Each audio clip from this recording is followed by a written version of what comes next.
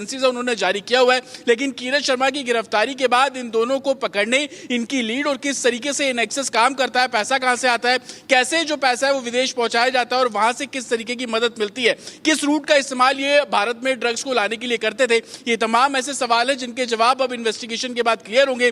किरण शर्मा को आज शाम तक जो है वो दिल्ली लाया जाएगा, जिसके बाद स्पेशल सेल इनसे पूछताछ करेगी और आगे इस पूरे मामले की जो इन्वेस्टिगेशन है वो अब जो स्पेशल सेल द्वारा है वो की जाएगी। Back to studio. Thank you, Jatan, for getting us all the details. I'll be coming back to you for more because we're getting some more updates coming in.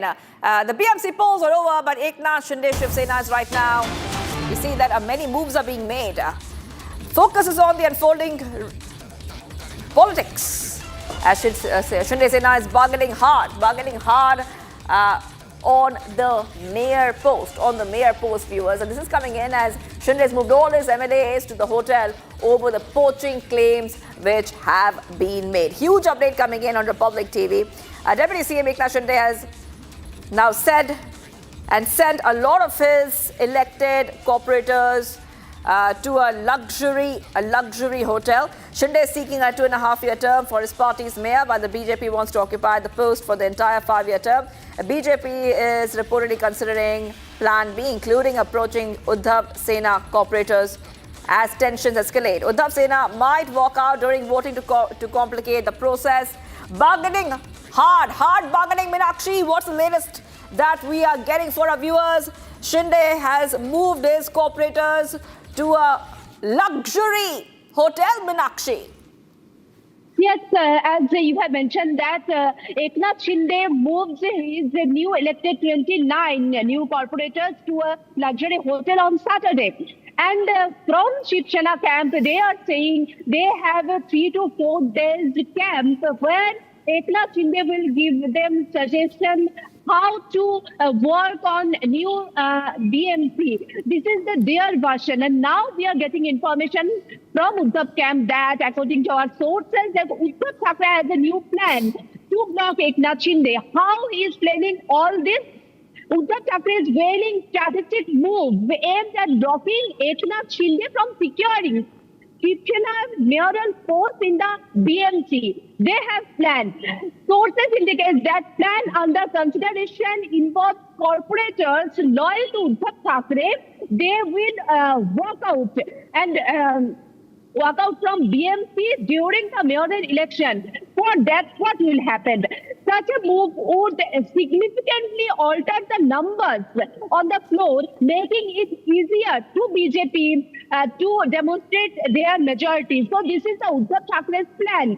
And we have know that already Uddhav Thackeray said if God will, we will be in a BMC mayoral post. Uddhav Sena will be as a mayor. After that, so much reaction have come.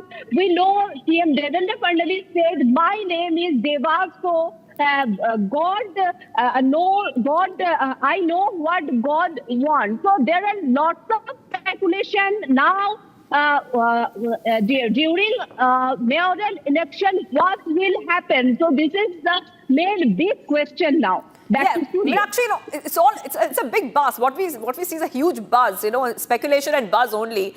Because when asked about this move, the Maharashtra CM Devendra Fadnavis says that nothing should be read into Shiv Sena corporators being herded into a hotel is nothing but a celebration or a meeting which is taking place. So no official word really coming out there, Meenakshi.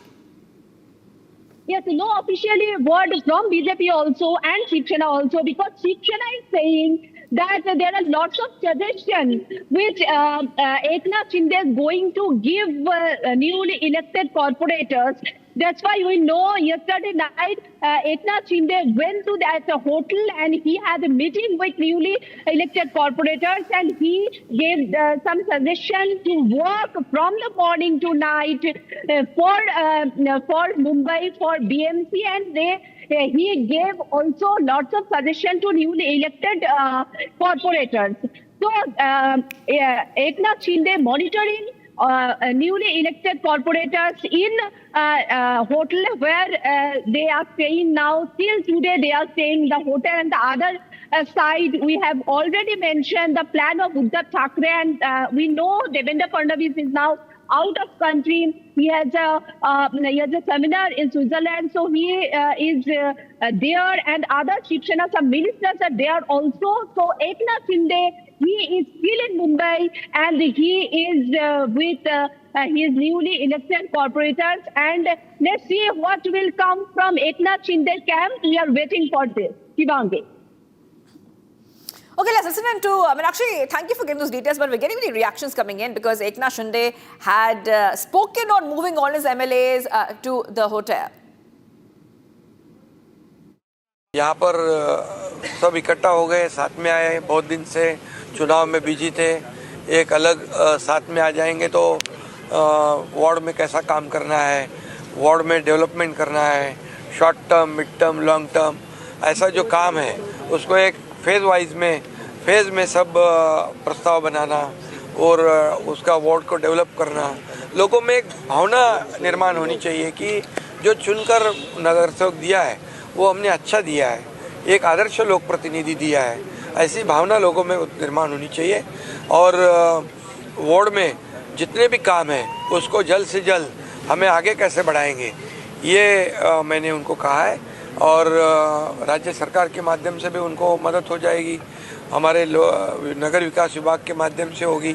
जहाँ SRA प्रकल्प प्रलंबित है, redevelopment के project प्रलंबित है, उसको चालना देने का काम कैसे करना है, उनको आगे बढ़ाने की सूचना मैंने दी है, ताकि लोगों में एक ऐसी भावना हो जाए कि ये नगर सेवक हमारे लिए बहुत ही कारगर साबित हो रहा है, हमारा वार्ड अच्छा हो रहा है, वार्ड में डेव्हलपमेंट हो रही है। मुंबई बालेकिल्ल्यामध्ये आम्ही 29 नगरसेवक निवडून आणलेले आहेत आणि हा जनतेचा आशीर्वाद आहे आणि जनतेने आमचं काम स्वीकारलेलं आहे आणि त्यांचं नाकारलेलं आहे। मुंबईचा महापौर महायुतीचा होईल।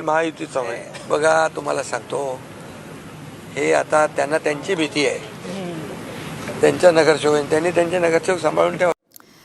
Let's move ahead. Views. Breaking news coming in from Mysuru. Two groups clashed with sharp weapons in an argument that broke out while playing cricket. So in Mysuru, we put these pictures out for you. Argument broke out, and this is over the weekend. The police have now registered a case in this matter. Clashes break out in Mysuru. The argument happened while groups were playing cricket, and then it led to the clashes. I just want to, for a second, I'll put out those pictures. Okay, we have the pictures coming in for you. The argument turned out to be very, very serious because you can see that some sharp weapons were being used. Sharp weapons were being used during the argument which broke out in Mysuru. I really want to understand what happened there. For that, I will go to my colleague, Abhishek. Abhishek, disturbing visuals, very disturbing visuals. Sharp weapons are being used. What really happened there? What did the police say? As far as the information what we have gathered, it was a cricket match which was happening between people of different faith. There were two teams of the same faith playing near one of the masjids in Rajiv Nagar located in Mysuru, and a fight broke out in between, an argument broke out in between, which was usual when a cricket match happens on a playful mode with respect to the runs scored or any other fielding issue. There might have been arguments, and after which the teams have started quarreling verbally, and after which it turned out to be a physical attack on both the teams. We've also very clearly seen that these people who were playing cricket together have started fighting with each other. They have used lethal weapons to attack on the other mob as well. And we've also shown the visuals where people who were witnessing the playing of the cricket, the attack between the two of the mobs, have recorded this attack on their mobile, who also intimated the nearest police station. Udayagiri police, after getting to know this information, they have visited the place in person. They've also collected all the evidence of CCTV and the mobile visual of the entire attack. And also it is mentioned that some of the persons who were present at the location while the quarrel or the attack happened have been taken into the police custody as a preventive measure. A complaint has been registered. A FIR also has been registered. An attempt to murder case will be booked on primary suspects in the case. And it is also believed that some of the rowdy sheeters of the Udayagiri police station and nearby police stations were the persons who were playing cricket. And also some of the localites have also been questioned by the local police to make sure what might be the cause of the entire incident. And also the fact is that all these people people who were playing cricket were using lethal weapons or sharp knives. They had kept sharp knives with them. So the point of question is, why did the mob carry a knife with them when they were about to play a cricket? Did they have an agenda even before playing a cricket? Was this a planned act of creating disharmony, or was this a planned act of murder which couldn't be possible because of the people who were around them? Was there a murder to be happening, or was there a murder which had been already plotted? All this course of investigation will be taken up by the Udayagiri police station. We are awaiting the response from the local DCP and the Commissioner of Police, because the usage of the lethal weapons happened in the broad daylight, that too in front of a masjid. So we are awaiting much more details with respect to the same case in the next couple of hours. Shivangi. All right, thank you for getting us those details, Abhishek. I'll be coming back to you for more once we get more updates. Viewers, at least 21 people lost their lives and many others were injured after a high-speed passenger train derailed and crashed into another train in southern Spain's Cordoba province on Sunday evening. A tragic accident involved two trains operating on adjacent tracks. Here's more.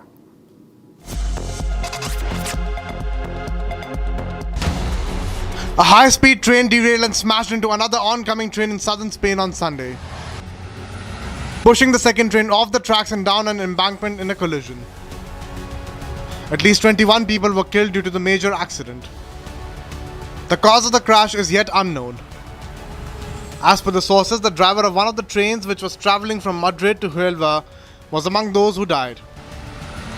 A total of 100 people have been injured, out of which 25 are in critical condition. Meanwhile, members of Spain's emergency military unit were seen leaving the Moron Air Force Base late on Sunday en route to the site of the worst train crash in the country since 2013. 5 mobile intensive care units, 4 emergency critical car units, and numerous ambulances were deployed to the site of the crash. The on-site services were focused on stabilizing the injured before transferring them to hospitals.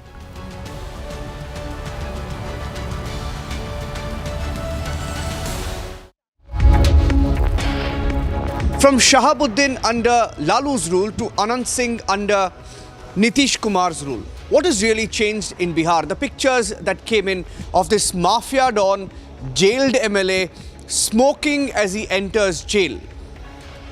The Nitish government is silent on it. That's our focus on the live report at 12 p.m. And viewers, getting more updates coming in, and a lot of wildfires have been tearing through communities in southern Chile, killing at least 18 people and displacing more than 50,000. The blazes have been burning for 2 days, and this is coming in about 500 kilometers south of Santiago, fanned by strong winds and hot weather. Chilean President Gabriel Boric has declared a state of catastrophe. Here's more. Wildfires raging across central and southern Chile left at least 18 people dead. Thousands of acres of forest scorched. Scores of homes destroyed.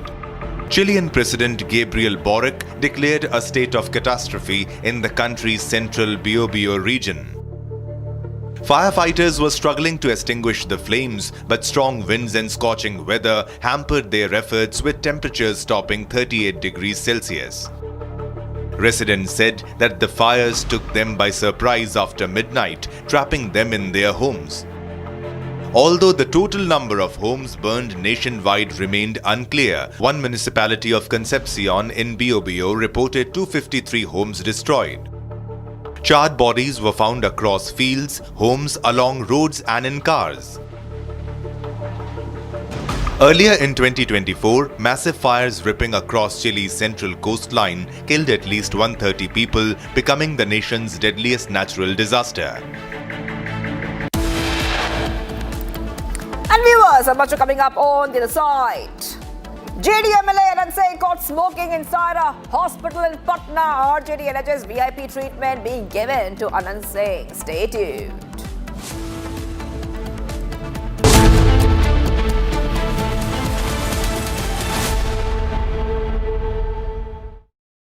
दादी के हाथों का जादू और खुशबू से महकता घर, माँ की मुस्कुराहट और खाने की सुगंध। MDH गरम मसाला, क्योंकि हर रिश्ता है स्वाद से जुड़ा। इसको घर पे लगाओगे तो शादी का तो पता नहीं, पर घर पक्का नहीं टूटेगा। रुंगटा नहीं तो घर स्ट्रॉन्ग नहीं। रुंगटा स्टील TMT बार एकदम सॉलिड। पहाड़ों में एक हाइकिंग स्टिक भी बन सकती है। थोड़े में ज्यादा स्वाद, यही तो है इसकी खास बात। वाओ मामा, क्या स्वाद है। अरे मेरे राजा, मसाला।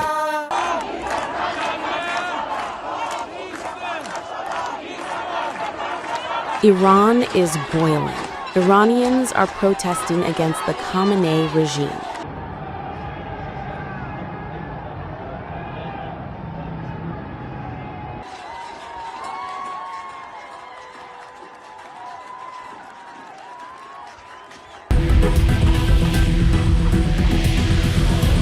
US President Donald Trump had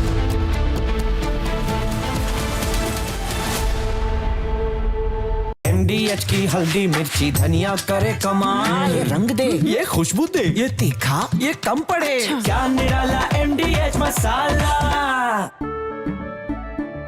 केसरिया से मन जोगी हुआ रे, दिल झूमे देखो मतवारा हुआ रे। केसरिया से मन जोगी हुआ। हर पल मनाओ केसरी त्योहार। विमल, बोलो जुबान केसरी। आर प्योर सूजी पास्ता उबालो, मिलाओ और खाओ। 8 मिनट में तैयार। क्या टेस्ट है सबका राजा hardcore masala.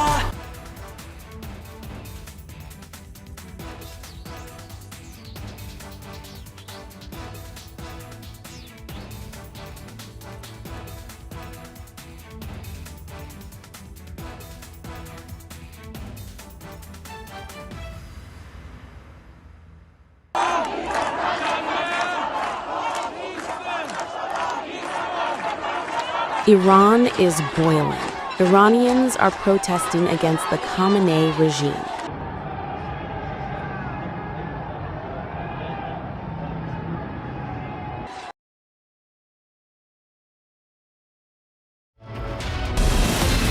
From Asia's largest news headquarters, setting the agenda for Bharat.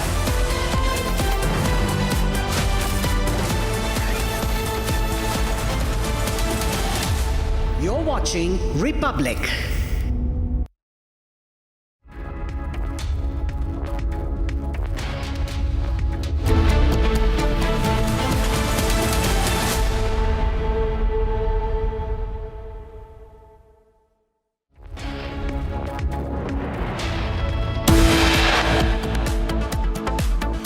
Is a mafia don in charge in Bihar after Shahabuddin? Focus on Anand Singh, seen in the video smoking inside a hospital, walking like he's still in charge while in custody.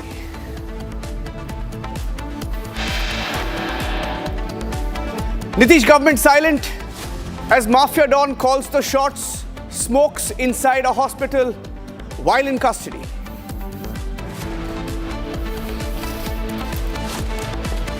Actor Govinda claims there is a conspiracy against him, asks his family not to fall prey.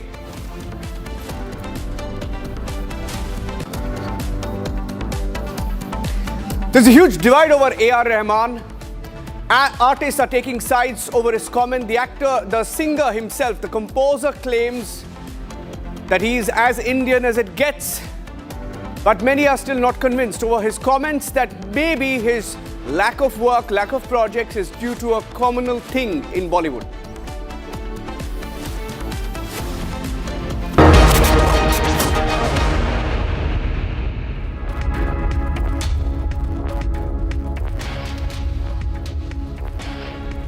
His name is Anand Singh and he's a mafia don in Bihar. Now these mafia dons are extremely popular in Bihar, ladies and gentlemen. And we've seen this mafia don appear just before the elections in Bihar, before the BJP won.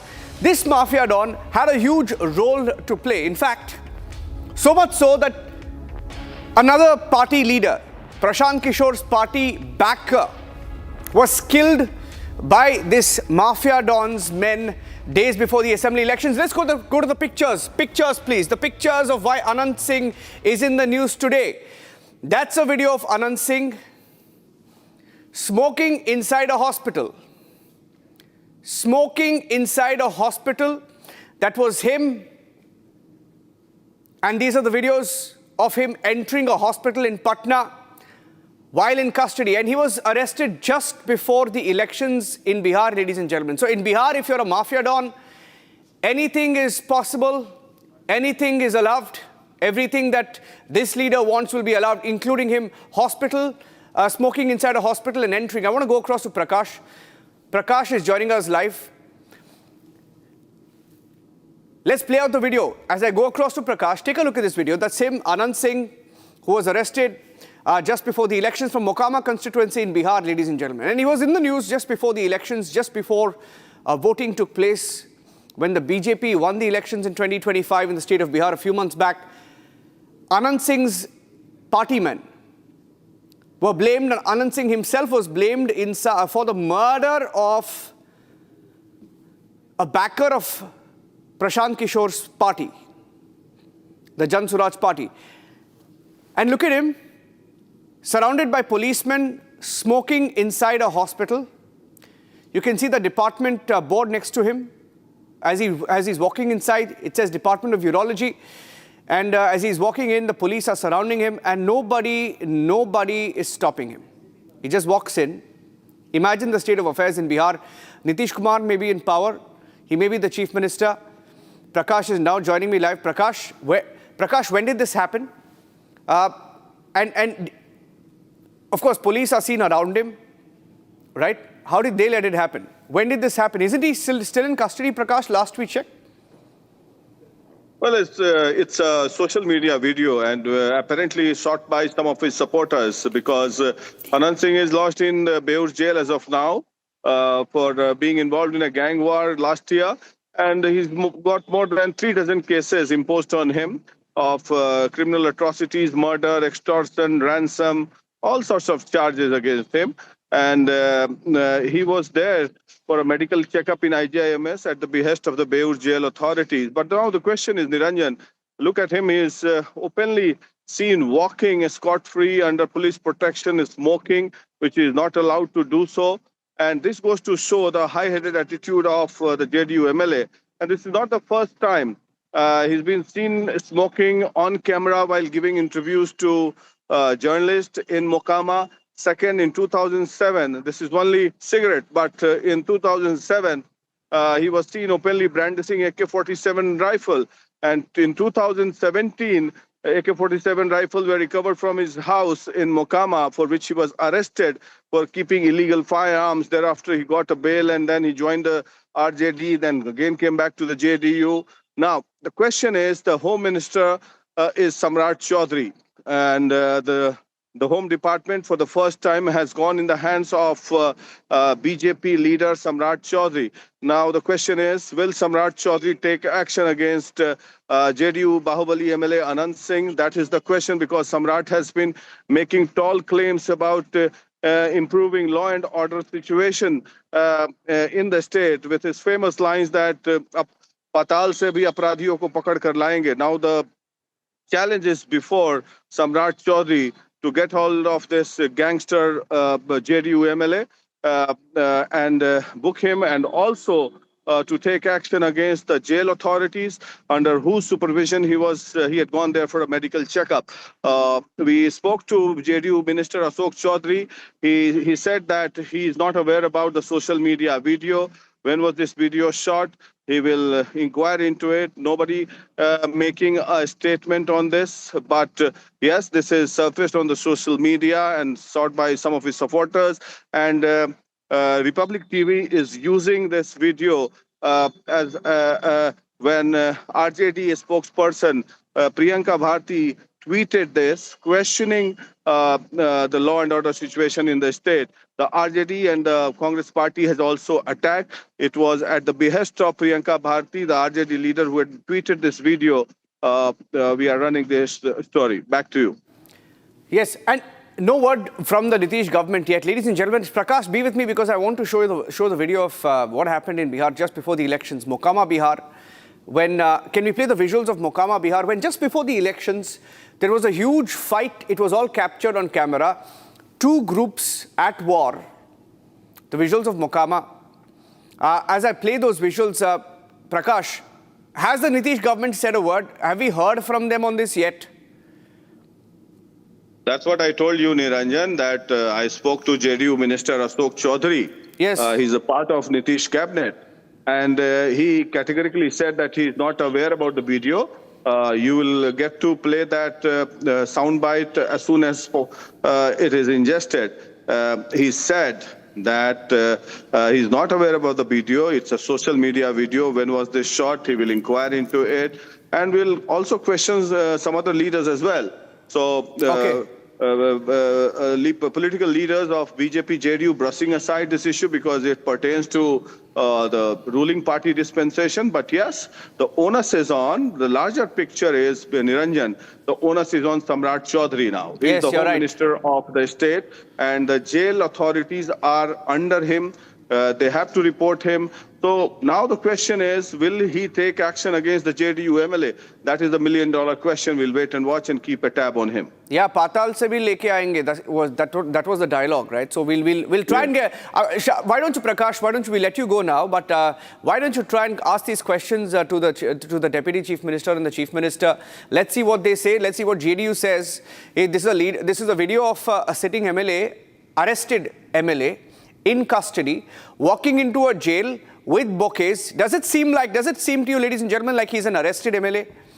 Does he look like he's an arrested MLA? Walks into a hospital smoking.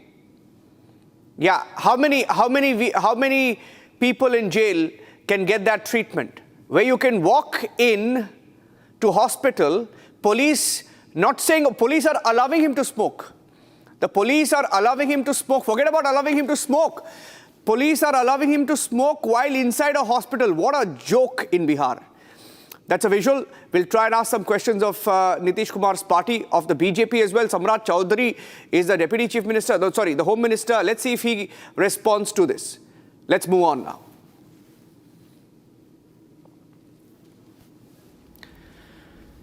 Okay, Bollywood actor Govinda has broken his silence on something that's brewing within his family and a rift with his wife, Sunita Ahuja. Now, a few weeks back, there was a video where he came out and he said all's well.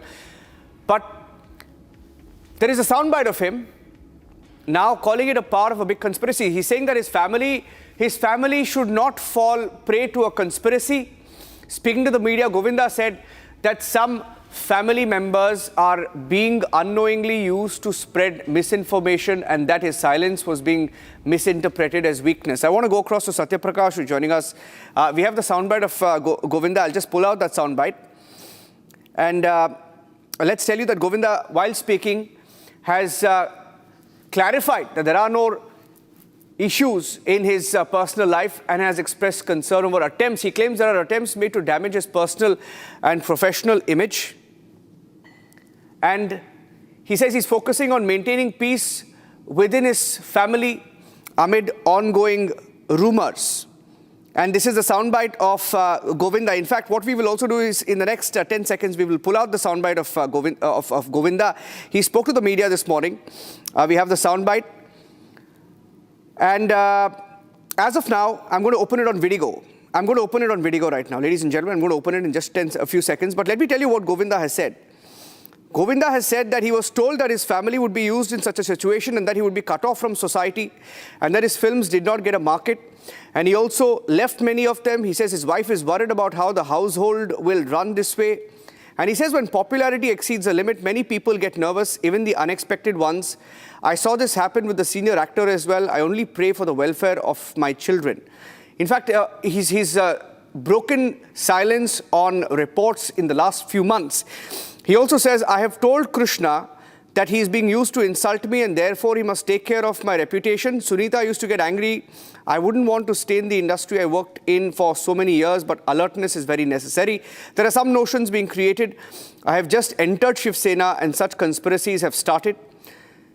I should not be considered weak and people should think about my past works before speaking anything against me. That was a soundbite of Govinda. Let's see if we have the soundbite now and we can play that out. Okay.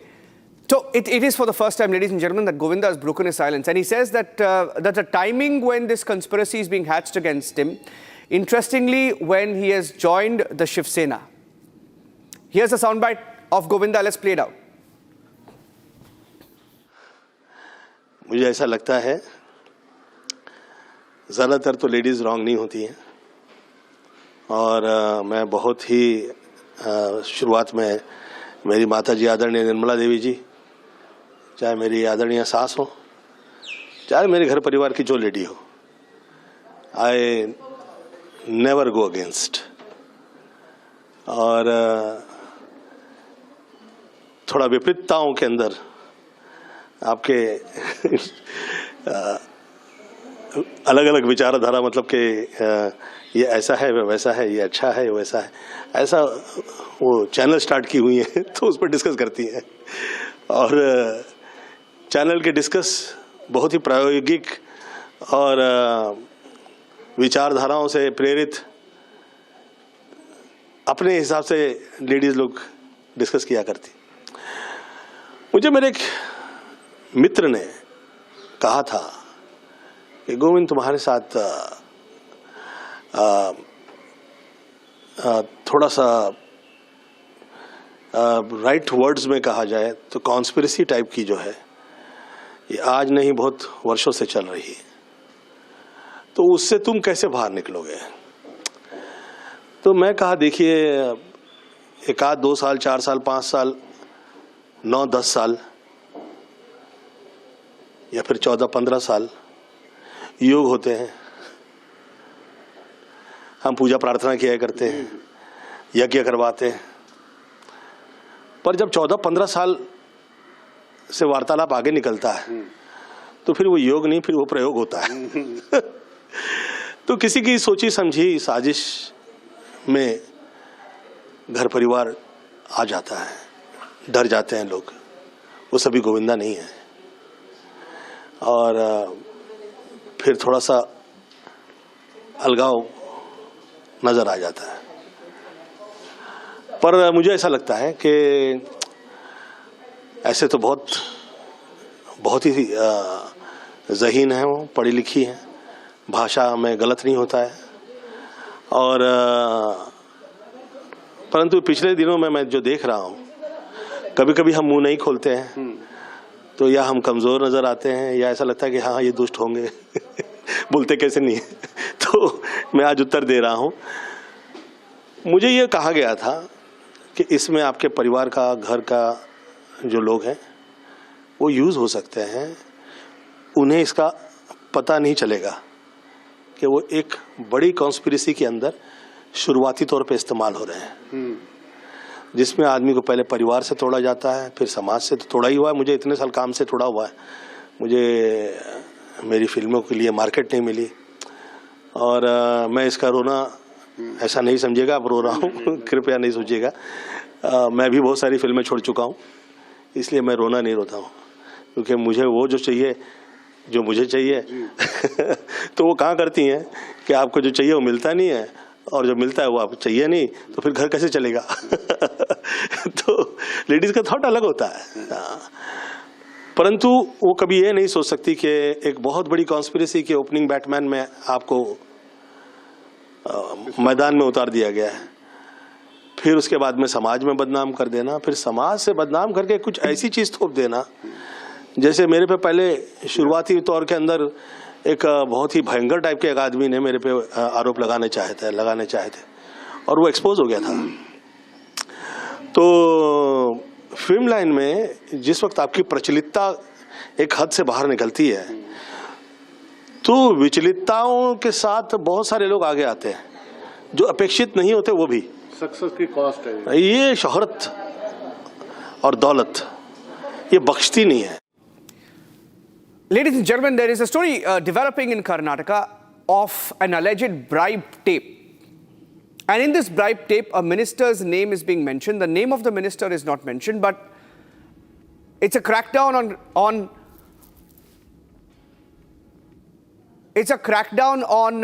officials. Let's play the pictures of the chief minister, because the chief minister has gone silent. These are the wrong pictures. We'll play the right pictures. Yeah.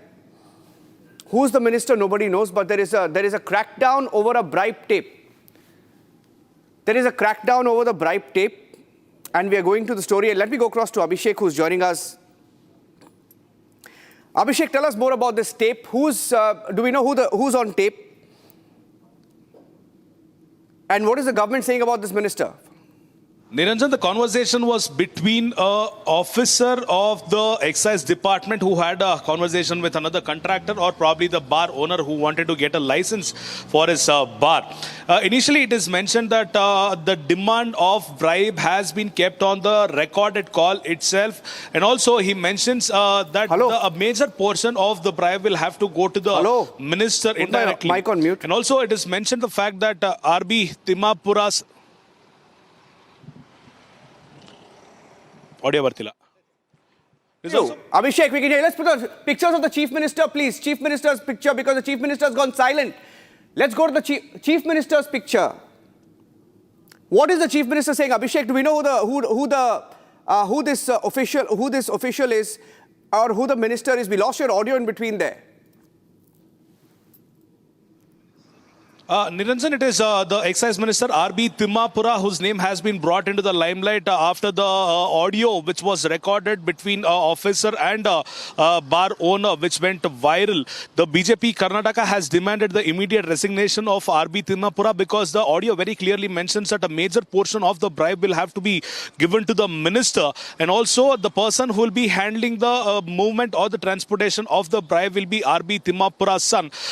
Clearly, this is an indication from the audio that the government, the minister and his son is involved in the bribery, and they have mocked up on their own system, where Siddaramaiah had claimed that they are zero tolerant towards any such allegations. Previously, it was Nagendra who had stepped down and who had resigned from his position of the minister after Valmiki issue happened in the state of Karnataka. Now, even when Siddaramaiah took over the charge as the chief minister, a Muda scam had happened, after which Siddaramaiah made sure that he returned all the 14 sites to the Muda authority. After which it is RB Timapura's son, the BJP Karnataka, is demanding that he immediately resigns from the position because of a serious allegation that he is facing along with his son. And also, the BJP has demanded that this case be given to an external investigation agency, because it is sure that the government will mount pressure on investigating agencies to make sure that the allegation comes false because of defamation of the government. We are awaiting the response of CM Siddaramaiah and also some of the ministers, the district in charge minister, the MLAs and various other people who belong to the Congress government, especially ITBT Minister Priyank Kharge has mentioned that none of the politicians within the government, none of the Congress workers, none of the Congress leaders are supporting this kind of allegation. They will make sure that they will come up with a solution, and CM Siddaramaiah has made sure that he has also directed all his officials to get a report on this, and also some of the officials who were heard on the conversation have been taken into the custody of the Lokayukta after they securely laid a trap on this personnel. The ring has to be brought into the limelight is what CM Siddaramaiah has very clearly mentioned. So we are awaiting the actual response from CM Siddaramaiah, because he has on record only in couple of instances mentioned that there will be action on the allegation. However, there is no particular action on the minister and his son as of now. So we are awaiting the response of CM Siddaramaiah. Niranjan. Okay, thank you for that, Abhishek. In fact, there is also a tape. We'll get you that tape in a short while from now. Several officials have been arrested. We have the pictures of the officials. We will get you that in just a bit. But ladies and gentlemen, the next story we're getting to you is from Iran. Now, US aid. Now, we all know about US aid and how the US has funded regime change across the world. In Bangladesh, in Nepal, and now it appears even in Iran, whatever's been happening, there are some details that we've picked up of how US aid funded who is now one of the biggest critics of Iran. And her name is Masih Ali Nehad. Now, details show that over the years, US aid was used to send almost 1 million to this activist who's an anti-Iran activist, anti-Tehran activist, and received almost 1 million to talk about the different movements in Iran, including the hijab movement and most recently the protests across Iran. Let's go across to my colleague Ishita joining us. Ishita? What do we know about the funding? What do these documents show us? When we talk about US support for anti-Iranian voices, that is not something that's hidden from people around the world. But the big question is that support only coming in terms of words of solidarity, or is it also about monetary support? Now, the numbers Republic has access to show that Masih, who happens to be one of the most vocal anti-Khamenei voices from Iran, she has been funded, in fact, by US aid over the years. Now, US aid happens to be a tool that Washington has used over the years to propel anti-regime operations. We have seen that happen in Nepal, where the organizations which are backing the Gen Z revolutionaries, they also have found to links with US aid. Even in Bangladesh, Unisys Grameen Bank had links with US aid, and now links with the US aid. And Iran's most vocal critic of Khamenei has come out. We have access to numbers, and we see over 1 decade, about $1 million were funded to her to propel protests in the country. In fact, you see Masih was the face of 2014 Wednesday campaign in the country. Wednesday campaign was a campaign against compulsory hijab, one of the most biggest protests that Iran witnessed, in fact, back in 2014. And she was the face of it, and she has been receiving money from Washington. Now, interestingly, she also addressed a UNSC a few days back, and she talked about the oppression going on against the protesters in Iran. And she clearly stated that she's not an agent of America, but she's thankful to Washington for the protection that she's been granted, because there have been, attempts again on her life over the years. But you see, numbers tell a different story. She has also been receiving money from the US through US aid to engineer protests in Iran. Yes. Okay. Thank you for that. Thank you for that. That was a story, interesting story, because she's been the face of all the comments that have been coming in against the Iranian regime. It appears that she is Iranian, and she is now an Iranian American, has moved to America, but has been the voice in the face of these protests. Interesting that even she was paid by US aid millions over the years. That's it on this edition of the live reporting. Short break. Back with the headlines in just a few minutes. Stay tuned.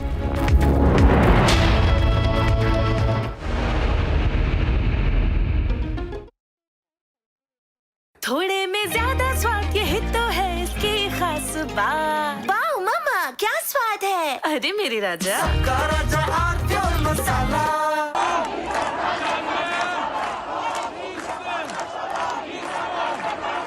Iran is boiling. Iranians are protesting against the Khamenei regime.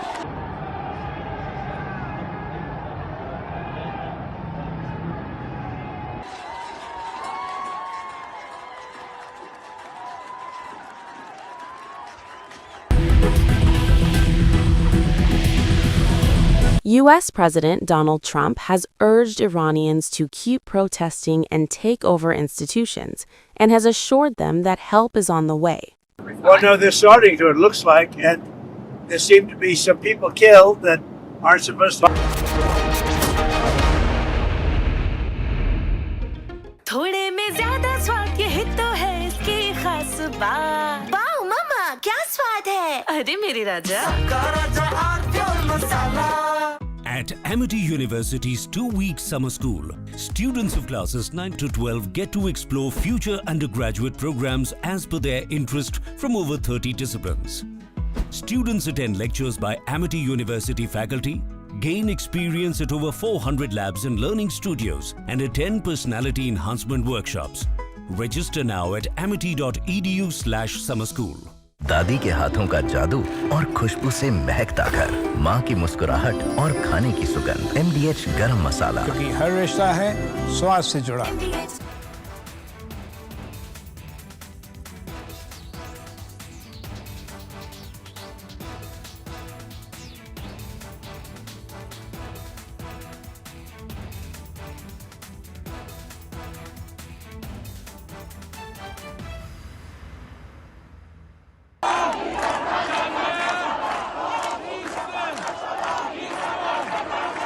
Iran is boiling. Iranians are protesting against the Khamenei regime.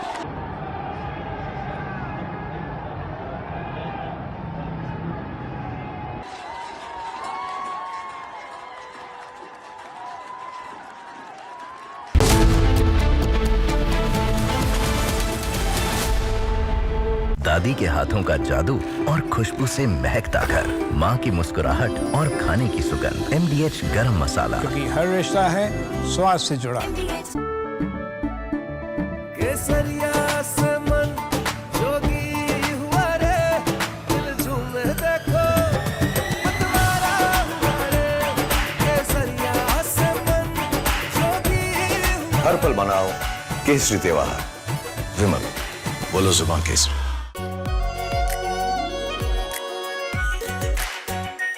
Are pure shahi paneer masala, delicious, healthy every day.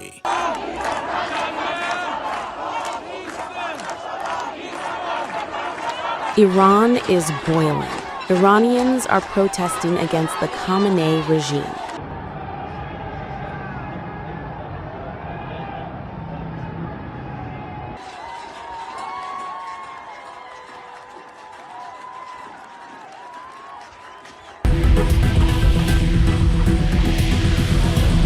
U.S. President Donald Trump has urged Iranians to keep protesting and take over institutions, and has assured them that help is on the way. Well, no, they're starting to, it looks like, and there seem to be some people killed that aren't supposed to be killed. These are violent, if you call them leaders, I don't know if they're leaders or just they rule through violence. But we're looking at it very seriously. The military is looking at it, and we're looking at some very strong options. We'll make a determination. Well, if they do that, we'll consider things targets that they wouldn't believe. If they do that, we will hit them at levels that they've never been hit before. And they won't even believe it. I have options that are so strong. So, I mean, if they did that, it'll be met with a very, very powerful force. So Iran's in big trouble. It looks to me that the people are taking over certain cities that nobody thought were really possible just a few weeks ago. We're watching the situation very carefully. I've made the statement very strongly that if they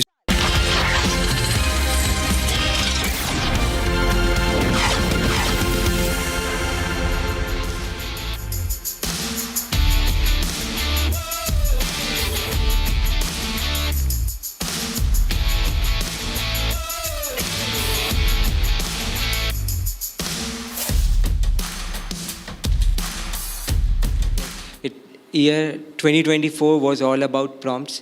2025 was all about pilots in the AI domain, and 2026 has been the talk about AI agents delivering ROI. So from a general user perspective, yes, that's how AI is deemed. But AI is actually way more than that. And AI hasn't been in our life just for last 2 odd years, as most of us feel. AI has been there for decades. And there are a lot of stuff which is happening in the AI domain that can affect and improve our lives on a daily basis. I'll probably take some sectors and examples from that to make it easier. So let's take the example of agriculture, one of the biggest sector in India. 450 million people are involved with agriculture in some way or the other. Now, there are AI models today which can help a farmer to get information about the soil, about the water level in the ground, to understand the pest and disease that's affecting their crop, which could help them on a daily basis. Okay. And there are options to extend that with AI agents, that once pest is detected in their crop, they can be connected to Pradhan Mantri's crop insurance scheme and even get the credit or the benefit from that. So that's one impact that AI is making in general person's life today. If I were to talk about education, now India is very diverse in terms of the languages that we speak. We have officially recognized 22 languages, 19,600 plus dialects. So at every 50 kilometer distance in India, the dialect changes. Language changes, that's how diverse it is. Now, in our education space today, in many remote parts of the country, the teacher to student ratio, I would say, would be very close to 1:50. Yes. And that's how difficult the situation is. So when you think of a personalized AI tutor, just think of the impact. If the tutor can talk in the vernacular language, if we can solve that problem, the impact that it will bring to the students, that's what what AI can do.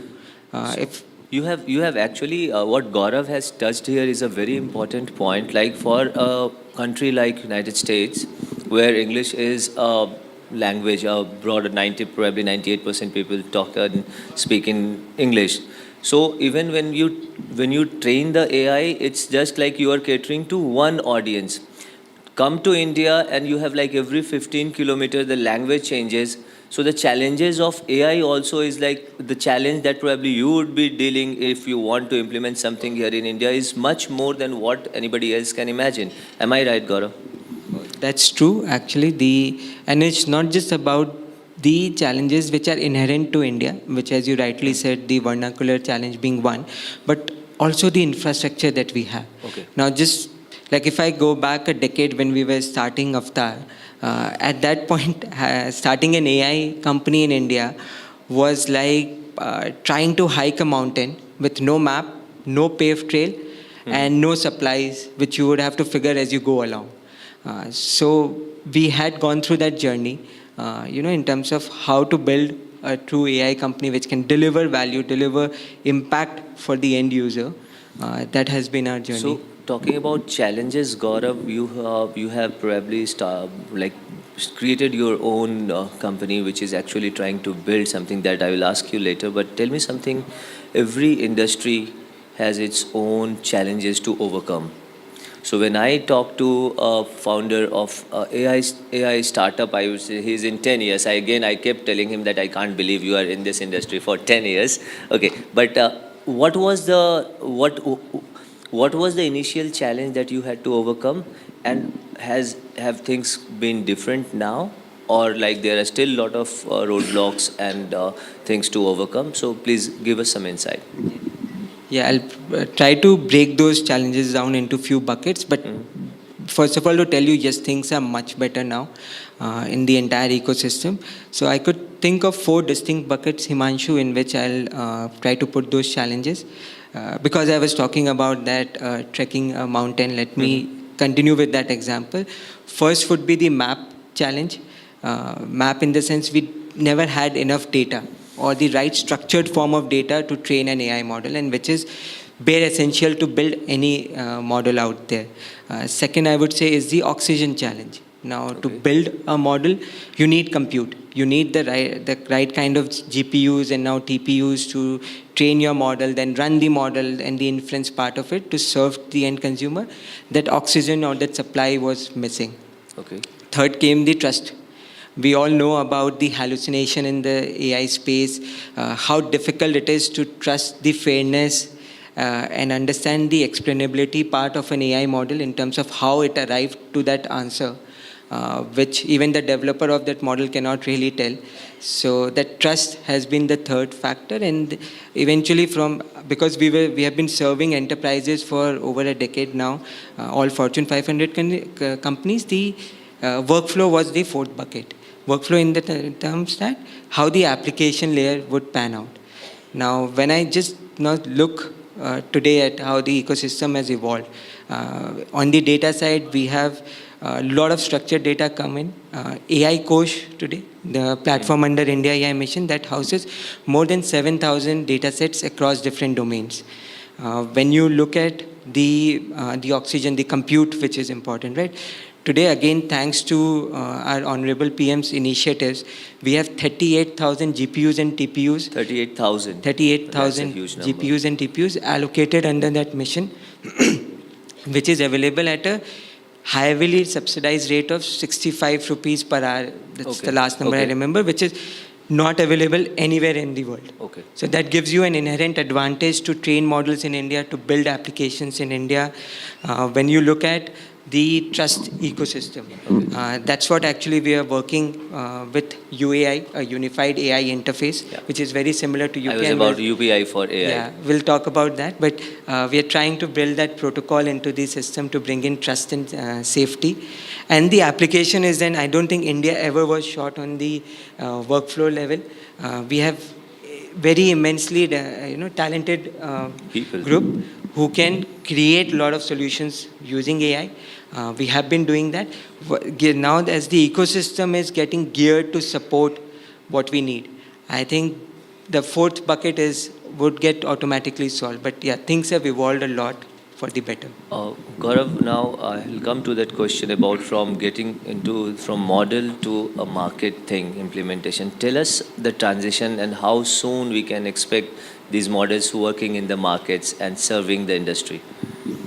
Well, idea is that 2026 would be that year that we get all these models at a population scale level. That has been the push and the motivation from our Honorable PM as well to do that. Okay. That's the idea behind India AI mission, practically. The models in the past, they have kind of suffered from different silos.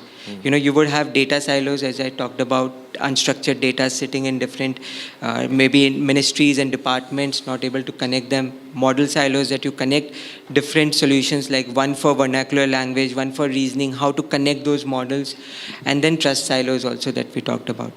Under UAI, our focus or our journey is practically from silos to Sangam, if I could call it so. Okay, from silos to Sangam. Yes, okay. To bringing all these together.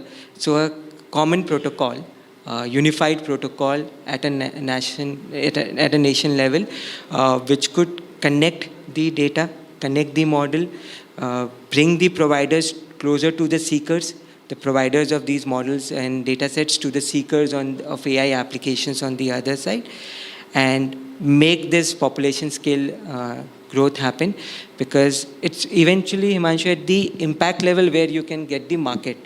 You can build the best of the models, but the scale is not achieved with math. It is achieved with marketability at the end of the day. Yes. If your application is marketable, you will get the scale. It's as simple as that. Okay, so now I'm trying to be a bit of a devil's advocate here. So like all of the problem here, we talk about ChatGPT, we talk about Gemini, we talk about the Chinese version of ChatGPT, and lot of other models that we see people across the globe. But when you talk about building something here in India, we don't have that that kind of, like, at least just name one particular name or probably a few examples you can say that, okay, these are Indian things that we can be proud of. So when do you think we are reaching that stage? In some aspects, we are already there. So in terms of language, I would say with Bhashini and AI for Bharat, there's no other model globally which can cover all the, I think Bhashini today covers 35 plus languages of India. So there's no other global model which covers with the same depth and breadth. So on certain vernacular aspects, we are there. Over the course of this year, on the reasoning front also, we'll have at least couple of strong large language models which will come up. I mean, it's again part of our India AI mission, which you will see getting released over the course of this year. And then for other nuances as well, you know, in agriculture, in healthcare, in education, even in industries, we are also, at Avatar, we are also building various such use cases which will come over the course of this year. You talked about Chinese models and all. Now, again, with some of these models are definitely the state of the art today. They are the industry benchmark today. But the problem with them is that they don't understand the nuances of India. Okay. They don't understand our festivals. They don't understand our culture. They don't understand our faces. So, yes, you can use them, but it won't be the most optimum result that you would want. So just in comparison to that, like Avatar is building a video AI model, and the leading right now competition is with Van from China. So we are building this video AI model which will help the local businesses, the local entrepreneurs to use that and leverage it with better efficiency and better culture nuances of India, but at 1/3 of the cost. So frugal innovation is the game in India. You always have to, because we have a 1.4 billion population, we have to serve them. You have to get it better at a cheaper aspect as well. So our focus has been there, and I think there are other players also which you would see getting coming to the market over the course of this year. Wonderful. Gaurav Vaid, it was indeed a pleasure talking to you. And imagine when AI built by Indian entrepreneurs, they start helping our farmers, our scientists, our doctors, our engineers, our students and university campuses. Like, it opens up a whole new game. Gaurav Vaid, thank you. Thanks for such an insightful insightful talk and the knowledge that you have shared. Wish you all the best. Thank you, Manchu. Thank you, everyone.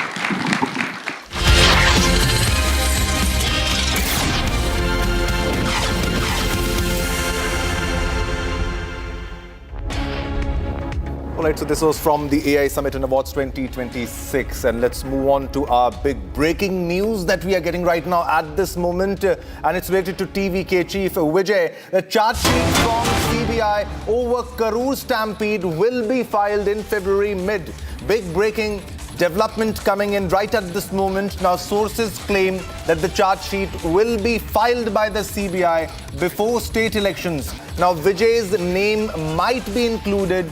While this development comes in, TVK Chief is also being questioned by the CBI in Delhi. He is in Delhi. He's here for the second round of questioning by the CBI. There was a break due to the Pongal celebrations, and now he's back for questioning. And this is the latest development that we are getting, that the charge sheet from CBI over Karur stampede will be filed in February mid. Now, sources claim that the charge sheet will be filed by the CBI before the state election. So TVK Chief Vijay is in Delhi. The actor arrived at the agency headquarters.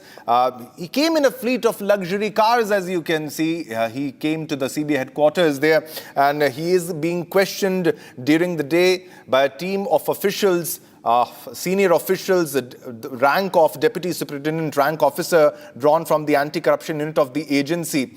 And the questioning is still on, and he will be questioned for a bit longer this time again. And Vijay was questioned previously also in CBI headquarters in New Delhi on January 12 for more than 6 hours. He was grilled for more than 6 hours, and then he was asked to come again. And this is the second round of questioning that he is facing. And this is for the Karur stampede, which claimed 41 lives. All right, we have Soumya and Sharda with us, both joining us live. Sharda, this is a very big development that is coming in right at this moment, and it's about the charge sheet. And it's claimed that the charge sheet from CBI over Karur stampede will be filed in February mid. What are the latest developments we are getting right now at this moment? Well, this is the second summons given to actor Vijay, and he is right now at the CBI headquarters. And while the questioning is underway, the important questions asked by the CBI is whether Vijay understood the situation even when the police stopped him at the entrance of that particular road where the stampede had occurred. And also questions Vijay when was it that it came to notice that there was a stampede-like situation and that the people were fainting? And these are the questions that's being asked. And amidst this way, sources from the CBI headquarters have been notifying that there might be a charge sheet filed very soon, which is expected to be in the mid of February, and the charge sheet will be filed before the elections, which is to be set in the month of April in the state of Tamil Nadu. Also, what we have to notice here is that after this, the final report by the CBI will be submitted. Just one cross-verification will be done after Vijay is answerable to the CBI that answers the CBI today, then following which a cross-verification will be done with the eyewitnesses from the Karur stampede case, for which the Tamil Nadu police will also be summoned and called. Earlier, the summons had been given to the Tamil Nadu government police, but the date is yet to be fixed. So now, after Vijay, a cross-verification will be done with the Tamil Nadu police, who were the eyewitnesses of the Karur stampede, following which the final report will be submitted, and the CBI headquarters is expected to file the charge sheet in the mid of February. And there's a important main question that's coming here is whether Vijay's name will be there in the charge sheet or not. If that's the case, if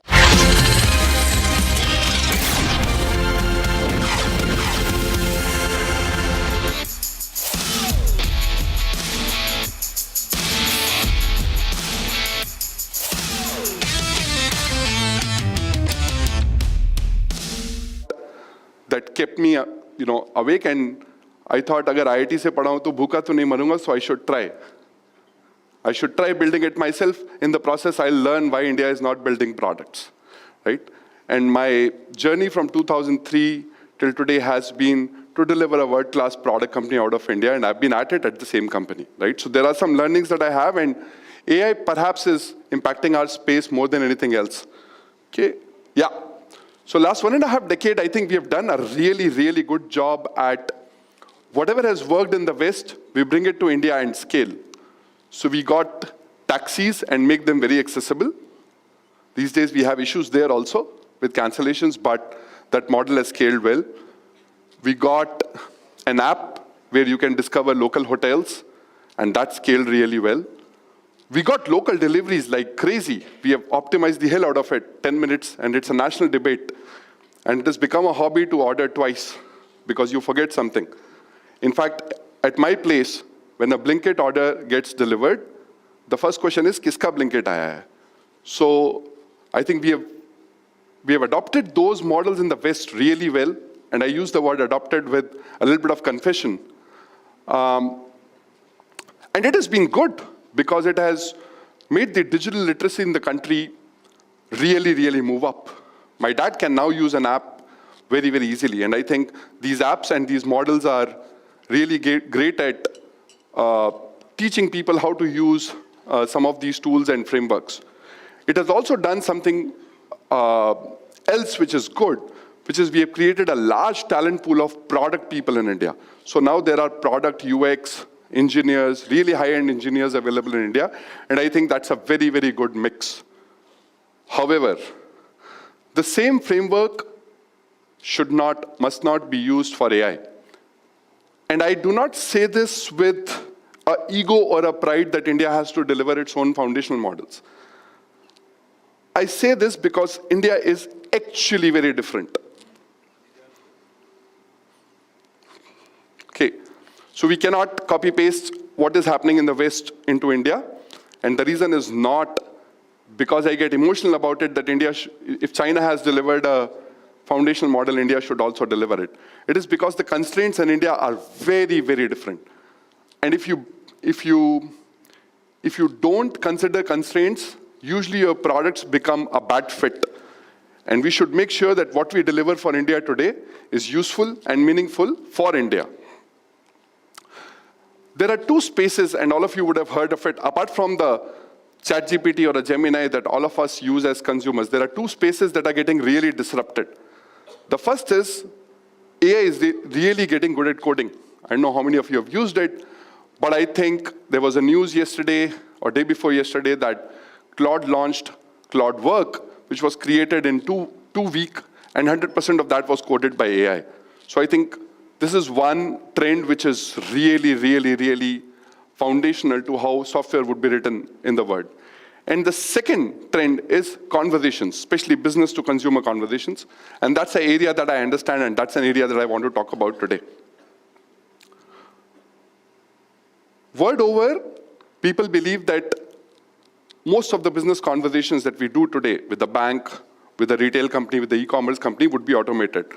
But I believe that India there is very, very different.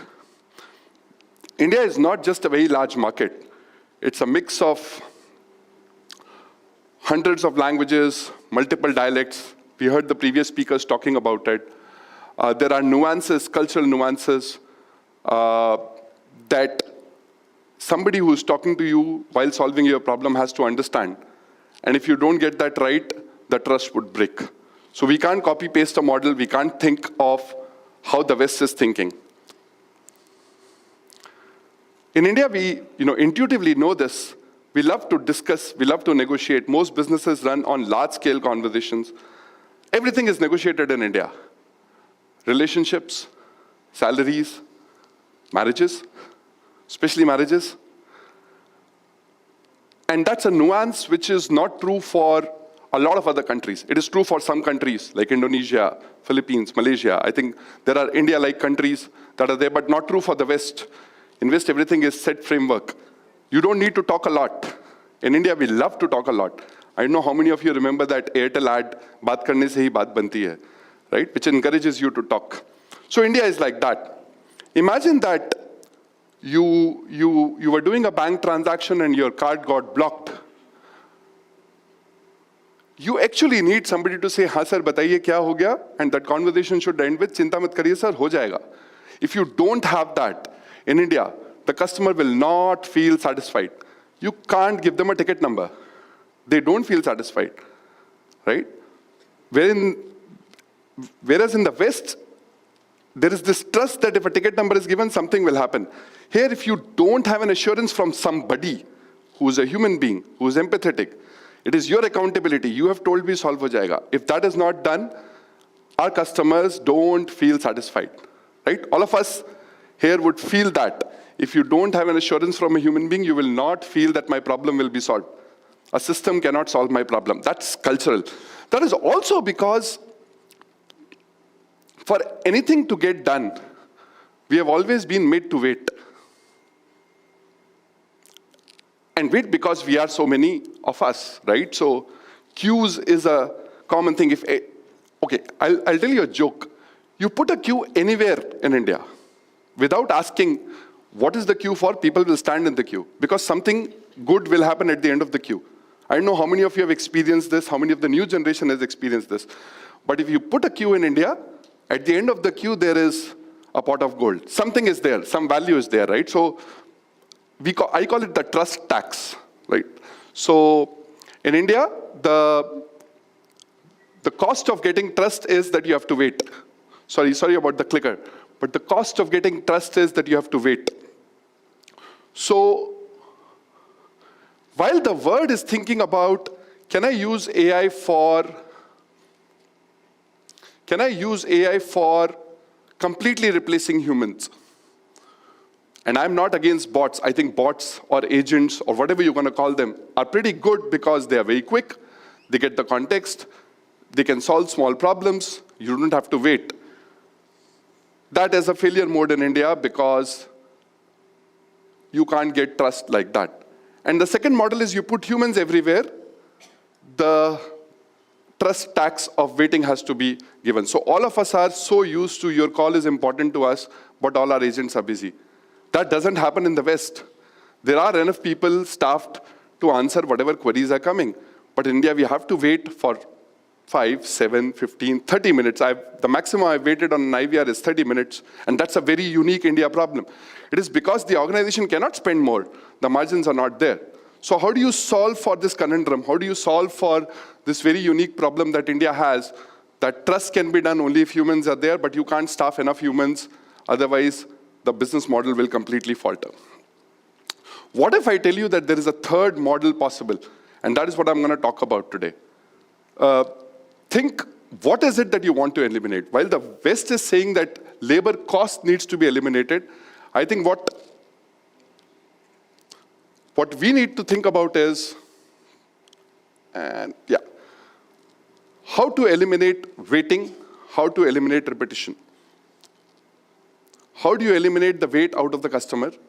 And how do you eliminate the scenario where the customer has to repeat themselves? How many times it has happened that you call a bank or a company in the morning? I'm not against banks, but banks we all call a lot. So that example comes out. But you call a bank in the morning and you call them in the afternoon and they appear like complete strangers. You have to repeat everything that you have done with the previous context, right? So how do we eliminate repeating and how do we eliminate waiting? That's the framework with which we should approach the problem of automation rather than labor cost arbitrage or removal of labor cost.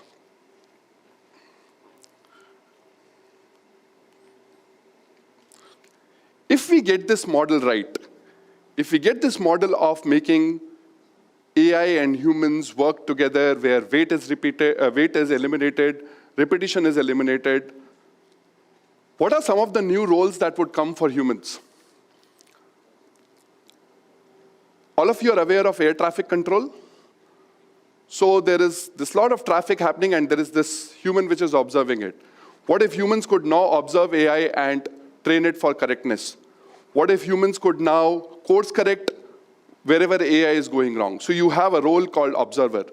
You can have a role where a human can actually audit real human conversations and real bot conversations and then say, here are some of the rules that will make those conversations better. How about having people who have authority to take decisions come at the right time during the conversation and solve the customer problem rather than just asking for queries? So humans should be used where humans are valuable, where judgment is important, where trust is important. And machines can help you take context very quickly and solve simple problems. This is a new paradigm of thinking. As I said, the West is thinking about removing cost from service or removing humans. That model will not work in India because trust is required. So you bring in a human as soon as possible, but don't make them do things that a machine can do. So visualize this model that I'm talking about. I call it harmony. Think of it as Vasudev Kutumbakam. When we think of the global world, we think of AI also like that. How do you bring best of AI, best of humans, and have a method by which context can be passed very quickly and pass it to humans? We call it the AI-human harmony.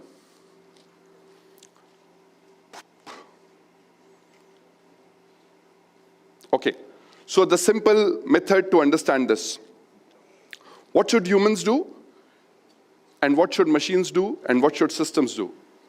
Machines, you should handle all repetition. No human should be subjected to repeating the same thing 200 times a day. By the way, if you go to a contact center today, that is what happens. Some of you would have experienced it with your friends. We have, I think, over a 10 lakh workforce in contact centers today. So machines should handle repetitions. Machines should get context very, very quickly. You should no longer be required to say, press 1, press 2, press your patience. You should just say what you want, and a machine should be able to understand it very quickly and pass it on to a human. Machine should also be able to do simple resolutions. If it's just about blocking a card, it can be done very quickly. But if it's about understanding your loan and giving you a plan, a human being is required to, because there is trust, empathy, risk that is to be handled there. And what should humans do? Humans should handle emotions, empathy, exceptions, judgments. And what should systems do? As context moves from humans to machines, they should be able to do like a relay race baton pass. There should be no friction in what was told to the machine and what is understood by the human. If we get this right, ladies and gentlemen, while the world is thinking about how AI will replace jobs, if India is able to figure out, especially in this very large space of conversational economy, how humans and AI will coexist and what systems, frameworks, models would enable this to happen, I see this to be an opportunity like no other. And one opportunity that I feel, one area where I feel proud of where India has done really well. And it was not because it was made in India, because it solved for scale, trust. Everybody knows the UPI model, right? The UPI model came out of India, and then whole of Africa, whole of Asia just adopted it. Not because it was Indian, not because it was made in India, because it was solving problems at scale, and it was not based on credit cards. It was not based on too much greed of commissions. It was based on how can we scale something which just works and is really fast. I believe that we have a similar opportunity in the conversational commerce space, where India can export this model of AI-human harmony to the world. How Exotel thinks about it, we have been solving this problem for quite some time. AI should handle volumes, humans should handle moments in any conversation. And all conversations can be broken up into this is just transaction and this is where the crux of the matter is. So if you can bring in a human being as soon as you sense need for empathy, fear, emotion, bring in a human being to handle that conversation. Until such time, make sure that the machine has collected enough context about the customer, their problem, and what has been happening with them in the past.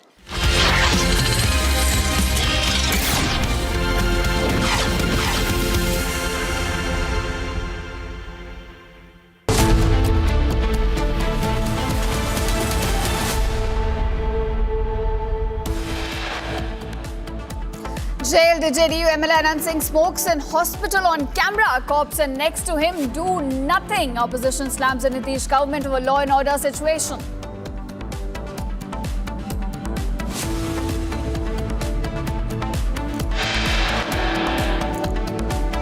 As RJD sharpens attack over Anand Singh, calling the shots, and Nitish government maintains a radio silence. Controversy escalates after A.R. Rahman comment. Bollywood actor Govinda reacts to rumors of a rift with his wife Sunita Ahuja, says that no issues in marriage.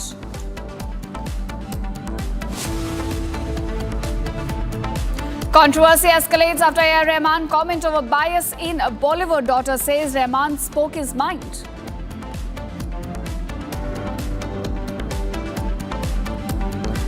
Top officials arrested over bribe claim in Karnataka. Alleged tape submitted mentions a minister seeking bribe for license. US documents show anti-Iran critic are being funded by US aid over the years.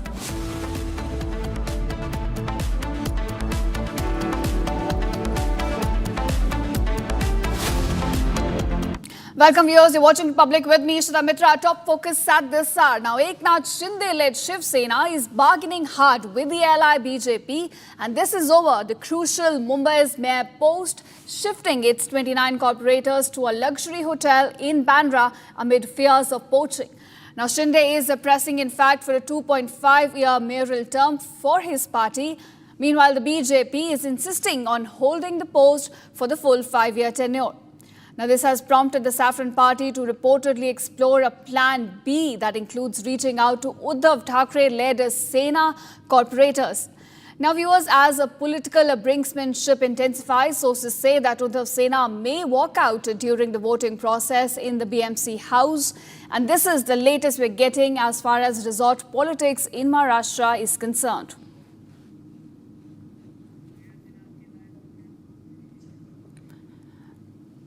All right, my colleague Meenakshi is now joining me on this. Meenakshi, do tell us, the resort politics is continuing in Maharashtra. Shinde is concerned and wants to bargain hard with his 29 corporators. Meanwhile, BJP is thinking of a plan B. Give us more details. Yes, as you have rightly mentioned that the resort politics return in Mumbai after BMC election, the move by Shinde to 29 corporators to luxurious hotel in Mumbai being seen as a strategy to his bargaining power with BJP. And from sources we are getting information that as the Shiv Sena eyes in the BJP mayor's post despite being a junior partner in the alliance. What is the BMC math? We have to know what is the majority number. We know the majority mark is 114 in 227 ward BMC, where BJP has owned 89 seats and Shiv Sena Shinde has owned 29 seats. And now together their figure is 118, well past is a majority mark of 114. Now, Shinde's hotel move likely factor in a possible scenario that where opposition parties, if opposition parties join forces, in that case they would need just 8 more elected members to reach the halfway mark to assure the control of the BMC. In this scenario, Eknath Shinde shifted his 29 new elected corporators to the hotel on Saturday. And yesterday night, what we have seen Eknath Shinde had a meeting with 29 corporators, and from his office, we have got information that he guided these 29 new elected corporators how to work on BMC. He said to his corporators, wake up early, go to your area and connect with people directly. He suggested to the newly newly elected corporators. Now, this is the version of Shiv Sena Shinde camp. Now, what is Uddhav Thackeray is now planning. We are getting information that the plan under consideration involves the corporators, those who are loyal to Shiv Sena UBT, Uddhav Thackeray.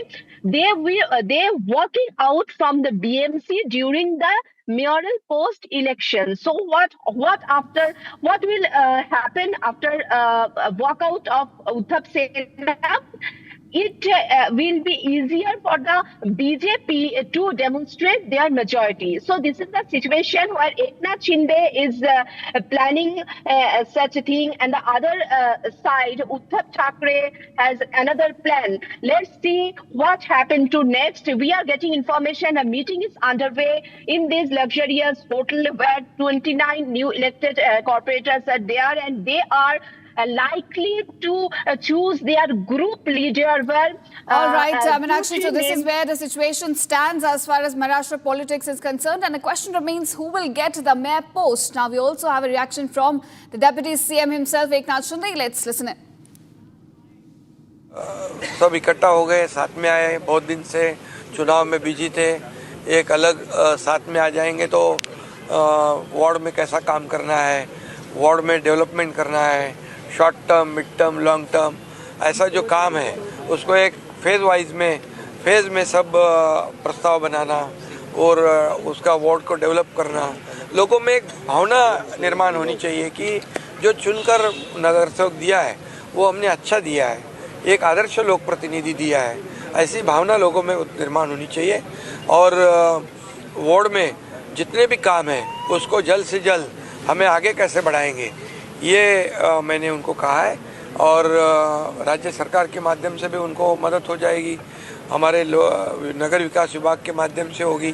जहाँ SRA प्रकल्प प्रलंबित है, redevelopment के project प्रलंबित हैं, उसको चालना देने का काम कैसे करना है, उनको आगे बढ़ाने की सूचना मैंने दी है, ताकि लोगों में एक ऐसी भावना हो जाए कि ये नगर सेवक हमारे लिए बहुत ही कारगर साबित हो रहा है, हमारा वार्ड अच्छा हो रहा है, वार्ड में डेव्हलपमेंट हो रही आहे। मुंबई बालेकिल्ल्यामध्ये आम्ही 29 नगरसेवक निवडून आणलेले आहेत आणि हा जनतेचा आशीर्वाद आहे आणि जनतेने आमचं काम स्वीकारलेलं आहे आणि त्यांचं नाकारलेलं आहे। मुंबईचा महापौर महायुतीचा होईल, महायुतीचा होईल। बघा तुम्हाला सांगतो, हे आता त्यांना त्यांची भीती आहे, त्यांच्या नगरसेवक त्यांनी त्यांचे नगरसेवक सांभाळून ठेवा। All right, viewers, and now shifting focus, a charge sheet from CBI over Karur stampede will be filed in mid of February. Sources now claim that the charge sheet will in fact be filed by the CBI elections. Now, Vijay's name might be also be included in that charge sheet.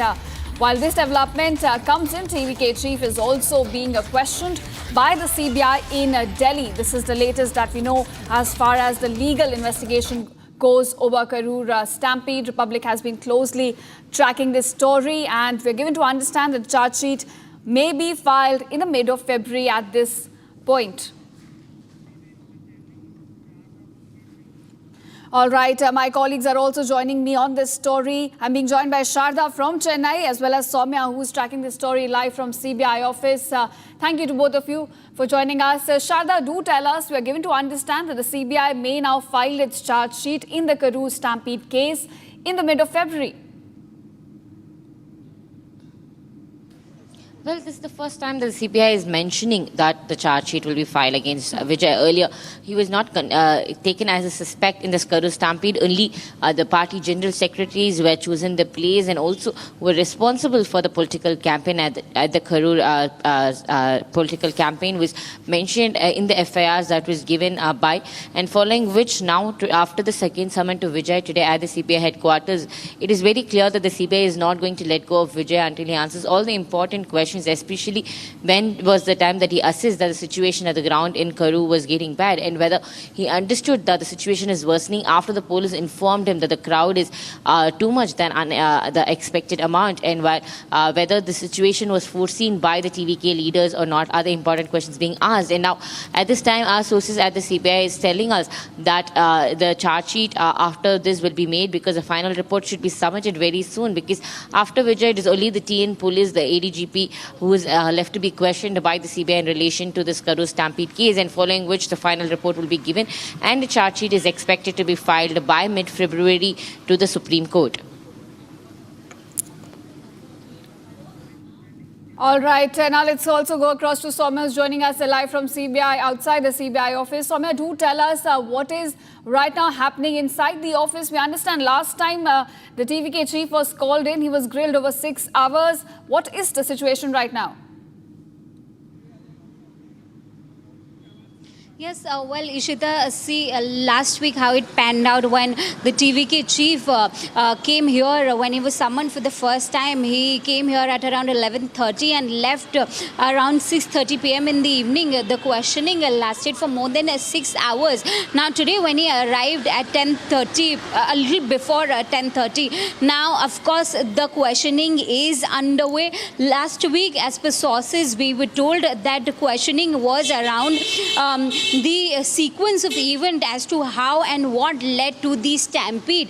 And the important point around which the questioning actually happened was the 7-hour delay. What really happened? Where was he? Why was Vijay late by 7 hours, which eventually led to the crowd swelling up at the spot, wherein we saw 14 innocent lives lost. So at the moment, by sources, we're being told that CBI is most likely revisiting the same sort of questioning, what happened, exactly the same thing that happened last week.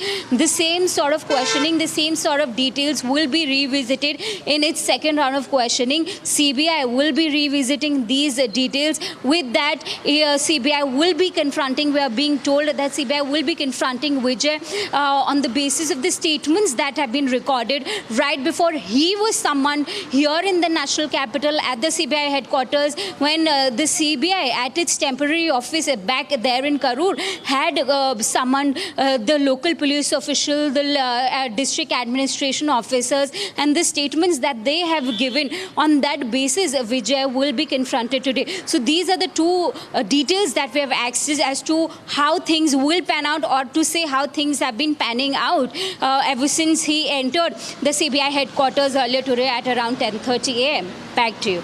All right, so TVK Chief Vijay's grilling continues in the CBI office. Thank you, Sharda and Soumya, for joining us and giving us those details. And now viewers are moving on. In the Noida Techie death case, Naveen Kumar, the junior engineer of the Noida traffic cell, has now been terminated. And of course, the show cause notices has also been issued to the concerned officers and employees responsible for the traffic-related work in Sector 150. Now, issuing a statement, Noida authorities said the CEO has also directed the relevant departments to submit a report on the allocation and the construction of work of Lotus, a builder. So those are the legal actions being taken at this point. Remember, a Noida Techie, 27-year-old Yuvraj Mehta lost his life yesterday, and this is what the post-actions we're now witnessing in this Noida Techie, in fact, unfortunate death case. All right, so those are the latest details we're getting in, the actions being taken in this case. Remember, this techie was in fact driving home from work earlier yesterday when his car plunged into the drain, and despite rescue teams and police reaching the spot, one could not save him on time, and unfortunately he died. 27-year-old techie, in fact, we're talking about. And now some actions have been taken in this case. We're given to understand that legal notice have been sent to the concerned officials involved in the construction, as well as show cause notices have also been sent. And the Noida traffic cell has in fact been terminated. Those are the latest details we're getting in terms of the action being taken by Noida authorities as far as this case is concerned. Remember, it is in fact the negligence in this case that led to the death of techie.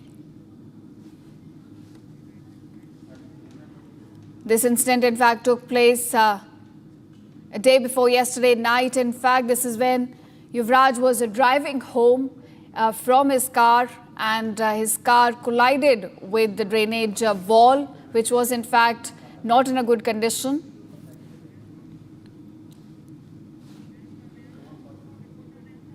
All right, now joining me on this is my colleague Priyanka. Priyanka, do tell us what are the actions that have now been taken. In fact, we are not able to connect with my reporter. Let's move on to another story. A 27-year-old engineer from Noida, as I mentioned before, lost his life in a tragic car crash. And this is as his car, in fact, collided with a drainage boundary near Sector 150 and fell into the deep ditch amid Noida's dense fog. Now we are going to understand an FIR has been filed, and locals are stepping out and protesting against the lack of reflectors on the roads, which is what is believed to have led to this unfortunate incident, with police soon to summon the builders too. Is a quick report on everything which we know so far.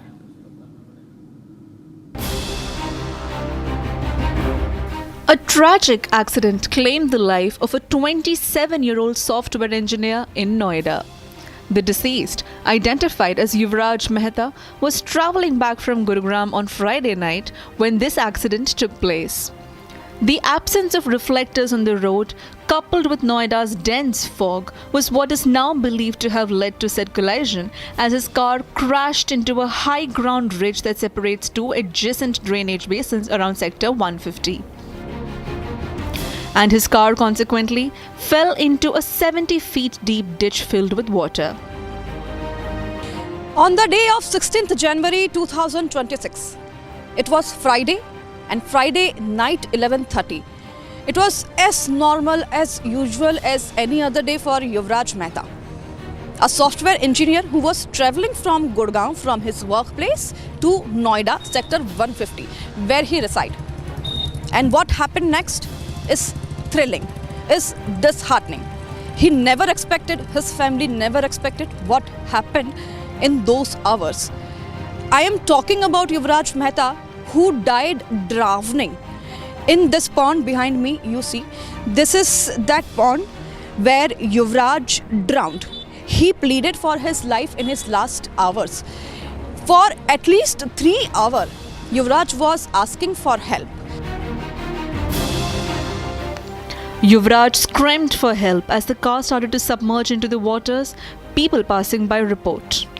He even called his father in a cry for help. He called me when he was there in that nala, dangerous nala. After cracking that wall, the car entered into that nala. And he was struggling for a long time, like 2 hours he struggled with life.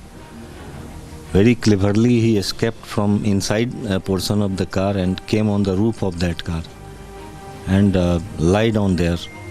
Then he switched on his mobile torchlight to indicate his exact location. To keep his courage on, I was continuously in talk with him कि बेटे हिम्मत रखो, हम लोग हैं, हम लोग पाए लगा रहे हैं. और यही मैं तो तड़पता रहा वहाँ पे. And despite the local police, divers and the National Disaster Response Forces arriving promptly and initiating rescue operations, it took about 5 hours amidst the smog to recover the car and the occupant's body. Following the incident, Mehta's family filed a complaint alleging that the authorities had neither installed reflectors nor covered drains along the service road. Widespread outrage consequently was sparked in the aftermath of this incident. Locals organized protests and shouted slogans at authorities, claiming they had repeatedly demanded that installation of reflectors and signage on the service road, but no action was taken. A candlelight protest was also arranged for Sunday evening. This being the second such accident in 15 days only heightened the concerns of the local residents. Authorities are soon to fill the deep ditch with several tons of garbage and debris, as now cement barricades were being installed at the spot. And the Noida police soon put out a statement intimating the public of the accident. The police is soon to issue notices to the builders in this case and summon them for questioning. थाना knowledge park अंतर्गत ये घटना बहुत दुखद घटना घटित हुई है. हम लोग उनके परिवार के साथ खड़े हैं. इस घटना में सूचना मिलते ही स्थानीय पुलिस द्वारा फायर ब्रिगेड को जोड़कर तत्परता से उसको बचाने के लिए सारे उपक्रम सुनिश्चित किए गए हैं. इस घटना के संबंध में जो पीड़ित हैं उनकी तरफ से, उनके परिवार की तरफ से दी गई तहरीर के आधार पर सुसंगत धाराओं में थाना नॉलेज पार्क में अभियोग पंजीकृत किया गया है. हादसे की जांच की जा रही है और जो भी इसमें दोषी पाया जाएगा उसके विरुद्ध कठोरतम कार्रवाई सुनिश्चित की जाएगी. Local residents await now further corrective action part of authorities as investigations are underway and the FIR has also been filed in the meantime.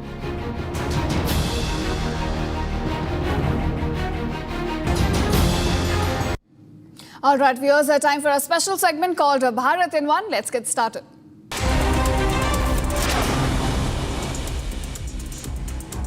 CRPF personnel are conducting a major search operation at Maulana Azad Stadium in Jammu using sniper dogs and metal detectors to thoroughly check the venue for suspicious objects. The security checks, in fact, are part of preparations for the Republic Day function where LG Manoj Sinha will hoist the national flag. Police form a special investigation team to probe the mysterious deaths of 2 girl students at Sports Authority of India hostel. The girls, Vaishnavi from Thiruvananthapuram and Sandra from Kozhikode, were found dead at the hostel. Now, parents here alleged trainers were responsible, saying the girls had complained about them earlier.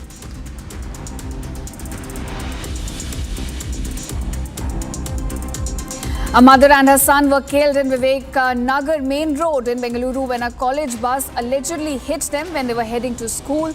The driver fled the scene after the incident. The mother-son duo died instantly due to the impact.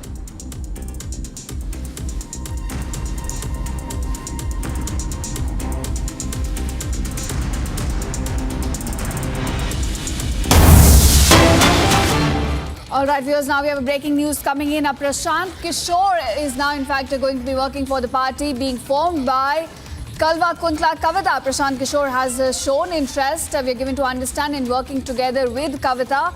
And within a span of about 2 months, Prashant Kishore met Kavita twice after coming to Hyderabad on the occasion of Sakrant festival. Kavita held meetings as well with Prashant Kishore for 5 days.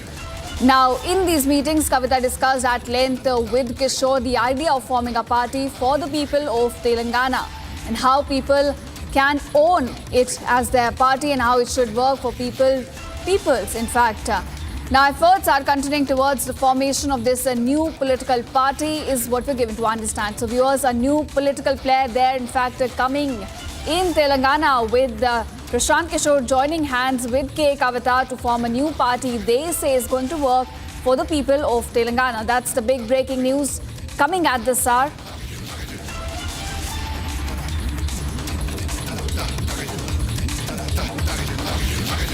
All right, I'm being joined by my colleague Shravan on this. Shravan, we're given to understand a new political player could come up in Telangana with Prashant Kishore now joining hands with K. Kavita. Give us more details.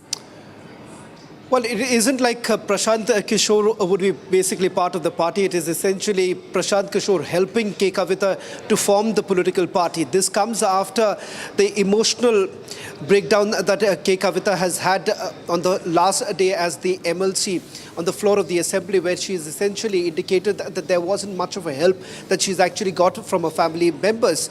Having said that, she was indirectly taking on her brother KTR, who's now taken the reins of the BRS.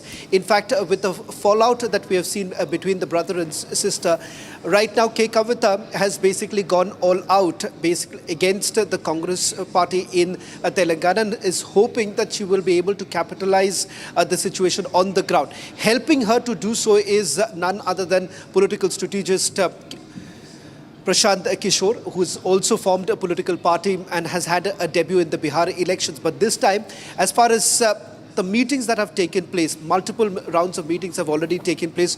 During Makar Sankranti, there have been at least 5 meetings that we are given to understand that has taken place between Prashant Kishore and K. Kavita. Apart from that, Prashant Kishore has visited Hyderabad multiple times, and during these meetings, they've essentially spoken about what perhaps would be the pitch for the new political party, given the fact that she is breaking ways from her own family members, and the fact that the BRS has been completely silent on this entire matter, with a few political members of the BRS basically indicating that it is unfair on K. Kavita's part to basically blame her brother, or for that matter, even the family members, especially at a time when she was behind bars. It was KTR who had taken up the battle to bring her out of the jail.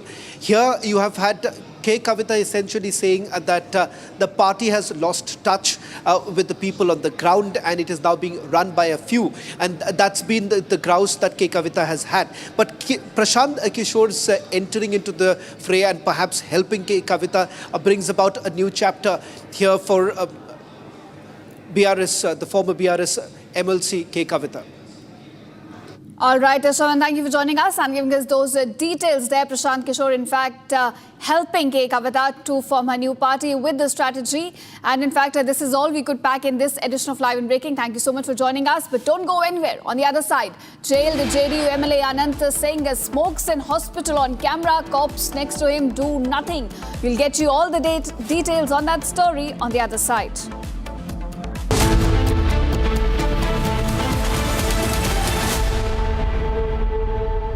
Pure suji pasta उबालो मिलाओ और खाओ 8 minute में तैयार क्या taste है सबका राजा hardcore masala At Amity University's 2-week summer school, students of classes 9 to 12 get to explore future undergraduate programs as per their interest from over 30 disciplines. Students attend lectures by Amity University faculty, gain experience at over 400 labs and learning studios, and attend personality enhancement workshops. Register now at amity.edu/summer school. दादी के हाथों का जादू और खुशबू से महकता घर, माँ की मुस्कुराहट और खाने की सुगंध। MDH गरम मसाला, क्योंकि हर रिश्ता है स्वाद से जुड़ा।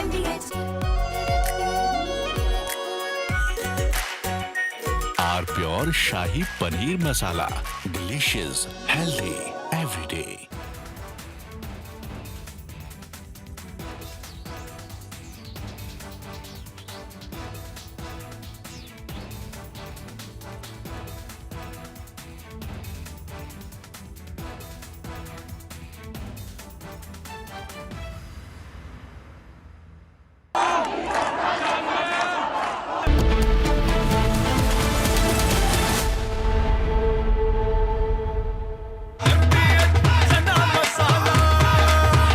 छोलिया हो या लोबिया, सफेद चने या काले चने, सब कुछ मजेदार बने।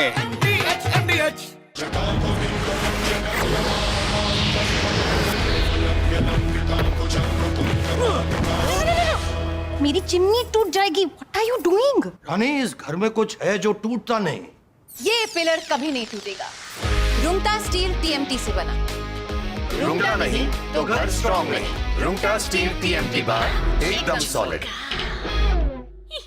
थोड़े में ज्यादा स्वाद, यही तो है इसकी खास बात। वाओ मामा, क्या स्वाद है। अरे मेरे राजा, आधे बाउल दही में 4 चम्मच MDH चटनी पुदीना मसाला डाला, स्टर करो, पुदीना चटनी तैयार। MDH चटनी पुदीना मसाला। MDH।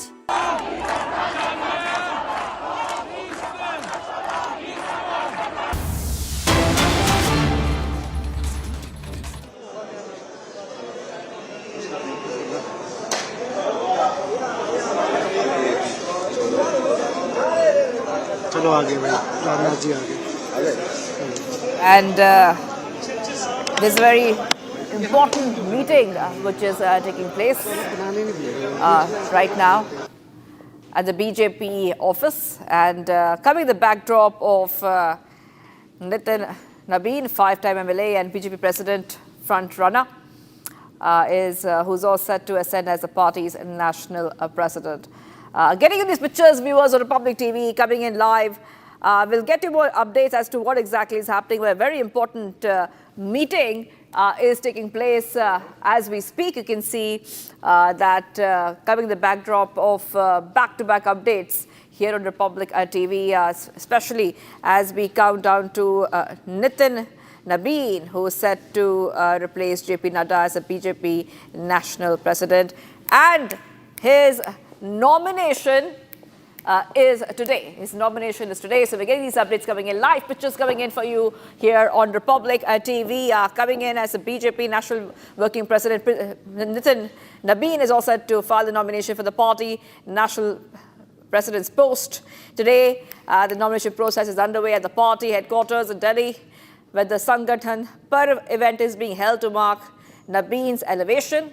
And these are the visuals that we're getting for our viewers. BJP presidential election, where top BJP leaders are arriving at the BJP headquarters for party president's nomination.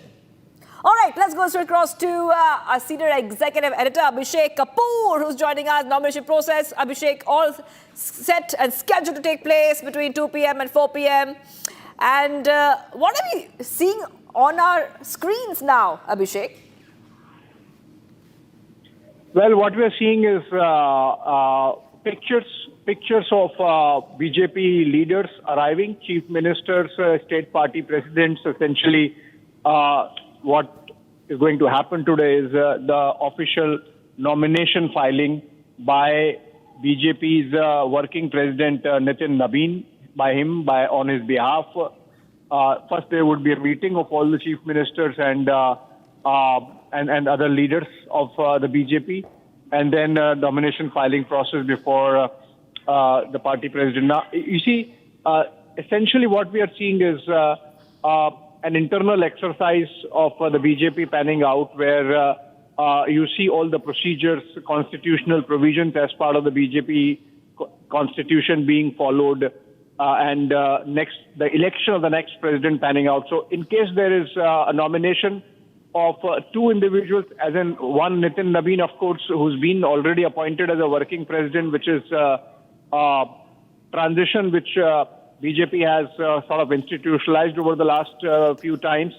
And so the person who becomes the party president is first made working president of the party and effectively is the president designate. That happened in the case of JP Nadda, who's making way now after an extended two-term, and Nitin Nabin, who was appointed the working president of the party last month, is going to be filing nomination process. The next 2 days, once the nomination is filed today, if there is a contest, which is of course not there because that's how the system works, given the fact that the leadership has decided that the baton has to be passed from JP Nadda to Nitin Nabin, and so it's likely that today only we would see announcement of the party president also being made following the deadline of, it could be tomorrow actually, because the deadline of waiting for the process, the process has to be followed. So we could see the announcement of Nitin Nabin as the president of the party tomorrow. There is a formal ratification process which goes on with the National Council, where the whole National Council, made up of about 5,000 members from across the country, meets. That's going to happen post-budget session. But effectively, we would have a new party president today once the nomination process ends by the end of the day. The Electoral College there going to elect or rather unanimously agree upon the name of Nitin Nabin. These leaders who are coming in, pictures of whom we are seeing Shivangi on air, they would be filing the nomination. Nitin Nabin files one nomination and then everyone else files those seconding motions, which is going to happen. All the chief ministers of BJP ruled states, deputy chief ministers, etc., from about 20 states have been called. And they are going to be deliberating over the next 2 days also. In fact, what we are seeing is a generational shift happening in the BJP, with JP Nadda passing on the baton as party president to Nitin Nabin, who is just 45 years old, been a minister in the Bihar government and has had no national role earlier insofar as the BJP is concerned. He has had a national role in the student wing, the ABVP, or the youth wing of the party also, but not exactly in the national BJP. And so it's a huge leap of faith also for Nitin Nabin to graduate from Bihar to national level, and that also in a way reflects the thinking going on in the party. And this is going to have a cascading effect on the government also. First, party structure and organization, because every new president gets to pick up his own team of executive, national executive as it is called. So you're going to see a lot of changes in the general secretaries and the secretaries and the vice presidents of the party at the national level. And subsequently, you're going to see a spin-off in the government, because remember, in the Modi government, third term, we have seen the Modi government 3.0 is also completing its 2 years. But most of the cabinet ministers have been continuing from the second term. Now we're seeing pictures, I believe, Union Minister Rajnath Singh is arriving, possibly, or maybe some other chief ministers arriving. This seems like a union minister. Rajnath Singh, yes, this is Rajnath Singh arriving, being welcomed by the party leaders. In a while, we'll see other leaders arriving. It's party president nomination. You can expect prime minister to arrive after this. Before that, you would have home minister arrive. All the leaders arriving. And that actually shows how seriously the BJP takes its process of following the constitution, the party's constitution. And So we are seeing that panning out. I was talking about the generational shift with Nitin Nabin in control, in charge. He would be picking up his own set of leaders as executive members, including secretaries, general secretaries, vice presidents. That's going to have a cascading effect on the government. So you can expect, it's been talked for a while, but it will happen subsequently. The transition that gets reflected in the party would get reflected in the government also. The thinking is that based on what rejig happens in the party in terms of office bearers, you would be doing an appraisal and a review of performance, plus a restructuring of the cabinet. So you can see the Council of Ministers also reflecting that change. We are told by our sources that insofar as the party is concerned, given the fact that Nitin Nabin is just 45 years old, you are going to see a tremendous infusion of young blood happening in the national executive itself, or the national list of office bearers itself, with a tentative age barrier kept at about 55. It's not hard and fast. It's not like a rule, but that would be guiding criteria that those who are getting picked up by Nitin Nabin, he himself being just 45 years old, should be picking up a young team. Union Minister Nitin Gadkari coming in an EV and making a statement there. And coming back to the conversation we were having, Shivangi, so essentially what we are seeing is a generational shift happening in the party, and a dominoes of that's going to be reflected in the Union Council of Ministers of the Modi government also. That's right, and you were speaking about a generation shift, that is what everyone is anticipating. And also, this really highlights what direction will things move from now on, because we see that many leaders, top leaders of the BJP are very, very proud that Nitin Nabin will be taking over as a BJP national president, and many of them were celebrating with joy.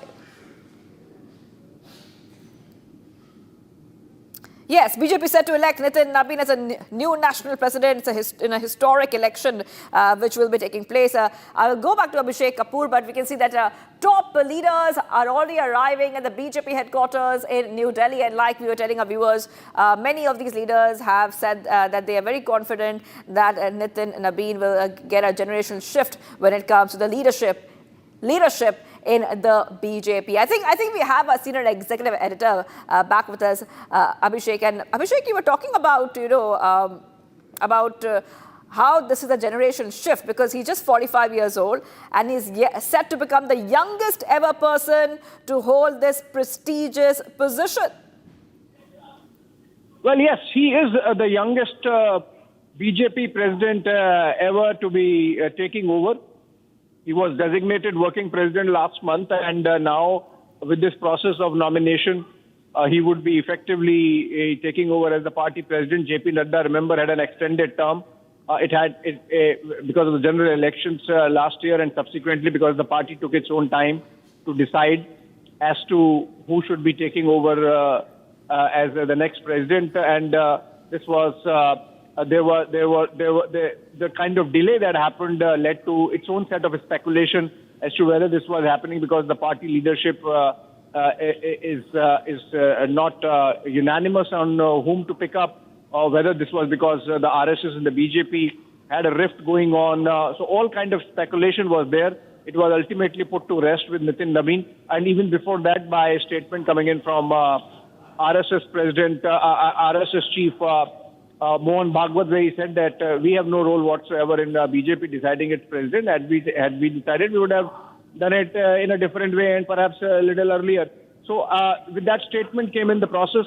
And remember, we see, for example, in the Congress, there is never a contest on who is going to be president. It's the family decides that this is going to be our nominee, and then that person becomes president. Though, of course, Union Home Minister Amit Shah arriving now there, being welcomed by the office team of the BJP. You can see General Secretary Arun Singh. His office in charge also of the BJP headquarters at the Deen Dayal Upadhyay Marg. We are seeing Anil Baluni, the media in charge, his deputy Sanjay Mayuk, among others. And then all these leaders now closeted ahead of the arrival of Nitin Nabin himself and the Prime Minister there, who would be present. and so it's a structured organization, cadre-based organization. First, the district committees were decided, then the district presidents were elected. The district presidents, in turn, picked up their respective state presidents, and a certain number of state presidents had to be elected, half of them, and then only the process of picking up the national president could begin. And subsequently, once even the bigger states like the UP and Gujarat and Maharashtra and Madhya Pradesh, they had their party presidents. You can see Jyotiraditya Scindia there. Once those party presidents were respective state presidents were decided upon, and then only the process of picking up a national president was picked up, and that's happening now. If you look at the BJP's constitution, the election of the national president is guided by Article 19, which says that the national president shall be elected by an electoral college consisting of members of the National Council as mentioned under Article 28(1)(ab) and members of the state councils as mentioned under Article 16(1)(a)(b)(c). So essentially, once, as I was explaining, once all the state or at least half the दिखाने की कोशिश करता हूं कि आखिर यहाँ की जो स्थिति है वो क्या है। आप देखिए मणिकर्णिका घाट है, घाट की गलियां हैं यहाँ पर, और आप देखिए कुछ लोगों को पुलिस जो ले गई है। हम लोग आगे बढ़ते हैं और देखते हैं कि जो लोग तस्वीर लिए थे वो तस्वीर लेके वो कहाँ गए, चूँकि उनके पीछे पुलिस भी है। बनारस की पुलिस है। 8 लोगों की FIR है, FIR की गई है। ज़रूरत पड़ने पे और भी FIR हो सकती है। तो आप देख सकते हैं यहाँ पर किस तरह का माहौल है। तो देखिए हम लोग पहुँच रहे हैं अभी उन लोगों के पास। आप देख सकते हैं कि किस तरह की स्थिति यहाँ पर है। हाँ देखिए, तो काशी विश्वनाथ मंदिर का जो नज़ारा है यहाँ पर, आसपास का जो माहौल है काफ़ी तनावपूर्ण है। पुलिस जो है उन आंदोलनकारियों को यहाँ से भगाई है जो लोग तस्वीरें लेकर प्रोटेस्ट करने आ गए थे। तो आगे भी रिपब्लिक भारत आपको ग्राउंड जीरो से बनारस की पल पल की खबर देता रहेगा, भेजता रहेगा, दिखाता रहेगा। तो आगे जो भी होगा उसको हम पूरी तरह से दिखाने का काम करेंगे। वीडियो जर्नलिस्ट सचिन सैनिक साथ Raghavan Pandey, Republic Bharat. All right, getting pictures of Manikarnika Ghat, exclusive pictures coming in Republic TV. This is the fake videos on Varanasi's Manikarnika Ghat case. FIR has been filed, 8 people, and the fake videos are put up by opposition leaders on the demolition at Manikarnika Ghat. So we will get you some more reports coming in. The police have registered around 8 FIRs over these AI-generated images and misleading posts which are related to the redevelopment work at Manikarnika Ghat. And the officials say that this was fabricated content which was shared on social media contrary to actual facts. लेकिन प्रशासन जो है alert है, सरकार alert है। खुद मुख्यमंत्री यहाँ पर पहुँचे थे, उन्होंने प्रेस कॉन्फ्रेंस की थी, उन्होंने सारी बात कही थी। उन्होंने कहा था कि कुछ मंदिरों के फोटोग्राफ्स जो है AI के द्वारा प्रसारित किए जा रहे हैं, उस पर उस चीज़ों को साफ़ करना चाहिए। तो आप देख सकते हैं कि यहाँ पर वो चीज़ें पुलिस कमिश्नर ने साफ़ की। वाराणसी के जो पुलिस कमिश्नर मोहित अग्रवाल मौके पर आते हैं, दिखाते हैं कि देखिए ये वही मंदिर है जिसको प्रसारित किया जा रहा है, जिसको सोशल मीडिया पे डाला जा रहा है, जिसको लेकर के 8 लोगों पे FIR हुई है, जांच जारी है, नोटिस दिया जा रहा है। नोटिस का जवाब मिलने के बाद कार्रवाई भी होगी, और भी अगर कुछ लोग मिलते हैं उनके ऊपर कार्रवाई होगी। और कुछ लोग अगर अपने ट्वीट्स को डिलीट करते हैं, फिर भी उसके स्क्रीनशॉट्स रख लिए गए हैं, उसको लेकर के कोर्ट में जाएंगे और उसी आधार पे कानून संबद्ध सख्त से सख्त कार्रवाई होगी। जी। Yes. Okay, so we have our colleague there on the ground, and he's getting us his reports. So we'll just keep cutting to the ground as and when he is getting us his updates. Okay, yeah, we have a report again. Let's play that up. ये लोग यहाँ पर आए हुए थे। हालांकि यहाँ पर कई बार कांग्रेस के भी नेता घाट पे पहुँचे थे। कांग्रेस भी काफ़ी सक्रिय है। अखिलेश यादव लगातार ट्वीट भी कर रहे हैं। उनके कल ही 3 से 4 ट्वीट सिर्फ मणिकर्णिका घाट को लेकर के आए हैं। आप सोशल मीडिया पे खुद सर्च कर सकती हैं, देख सकती हैं कि आखिर किस तरह के जो ट्वीट्स हैं वो सपा अध्यक्ष पूर्व मुख्यमंत्री अखिलेश यादव के आए हैं। तो ऐसे आप सोच लीजिए कि अगर ये लोग ऊपर से अगर इस तरह की चीज़ें कर रहे हैं तो कार्यकर्ताओं पर प्रभाव पड़ेगा ही, और कार्यकर्ता ग्राउंड जीरो पर उतरेगा, क्योंकि वो अपने नेता के बचाव में, नेता को सही साबित करने के लिए कार्यकर्ताओं का धर्म होता है, वो सड़क पर उतरेंगे, और ऐसा ही बनारस में देखने को मिल रहा है। जी। All right, getting these pictures, and there's a lot of police presence as well that we can see there at Manikarnika Ghat. Just getting our viewers up to date as to what's happening. The police have registered 8 cases over the AI-generated images and misleading posts. We have a report live again. Let's play that up. इन्हीं गलियों में जहां पर पहले protest चल रहा था, वहां कुछ न कुछ शांति दिख रही है। तो आप देख सकते हैं कि पुलिस ने तुरंत उस भीड़ को कंट्रोल किया है, जो लोग फोटो लेकर अचानक सड़कों पर उतरे हुए थे, जो लोग यहाँ पर नारेबाजी कर रहे थे, जो लोग प्रोटेस्ट कर रहे थे, जो लोग अहिल्याबाई की फ़ोटो लेकर के यूनिटी दिखा रहे थे, उन लोगों को तितर बितर किया गया, उनके ऊपर एक्शन लिया गया। आप देख सकते हैं कि बनारस के एक मोड़ पर लोग यहाँ पर आपको दिखाई दे रहे हैं, कुछ पुलिस की संख्या भी यहाँ पर दिखाई दे रही है। तो इस तरह की जो स्थिति है वो लगातार देखने को मिल रही है। जहाँ तक है कि शायद भीड़ को कंट्रोल कर लिया गया है, चूँकि इस तरह की नारेबाजी सुनाई नहीं दे रही है और लोग तितर बितर हो गए हैं, चूँकि पुलिस भी आक्रामक हो गई थी। जिस तरह से लोग यहाँ पर अनर्गल सड़कों पर उतरे थे फ़ोटो ले करके, चूँकि मंदिर में अहिल्याबाई की जो मूर्ति है उसको भी मैंने देखा, वह भी पूरी तरह से सुरक्षित है। वहाँ भी बहुत ही दिव्य और भव्य मूर्ति काशी विश्वनाथ मंदिर प्रांगण में बनाई गई है, वह भी वहाँ पर पूरी तरह से सुरक्षित है। तो ऐसे में पुलिस ने इन लोगों को पूरी तरह से कहीं न कहीं पूरी जो इनकी जो सोच है उसको उजागर करने का प्रयास किया है, काम किया है। तो आप देख सकते हैं कि काशी विश्वनाथ से रिपब्लिक भारत की ground report. All right, that was Raghvendra. Our colleague Raghvendra is getting us these live pictures. First in exclusive on Republic TV, Manikarnika Ghat. And at Manikarnika Ghat, we see a lot of developments coming in. This is coming as the fake videos are posted by the opposition claiming allegations of temple demolition. Now we see that some action has been taken. FIR has been lodged. A lot of FIRs have been lodged already. CM Yogi has denied the temple demolition amid Manikarnika corridor row. The AI-generated fake pictures triggered the FIRs in the Manikarnika controversy, and now we see that as the opposition leaders have posted fake videos, we see that some action has been taken. Police presence has been stepped up, like Raghvendra is showing us his pictures. You can see that police presence has been stepped up on the ground, and this is over the fake videos of Manikarnika Ghat redevelopment which had surfaced. Now the officials say this was fabricated content, was contrary to actual facts of the ongoing work which was happening on the ground. And they say that that these videos were absolutely fake and AI generated. So the police have registered 8 cases over the AI generated images and misleading posts related to the redevelopment work at Manikarnika Ghat. Okay, Raghvendra is joining us live. Raghvendra, अभी ground में क्या हो रहा है? Police presence भी दिख रही है और सिचुएशन क्या है अभी?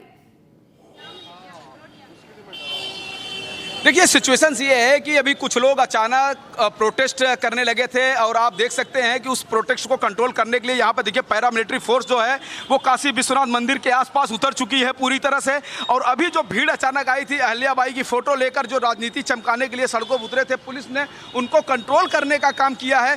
अब पुलिस जो है यहीं पर चौक थाने पर उनको पकड़ कर लाई है। मैं उसी थाने पर पहुँचने का प्रयास करता हूँ। साथ ही खुद बनारस के जो पुलिस कमिश्नर हैं मोहित अग्रवाल, वह मौके पर जाते हैं और यह दिखाने की कोशिश करते हैं कि जो लोग सोशल मीडिया पर यह दिखाने की कोशिश कर रहे हैं कि कुंभा महादेव की मंदिर को तोड़ दिया गया है, वह मंदिर वहां पर अभी भी विद्यमान है, वहां पर पूजा पाठ हो रहा है। खुद रिपब्लिक भारत ने ग्राउंड अपने रिपोर्ट पर उस पूरे मंदिर को दिखाया है जहां पर पूजा पाठ अभी भी जारी है, मंदिर पूरी तरह सुरक्षित है। और इस भ्रामक फोटोग्राफ्स को लेकर के 8 लोगों पर FIR हुई है, जिसमें आम आदमी पार्टी के राज्यसभा सांसद संजय सिंह भी हैं, पप्पू यादव हैं और भी तमाम जो नेता हैं उनका नाम है। 8 लोगों में FIR है। 3 दिन की नोटिस दी गई है अपना जवाब देने के लिए, उसके बाद सख्त कार्रवाई होगी, ऐसा पुलिस कमिश्नर ने कहा है।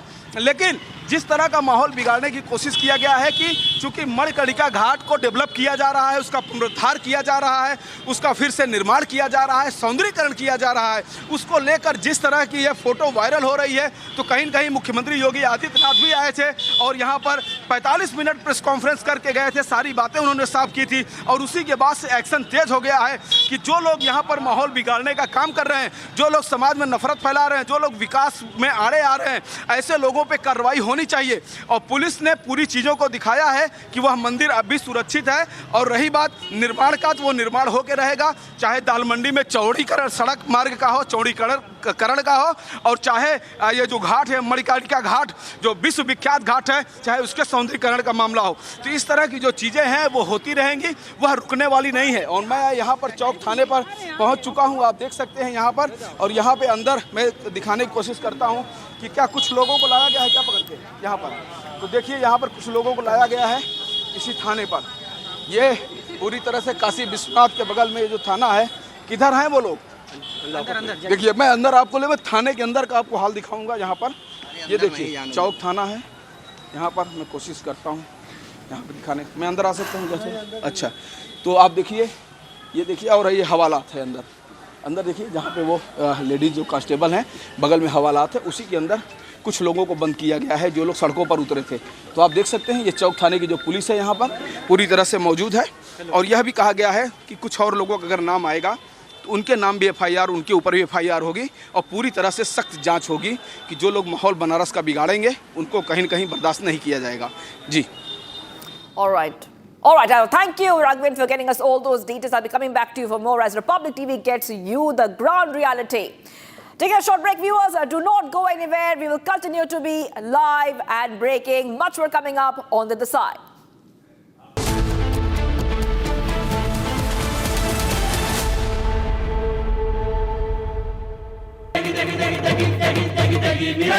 MDH की देगी मिर्च, देगी मिर्च का तड़का, अंग अंग फड़का। MDH की देगी मिर्च। इसको घर पे लगाओगे तो शादी का तो पता नहीं, पर घर पक्का नहीं टूटेगा। रूंगटा नहीं तो घर स्ट्रॉन्ग नहीं। रूंगटा स्टील TMT बार एकदम सॉलिड। पहाड़ों में एक हाइकिंग स्टिक भी बन सकती है। थोड़े में ज्यादा स्वाद, यही तो है इसकी खास बात। वाओ मामा क्या स्वाद है। अरे मेरे राजा, राजा मसाला।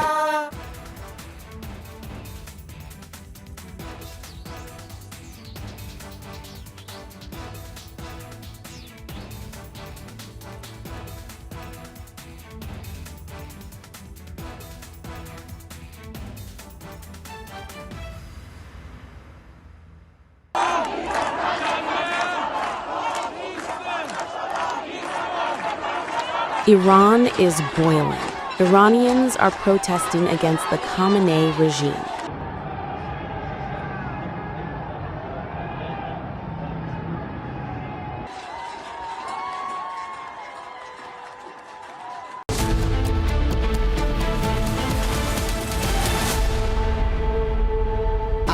प्योर सूजी पास्ता उबालो, मिलाओ और खाओ। 8 मिनट में तैयार। क्या टेस्ट है, सबका राजा pure masala.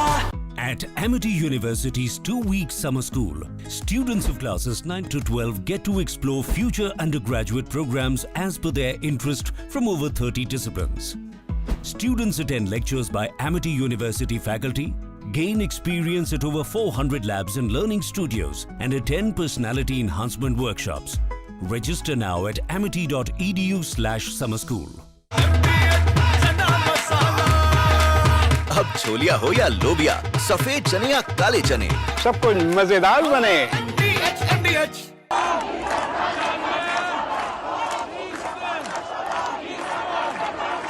Iran is boiling.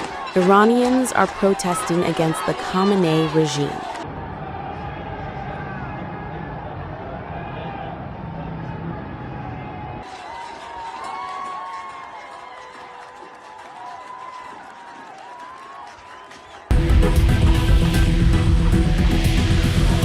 U.S. President Donald Trump has urged Iranians to keep protesting and take over institutions, and has assured them that help is on the way.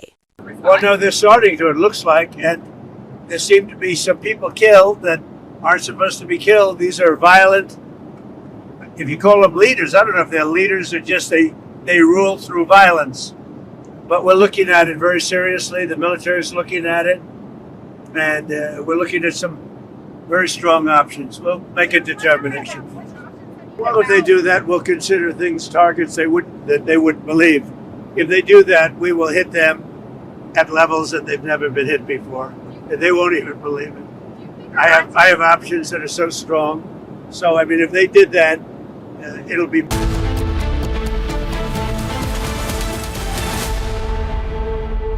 MDH की हल्दी मिर्ची धनिया करे कमाल, ये रंग दे, ये खुशबू दे, ये तीखा, ये कम पड़े, क्या निराला MDH masala.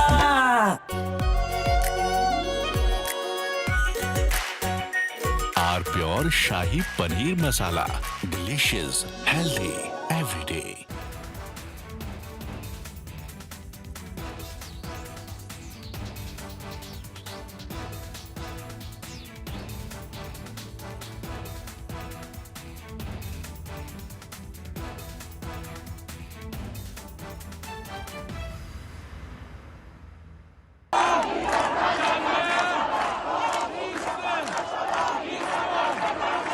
Iran is boiling. Iranians are protesting against the Khamenei regime.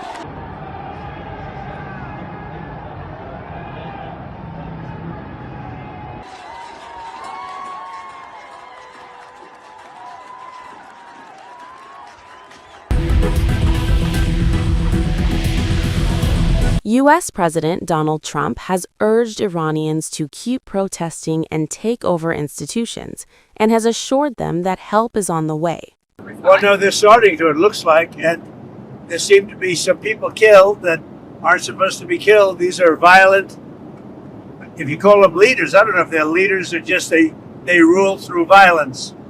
But we're looking at it very seriously. The military is looking at it, and we're...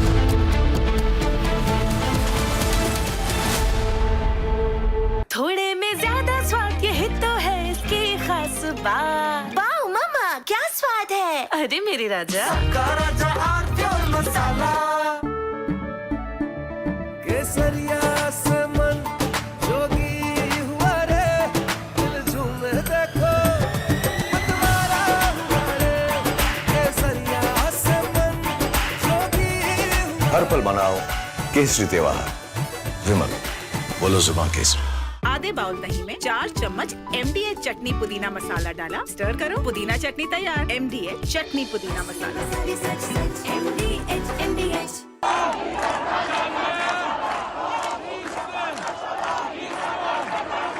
Iran is boiling. Iranians are protesting against the Khamenei regime.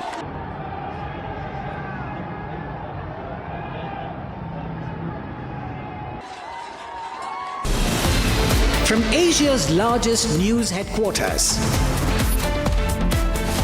setting the agenda for Bharat.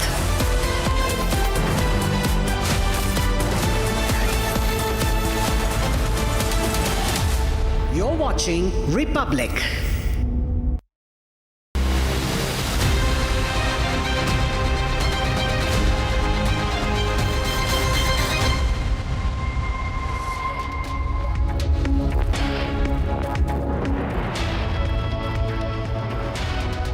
A very warm welcome, viewers. You're watching the Republic TV. This is Shivam Dutt Mehta, and in this bulletin, our top focus will be on the Techie death case. Now, an FIR has been filed, and locals are stepping out, and they are protesting against the lack of reflectors on roads, which is what is believed to have led the accident, the major cause, among many other reasons of negligence. Now, in a recent update, the services of Naveen Kumar, the junior engineer of the Noida traffic cell, he has also been terminated with immediate effect. We'll get you all the details in this story and a lot more. But first up, the headlines.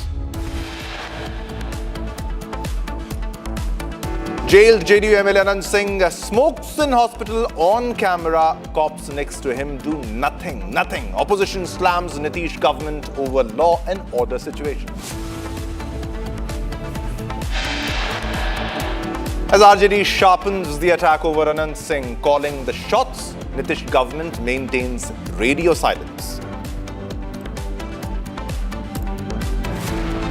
कहा गया था कि इसमें आपके परिवार का, घर का जो लोग हैं वो यूज़ हो सकते हैं कि वो एक बड़ी कॉन्स्पिरेसी के अंदर शुरुआती तौर पे इस्तेमाल हो रहे हैं. Bollywood actor Govinda reacts to rumors of a rift with his wife Sunita Ahuja, says no issues in marriage.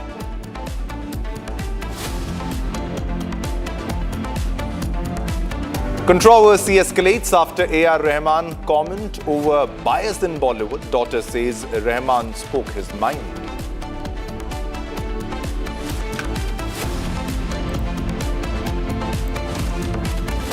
Top officials arrested over bribe claim in Karnataka. Alleged tape submitted mentions minister seeking bribe for license.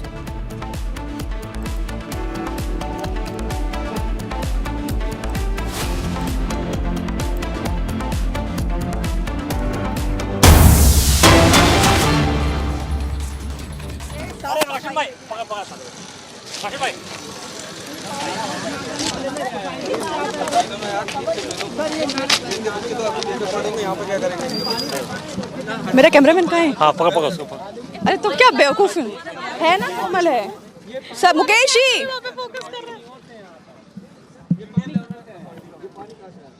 ये इसी नाले से आया है या कहीं और से आया है? ये पानी कहाँ से आया है?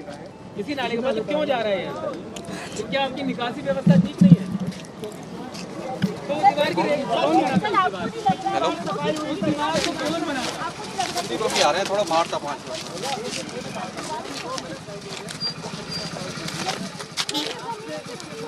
हाँ प्रोसेस में है.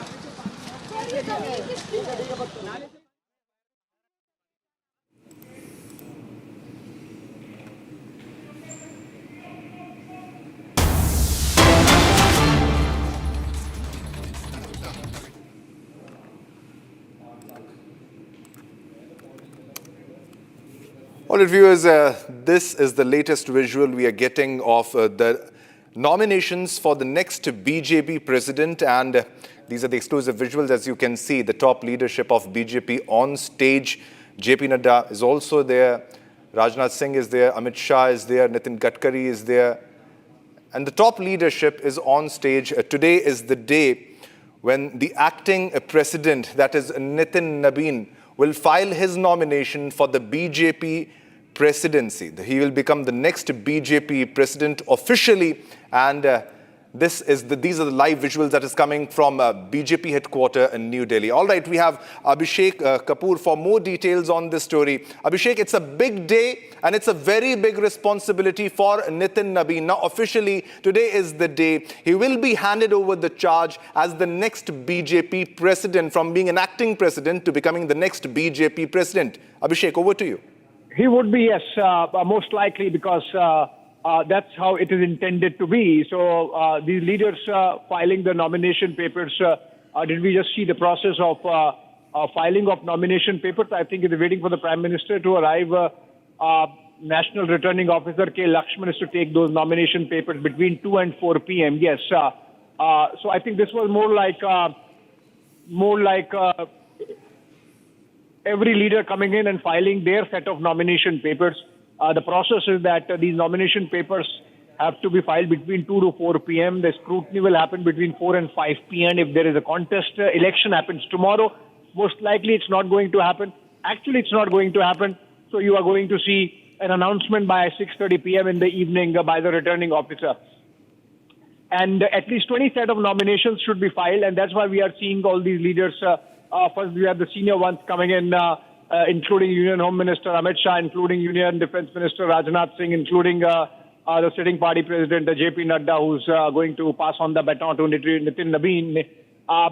So apart from that, you have had chief ministers coming in from BJP ruled states. Essentially, the constitution of the BJP says that national council members or their representatives and state council members and their representatives, and at least half of the state councils should have been elected, and at least 5 of the state councils should be filing nominations. So although that process is going on, the president of the party should have been a member of the party for at least 15 years. We are seeing Sambit Patra sitting there next to K. Lakshman, even as the nomination papers are being accepted. This is just process and procedure which the BJP is following, but ultimately Nitin Nabeen was decided upon as part of a transition that we are seeing in the party, a generational shift that we are seeing in the party taking place. He's just 45 years old, been a minister at the state level, not at the national level, no exposure at a national level in terms of having been a secretary or general secretary of the party, and that gives you an idea of the kind of thinking that's going on in the BJP, which believes that this shift should happen in an organized fashion where young blood effectively controls the sinews of the organization. So what happens is that the national president gets to, as per the constitution, gets to pick up his own national committee, national executive, and office bearers, and about 120 to 150 odd appointments that the national president makes, including the vice presidents and the national general secretaries and the secretaries, the general secretary being a very powerful post in the BJP scheme of things. So Nitin Nabeen, obviously at 45, would be guided by his own thinking and philosophy in terms of picking those office bearers under the broad guidance of the seniors of the party, obviously. We are seeing these pictures coming in. Nominations keep coming in from all the states. Now, as I said, 20 minimum nominations is the minimum criteria, but you are going to see even more because BJP is in power either on itself or in by itself or in alliance in more than 20 states and union territories. So all those units would really want their representation in the nomination process to make Nitin Nabeen's election look representative.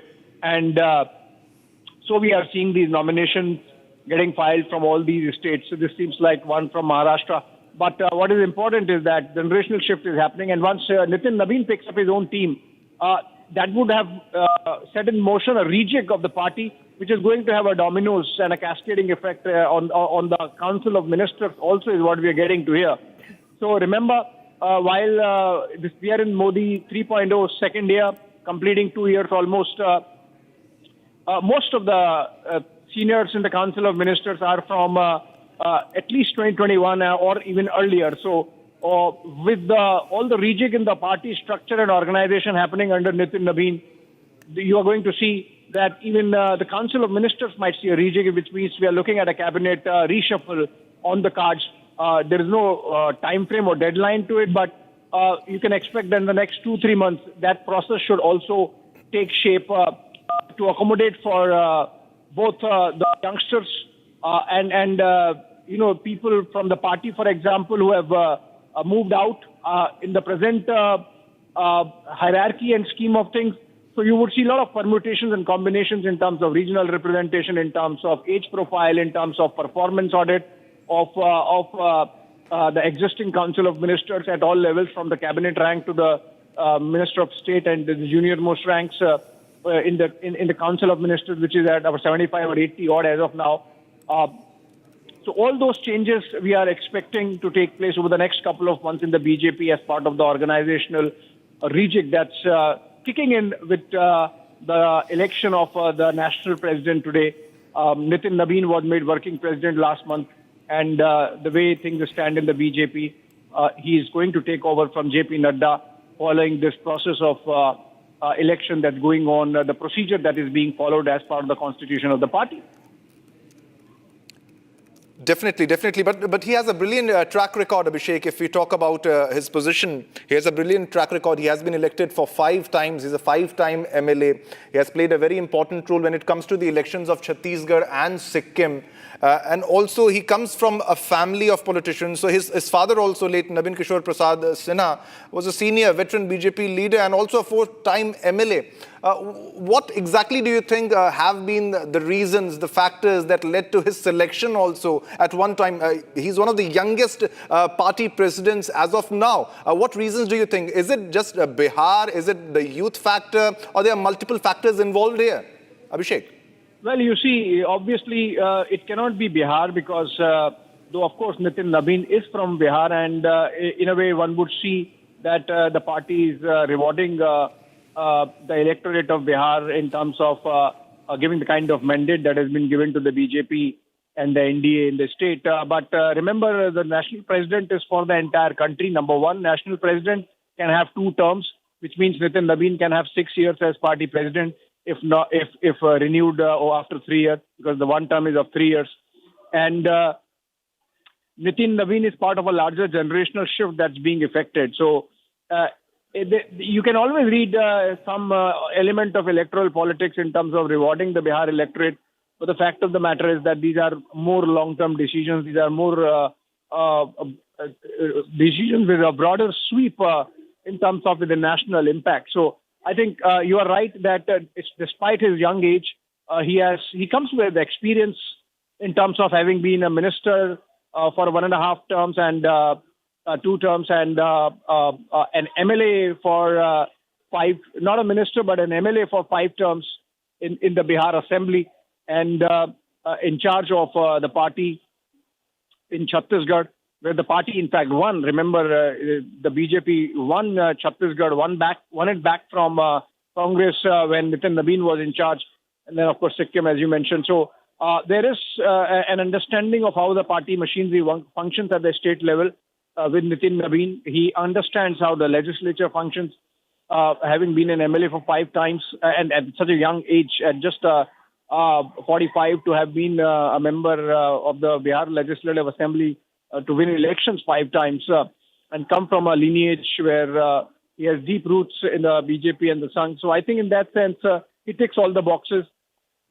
And in a way, his election is a reflection of the internal thinking that's going on in the larger, in not just the BJP, but the larger Sangh Parivar, because, as I mentioned, this is going to mark a generational shift, because Nitin Nabin is going to get to pick up about 150, 200 of his office bearers, national council members, national executive members, etc.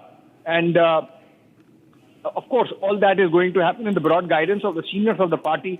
But even otherwise, for whatever lateral discretion that Nitin Nabin would enjoy, you would see an imprint of that generational shift in his choice, and then the cascading effect at the state levels, and then again, of course, the Council of Ministers as an offshoot of this entire process that's going on in the party. You're seeing in these pictures respective state delegations coming in, filing their nominations. As I mentioned, at least 20 are needed, but by the end of it, you might have many more, because there's a state council, national council, the individual leaders, including, of course, the seniors in the cabinet and the Council of Ministers. We just saw a while back Union Home Minister Amit Shah and Defense Minister Rajnath Singh come along with JP Nadda and file their nominations. Parliamentary Affairs Minister Kiran Rijiju was there. And this is going to go until 4 p.m. Scrutiny of these nominations between 4 and 5. Any acceptances, rejections, etc. And then, obviously, since there is going to be no one else, you are going to see an announcement by 6:30 p.m. So today evening, you would know Nitin Nabin is the party president, next party president of the BJP to take over the reins from JP Nadda, who, of course, remains in the Council of Ministers. Definitely, the stage is set and the process is happening right now. And as you see, you can see the visuals also. Abhishek, if you can put into this perspective, like BJP is known to make decisions which are unpredictable as of now. Because if you look at the chief ministers of many states, maybe it's Rajasthan, whether it's Chhattisgarh, whether it's about other states, and was it this part of a similar pattern that was being followed, that the ones who perform well will be rewarded? Is it that part of strategy of BJP? Is it that part of the strategy?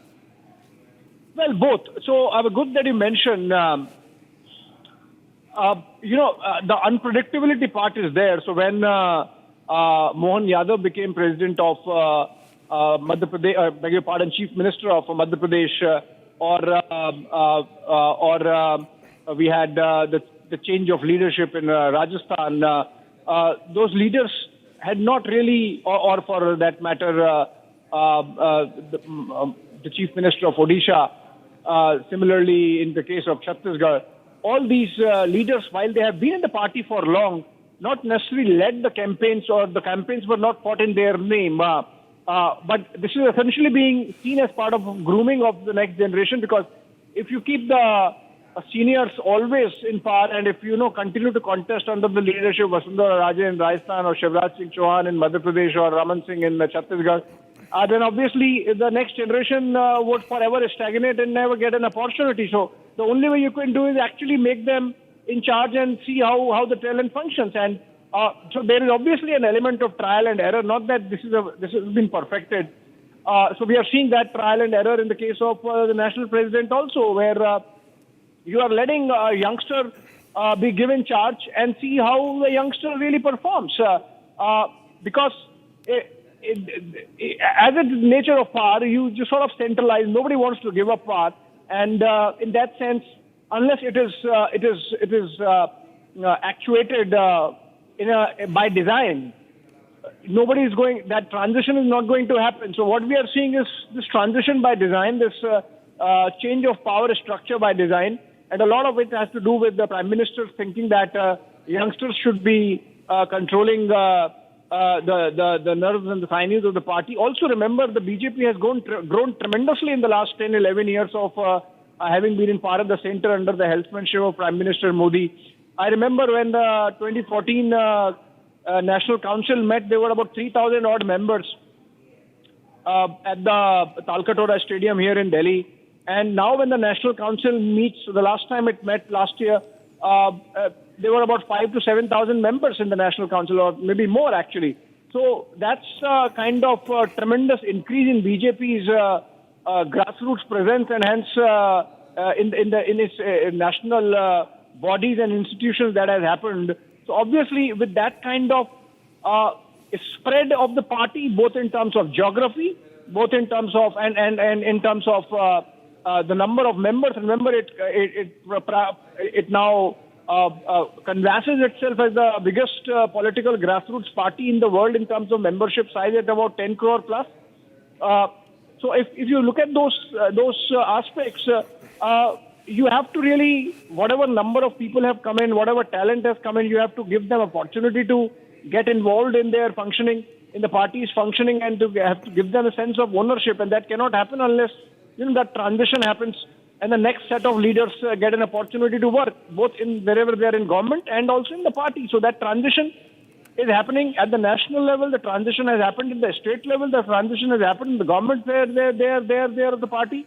The transition has happened in the party structure, right down to the district level. And now we are seeing a reflection of that in these pictures coming in from the party headquarters in Delhi. Definitely. Abhishek, I would request you to stay with me. I also have Prakash joining me from Bihar. Prakash, these are the exclusive pictures that we are getting right now from the BJP headquarters, New Delhi. What's the response? What's the scenario in especially Bihar? Are the Karyakartas, the BJP workers, excited because this means something very big for Bihar also? A person who's from Bihar will become the president of the world's largest political party. Prakash, over to you. Well, yes, this is a generational shift as far as BJP is concerned. And as far as Nitin Naveen is concerned, he's a young man of 46 years of age. He just turned 46. And as far as Nitin is concerned, he's a 5-term MLA who's been with the BJP for quite some time after the demise of his father, late Naveen Kishore Sinha. And he's been an organization man, specifically in Chhattisgarh. He helped BJP to victory in Chhattisgarh Assembly elections. And the most important aspect of Nitin Naveen is his down-to-earth attitude, humble nature, and he comes across as a very soft person who will get along well with all the top leaders of the BJP. That's his strength. And I was told that journalists in Delhi were shocked and amused as to how he became the BJP president, especially in Delhi, the journalists in Delhi. They could not swallow the fact that someone from Bihar could become the BJP president.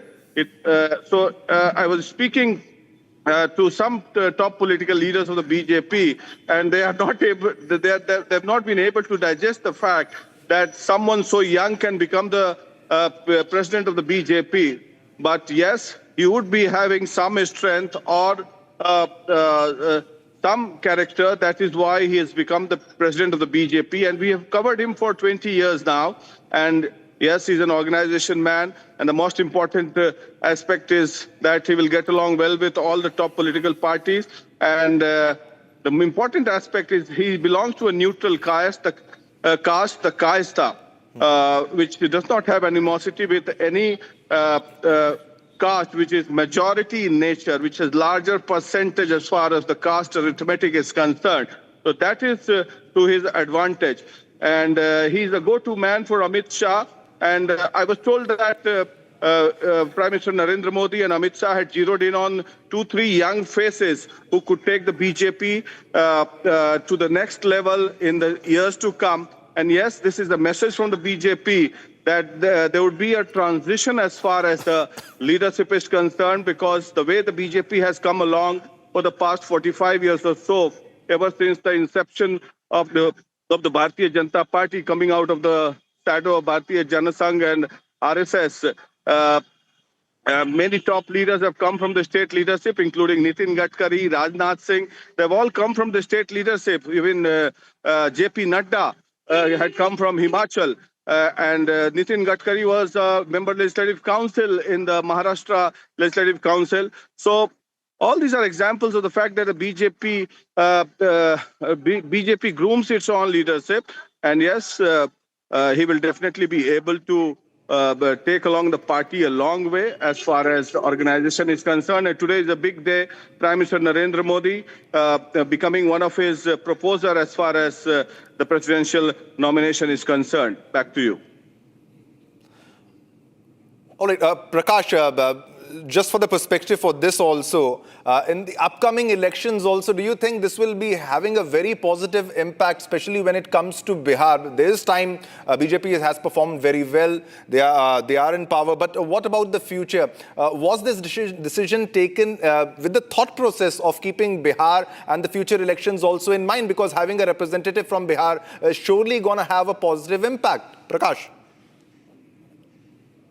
Well, it is not pertaining to Bihar specifically, but as far as Nitin Nabin is concerned, he is a person who will take all the political leaders of the party along with him. And that is what his strength is, which the people in Delhi are not able to digest, as I have been pointing out. So as far as leadership issue is concerned, yes, you never know in future. But as far as the dynamism is concerned, as far as Narendra Modi is concerned, Yogi Adityanath is concerned, is not of that caliber. But yes, organizational strength is different, and being a crowd puller and a mass leader is different. So that sets the tone as far as the BJP is concerned. So he's an organizational man. He's been selected to take the organization, regroup the organization, reset all the holes that have been that have to be plugged in, and he will do all the tasks. And yes, he's in sync with the top leadership of the BJP, including Prime Minister Modi and Amit Shah, and along with the RSS. So definitely, as far as I know, Nitin Nabin, he's got a bright future. And yes, his soft nature and humility and down-to-earth attitude will take him a long way as far as politics in the Indian landscape is concerned, because most of the politicians have the big packed ego, and this man does not have any ego. He talks to all the karyakartas, he engages with all the karyakartas. We have seen him, how he works, and specifically his performance in Chhattisgarh has been impeccable. I believe these are the qualities of a person that will help anybody to grow in any field. Soft nature, humility, being humble and easily approachable. Also, our senior executive editor is also, Abhishek is also with me. What kind of challenges, Abhishek, do you think he'll be facing? He's a young person. He'll be leading more than 14 crore workers. It's the world's biggest party. 12 vice president, 8 general secretaries, many spokesperson, and you need to have a command. Will this humility, soft nature, being humble work in favor, or will there be some challenges also? Well, for sure, there would be challenges as they happen with any learning curve. But what is important is that the leadership has reposed faith in Nitin Nabin, and this comes from the very top. while the young leader would have his own trajectory insofar as learning how to assert himself and to exert his authority, the fact of the matter is that anyone and everyone in the present scheme of things in the BJP knows that Nitin Nabin has full backing of the top leadership of the party. He's being guided by the seniors, and he's a choice of the Prime Minister, he's a choice of the Home Minister, and he has the nod from the RSS. So in that sense, the authority is there. It's just that he has to go through the learning curve, which he would, and that's sort of a personal challenge, as it happens in any learning curve for anyone. So in the case of Nitin Nabin as the national president of the BJP, that he's going to take over by today evening, because the election process would be over by 5 p.m. and 6:30 p.m. is the likely announcement in the absence of any contest. So that's there, and as I said, this is part of a design. This is happening by design, so there would be a cascading effect on the entire structure of the party and, of course, the Union Council of Ministers also. Definitely. Thanks a lot, Abhishek, for your perspective on this story. It's a developing story. Viewers, will get you the latest pictures as and when Nitin Nabin will be filing the nomination. These are the exclusive pictures, live pictures from BJP headquarters, New Delhi.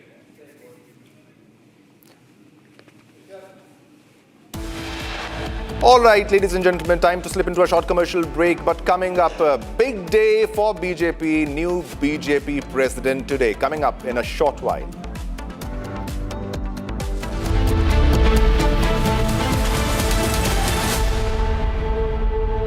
इसको घर पे लगाओगे तो शादी का तो पता नहीं, पर घर पक्का नहीं टूटेगा। रुंगटा नहीं तो घर स्ट्रॉन्ग नहीं। रुंगटा स्टील TMT बार एकदम सॉलिड। पहाड़ों में हाइकिंग शिप भी बन सकती है। प्योर सूजी पास्ता उबालो, मिलाओ और खाओ, 8 मिनट में तैयार। क्या टेस्ट है सबका राजा, are pure masala.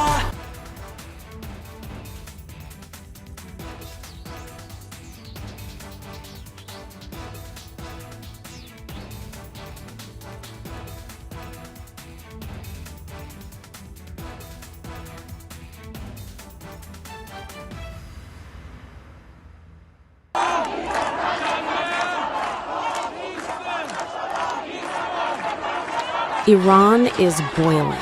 Iranians are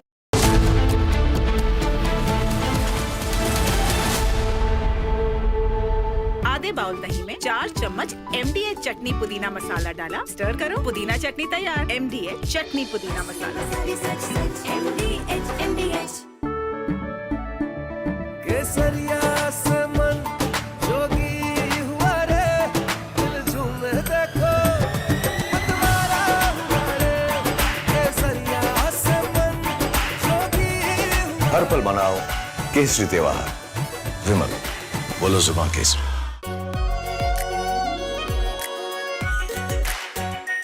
are pure shahi paneer masala, delicious, healthy everyday.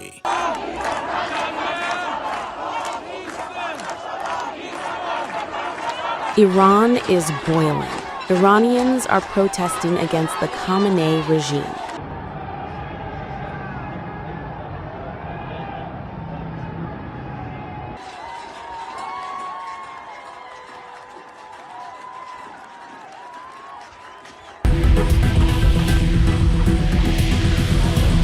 U.S. President Donald Trump has urged Iranians to keep protesting and take over institutions, and has assured them that help is on the way. Well, no, they're starting to, it looks like, and there seem to be some people killed that aren't supposed to be killed. These are violent, if you call them leaders, I don't know if they're leaders or just they rule through violence. But we're looking at it very seriously. The military is looking at it, and we're looking at some very strong options. We'll make a determination.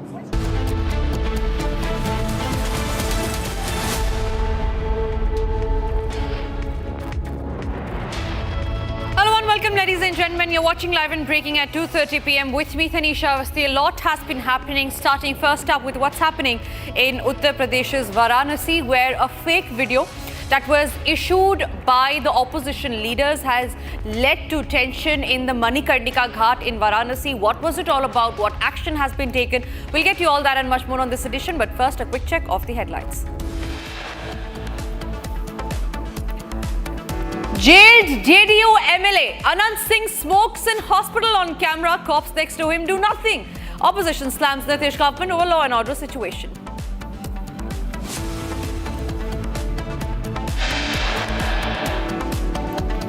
As RJD sharpens the attack over Anand Singh, calling the shots, Nitish government maintains radio silence.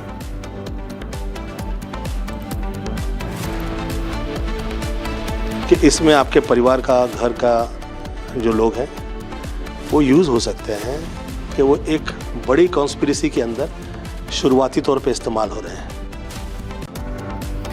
Bollywood actor Govinda reacts to rumors of a rift with his wife Sunita Ahuja, says no issues on marriage and that this is a conspiracy that's being led against him and his wife.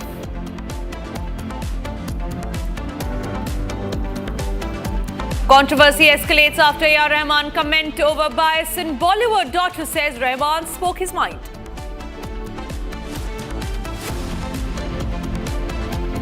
Top officials arrested over bribe claim in Karnataka. Alleged tape submitted mentions a minister seeking bribe for license.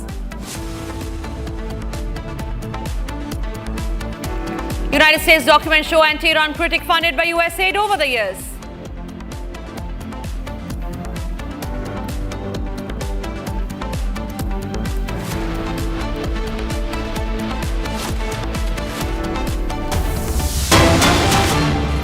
And we start this edition with the breaking news that's coming in, and this is in regard with the death of a Noida techie, which happened on a Friday.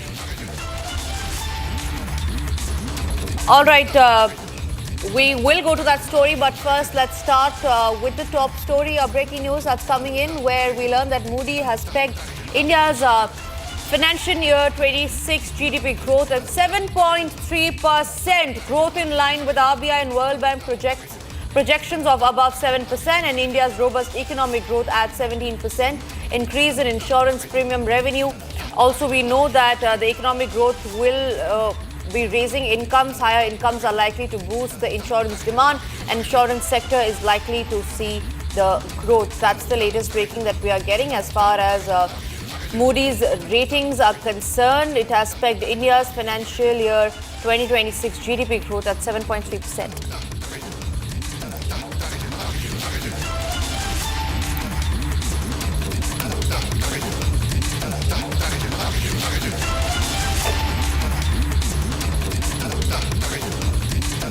All right, with that, we shift our focus to more breaking news that's coming in, and this is in regard with the death of a techie from Noida that happened on a Friday. The Republic has now accessed a letter of Noida residents where they had said and raised issues and had written letter to authorities raising an SOS and demanding signages and night lights to be put up at the sector 150, where the Noida techie, after ramming into a barricade, lost his life. His car touched the barricade. It had rammed into the barricade, soon after which his car fell into a ditch, after which he did try to escape. He climbed on top of his car and he tried to call his dad, but at the end of the day, the postmortem has revealed that his death was due to suffocation. These are the letters that we are showing to you, where before the death of the Noida techie, there were warning signs that were ignored. These are the letters of the residents of a nearby society,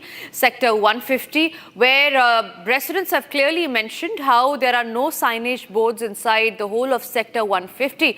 That's the letter by residents that they had written to the authorities. So clearly, this mentions how an SOS was raised. The authorities were alerted. However, they took no action, because of which a Noida techie lost his life. He was returning from home. He was returning from work to home. He was working in Gurgaon late at night. This was on a Friday night when he was returning from work from Gurgaon to Noida Sector 150 because of dense fog, because there were no reflectors on the road. At a moment when he entered Sector 150 in Greater Noida, his car rammed into a barricade because of zero visibility, because of no caution boards that had been put up in Sector 150, after which his car fell into a ditch. He then tried to escape, came out of the car, climbed on the rooftop of the car, and he called his dad, and his last words to his father was, "Papa, I am stuck and I don't want to die," after which the NDRF and the rescue team had reached the spot, but there was no relief that was given. Meanwhile, we have also accessed details of the postmortem report that has revealed key details in the case of the 27-year-old Yuvraj. The cause of the death has been cited as suffocation, and the postmortem report also mentions a heart failure. So it clearly mentions how the Noida techie, Yuvraj, wanted to save his life. He had, in fact, climbed on top of his car in a last-ditch effort to save himself. However, it was due to suffocation and due to heart failure that he lost his life, a very unfortunate incident, and this is nothing but negligence taking the life of a 27-year-old Noida techie.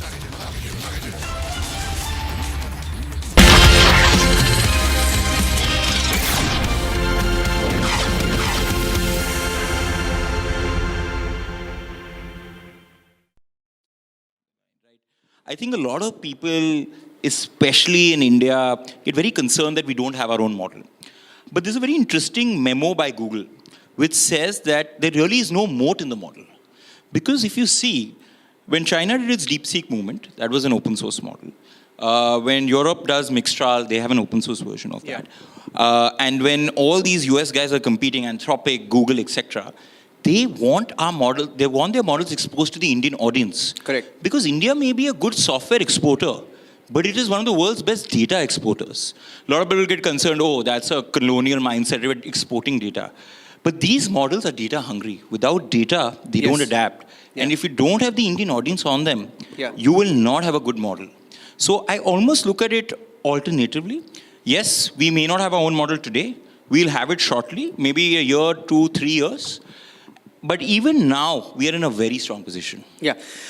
What is an Indic model, and how far are we from this Indic model? So in Indic model, let's break it down, right? India has so many languages, right? Most of the global models have been trained on English and the general internet, and Indian languages have been a small component of that, right? So their training sets are very small on that, right? Now, when we do a general chat, yes, even a global model will perform, a chat GPT will give you some answers. But when we go to depth, nuance, history, culture, bias, etc., that's when these global models collapse, right? Because they do not suit the Indian mindset. Yeah. So an Indic model will be largely, firstly, trained on India-specific data, which may not rest in the global internet, not in the public world. It may be resting in specific data sources which need to be annotated, specific audiences, specific populations may need to contribute to it. Secondly, it will be extremely customized to an Indian population's usage of it, right? So linguistically very powerful. The voice will be exactly as if we speak in maybe Hindi, Marathi, etc. So the power in that would be is that the UPI movement, right? Even before UPI existed, you could do a net banking transfer, IMPS, you could have instantaneous money transfers. But it didn't break the barrier because it was not on the phone, right? It was not on the phone, you needed to add a beneficiary, there was a whole journey to it. So even today, anyone sitting in a village can use ChatGPT. Correct. But because it is not Indic enough, it's not the way we as Indians react and do business or do live our lives. Those models will not perform. But it is also prone to manipulation, right? Correct. Now, okay, let me ask a question to the audience. How many of you use ChatGPT here? Almost, 60, 70, 80% of them use ChatGPT. I'm surprised with the other 20%. I have a few students here from our School of Journalism, and I have a few, I think some of our employees were here as well. You know how we catch them using ChatGPT? How do you do that? When you ask them to write a story on the Delhi government, for example, or something in Delhi, and whenever there's a mention of Arvind Kejriwal, still shows up as Chief Minister of Delhi. Okay. And one more thing. Donald Trump always shows up as former US president. Yeah. Because Right? the These are training biases for some reason. Yeah. And you get caught. These are biases, right? Correct. Yeah, so the challenge is that these models, the training data sets, are largely been defined by Western organizations, right? So they've gone to Western media sources or Western sources of literature, whereas the Indian component in that is a minuscule percentage, right? It's 3, 5, 7%. Yeah. So there's a general, it's not only a bias, it's a significant misunderstanding in some sense, because they're coming with a very different mindset to the entire game, right? Yeah. So when we talk about an Indic model, it also does need to, maybe the starting point itself needs to be very Indian data sources, a very Indian contextual understanding of history. Because otherwise, no matter how much we can, so there's a concept called fine-tuning, right? You take a global model and you say, okay, I'm now going to expose it to certain data sets which are mine and try to change it.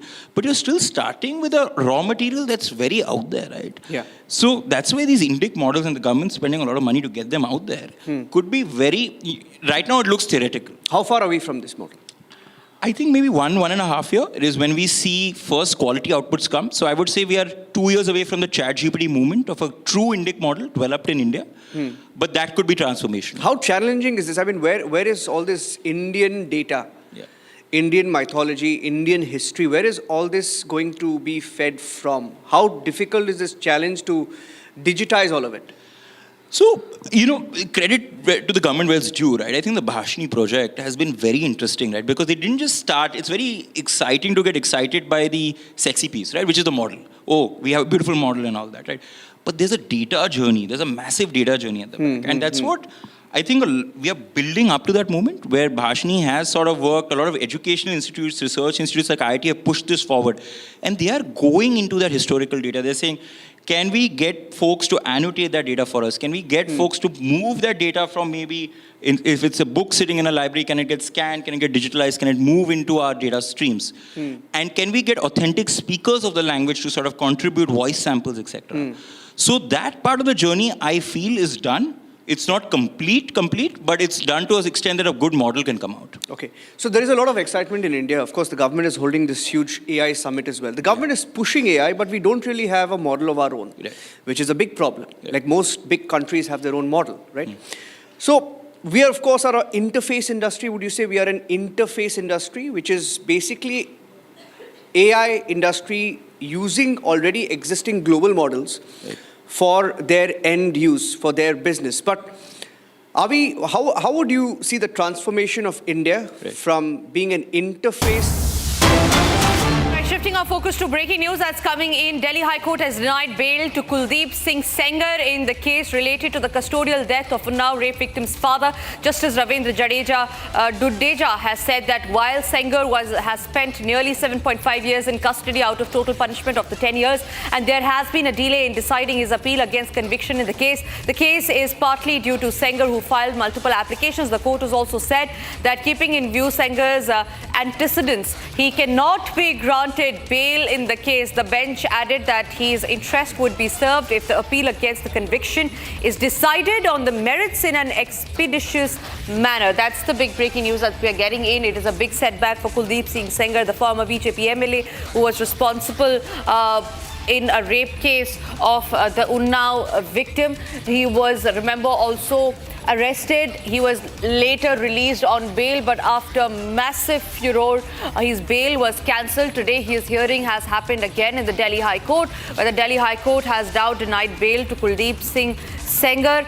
The court, in fact, has said, Justice Ravindra Dudeja has said that while Sengar has spent nearly 7.5 years in custody out of the total punishment that he was granted of 10 years, and that there has been a delay in deciding his appeal, the court has said that in keeping in view Sengar's antecedents, he cannot be granted bail in the case. That's the latest breaking news that we're getting in. As far as Kuldeep Singh Sengar's case is concerned, Delhi High Court was hearing this case and it has rejected Kuldeep Singh Sengar's plea for suspension of sentence in a case of Unnao rape victim's father's death.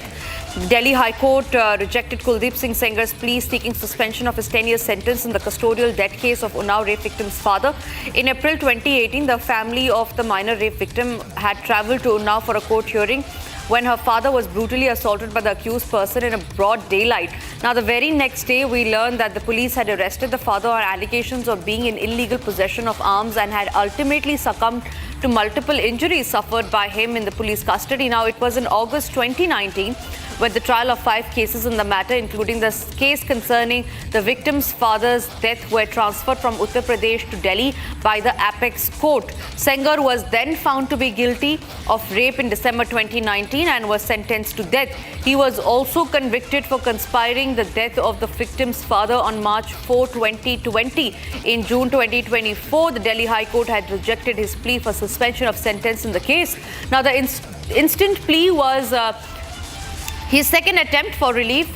Justice Ravindra Dudeja dismissed the plea, noting that Sengar's criminal antecedents and no new subsequent development in the case. The court has also said that while it is conscious about Sengar's long incarnation of about 7.5 years in the case, but it is also noted that his appeal could not be heard due to delay on multiple grounds, like his filing multiple applications and seeking suspension, sentence, etc. Meanwhile, Justice Ravindra also said that the appeal has to be heard on merits in an expeditious manner. It is now significant to note, ladies and gentlemen, that the division bench of the High Court recently had also suspended the sentence in the rape case. However, a few days later, the Supreme Court had stayed the order. The High Court this time has not repeated the same mistake that it had done last time. And 2 different cases that we're talking about here were filed against Kuldeep Singh Sengar. Number 1 was the rape case of the Unnao girl, and the second was killing of her father in judicial custody. Senior editor Abhishek Kapoor joins me on the phone line on that note. Abhishek Kapoor, the Delhi High Court seems to have taken a decision this time, and unlike last time, it has not granted bail to Kuldeep Singh Sengar, the former BJP MLA. Well, yes, this had to happen with the kind of, kind of attention that came on this case subsequent to earlier instance when about a month back Kuldeep Sengar had got or was given bail in the more serious charge of rape in which he is directly involved. And now, of course, this is a case in which there is he's guilty with association. He's complicit in the conspiracy part, as per the prosecution, and that the father of the victim died while in custody because those who attacked him in the jail had connections with Kuldeep Singh Sengar. So, remember. After the focus that came on this case, the matter went to the Supreme Court, and the Supreme Court had to cancel the bail granted by the Delhi High Court. And now, of course, the Delhi High Court pleading with caution and denying bail to the former BJP leader in the second case in which which is in fact a connected case. So, while there was rape of the victim, in this case it was intimidation and the physical assault on the father of the victim. So the kind of tragedy that the victim family suffered, it's unlikely now that with the kind of attention and focus that has come on this case that any court would go by the arguments of the accused or the arguments of the accused side, taking them on the face value and looking at them purely from the point of view of legalese, because there are other aspects involved. And so I think a little more sensitive court there now, denying bail to Kuldeep Singh Sengar. He'll continue to stay in jail even otherwise. And remember, while he was granted bail in the earlier one, had he been granted bail today, he would have been actually out. So in that sense, it should come as a big relief for the victim family and those who have supported the victim all these years.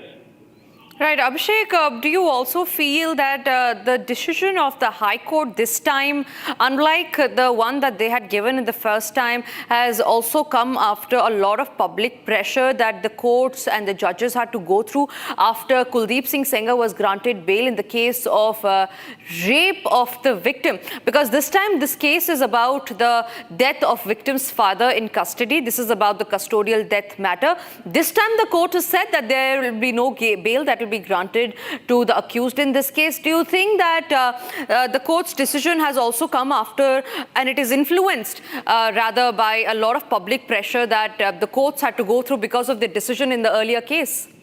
Not exactly just because of public pressure, because, the court also has to have evidence before it. So about 3 days back, the victim family had presented more material before the court in terms of their threat perception, in terms of the attempts made to intimidate them still, despite all this media attention and focus. So it's not just about media. It's about, remember, this is Mofussil, this is tier 3 town like Unnao, where, the agency with the accused is much higher. He's a politician. His family wields clout locally. And in fact, that clout itself provided the impunity with which the crime could be carried. So I think in that sense, more evidence, more material put across, relevant recent developments that the victim side has put across before the court would have obviously guided the court in coming to the conclusion that giving bail to the accused at this stage can further compromise the sense of security that the victim has, and so denied the bail to him. All right, Sarthak is, thank you Abhishek for those details. Sarthak is also joining us live from the national capital on that note. Sarthak, take us through the arguments that happened inside the court today, and like we were discussing with Abhishek Kapoor, our senior editor, about how the court this time has a changed decision, and there are two cases that are related to Sengar, of course. One is about the rape of the victim. The other is about the death of her father in custody. Now, this is the case about the death of her father in which he has been refused bail by the Delhi High Court. What are the kind of arguments that took place? Well, in this particular case, Justice Ravindra Dudeja says that while Sengar has spent nearly 7.5 years in the custody, and out of the 10 years of punishment that he had gotten, there has been a delay in deciding his appeal against conviction in the case. The delay is partly due to Sengar, who filed multiple applications. Let me remind the viewers that he was convicted by the Sessions Court, against which he filed an appeal in the High Court, and then and from that he filed another SLP in the Supreme Court, and for now Supreme Court has stayed the order of the High Court until the future hearing. All right. So we have the lawyer in this case. Yes, Harsh, please continue. Sir, if you could just shed some light on today's hearing, what exactly happened and what exactly transpired in the court. Today, the application for suspension of sentence was listed for pronouncement of order. So the court has dismissed that application, saying this, that the matter can be finally heard, and the matter has been posted for 3rd of February for final arguments. And the court has not considered the custody period as the sole criteria to grant the suspension of sentence. And how does the Supreme Court order get involved in this entire matter, sir? See, I should not comment on the court order. You understand well that the judicial orders, whichever is being passed, they have to be considered as a final opinion of the court concerned. We have to go by the same. Certainly, they are subject to appeal. But at the same point of time, obviously, pressure which the media, or I would say the prosecutrix or the victim, is creating through their whatever the means, my lord, I would say that maybe one of the criteria, but obviously we do pay all regard to the Honorable High Court's order. If the court has not considered the case as for a grant of suspension of sentence, we are obliged to follow the same. Thank you. Thank you so much. This was Sengar's lawyer shedding light on what exactly happened in the court today. So far, what we know of is Sengar has the suspension of sentence has been denied by the court by Justice Ravindra Dudeja.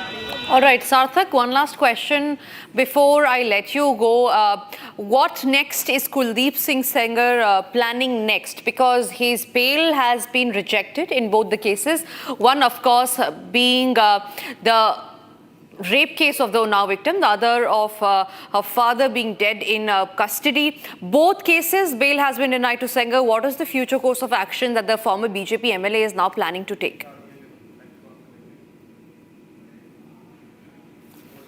Well, so far, whatever information that we have gathered from the reports, they'll have to wait for the Supreme Court order, which is likely to take place probably tomorrow or sometime in the next week.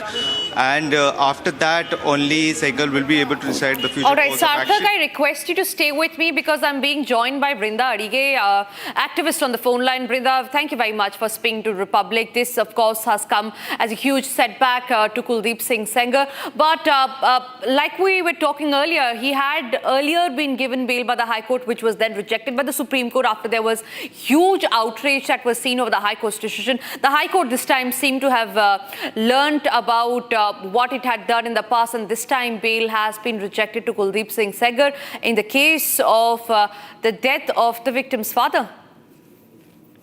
Yes, I think what the court has done is what the court should do.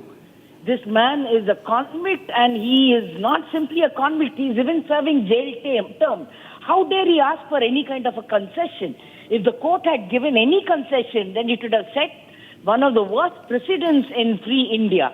I'm glad that the court has ensured that this guy continues to stay there and that petition is rejected, because such a petition is unacceptable when we are looking at rape and murder. And another thing that the court has also put it down very, very clearly is such petitions must not be entertained by it or any such court. Simply because a precedent of this nature, where this man is not only politically very, very strong, but he has all the wherewithal. He has his thugs and his stooges and everybody.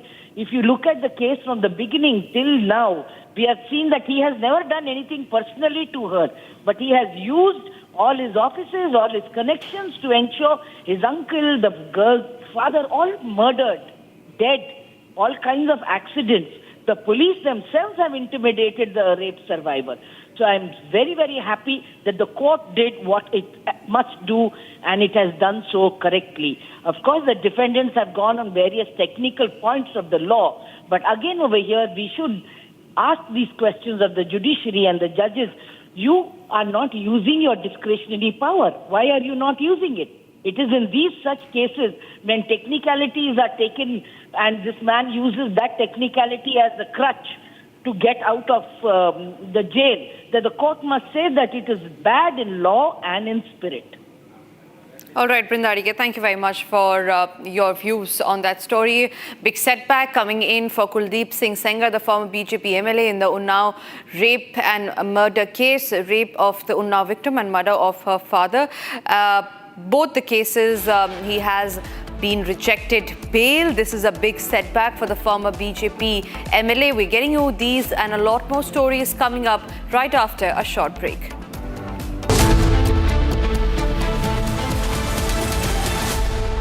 ये है secret recipe MDH का जीरा sip जल जीरा मसाला।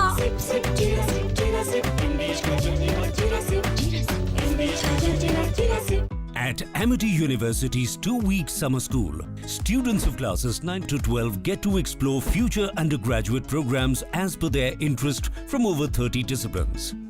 Students attend lectures by Amity University faculty, gain experience at over 400 labs and learning studios, and attend personality enhancement workshops. Register now at amity.edu/summer school. Pure suji pasta उबालो मिलाओ और खाओ 8 minute में तैयार क्या टेस्ट है सबका राजा हार्डकोर मसाला MDH की हल्दी मिर्ची धनिया करे कमाल ये रंग दे ये खुशबू दे ये तीखा ये कम पड़े क्या निराला MDH मसाला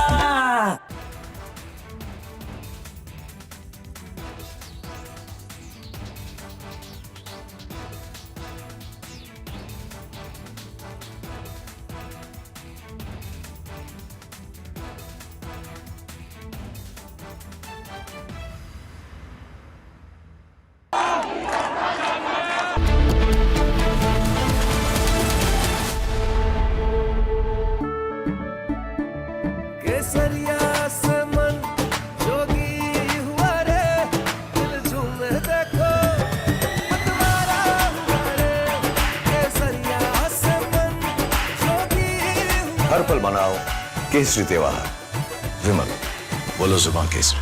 थोड़े में ज्यादा स्वाद, यही तो है इसकी खास वाह मामा क्या स्वाद है अरे मेरी राजा सबका राजा और pure masala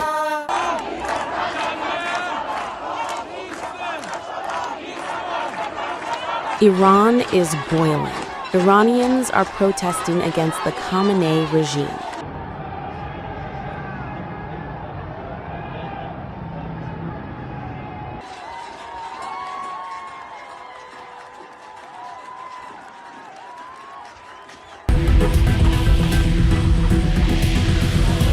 U.S. President Donald Trump has urged Iranians to keep protesting and take over institutions, and has assured them that help is on the way. Well, no, they're starting to, it looks like, and there seem to be some people killed that aren't supposed to. From Asia's largest news headquarters, setting the agenda for Bharat.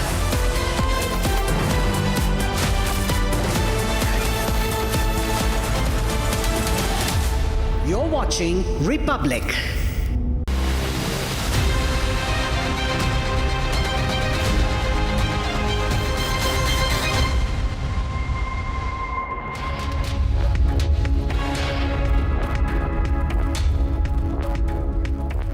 Hello and welcome. You're watching Live and Breaking with me, Ishita Mitra on Republic. Now, the Delhi High Court has turned down the plea of Kuldeep Singh Sengar, a former BJP MLA, in the Unnao rape case involving the custodial death of the victim's father. We will discuss all that and more. But first up, headlines.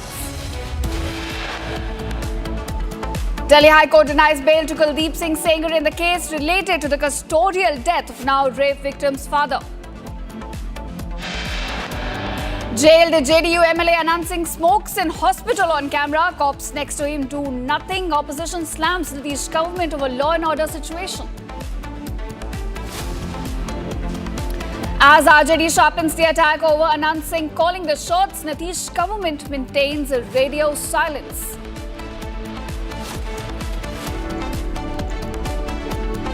गया था कि इसमें आपके परिवार का, घर का जो लोग हैं वो यूज़ हो सकते हैं कि वो एक बड़ी कॉन्स्पिरेसी के अंदर शुरुआती तौर पे इस्तेमाल हो रहे हैं. Bollywood actor Govinda reacts to rumors of a rift with his wife Sunita Ahuja, says no issues in marriage. Controversy escalates after Rahman's comment over bias in Bollywood. Daughter says Rahman spoke his mind. Top officials arrested over bribe claim in Karnataka. Alleged tape submitted mentions minister seeking bribe for license. US documents show anti-Iran critic funded by US aid over the years.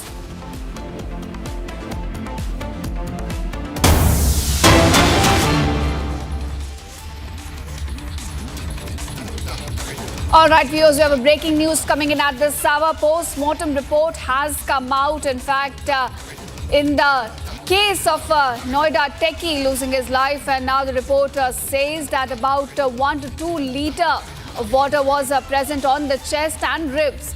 It also suggests that the brain was congested, lungs were full of water, and both the chambers of the heart were as well full of blood.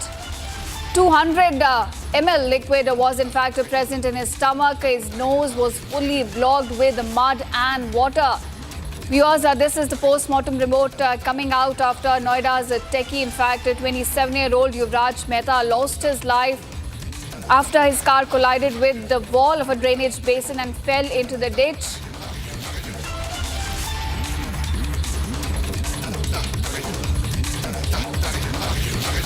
All right, my colleague is joining me from the ground on this. Anaya, do tell us, we have information coming out of the post-mortem report which shows that about 1 to 2 litre, in fact, water was present in his chest. Give us more details. Yes, as we see the post-mortem report, it states that Yuvraj had died due to suffocation. He has died due to heart failure. This is also mentioned in the post-mortem report. And we can assume how. Because Yuvraj was on his roof, car's roof, on this lake, inside this lake. And for the prolonged period of time, he was on the roof asking for help, pleading for help. And for at least 3 hours, he was there pleading for help. And when nobody could reach to Yuvraj, he died of suffocation. He died of heart failure as he he drowned inside the water after 3 hours when his car started drowning. He drowned inside in the water. In this pond you see here, this is the pond and this is the wall. This is the wall of the drainage which you are seeing over here. Right, exactly from here, Yuvraj's car has plunged inside this water, inside this drainage system. And as we speak to the authority, Public Health Department's authority official person has come here. Rajesh Kumar, he says his name is. He says that it is not under his authority. It is not under his duties that this pond should be cleaned. He has come here today to check the cleanliness of this area. And when we ask him whose authority it is, he tries to put this on another's back, on another authority's back. He just neglected it. He just denied that it is not his authority. It is not his part to clean this pond also. So this is the pond where Yuvraj has drowned, and the postmortem report states that he has drowned because of the heart failure, which is now the truth which has come outside. And now the authority should come and they should take the responsibility that Yuvraj had died due to suffocation, due to heart failure, because no one could save him, because the police officers were here. They could not save him. Because of the fire brigade team, they were here. They could not save him. The SDRF team has arrived late because they came from Ghaziabad, Noida, Greater Noida. The sector does not have their own SDRF or rescue team. So Ghaziabad is far away from here. And when it is dense fog, the team had arrived late here due to dense fog. They did not have much time. They did not have proper time to reach over here on this spot. And Yuvraj died because of suffocation, because no one could reach to him, because the authority, because the police officials, because the rescue team did not have the enough resources to save him. They did not have the life jacket, they did not have the ropes, they did not have the crane, they did not have anything to save Yuvraj. Yuvraj could have been saved if our authorities had these resources, if our authorities even tried, because the gig worker, the worker who was passing by from here, he's a passerby, he also tried to save a truck driver, which plunged into this pond few days back, 15 days back if we talk about. Then the passerby, the gig worker we are talking about, Muninda, he tried to save the truck driver, and he saved the truck driver from the exact same location. You see the location? Here, the same location, the accident has taken place 15 days back, and the gig workers, they came into action and they saved the truck driver, not the authorities. Also, then the police officers were not here. Also, पानी इस नाले से जा रहा है। हाँ, वो अब कंसर्न आपने रिपोर्ट दी कभी? आपकी जिम्मेदारी है नाला साफ करने की। क्या आपने कभी रिपोर्ट दी? आखिरी रिपोर्ट कब दी थी आपने? मेरी डेली रिपोर्ट जारी है। सर ये मतलब आप ये कह रहे हैं कि अथॉरिटी को पता है कि नाला ढका हुआ जो है हमारे साथ ये बताइए किस डिपार्टमेंट से आए हो? पब्लिक है। Public health. अच्छा, क्या क्या जो जुरिसडिक्शन है आपके अंदर क्या क्या आता है? नाले की सफाई और रोड की सफाई। तो अच्छा, आपको पता था कि यहाँ पर जो नाले की सफाई है वो कब से नहीं हुई है? नाले की सफाई रेगुलर बेसिस पे हो रही है, लेकिन पानी का जमाव था। ये कैसी सफाई है जिसमें जमाव जो है पानी का अब तक नहीं हटा इतने दिनों से? सर आपको लगता है कि अगर आपकी जिम्मेदारी थी ना, अगर आप सफाई करवा रहे हैं, अगर नाले अगर नाले की सफाई हो रखी है। सबसे पानी जो इकट्ठा था वो कितने समय से इकट्ठा था? पानी वहाँ इकट्ठा नाले में, नाले में तो सफाई रेगुलर बेसिस पे हो रही है। सर ये पानी अंदर कैसे पहुँचा, इसकी रिपोर्ट कभी आपने दी? आप कभी आगे दी? पानी नाले से जो पानी पहुँच रहा है अंदर, ये कैसे, कब से पता था ये पानी जा रहा है? क्या आप शर्मिंदा है? नाले को कवर, आपको पता है कि मैं बोल रहा हूँ नाले को कवर करना वो सिविल डिपार्टमेंट से है ना, वो मेरा क्राइटेरिया नहीं है। सर आपका ये तो क्राइटेरिया है कि पानी जा रहा है, आपने बताया। यहाँ पर की गंदगी है सर, क्या आप डेली आते हैं, आप नहीं देखते। सर नाले की सफाई, नाले के अंदर सरिया है सर। मैं आपसे बोल रहा हूँ कि जो मेरा क्राइटेरिया है उससे संबंधित आप सवाल कीजिए। मेरा क्राइटेरिया है ना, हाँ तो आप सवाल ऐसे करें कवर्ड क्यों नहीं है, तो वो मुझसे कंसर्न नहीं है। नहीं सर, ये आपसे कंसर्न है कि पानी यहाँ भर रहा था, क्या आपने जानकारी दी? राजेश कुमार सर, अपना डेजिग्नेशन बता दीजिए। प्रभारी सफाई निरीक्षक। पूरे नोएडा के प्रभारी हैं आप? अरे नोएडा का थोड़ी ना, जो मेरे को साइट अलॉट हुई है, जो मेरे को अलॉट हो रहा है एरिया, उसी का तो मैं। हाँ जी, इस इलाका, ये इलाका आपके? हाँ। All right, and Anaya, do tell us that after the post-mortem report is out, it seems like a clear case of negligence at multiple levels. The lighting was not proper, the drainage wall was in a poor condition, and even after the rescue teams reached on the spot, they did not have the right tools to save Yuvraj Mehta in time. Yes, you are right. You are right about everything.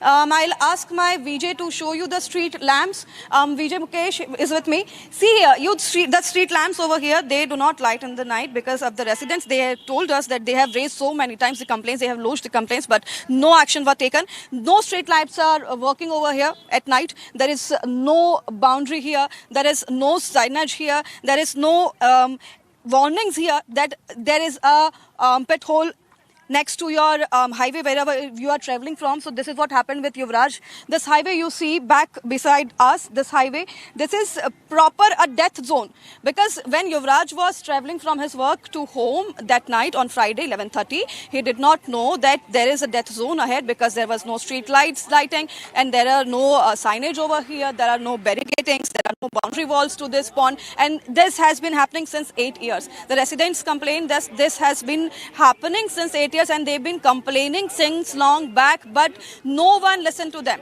No authorities listening to them, no police officers listening to the residents, to the local people. They've been filing the complaints since long back, but nobody listened to them. If they speak to the authorities, they will clearly say, you should go back, you should go to the Supreme Court and you should file their complaint to the Supreme Court. But we ask the authorities also, sir, this is your department, sir, this is your job to safeguard this pond, to safeguard to put the boundaries over here, because people's life are in the hand of the Noida authority. People are in the hand of the people. Police are in the hand of the people. The rescue team are in the hand of the people. Fire brigade team, what are they doing? What are you doing, guys?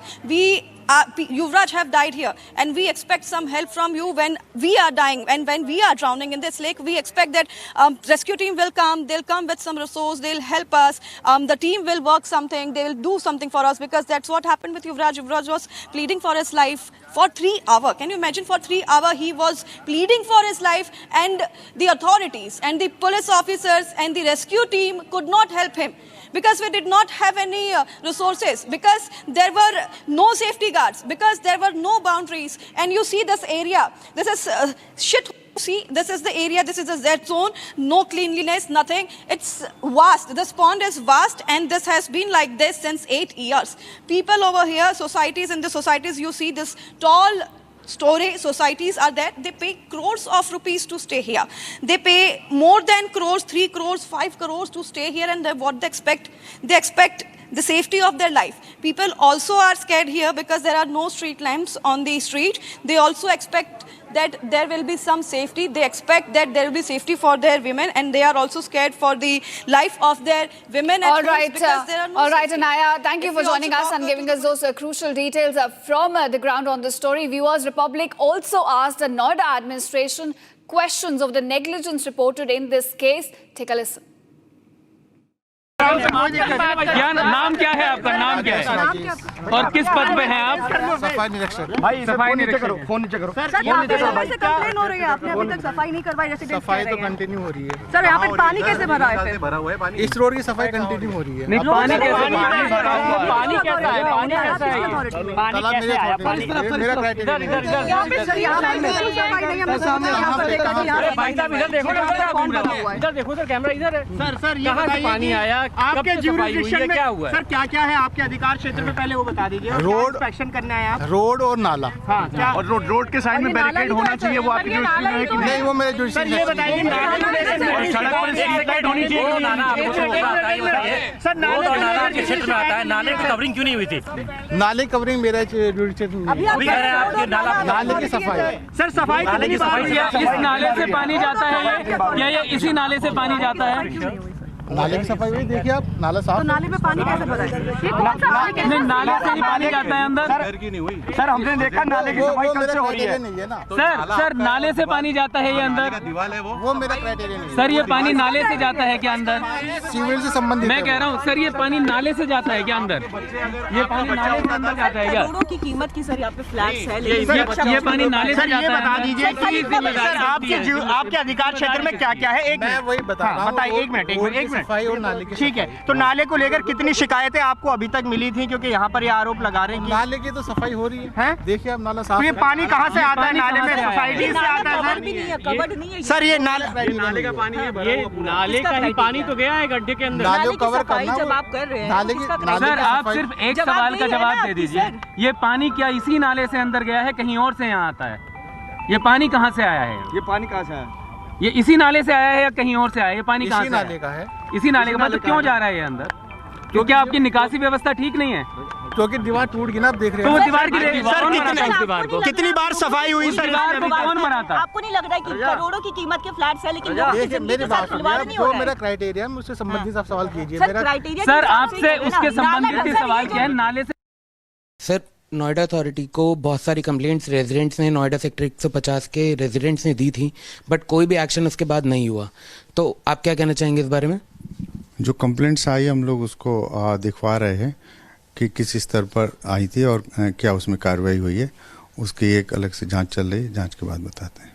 Sir, उस road पे कोई भी street light, कोई भी reflector, कोई भी sign board नहीं था, तो इस बारे में नोएडा अथॉरिटी का क्या जवाब है?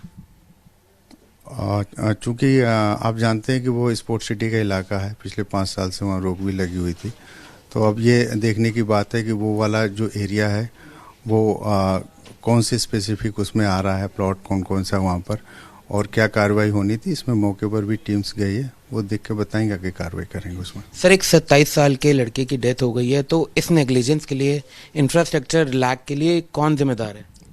जहाँ तक इंफ्रास्ट्रक्चर की बात है, वहाँ बना हुआ है, रोड्स वगैरह बनी हुई है, और आपने देखा कि वहाँ पर कुछ जो है मतलब सारी गाड़ियाँ ही जा रही थी। अभी एक एक्सीडेंट हुआ है, हम लोग इसकी जांच करवा रहे हैं क्या कारण थे। And now we are shifting focus. The controversy surrounding Oscar-winning music composer A.R. Rahman has intensified as the legendary composer faced a severe online backlash and accusations of character assassination following his recent remarks in an interview where he linked a slowdown in his Bollywood assignments over the past 8 years to shifting power dynamics within the industry. Now, he also said that there could involve a communal bias that's slowly working, and critiqued films like Chava for profiting from divisiveness. Now, in a show of familial solidarity, Rahman's daughter also put out a post and shared his views, saying that the father was only sharing his opinion.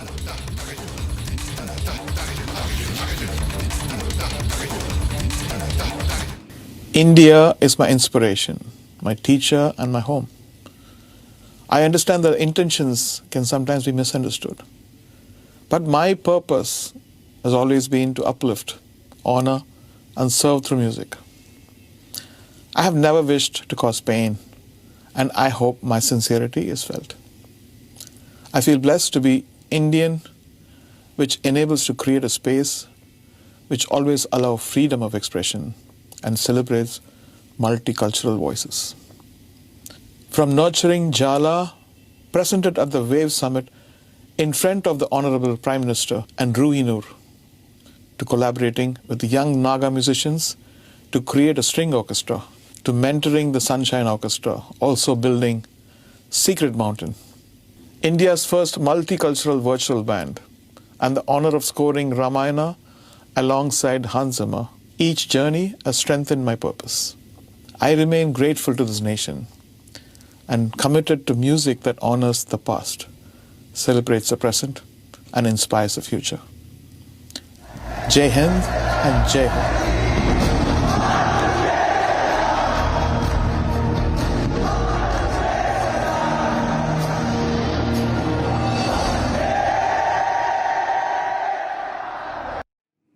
Now, viewers, Bollywood actor Govinda has broken his silence on the rumours of a rift with his wife Sunita Ahuja, dismissing the speculation and calling it a big part of a conspiracy.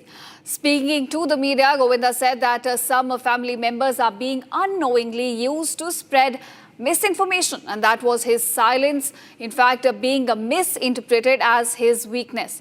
He clarified that there are, in fact, no serious issues in his marriage and expressed concern over the attempts made to damage his personal as well as professional image, adding that he is now focusing on maintaining peace within his family amid ongoing rumors.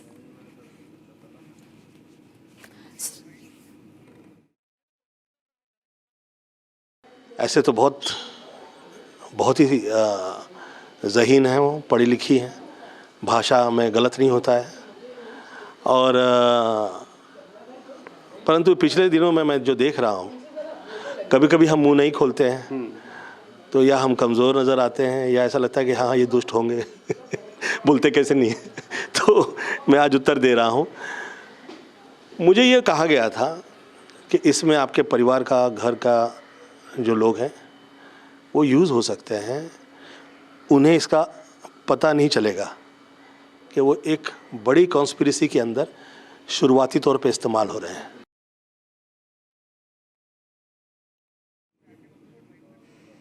All right, viewers, that is the first statement coming in from actor Govinda, wherein he's clarified there are no serious issues within his family. He says, in fact, that some of the family members are now being used as a part of a bigger conspiracy to spread misinformation. He says right now he's focused on his work and his silence should not be interpreted as his weakness. In fact, he says that all is well within the family. Remember, this is the first statement coming in from actor Govinda, wherein he's responded to a rift, in fact, rumors of rift with his wife Sunita Ahuja.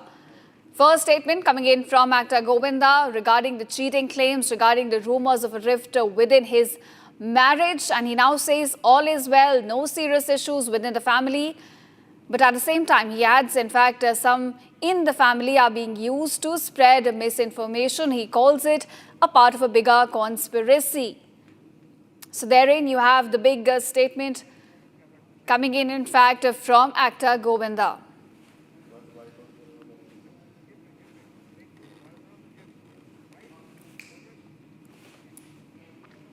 All right, viewers, and now let's focus and shift to a special segment called Bharat in One. Let's get started.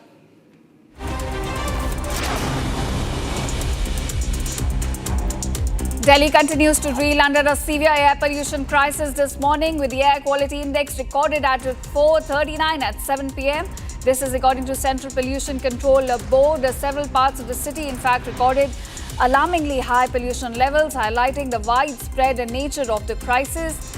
Visibility across Delhi also remained poor, with a dense fog blanketing entire parts.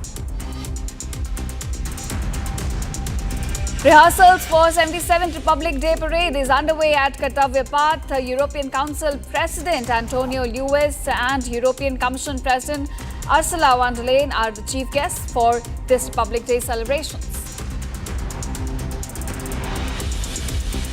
Home Minister Amit Shah extended greetings on the occasion of the NDRF Raising Day. In a post shared on X, Shah underscored their significant role in advancing Prime Minister Modi's resolve to build a disaster-resilient India and described them as a pillar of trust the nation relies on.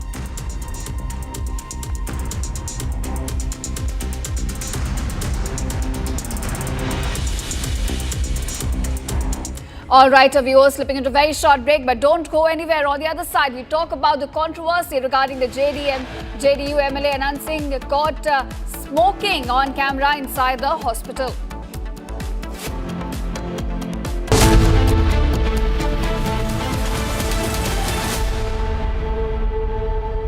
ये है secret recipe MDH का जीरा sip जल जीरा masala. Sip sip जीरा sip MDH का जल जीरा SIP At Amity University's 2-week summer school, students of classes 9 to 12 get to explore future undergraduate programs as per their interest from over 30 disciplines. Students attend lectures by Amity University faculty, gain experience at over 400 labs and learning studios, and attend personality enhancement workshops. Register now at amity.edu/summerschool.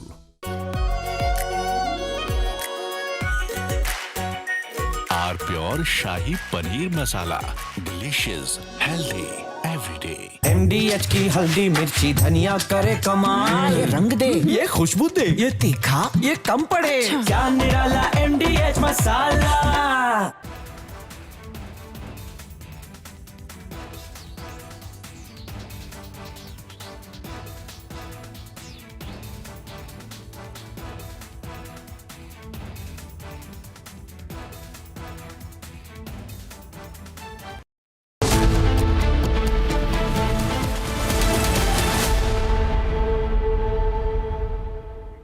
Welcome back, viewers. Now, Trump's 10% tariff move has angered world leaders. At least the Prime Minister called US President Donald Trump's threat to slap tariffs on opponents of his plan to seize Greenland a mistake, adding that she had told him her views. In fact, however, the far-right Prime Minister is in fact a Trump ally in Europe, sought to downplay the conflict as well, telling journalists that there have been a problem of understanding and communication between Europe and the United States related to the Arctic island autonomous territory of Denmark. Here's more on this.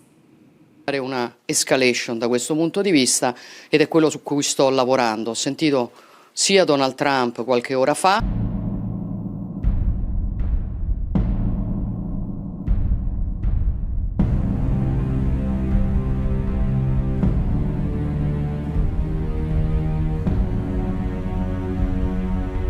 I wanted to tell you that the prediction of an increase in tariffs against those nations that have chosen to contribute to the security of Greenland, in my opinion, is a mistake, and obviously I do not agree with it.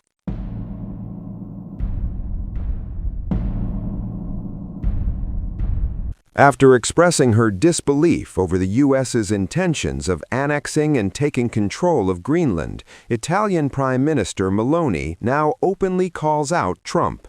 I still don't believe in the assumption that the United States will take military action to take control of Greenland, an option that I clearly would not share. I've already put it in black and white, but I don't think it would suit anyone. I don't think it would suit the United States of America either, so to speak. And this was also been reaffirmed in the statement signed by the main European leaders. It must also be said that at present we say the hypothesis of an intervention to take control of Greenland has been excluded by both Marco Rubio and Donald Trump himself. As I have told you many times, I share the attention that the American presidency gives to Greenland and to the Arctic in general, which is a strategic area in which excessive interference by actors who may be hostile must clearly be avoided. The call-out comes after U.S. President Donald Trump imposed a 10% tariff on 8 EU countries for supporting and sending military troops to Greenland. We have subsidized Denmark and all of the countries of the European Union and others for many years by not charging them tariffs. Now, after centuries, it is time for Denmark to give back. World peace is at stake. China and Russia want Greenland, and there is not a thing that Denmark can do about it. On top of everything else, Denmark, Norway, Sweden, France, Germany, the United Kingdom, the Netherlands, and Finland have journeyed to Greenland for purposes unknown. Starting on February 1st, 2026, all of the above-mentioned countries, Denmark, Norway, Sweden, France, Germany, the United Kingdom, the Netherlands, and Finland will be charged a 10% tariff on any goods sent to the United States of America. We are not going to outsource our national security. We are not going to outsource our hemispheric security to other countries. And if there were an attack on Greenland from Russia, from some other area, we would get dragged in. So better now, peace through strength, make it part of the United States, and there will not be a conflict because the United States right now, we are the hottest country in the world. We are the strongest country in the world. However, even after calling out Trump and his administration over the 10% tariff on 8 EU nations, Meloni still tags Trump's tariff move as a communication mistake and urges both NATO and US to sort it out. It seems to me that he, Trump, was interested in listening, but it seems to me that from the American point of view, the message that had come from this side of the Atlantic, was not clear. It seems to me that the risk is that the initiatives of some European countries were read in an anti-American key when that was not the intention. Clearly, the actors that concern everyone are others. But I didn't think this message was clear at all. Even after knowing Trump's reality, why is Italian Prime Minister Giorgia Meloni calling American intentions toward Greenland a communication mistake? All right, viewers, on the other side, jailed JDU MLA Anand Singh caught smoking inside hospital. Controversy regarding that. We'll get you all the details on the other side.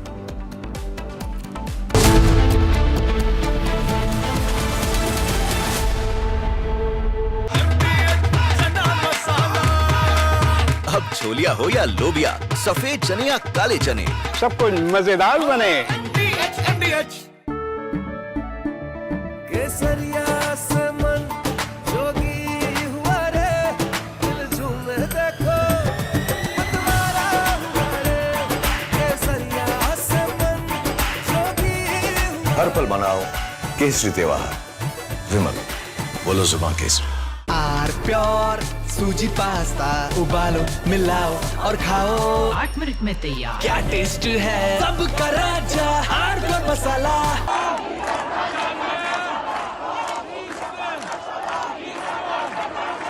Iran is boiling.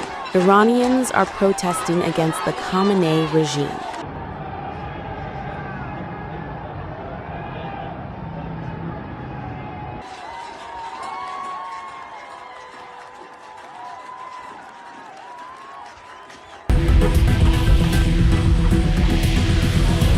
U.S. President Donald Trump has urged Iranians to keep protesting and take over.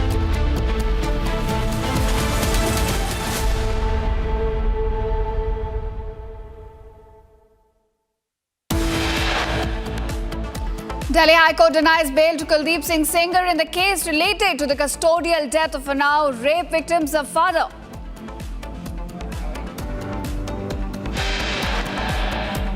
Jailed JDU MLA Anand Singh caught smoking inside hospital. Cops next to him do nothing. Opposition slams the Nitish government over law and order.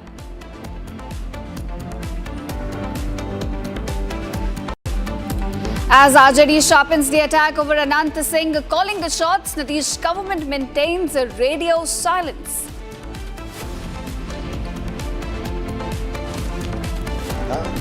कि इसमें आपके परिवार का, घर का जो लोग हैं वो यूज़ हो सकते हैं कि वो एक बड़ी कॉन्स्पिरेसी के अंदर शुरुआती तौर पे इस्तेमाल हो रहे हैं। Bollywood actor Govinda reacts to rumors of rift with his wife Sunita Ahuja, says no issues in marriage. Controversy escalates after Rahman's comment over communal bias in Bollywood. A daughter now says Rahman spoke his mind.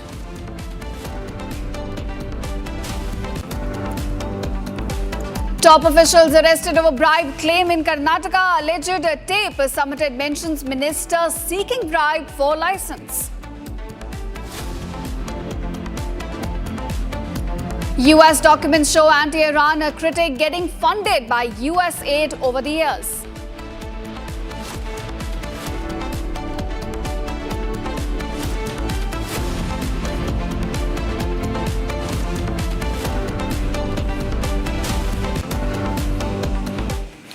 Welcome viewers. Our top focus at this hour, the Karnataka Lokayukta police have now arrested 3 officials from the excise department. And this is over the charges of corruption. According to the police, a person named Lakshmi Niraya had applied for a bar license, in fact, with the excise department. And the complaint now alleges that the deputy commissioner and the superintendent demanded a bribe of rupees 80 lakhs to grant that very license.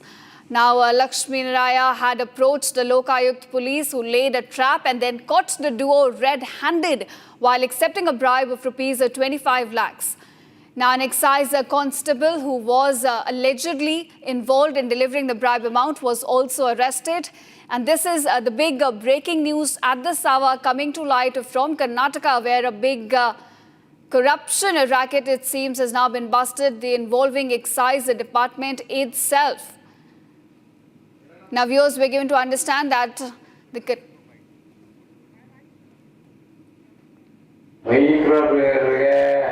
minister 1.5 ನಿಮಗೆ ಈಗ packs ಕೊಡ್ತೀವಿ ಏನು ನಡೀತಿದೆ ಅಂತ ಏನೋ ಒಂದು 25 ಕಮ್ಮಿ ಮಾಡ್ಕೊತಾರೆ ಆಯಿತು ಹಂಗೆ ಅಂತ ಅದನ್ನು ಅಡ್ಜಸ್ಟ್ ಮಾಡ್ಕೊಂಡು ಇದು ಇಲ್ಲಿಂದ ಎಲ್ಲೆಲ್ಲಿ ಹೋಗುತ್ತೆ ಅಂದರೆ ಇನ್ಸ್ಪೆಕ್ಟ್ರು ಡಟ್ಟಿ ಇಲ್ಲಿ ಆಫೀಸು ರೆವಿನ್ಯೂ DC ಆಫೀಸು ಅಲ್ಲಿಂದ ನಮ್ಮ ಕಮಿಷನ್ ಆಫೀಸಲ್ಲಿ 4 ಟೇಬಲ್ ಹೋಗುತ್ತೆ ಮಿನಿಸ್ಟ್ರಿಗೆ ಹೋಗುತ್ತೆ JC ಅಡಿಷನಲ್ ಕಮಿಷನರು 2 DC ಇದರಲ್ಲಿ ಅವರೇ ಇಶ್ಯೂ ಮಾಡ್ತಾರೆ ಕಮಿಷನರೇ ಇಶ್ಯೂ ಮಾಡ್ಕೊಳ್ತಾರೆ ನಿಮಗೆ ವಿಟಮಿನ್ ಎಮ್ ಕೊಟ್ಟರೆ ಇಲ್ಲ ಅಂದರೆ ಓಡಾಡಿಸ್ತಾರೆ. ನಮಗೆ 28 ಇನ್ಫಾರ್ಮೇಷನ್ ಕೇಳ್ತಾರೆ. ಏನೋ ಒಂದು ಇನ್ಫ್ಲೂಯೆನ್ಸ್ ಇತ್ತು, ಸ್ವಲ್ಪ ದುಡ್ಡು ಇತ್ತು ಅಂದರೆ ಹಂಗೂ ನಡೀತದೆ. ಇಲ್ಲ ನಾವು ಇಲ್ಲ ಸರ್ ಅವ್ರ ಕೈಲಿ ಆಗಲ್ಲ ಅಷ್ಟಾಗಲ್ಲ ಅಂದ್ರೂ ನಮಗೆ ವಾಪಸ್ ಕಳಿಸ್ತಾರೆ. ಇದು ಸರಿ ಇಲ್ಲ, ಅದು ಸರಿ ಇಲ್ಲ, ನೀವು ಇಸ್ಕೊಂಡ್ಬಿಟ್ಟಿರ್ತೀರ, ನಮಗೆ ಕೊಡೋಣ ಅನ್ನೋದು ಒಂದು ತಲೆಯಲ್ಲಿ ಏನೋ ತಲೆಯಲ್ಲಿ ಗುಮ್ಮ ಕೊಟ್ಬಿಟ್ಟಿರ್ತಾರೆ. ಇವು ಆವಾಗ ಕೆಲವು ಇಲಾಖೆಗಳಲ್ಲಿ ಅಧಿಕಾರಿಗಳು ಕೆಳ ಹಂತದವರು ಮೇಲಂತದವರು ಮಾಡ್ತಾ ಇರ್ತಾರೆ. ಲೋಕಾಯುಕ್ತರು ಕೈಯಾಗಿ ಸಿಗ್ತಿರ್ತಾರೆ. ಆ ಸಿಕ್ಕಾಗ ಯಾರ್ಯಾರ ಹೆಸರನ್ನು ದುರ್ಬಳಕೆ ಮಾಡ್ಕೋತಾರೆ.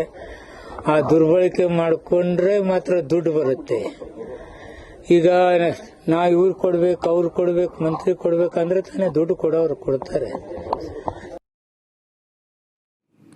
All right, now my colleague Abhishek joins me with more details on this. Abhishek, it seems Lokayukt police have now arrested officials from the excise department who were caught taking bribe. Give us more details. After the Lokayukta police laid a successful trap on the allegation from Lakshmi Narayan that the excise officials are demanding for a bribe of 80 lakhs for a new bar license of CL7. It is very clear that the Lokayukta have arrested two senior officials. One is Deputy Commissioner Jagdish Nayak and the second one is the Superintendent. A person along with them have also been taken into custody by the Lokayukta police after finding the hard cash when the constable was transporting the hard cash towards the office of excise department. And also the audio which has gone viral as of now mentions very clearly that the bribe amount will be transferred to 4 of the tables. He also mentions that the minister will be getting a part of the bribe as well. When questioned about this, R.B. Timapura, the excise minister, very clearly says that the officials in various stages have made sure to collect the bribes. They use the name of influential people and the politicians to make sure that they get their bribe because it is a one-time settlement is what he claims.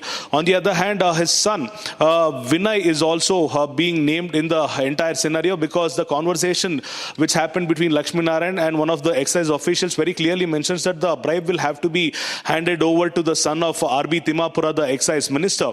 On the other hand, we've also seen the Congress ministers and MLAs who claim a fact that they are intolerant towards any allegation like this. A case of defamation might also be filed on the person if this comes false.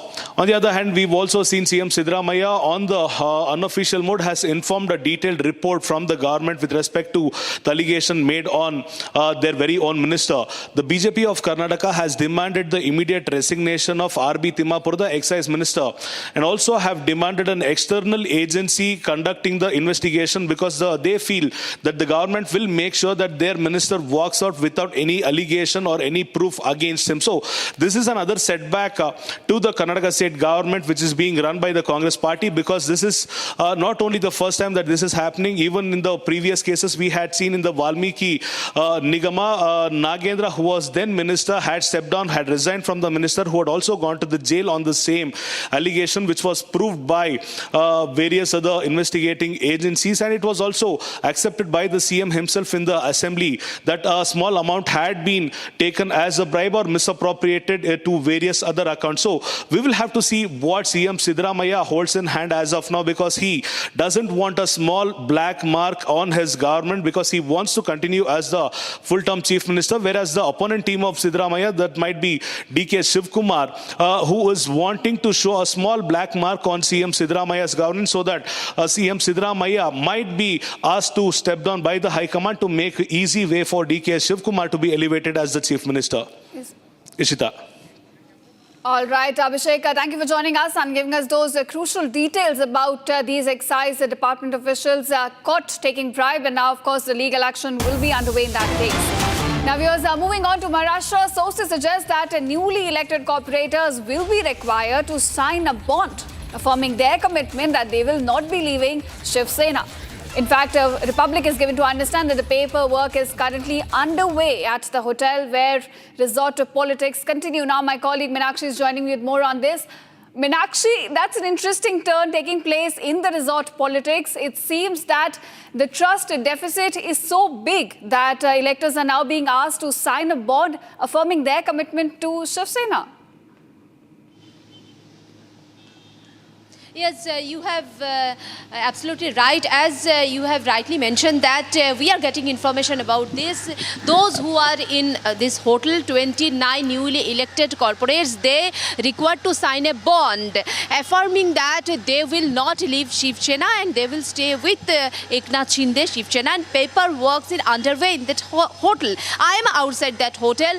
You know, Shiv Sena's newly 29 newly elected corporators are now in this hotel from Saturday night, and yesterday Eknath Shinde came here and he had a meeting with these newly elected corporators, and the move by Shinde is also being seen as a strategy to up his bargaining power with the BJP and the Shiv Sena's eyes. The BMC mayor post, despite being a junior partner in the alliance, this is we are getting this information from our sources. What is the scenario of a BMC? We know that the majority mark is 114 in the 227 ward of BMC, and where BJP won 89 seats and Shiv Sena won 29 seats. If it is possible, if opposition will come together, then they will they have the power of seat 108. They need another 8 seats to build to control BMC. That's why we noticed that Eknath Shinde moved his 29 newly elected corporators in this hotel, and now we are getting information the paperwork is underway, and another meeting will be held by Eknath Shinde around 5 p.m. At his Nand Bungalow in Malvar Hills. So this is the scenario as of now. Paperwork is underway. 29 newly elected corporators are in hotel. They will leave after paperwork is done and their signature getting done. After that, they can leave the hotel. Ishita. All right, thank you, Meenakshi, for joining us. And there, the resort politics taking an interesting turn, with electors being asked to sign a bond. But let's listen into the man at the center of this resort politics, Eknath Shinde, the Deputy CM himself. यहाँ पर सब इकट्ठा हो गए, साथ में आए, बहुत दिन से चुनाव में बिजी थे, एक अलग साथ में आ जाएंगे तो वार्ड में कैसा काम करना है, वार्ड में डेवलपमेंट करना है, short term, mid term, long term, ऐसा जो काम है उसको एक फेज़ में सब प्रस्ताव बनाना और उसका वार्ड को डेवलप करना। लोगों में एक भावना निर्माण होनी चाहिए कि जो चुनकर नगर सेवक दिया है वो हमने अच्छा दिया है, एक आदर्श लोक प्रतिनिधि दिया है, ऐसी भावना लोगों में निर्माण होनी चाहिए।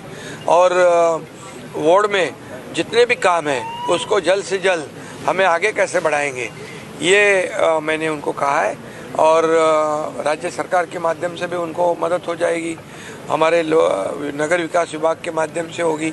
जहाँ SRA प्रकल्प प्रलंबित है, रीडेवलपमेंट के प्रोजेक्ट प्रलंबित हैं, उसको चालना देने का काम कैसे करना है, उनको आगे बढ़ाने की सूचना मैंने दी है, ताकि लोगों में एक ऐसी भावना हो जाए कि ये नगर सेवक हमारे लिए बहुत ही कारगर साबित हो रहा है, हमारा वार्ड अच्छा हो रहा है, वार्ड में डेव्हलपमेंट हो रही है। मुंबई बालेकिल्ल्यामध्ये आम्ही 29 नगरसेवक निवडून आणलेले आहेत आणि हा जनतेचा आशीर्वाद आहे आणि जनतेने आमचं काम स्वीकारलेलं आहे आणि त्यांचं नाकारलेलं आहे। मुंबईचा महापौर महायुतीचा होईल। बघा तुम्हाला सांगतो, हे आता त्यांना त्यांची भीती आहे, त्यांच्या नगरसेवक त्यांनी त्यांचे नगरसेवक सांभाळून ठेवा। All right, viewers, we have breaking news coming in from international politics now. Japan's Prime Minister Sanai Takaichi says she will call a national election for February 8th to seek voter backing for increased spending, tax cuts and a new security strategy. Now, in fact, this is expected to accelerate Japan's defense build-up. She promises a 2-year halt to an 8% consumption tax on food and says her spending now plans would create jobs, boost household spending and also increase other tax revenues. Now, viewers, the snap vote, in fact, will decide all 465 seats in Parliament's lower house, as well as mark Takaichi's first electoral test since becoming Japan's first female premier in October. Now, calling an early election would also allow her to capitalize on a strong public support that she currently has to tighten her grip on the ruling Liberal Democratic Party and shore up on coalitions of fragile majority. So this is what we're looking at. Japan's Prime Minister, in fact, calling for a vote, it seems, in February.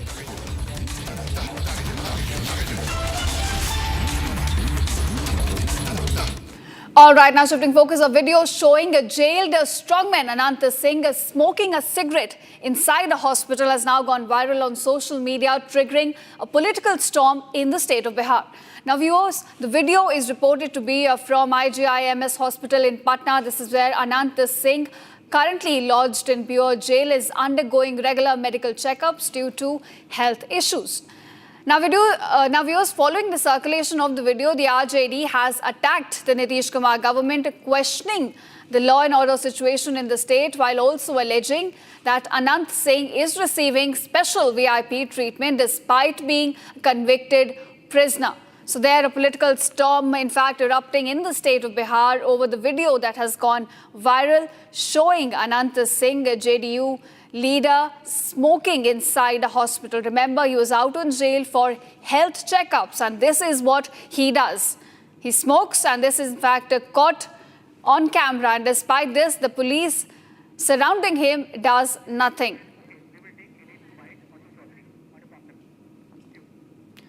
Now, in fact, we also have a reaction coming in from JDU leader Ashok Chaudhary on this. Listen in. अब कहाँ का video है, किसका video है, कब का video है, ये सब तो ऐसा है कि वीडियो और फोटो तो कब का होता है, कब चल जाता है सोशल मीडिया के ज़माने में। ये तो, और मान लीजिए कि जेल जाने के कहीं पर पी रहे होंगे, हम लोग को जानकारी नहीं है ना, हम लोग फोटो देखे हैं। Right, viewers, you heard the reaction, and in fact, any words of condemnation? No. The JDU says, hota hai, chalta hai. This is the reaction coming in from JDU after its own jailed MLA was caught smoking inside the hospital after, in fact, he was out of jail for health checkup. So you can see the kind of reaction which seems to downplay the action of, in fact, Anand Singh. My colleague Satya Prakash joins me on this. My colleague Prakash, in fact, joins me on this. Prakash, do tell us, first Anand Singh gets caught smoking inside the hospital on camera, and then JDU tries to come out and defend his action.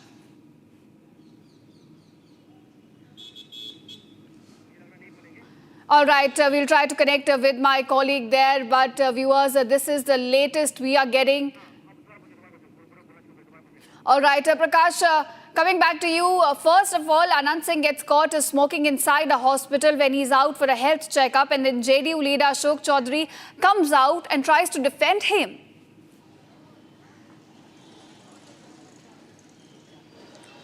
Well, that's right. The JDU MLA was caught napping as far as his behavior was concerned in the hospital, that too in custody.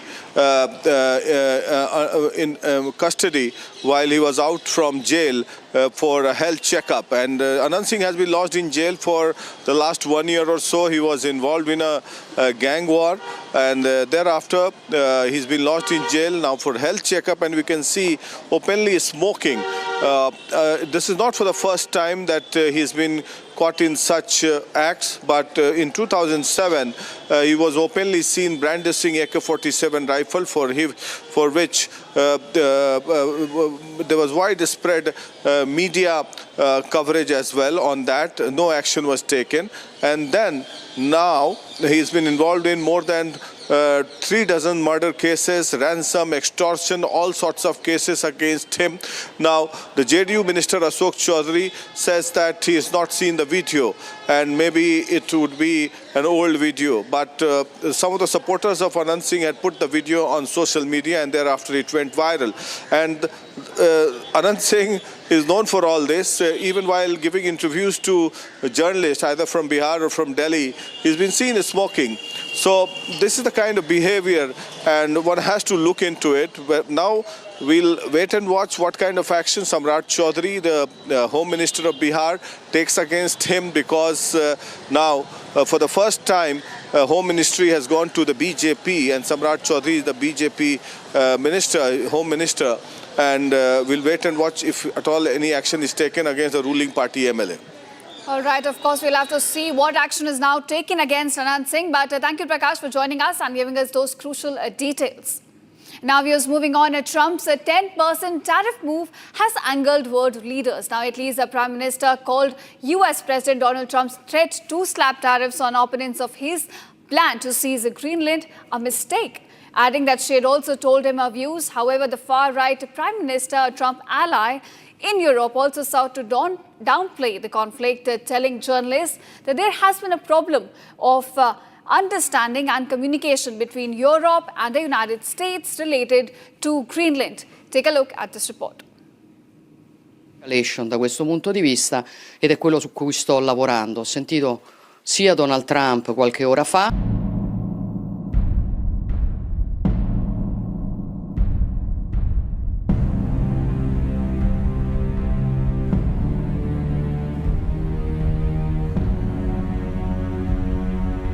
I wanted to tell you that the prediction of an increase in tariffs against those nations that have chosen to contribute to the security of Greenland, in my opinion, is a mistake, and obviously I do not agree with it.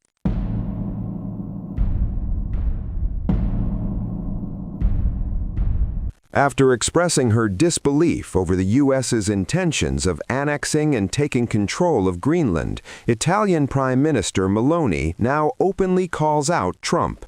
I still don't believe in the assumption that the United States will take military action to take control of Greenland, an option that I clearly would not share.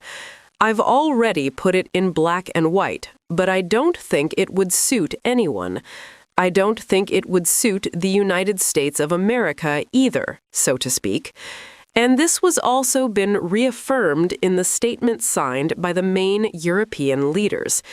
It must also be said that at present we say the hypothesis of an intervention to take control of Greenland has been excluded by both Marco Rubio and Donald Trump himself. As I have told you many times, I share the attention that the American presidency gives to Greenland and to the Arctic in general, which is a strategic area in which excessive interference by actors who may be hostile must clearly be avoided.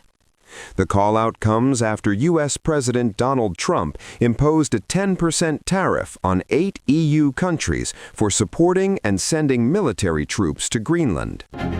We have subsidized Denmark and all of the countries of the European Union and others for many years by not charging them tariffs.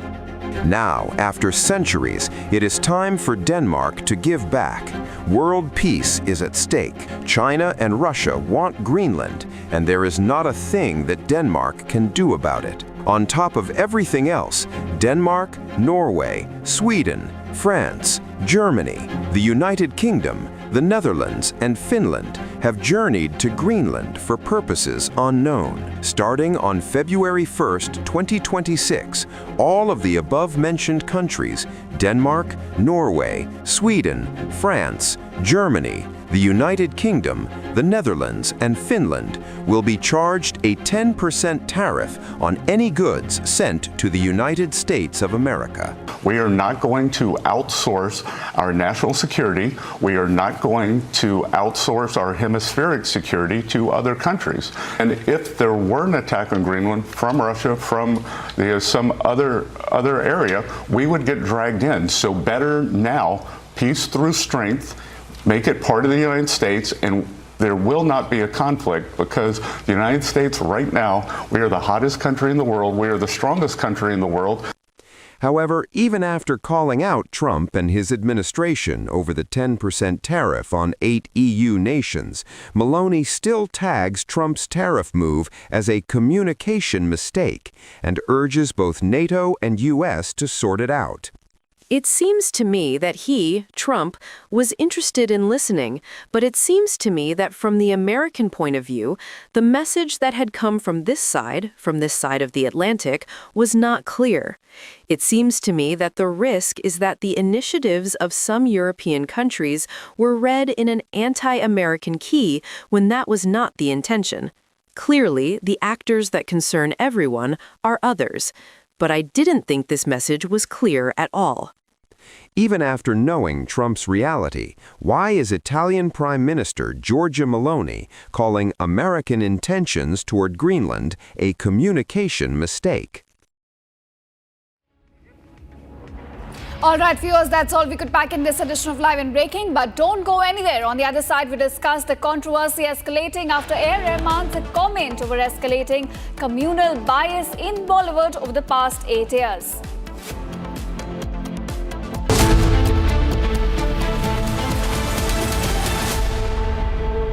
थोड़े में ज्यादा स्वाद ये तो है इसकी खास बात। वाओ मामा, क्या स्वाद है? अरे मेरे राजा, सबका राजा और प्योर मसाला। देगी मिर्च, MDH की देगी मिर्च। देगी मिर्च का तड़का, अंग अंग फड़का। MDH की देगी मिर्च।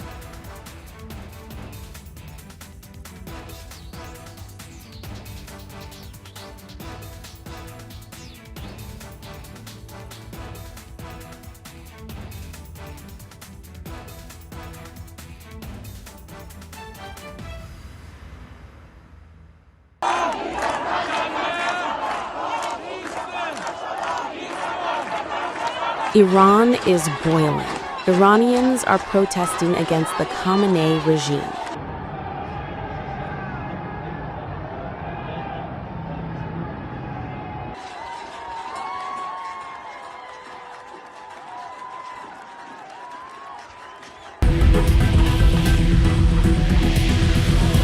U.S. President Donald Trump has urged Iranians to keep protesting and take over institutions, and has assured them that help is on the way. Well, no, they're starting to, it looks like, and there seem to be some people killed that aren't supposed to be killed. These are violent, if you call them leaders, I don't know if they're leaders or just they rule through violence.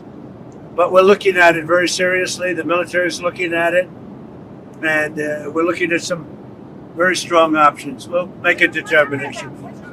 Well, if they do that, we'll consider things targets that they wouldn't believe. If they do that, we will hit them at levels that they've never been hit before. And they won't even believe it. I have options that are so strong. So, I mean, if they did that, it'll be met with a very, very powerful force.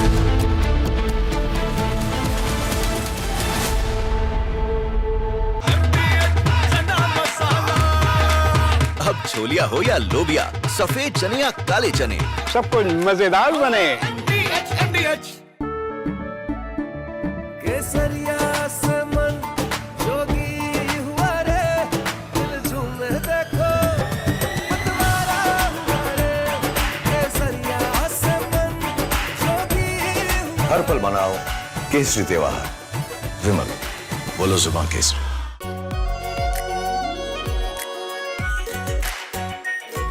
Pure shahi paneer masala, delicious, healthy everyday.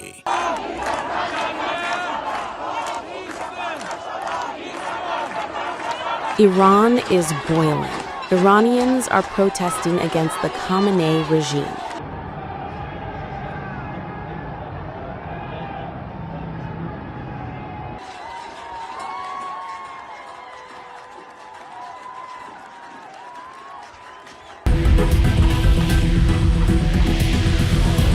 U.S. President Donald Trump has urged Iranians to keep protesting and take over institutions, and has assured them that help is...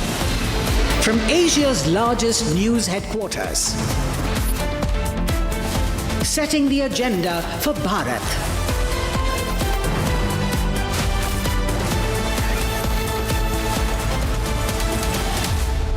watching Republic.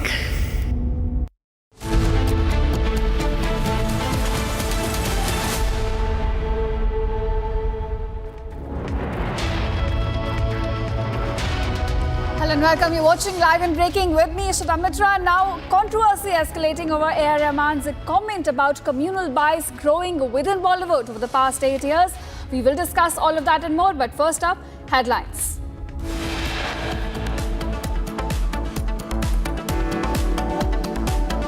High Court denies bail to Kuldeep Singh Sengar in a now rape case involving the suspension of his life sentence in the death of victim's father.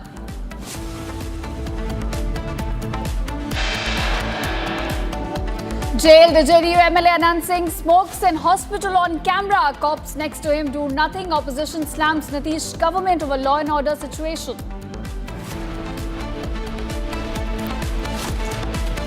As RJD sharpens the attack over Anand Singh, calling the shots, Nitish government maintains radio silence.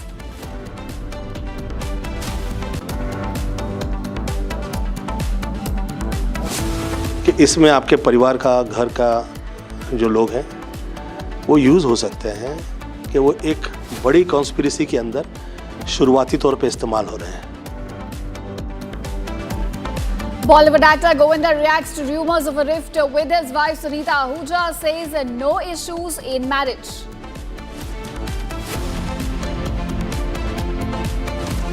Controversy escalates after A.R. Rahman's comment over communal bias in Bollywood. Daughter says Rahman spoke his mind.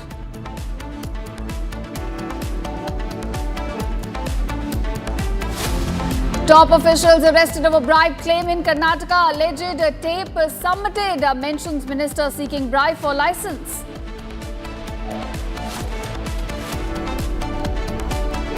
US documents show anti-Iran critic getting funding by US aid over the years.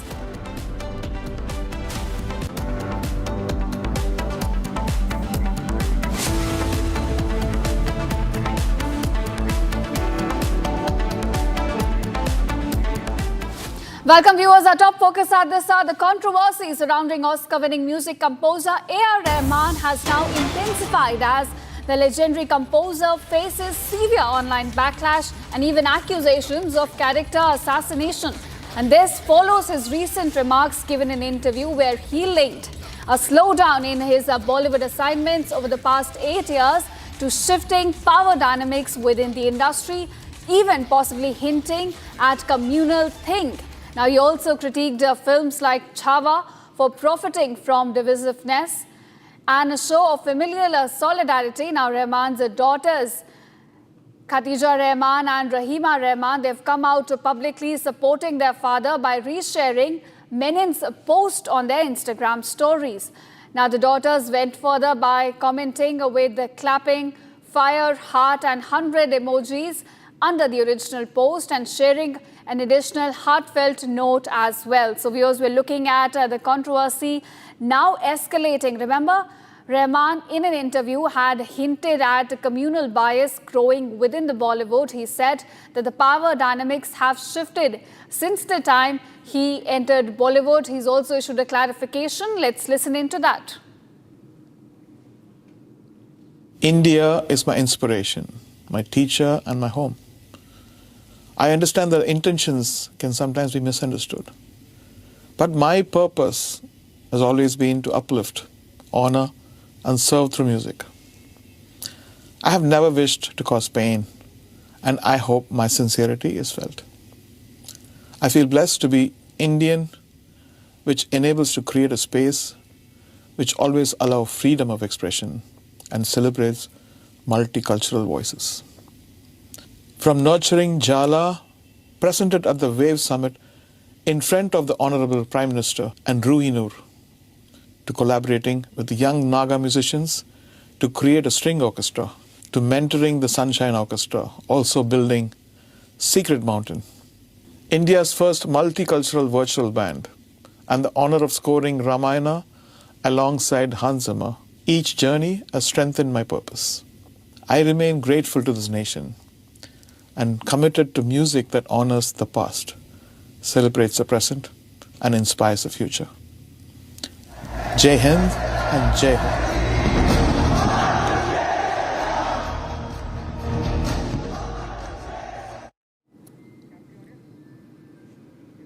Alright viewers, now moving on, Bollywood actor Govinda has broken his silence on rumours of a rift with his wife Sunita Ahuja, dismissing the speculation and calling it a part of a big conspiracy. Speaking to media, Govinda said that some family members are being unknowingly used to spread a misinformation and that his silence was in fact being misinterpreted as his weakness. So he clarified that there are no serious issues in his marriage and expressed concern over the attempts to damage his personal as well as a professional image. Now, he also added that he is currently focusing on maintaining peace within his family amid the ongoing rumors. So that's the first clarification coming in from actor Govinda. Let's listen in. ऐसे तो बहुत ही ज़हीन है, वो पढ़ी लिखी है, भाषा में गलत नहीं होता है और परंतु पिछले दिनों में मैं जो देख रहा हूँ, कभी कभी हम मुंह नहीं खोलते हैं तो या हम कमज़ोर नज़र आते हैं या ऐसा लगता है कि हाँ ये दुष्ट होंगे बोलते कैसे नहीं तो मैं आज उत्तर दे रहा हूँ। मुझे ये कहा गया था कि इसमें आपके परिवार का, घर का जो लोग हैं वो यूज़ हो सकते हैं, उन्हें इसका पता नहीं चलेगा कि वो एक बड़ी कॉन्स्पिरेसी के अंदर शुरुआती तौर पे इस्तेमाल हो रहे हैं। Right, viewers, now my colleague Meenakshi is joining me on this with more details. Meenakshi, it seems in his first statement, Govinda has put all the rumours of rift with his wife Sunita Ahuja to rest. He says all is well within the family, but also saying that there is a big conspiracy to malign his image. Yes, you have absolutely rightly mentioned. Govinda has indicated about some conspiracy. Breaking his silence on this matter, Govinda told the media that misleading information is being circulated. Sometimes with the this involvement of certain family members, that's why he didn't speak on it. But he said his decision to remain quiet was being wrongly taken as his weakness, allowing false narrative to gain momentum, and that's why he told to media that clarified that there are no serious issues in his marriage and stressed that his relationship with his wife remains strong, and expressing concern over attempt to tarnish both his personal life and professional reputation. Govinda said he is choosing to focus on maintaining peace and harmony within his family. That's why he didn't speak on it. And he said there was a conspiracy behind all this. That's why he chose not to speak on it. But now it's time to speak. That's why he clarified all the speculation. And he said that they are absolutely fine. Right, and his wife. So all is well, says Govinda. Thank you, Meenakshi, for joining us and giving us those details. Now, viewers, shifting focus, at least 21 people have lost their lives and many others were injured. And this is after a high-speed passenger train derailed and then crashed into another train in southern Spain's province on Sunday evening. Now, the tragic accident occurred near the town of Ademuz, involving two trains operating on adjacent tracks. Take a look.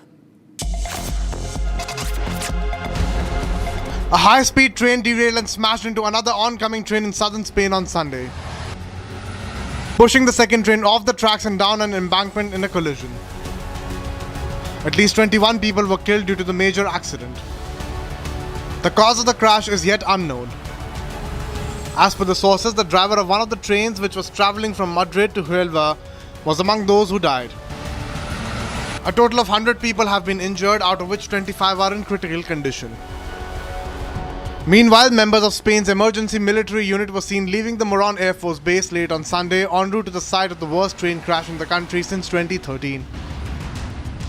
5 mobile intensive care units, 4 emergency critical car units, and numerous ambulances were deployed to the site of the crash. The on-site services were focused on stabilizing the injured before transferring them to hospitals.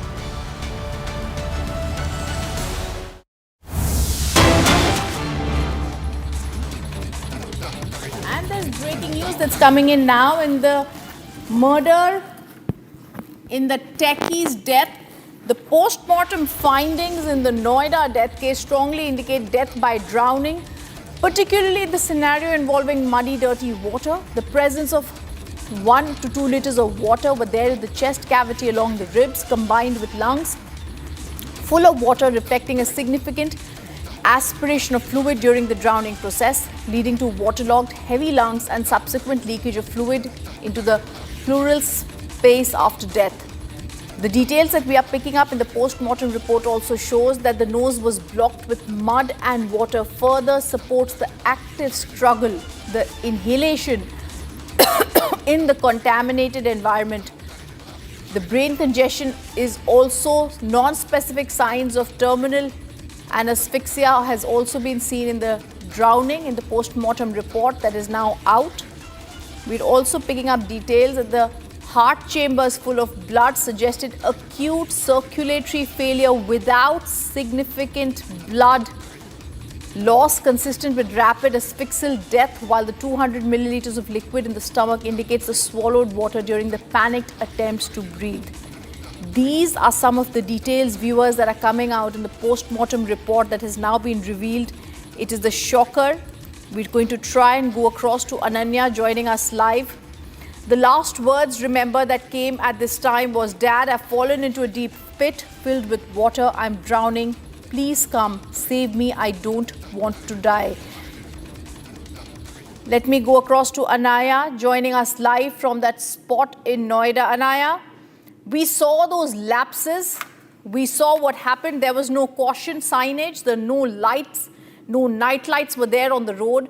We saw the last words that were said to the father. No barricading. This is almost akin. The sheer negligence of the authorities is seen. The pathos is seen when we are seeing that post-mortem report that is revealing the panicked state in which the techie died, his last tormented moments. Yes, you are correct. This is the case of utter negligence.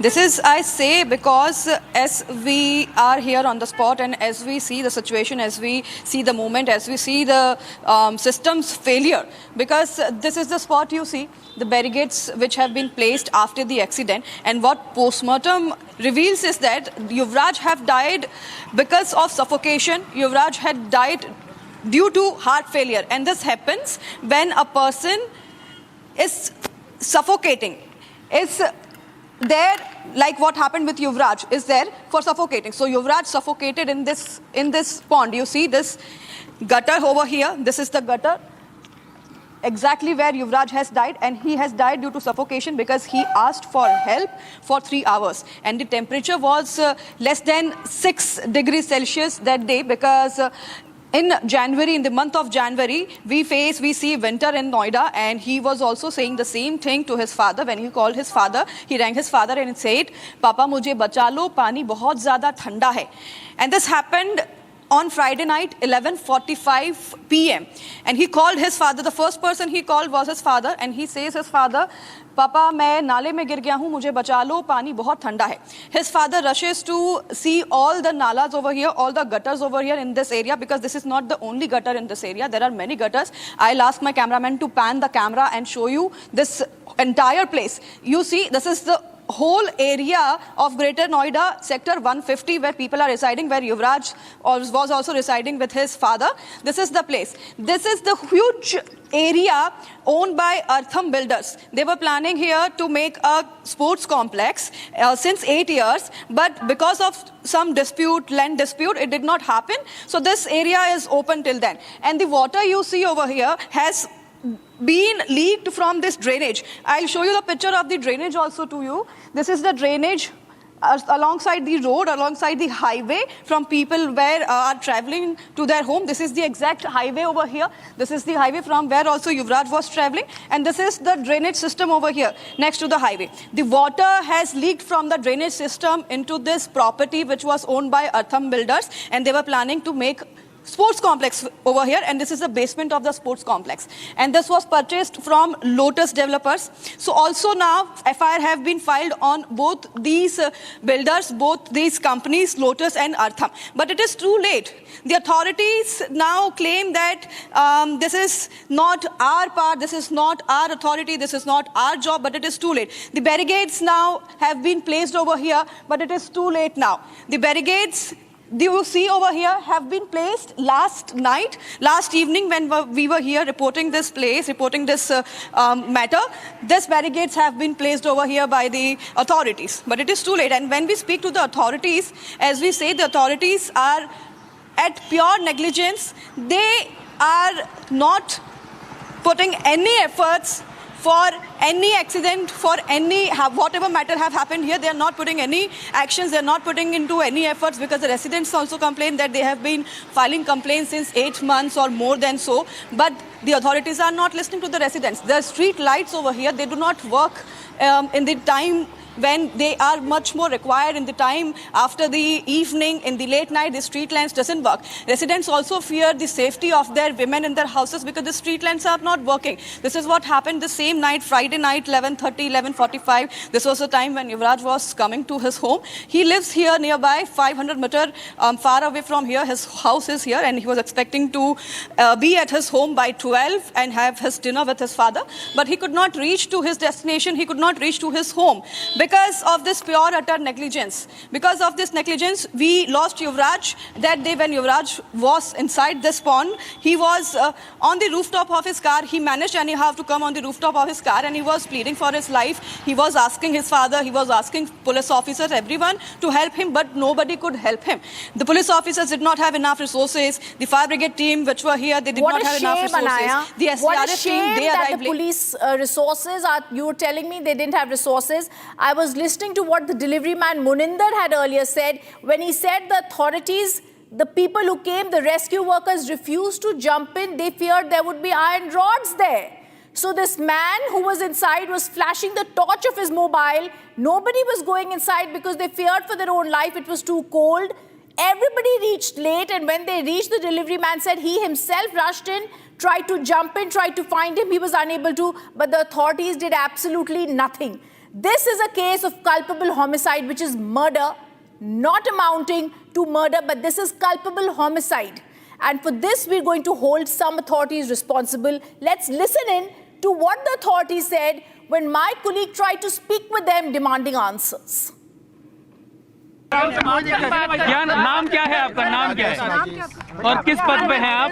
सफाई निरीक्षक। भाई सफाई निरीक्षक। Phone नीचे करो। Sir, यहाँ से complain हो रही है, आपने अभी तक सफाई नहीं करवाई, रेसिडेंट्स सफाई तो कंटिन्यू हो रही है। सर, यहाँ पे पानी कैसे भरा है फिर? भरा हुआ है पानी। इस रोड की सफाई कंटिन्यू हो रही है। नहीं, पानी कैसे? पानी कैसा है? पानी कैसा है? पानी कैसे आया? मेरा क्राइटेरिया भाई साहब इधर देखो, इधर देखो सर, कैमरा इधर है। सर कहाँ से पानी आया? आपके ज्यूरिसडिक्शन में क्या हुआ? सर क्या है आपके अधिकार क्षेत्र में, पहले वो बता दीजिए। रोड इंस्पेक्शन करने आए आप? रोड और नाला। हाँ, क्या? और रोड के साइड में बैरिकेड होना चाहिए, वो आपकी ज्यूरिसडिक्शन है कि नहीं? वो मेरे ज्यूरिसडिक्शन है। सर ये बताइए, सड़क पर स्ट्रीट लाइट होनी चाहिए। सर नाले के क्षेत्र में आता है, नाले की कवरिंग क्यों नहीं हुई थी? नाले कवरिंग मेरा ज्यूरिसडिक्शन में। अभी आपके नाले की सफाई। सर सफाई नाले की सफाई। इस नाले से पानी जाता है क्या? ये इसी नाले से पानी जाता है? नाले की सफाई हुई, देखिए आप, नाला साफ। तो नाले में पानी कैसे भरा है? ये कौन सा नाले? नहीं, नाले से ही पानी जाता है अंदर। सर हमने देखा नाले की सफाई कल से हो रही है। नहीं है ना सर नाले से पानी जाता है ये अंदर? दीवार है वो मेरा क्राइटेरिया नहीं है। सर ये पानी नाले से जाता है क्या अंदर? सीवेज से संबंधित मैं कह रहा हूँ सर, ये पानी नाले से जाता है क्या अंदर? ये पानी नाले से अंदर जाता है क्या? करोड़ों की कीमत की सर यहाँ पे फ्लैट्स है, ये पानी नाले से जाता है। बता दीजिए आपके अधिकार क्षेत्र में क्या क्या है? एक मैं वही बता रहा हूँ। बताइए, एक मिनट। सफाई और नाले की। ठीक है, तो नाले को लेकर कितनी शिकायतें आपको अभी तक मिली थी? क्योंकि यहाँ पर ये आरोप लगा रहे हैं कि नाले की तो सफाई हो रही है। देखिए अब नाला साफ। तो ये पानी कहाँ से आता है? नाले में सोसाइटी से आता है सर। ये नाले का पानी है, ये नाले का ही पानी तो गया है गड्ढे के अंदर। नाले को कवर करना जब आप कर रहे हैं, नाले की। सर आप सिर्फ एक सवाल का जवाब दे दीजिए, ये पानी क्या इसी नाले से अंदर गया है, कहीं और से यहाँ आता है? ये पानी कहाँ से आया है? ये पानी कहाँ से आया? ये इसी नाले से आया है या कहीं और से आया है? ये पानी कहाँ से? नाले का है। इसी नाले का। मतलब क्यों जा रहा है ये अंदर? क्योंकि आपकी निकासी व्यवस्था ठीक नहीं है। क्योंकि दीवार टूट गई ना, आप देख रहे हैं। तो दीवार की कितनी बार सफाई हुई सर? कौन बनाता? आपको नहीं लग रहा है कि करोड़ों की कीमत के फ्लैट्स है, लेकिन देखिए मेरी बात सुनिए, जो मेरा क्राइटेरिया है मुझसे संबंधित आप सवाल कीजिए। सर क्राइटेरिया सर आपसे उसके संबंधित सवाल क्या है? नाले से सर नोएडा अथॉरिटी को बहुत सारी कंप्लेंट्स रेजिडेंट्स ने नोएडा सेक्टर 150 के रेजिडेंट्स ने दी थी, बट कोई भी एक्शन उसके बाद नहीं हुआ। तो आप क्या कहना चाहेंगे इस बारे में? जो कंप्लेंट्स आई हम लोग उसको दिखवा रहे हैं कि किस स्तर पर आई थी और क्या उसमें कार्रवाई हुई है, उसकी एक अलग से जांच चल रही है, जांच के बाद बताते हैं। सर उस रोड पे कोई भी स्ट्रीट लाइट, कोई भी रिफ्लेक्टर, कोई भी साइन बोर्ड नहीं था, तो इस बारे में नोएडा अथॉरिटी का क्या जवाब है? चूँकि आप जानते हैं कि वो स्पोर्ट्स सिटी का इलाका है, पिछले 5 साल से वहाँ रोक भी लगी हुई थी, तो अब ये देखने की बात है कि वो वाला जो एरिया है वो कौन से स्पेसिफिक उसमें आ रहा है, प्लॉट कौन कौन सा वहाँ पर, और क्या कार्रवाई होनी थी। इसमें मौके पर भी टीम्स गई है, वो देख के बताएंगे कि कार्रवाई करेंगे उसमें। सर एक 27 साल के लड़के की डेथ हो गई है, तो इस नेग्लिजेंस के लिए, इंफ्रास्ट्रक्चर लैक के लिए कौन जिम्मेदार है? जहाँ तक इंफ्रास्ट्रक्चर की बात है वहाँ बना हुआ है, रोड्स वगैरह बनी हुई है, और आपने देखा कि वहाँ पर कुछ जो है मतलब सारी गाड़ियाँ ही जा रही थी। अभी एक एक्सीडेंट हुआ है, हम लोग इसकी जांच करवा रहे हैं क्या कारण थे। Viewers, Republic has also now accessed letters of the Noida residents where they've said they had written a letter to the authorities demanding signages to be put up. Alas, nothing had been done. According to people who were also present, they said that even when he died, he was holding a torch, shouting for help. Rescue people refused to enter the water-filled drain, citing cold water, the possibility of iron rods. The letter shows residents had given the SOS. The NDRF, the state disaster response people reached early, but they lacked proper response to go into a deep water rescue, but no signages were there. I want to also now go across to my colleague who's been doing this entire research into this and investigating what's been happening. Saurav is joining us live from Noida. Saurav, take us through what's happening around you. It's clear that the state authorities gave up, did not try to save the techie's life, were too scared to jump in, and they refused to accept that there were no signages that were even put up despite the neighboring people having told them to do so. Yeah, absolutely. There were no signage here, there are no reflectors here, and the street lights are very minimum. The thing is that the Noida authority claimed that the residents have given the complaints, but they don't have any information about it. The Noida authority additional CEO Satish Pal told us that they will check about the complaints given by the residents and then they will investigate the matter, and the person who is responsible for not hearing the complaints of the residents will be brought to justice. And the other thing is, apart from that, you can see now there are boards here which were put by the authorities last night only, and there were no boards before that, and you can see this place, the whole pit is filled with water and the car is still inside, and the authorities and the police officials have not come here to remove the car from the pit, but still they are claiming that the signage boards and everything was there, and the locals still are in a dilemma that whether their complaints remains unheard, and the MPs and the MLAs are left unbothered. They did not even bother to reply to the Republic. Back to you. All right, thank you for giving us those details, Saurav. We're going to continue tracking the story to get a sense of what led to this, what should have happened, and how the warning signs had been ignored. CRPF personnel are conducting a major search operation at Maulana Azad Stadium. We're also going to take a look at what's making headlines across the nation.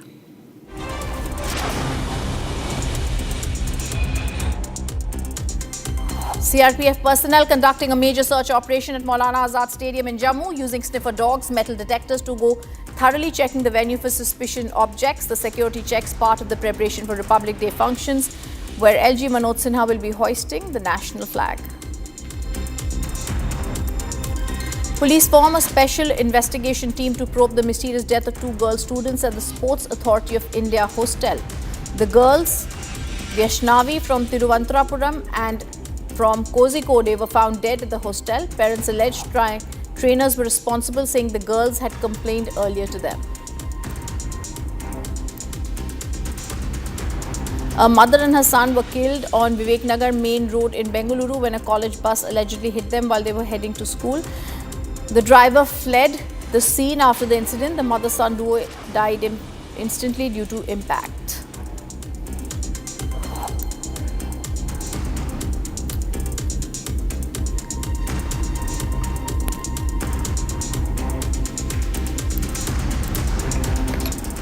JDU MLA Anand Singh, who's currently lodged in Beur Central Jail in Patna, was caught smoking inside hospital after health checkup. The Bahubali of Bihar was also caught on camera. The video is now going viral on social media, raising questions if our representatives hold the mirror to themselves.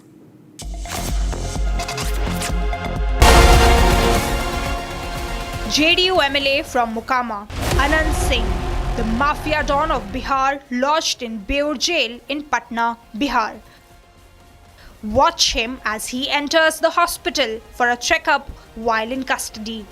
Wearing sunglasses, smoking as police remain mute spectators and helpless abettors. This man is Nitish Kumar's prized MLA. Arrested days before the elections, he still managed to win while in jail. An MLA allegedly involved in the killing of Dular Chand Yadav, who was campaigning for a candidate from Prashant Kishore's party and facing trial. Now, this smoking video from Shahabuddin to Anand Singh has nothing changed in Bihar. And coming up after a short break, we get you all the details. The Delhi High Court has now denied bail to Kuldeep Sengar in the case related to the custodial death of Unnao rape victim's father.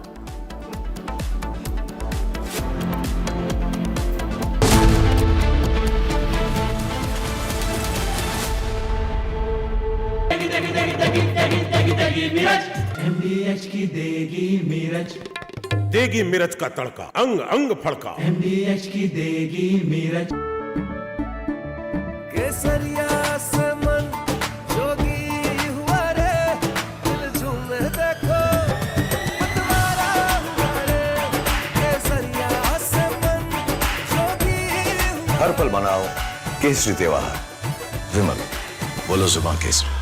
Are pure suji pasta, उबालो मिलाओ और खाओ 8 minute में तैयार। क्या taste है सबका राजा, आर प्योर मसाला।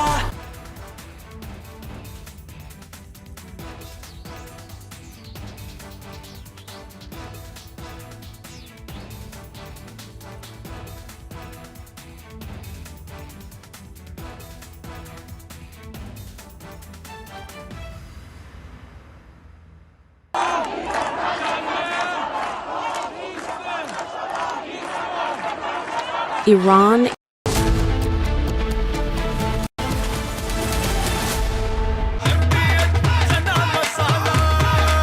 अब छोलिया हो या लोबिया, सफेद चने या काले चने, सब कुछ मजेदार बने। इसको घर पे लगाओगे तो शादी का तो पता नहीं, पर घर पक्का नहीं टूटेगा। रुंगटा नहीं तो घर स्ट्रॉन्ग नहीं। रुंगटा स्टील TMT बार एकदम सॉलिड। पहाड़ों में एक हाइकिंग स्टिक भी बन सकती है।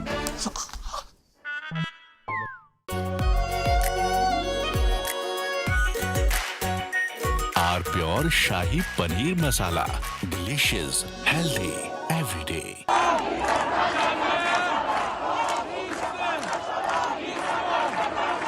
Iran is boiling. Iranians are protesting against the Khamenei regime.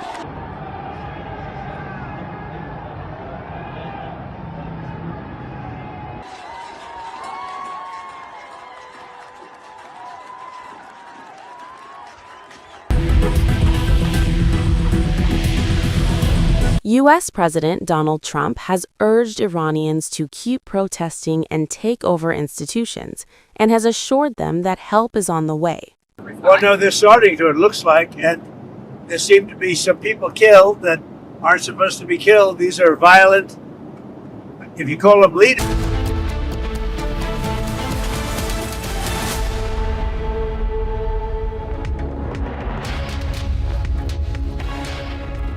Hello and welcome. You're watching Live and Breaking with me, Ishita Mitra on Republic. Now, a major terror hideout has been busted in Jammu and Kashmir. We'll get you all the updates on that. But first up, headlines. Delhi High Court denies bail to Kuldeep Singh Sengar in the case related to the custodial death of a now rape victim's father.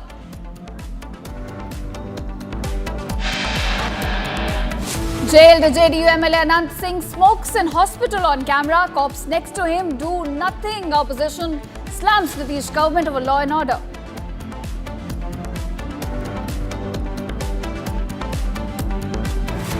As RJD sharpens the attack over Anand Singh, calling the shots, Nitish government maintains a radio silence.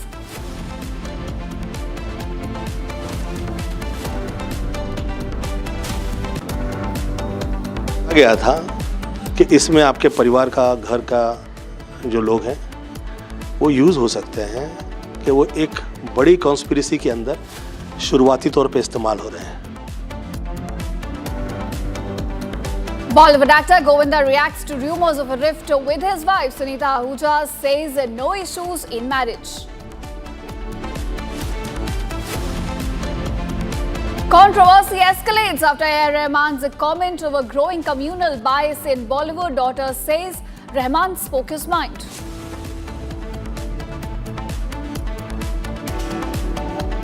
Top officials arrested over bribe claim in Karnataka. Alleged tape submitted mentions ministers seeking bribe for license.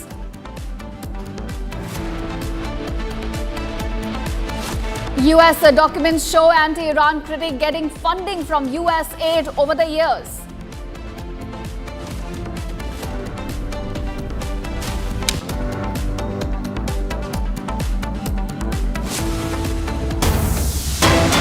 Viewers, starting this edition of Live and Breaking with the top news coming in from Jammu and Kashmir. Security forces along with Jammu and Kashmir police have now intensified counter-terror ops in the dense forests of Kishtwar district, Jammu and Kashmir, and this comes after intelligence inputs were received about the presence of terrorists in the area. Now, Republic, in fact, has accessed the visuals of that terror hideout getting busted on your screen right now. Remember, this comes as on January 18th, the fierce encounter had erupted in the Singapura area during a joint search operation where suspected Jaish-e-Mohammed terrorists opened fire and lobbed grenades at advancing troops. Now, of course, the Republic has accessed those visuals of how the terror hideout has been busted on your screen right now. You can see, in fact. Now, joining me live on this is Gursimran. Gursimran, do tell us about this terror hideout getting busted in Jammu and Kashmir and what details we have of this. Republic has managed to access a 90-second long video from inside this hideout that has been used by the Jaish-e-Mohammed terrorist. What we are being told, that is, this is roughly 200 meters away from that very spot where the security forces were lobbed UBGL upon by the Pakistani terrorists yesterday when an encounter broke out in the Singapura area of the Kishtwar Chhatru. One brave heart of the Indian Army, Subedar Gajendra Singh of the Special Forces, 2 para has made the supreme sacrifice, while 8 others have been injured in this encounter in the initial UBGL attack that has been launched by the Pakistani terrorists when security forces approached their location. After that, intensified searches were launched in the area, and today we are told that a hideout has been busted which has almost all the essential eatables, whatever is required for cooking, including the gas cylinder and the utensils. Everything is there. Now the security forces are looking into the local angle, that who was the one who provided the terrorists with these kind of all eatables, everything they had. Even they had the food ready for them. So it was expected that the terrorists will come to this hideout very soon, or one of their accomplices was here cooking for them, and then all of a sudden the security forces launched an operation and the terrorists had to flee from this very area. In the upper reaches of the Kishtwar, this continues to be a concern for the security forces, that the terrorists are taking the cover of the natural caves as the hideouts, and this was one such dhok kind of a structure that was being used by Jaish-e-Mohammed terrorists, but now it has been busted by the Indian Army in a joint operation with the Jammu Jammu and Kashmir Police and the CRPF. Now, nearby areas are also being searched because you remember that Indian Army is carrying out surveillance sweep surveillance operation, which means that they are first carrying out the surveillance operation, then ensuring that there is no hideout of the terrorist in these areas which can be reused by them. So all the hideouts of the terrorists will be decimated in the same manner. But for now, a major success during ongoing operation with this terror hideout of Jaish-e-Mohammed being busted by the Indian Army. Right, Gursimran. You know, of course, a major success for the Indian Army there, but from the kind of essentials that the army has recovered from this hideout, it seems that the Jaish-e-Mohammed terrorists were planning for something big. Yes, one thing is very clear that the amount of the recoveries that includes mostly the eatables, it shows that they were here for a long haul. So very likely that they have come down from the upper reaches, as we know that upper reaches are getting snow-clad, snowbound completely. So they were actually planning a long haul here, and that's why they had got enough of the supplies for them that can act as a survival kits for them for a long stay here. And then they were to carry out some terror attack. Because what we have seen that post-Operation Sindoor, one thing has been seen that the terrorists are lying low. They are not initiating any terror attack. When they feel that they are under threat, only then they open fire or carry out attack on the forces. Otherwise, they are not launching any of the offensives on their own. Likely the instructions from the Pakistan-based handlers, because Pakistan has suffered a lot during Operation Sindoor. But it seems that there was a place that they're planning for a long haul, and that's why they have collected all their resources at this very place. And in this 90-second long video and several of the images that Republic has accessed, it can be clearly seen that they had almost everything that helped them in surviving in this very area for a longer period of time. Now the security forces have intensified the area of operation, as also being said by the White Knight Corps and the senior officials, including the Northern Army Commander Lieutenant General Prateek Sharma and the White Knight Corps Commander Lieutenant General P.K. Mishra. They have also visited the operation site and have given clear directions that the operations needs to go relentless, and these Pakistani terrorists that have done casualty to the security forces, they need to be neutralized at an earliest. All right, a major success for the Indian Army there. Thank you, Gursimran, for joining us and giving us those details. All right, viewers, now shifting focus. External Affairs Minister Dr. S. Jaishankar had a candid conversation with Poland's Deputy Prime Minister as well as the Foreign Minister in Delhi, expressing India's concern over Poland's growing ties with Pakistan. Here's a report on that. In a rare on-camera diplomatic exchange in New Delhi today, External Affairs Minister Dr. S. Jaishankar delivered a blunt message to the Poland's Deputy Prime Minister and Foreign Minister Radoslaw Sikorski. The meeting reviewed India-Poland ties, but Jaishankar directly addressed the concerns over cross-border terrorism. Referring to Poland's recent engagements, including Sikorski's October 2025 visit to Pakistan, he clearly stated, Today, Deputy Prime Minister, we would review the Action Plan 2024-28, through which we seek to realize the full potential of our strategic partnership. We will also discuss ways to take forward our cooperation in trade and investment, defense and security, clean technologies, and digital innovation. Poland is one of India's largest trading partners in Central Europe. Our bilateral trade, I believe, stands at about $7 billion, having registered a growth of almost 200% in the past decade.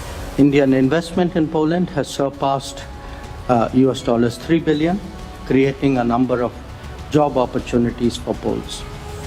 India's strong economic growth, size of its market, and pro-investment policies provide immense opportunity for Polish businesses. This pointed remark comes amid the Warsaw's expanding political and economic contacts with Islamabad. Jaishankar's words underscore the India's firm stance. No nation should indirectly support terror networks in South Asia through diplomatic or other engagements. Sikorski responded by agreeing on the need to counter transnational and transborder terrorism, noting Poland itself has faced recent threats like arson and attacks on infrastructure. He emphasized shared concerns over such challenges. While the exchange highlighted differences on regional issues, both sides reaffirmed commitment to strengthening the bilateral ties in defense, economy, and beyond. A candid moment in diplomacy, India making its red lines clear on terrorism. And now we are shifting focus to another big story coming to light from Bihar. Now in this, a video showing jailed strongman Anand Singh smoking a cigarette inside a hospital has gone viral on social media, triggering a major political storm in the state. Now the video is reported to be from IGIMS hospital in Patna. This is where Anand Singh, currently lodged in a Bihar jail, is undergoing regular medical checkups due to health issues. And following the circulation of the video, the RJD has now attacked Nitish Kumar government, questioning the state's law and order situation while alleging that Anand Singh is receiving a special VIP treatment despite being a convicted prisoner. So that's the latest views we're getting on this story. The video, in fact, which has gone viral is on your screen right now, and you can see cops standing next to him doing nothing while this jailed JDU MLA is out of jail on health issues. He smokes and is caught on camera inside a hospital. In fact, we also have a reaction from JDU, Ashok Chaudhary, who says, "Hota hai, chalta hai." Listen in.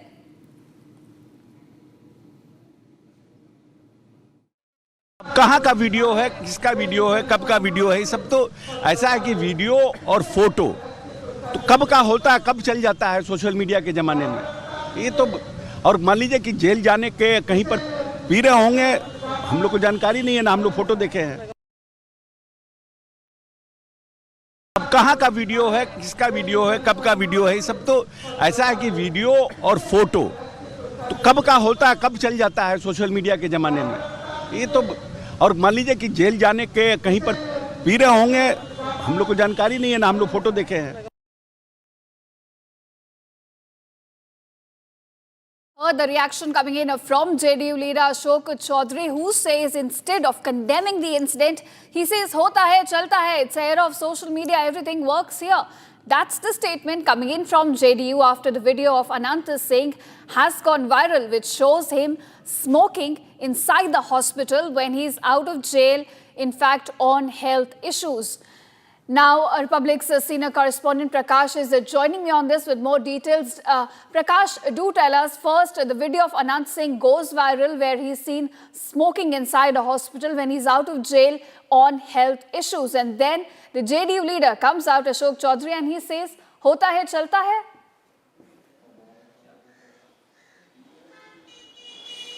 Well, as far as this video of Anand Singh goes, it doesn't seem that he is walked out of jail for health checkup. And as a matter of fact, he is under judicial custody, under full police supervision. And that's the most shocking part, is that he's been seen smoking inside the hospital premises. Nevertheless, even if you are not in judicial custody, you are not supposed to smoke inside the hospital premises. That too, the video from which it has come, it's inside it's some department which is written there. One, as a civilian also you're not supposed to do that. Second, you are under judicial custody, full police supervision. What was the police doing there? That is the main question. So it means that this is a high-headed attitude of Anand Singh, and he can go scot-free if he feels that it's his government, the JDU is in power, and nobody can do anything against him.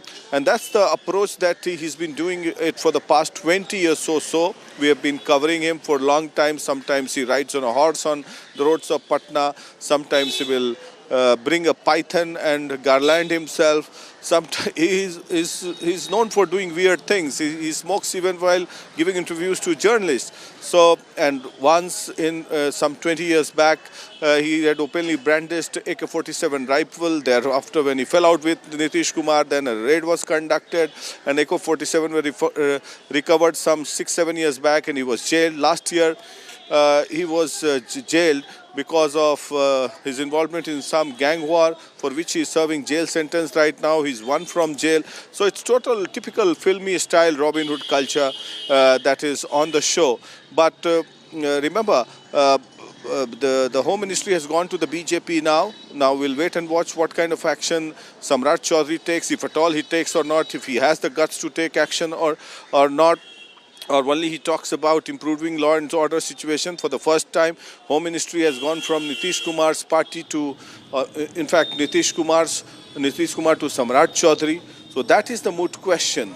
Are they serious about improving law and order situation and controlling these hooligans and Bahubalis who rules the roost here in Bihar?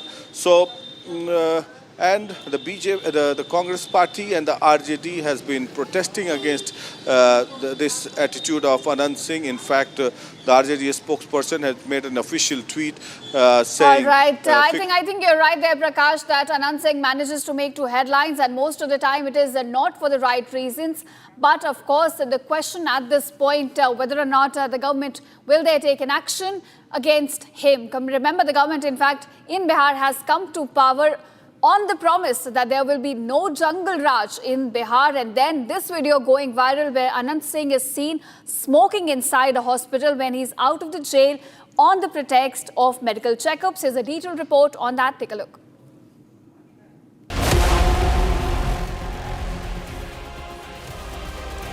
The man on your screen is the jailed criminal Neta and JDU MLA Anand Singh, showing off his arrogance, smoking a cigarette in the hospital premises. What is more shocking is the cops next to Anand Singh do nothing while the criminal MLA is seen calling the shots. The MLA from Mokama constituency, who is an accused in a murder case, was recently released from jail on medical grounds. But the viral clip of Special has raised serious questions about prison parole, misuse of medical bail. The Nitish government has maintained radio silence over the entire controversy, while the RJD has cornered the Bihar government over the law and order situation of the state. He's a Sarkari Khalnayak, government's Khalnayak. That's why he has impunity and the audacity to smoke inside hospital. Would it be allowed in any part of this country? For anyone? No one can do that unless you have impunity from the government and you have back support.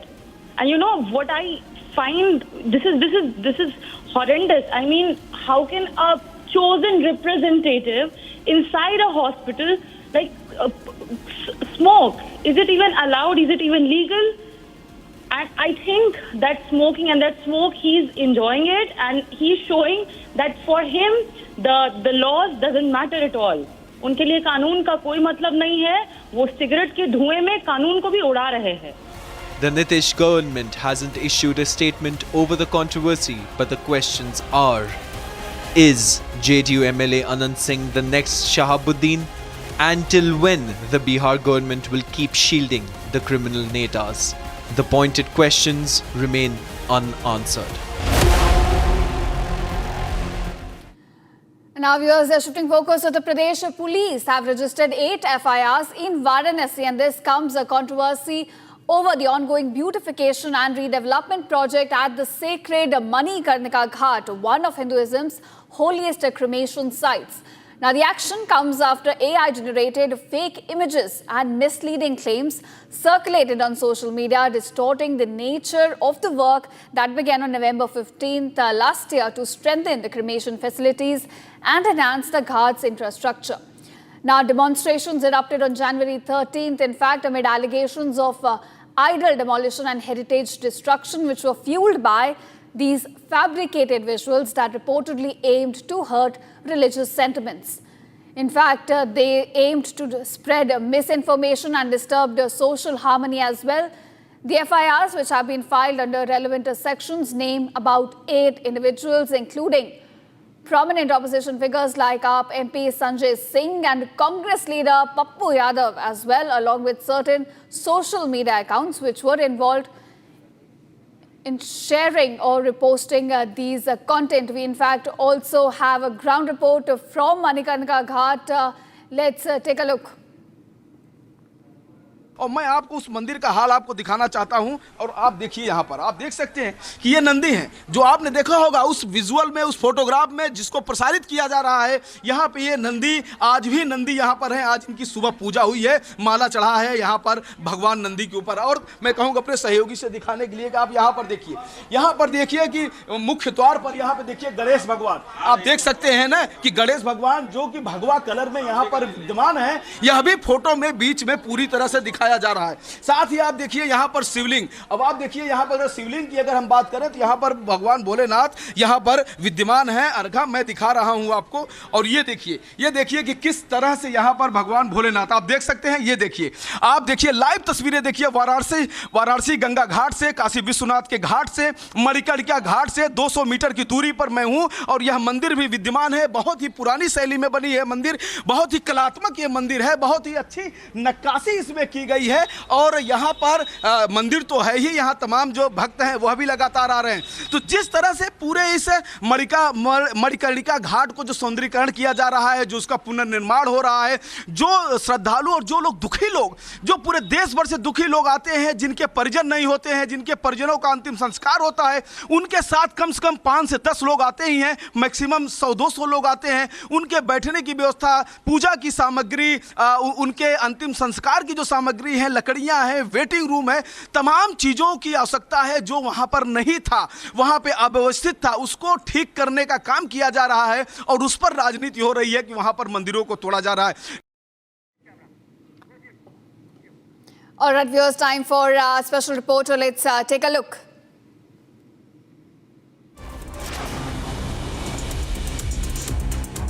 Uncontrolled wildfires have torn through communities in southern Chile, killing at least 1 person and displacing more than 50,000. The blazes have been burning for 2 days in several regions, about 500 kilometers, in fact, from different areas.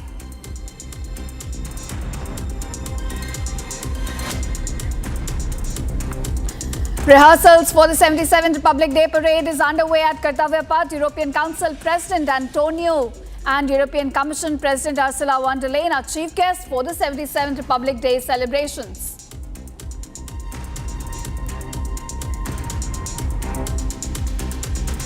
Home Minister Amit Shah extended greetings on the occasion of the NDRF Raising Day. In a post shared on X, Shah underscored their significant role in advancing Prime Minister Modi's resolve to build a disaster-resilient India and described them as a pillar of trust the nation relies on.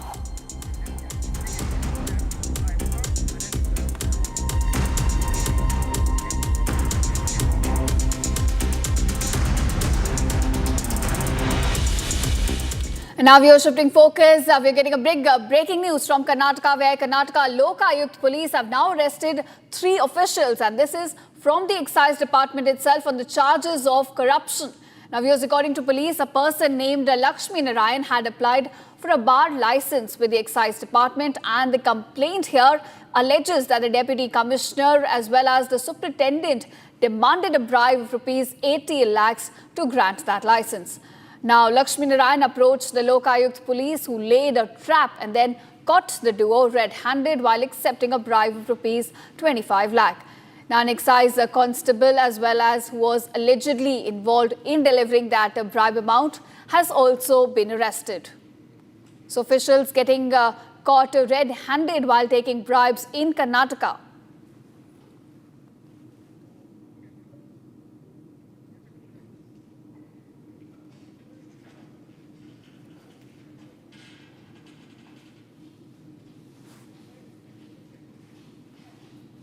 Micro ಪ್ಲೇಯರ್ಗೆ ಮಿನಿಸ್ಟರ್ಗೂ ಹೋಗುತ್ತೆ 1.5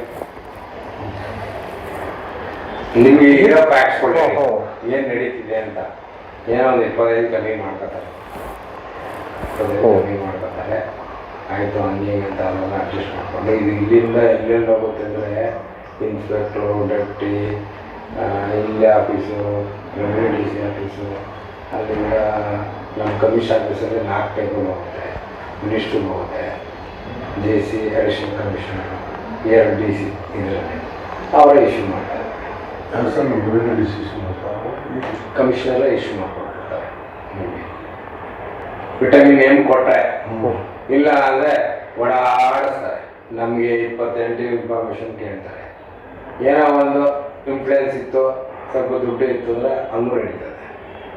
ಇಲ್ಲ ನಾವು ಇಲ್ಲ sir ಅವ್ರ ಕೈಲಿ ಆಗಲ್ಲ, ಅಷ್ಟಾಗಲ್ಲ ಅಂದ್ರೂ ನಮಗೆ ವಾಪಸ್ ಕಳಿಸ್ತಾರೆ. ಇದು ಸರಿ ಇಲ್ಲ, ಅದು ಸರಿ ಇಲ್ಲ, ನೀವು ಇಸ್ಕೊಂಡ್ಬಿಟ್ಟಿರ್ತೀರ, ನಮಗೆ ಕೊಡೋಣ ಅನ್ನೋದು ಒಂದು ತಲೆಯಲ್ಲಿ ಏನೋ ತಲೆಯಲ್ಲಿ ಕುಮ್ಮ ಕೊಟ್ಬಿಟ್ಟಿರ್ತಾರೆ. ಇವು ಆವಾಗ ಕೆಲವು ಇಲಾಖೆಗಳಲ್ಲಿ ಅಧಿಕಾರಿಗಳು ಕೆಳ ಹಂತದವರು ಮೇಲಂತದವರು ಮಾಡ್ತಾ ಇರ್ತಾರೆ. ಲೋಕಾಯುಕ್ತರು ಕೈಯಾಗಿ ಸಿಗ್ತಿರ್ತಾರೆ. ಆ ಸಿಕ್ಕಾಗ ಯಾರ್ಯಾರ ಹೆಸರನ್ನು ದುರ್ಬಳಕೆ ಮಾಡ್ಕೋತಾರೆ. ಆ ದುರ್ಬಳಕೆ ಮಾಡ್ಕೊಂಡ್ರೆ ಮಾತ್ರ ದುಡ್ಡು ಬರುತ್ತೆ.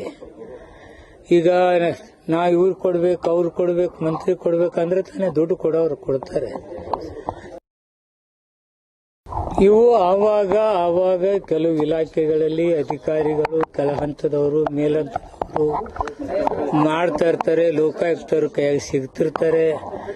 ಆ ಸಿಕ್ಕಾಗ ಯಾರ್ಯಾರ ಹೆಸರನ್ನು ದುರ್ಬಳಕೆ ಮಾಡ್ಕೋತಾರೆ. ಆ ದುರ್ಬಳಕೆ ಮಾಡ್ಕೊಂಡ್ರೆ ಮಾತ್ರ ದುಡ್ಡು ಬರುತ್ತೆ. ಈಗ ನಾವು ಇವ್ರು ಕೊಡ್ಬೇಕು, ಅವ್ರು ಕೊಡ್ಬೇಕು, ಮಂತ್ರಿ ಕೊಡ್ಬೇಕಂದ್ರೆ ತಾನೇ ದುಡ್ಡು ಕೊಡೋರು ಕೊಡ್ತಾರೆ. All right, viewers, we have a big breaking news coming in at this moment. Prime Minister Modi there receiving Sheikh Mohammed bin Zayed Al Nahyan, the president of UAE, at the airport. Those are the visuals we're getting you at Republic as Prime Minister Modi now receives a UAE president. In fact, so those are the visuals of Prime Minister. In fact, New Delhi laying a red carpet there for the ceremonial welcome for the UAE President. Prime Minister Modi, in fact, happens to be present himself to receive a UAE President Sheikh Mohammed bin Zayed Al Nahyan. Remember, this comes as a part of Prime Minister Modi trying to extend outreach to West Asia as well.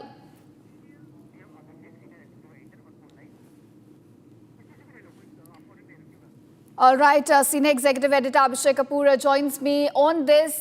Abhishek, do tell us, how do you look at this? Prime Minister Modi extending a warm greeting to UAE President. Talks a lot about the ties between New Delhi as well as UAE.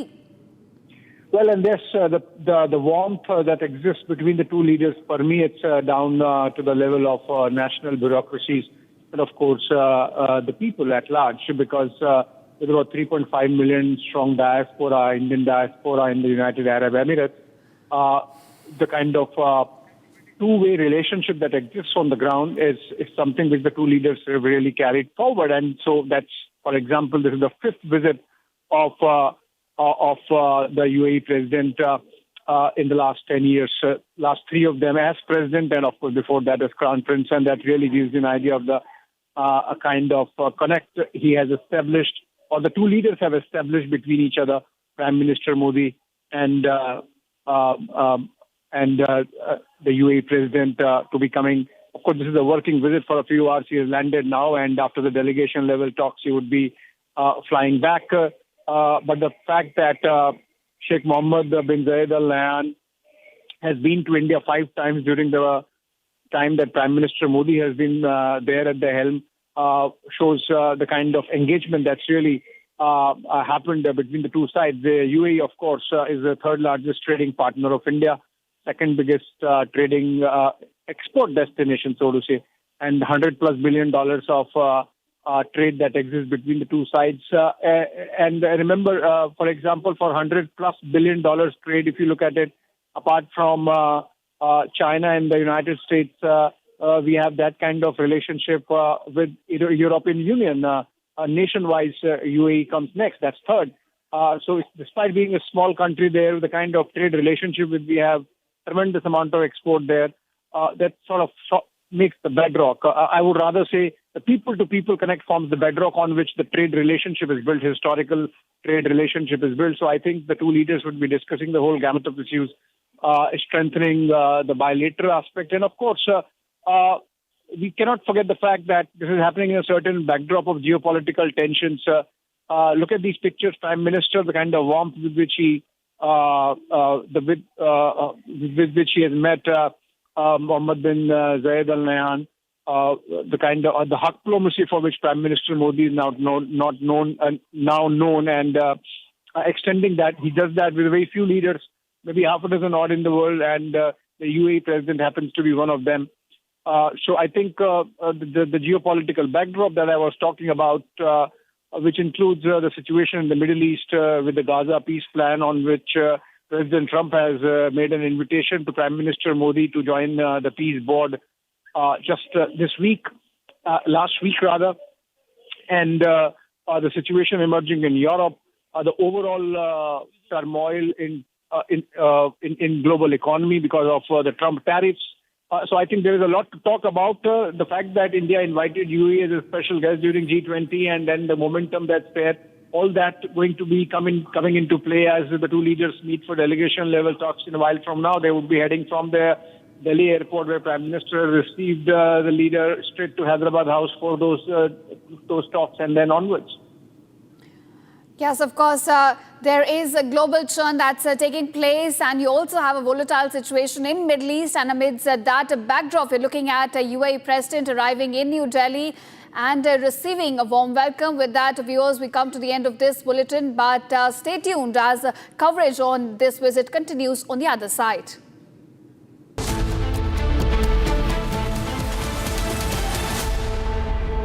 आधे bowl दही में 4 चम्मच MDH चटनी पुदीना मसाला डाला, stir करो, पुदीना चटनी तैयार। MDH चटनी पुदीना मसाला। MDH थोड़े में ज्यादा स्वाद, ये तो है इसकी खास बात। वाओ मामा, क्या स्वाद है? अरे मेरे राजा, मसाला।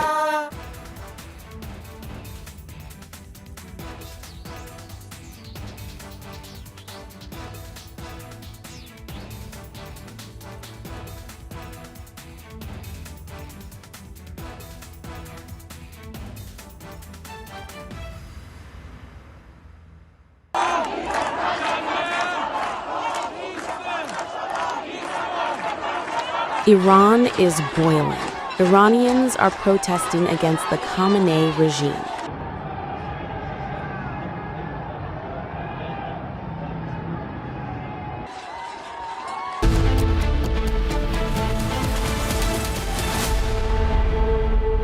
MDH की हल्दी मिर्ची धनिया करे कमाल, ये रंग दे, ये खुशबू दे, ये तीखा, ये कम पड़े, क्या निराला MDH masala.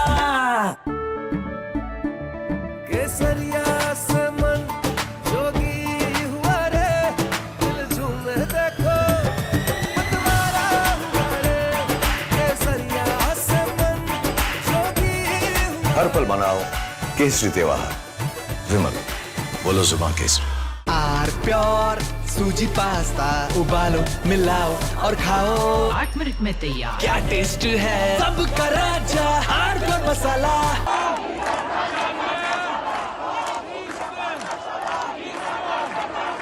Iran is boiling. Iranians are protesting against. From Asia's largest news headquarters, setting the agenda for Bharat.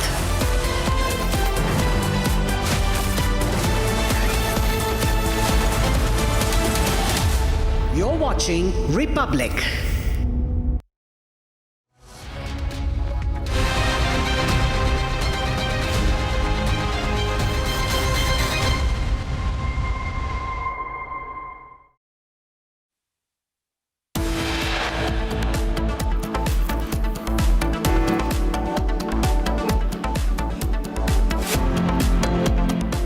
High Court denies bail to Kuldeep Singh Sengar in the case related to custodial death of Unnao rape victim's father.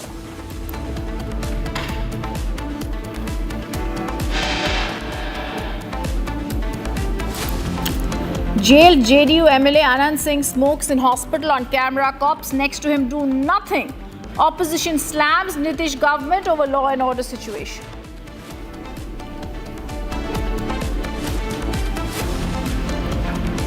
As RJD sharpens the attack over Anand Singh calling the shots, Nitish government maintains a radio silence.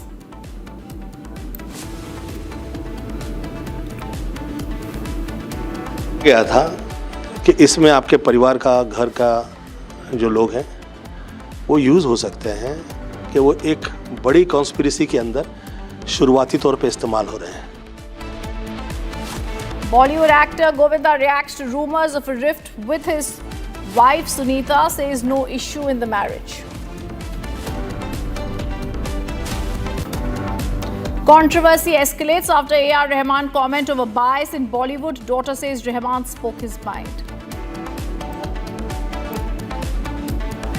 Top officials arrested over bribe claim in Karnataka. Alleged tape submitted mentions minister seeking bribe for license. US documents show anti-Iran critic funded by US aid over the years.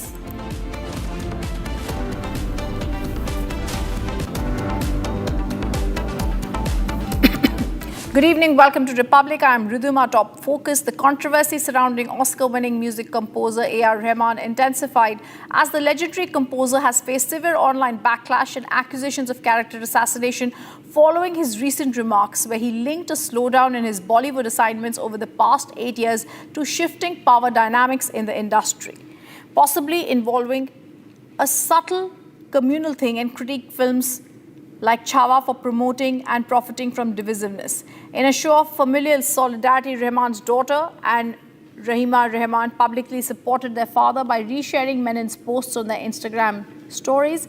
Khatija went further by commenting with clapping, fire, heart and 100 emojis under the original post and sharing an additional heartfelt note. Let's listen in to reactions. India is my inspiration, my teacher and my home. I understand that intentions can sometimes be misunderstood. But my purpose has always been to uplift, honor and serve through music. I have never wished to cause pain, and I hope my sincerity is felt. I feel blessed to be Indian, which enables to create a space which always allows freedom of expression and celebrates multicultural voices. From nurturing Jala, presented at the Wave Summit in front of the Honorable Prime Minister and Ruhi Noor, to collaborating with the young Naga musicians to create a string orchestra, to mentoring the Sunshine Orchestra, also building Secret Mountain, India's first multicultural virtual band, and the honor of scoring Ramayana alongside Hans Zimmer. Each journey has strengthened my purpose. I remain grateful to this nation and committed to music that honors the past, celebrates the present, and inspires the future. Jai Hind and Jai Ho.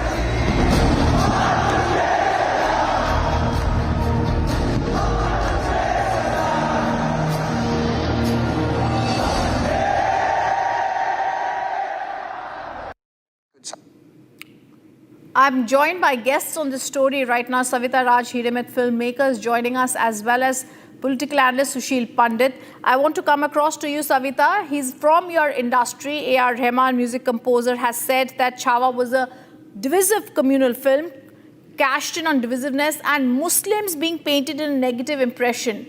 What is he trying to say when he says that now there is a twist in Bollywood, and that could also be the reason that there is a debate now over his communal biased remarks? I am glad he is coming up openly and talking his mind, or maybe he's forced to talk like what he's talking now. But I feel with the time and age, his popularity is going down, and this is the only way to get noticed and be popular, because many creative people actually, creativity has a not very long shelf life. And that is probably another way, because he's not approachable, he's very expensive. And I mean, producers like me can't afford him also, because I know I have approached him for one of my film also and had a long chat. So the kind of money he asks for and the kind of rights he wants, no music company is ready to work on his diktat. So I am saying that, maybe there is more to it. It is not just, to make these kind of comments at this point of time and blaming others, or maybe it's political, maybe the phase he's going through, personal life. And he was turned Muslim when he was young and not getting work. He says he became famous because he changed the religion. So anyway, so the base of the whole person is religious and very communal. I know I won't say that maybe I take my words back, but that is his base of changing religion. And now he's talking about other religion is not supporting him. So he can come back to that religion probably if he feels that.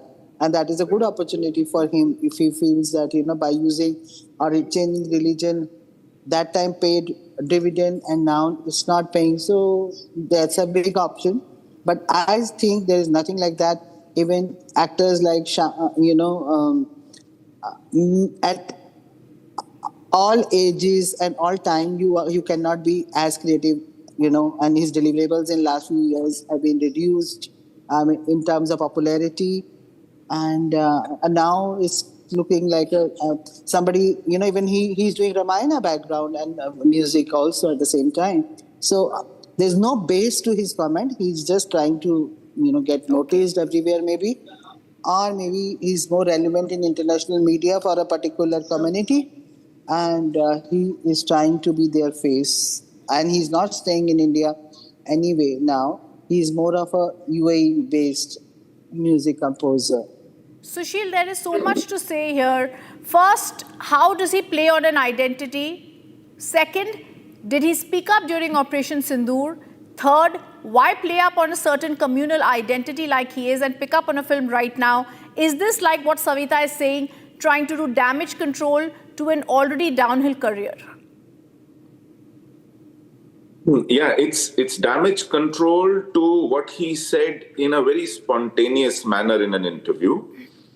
It is very clearly now trying to limit the repercussions of what he said.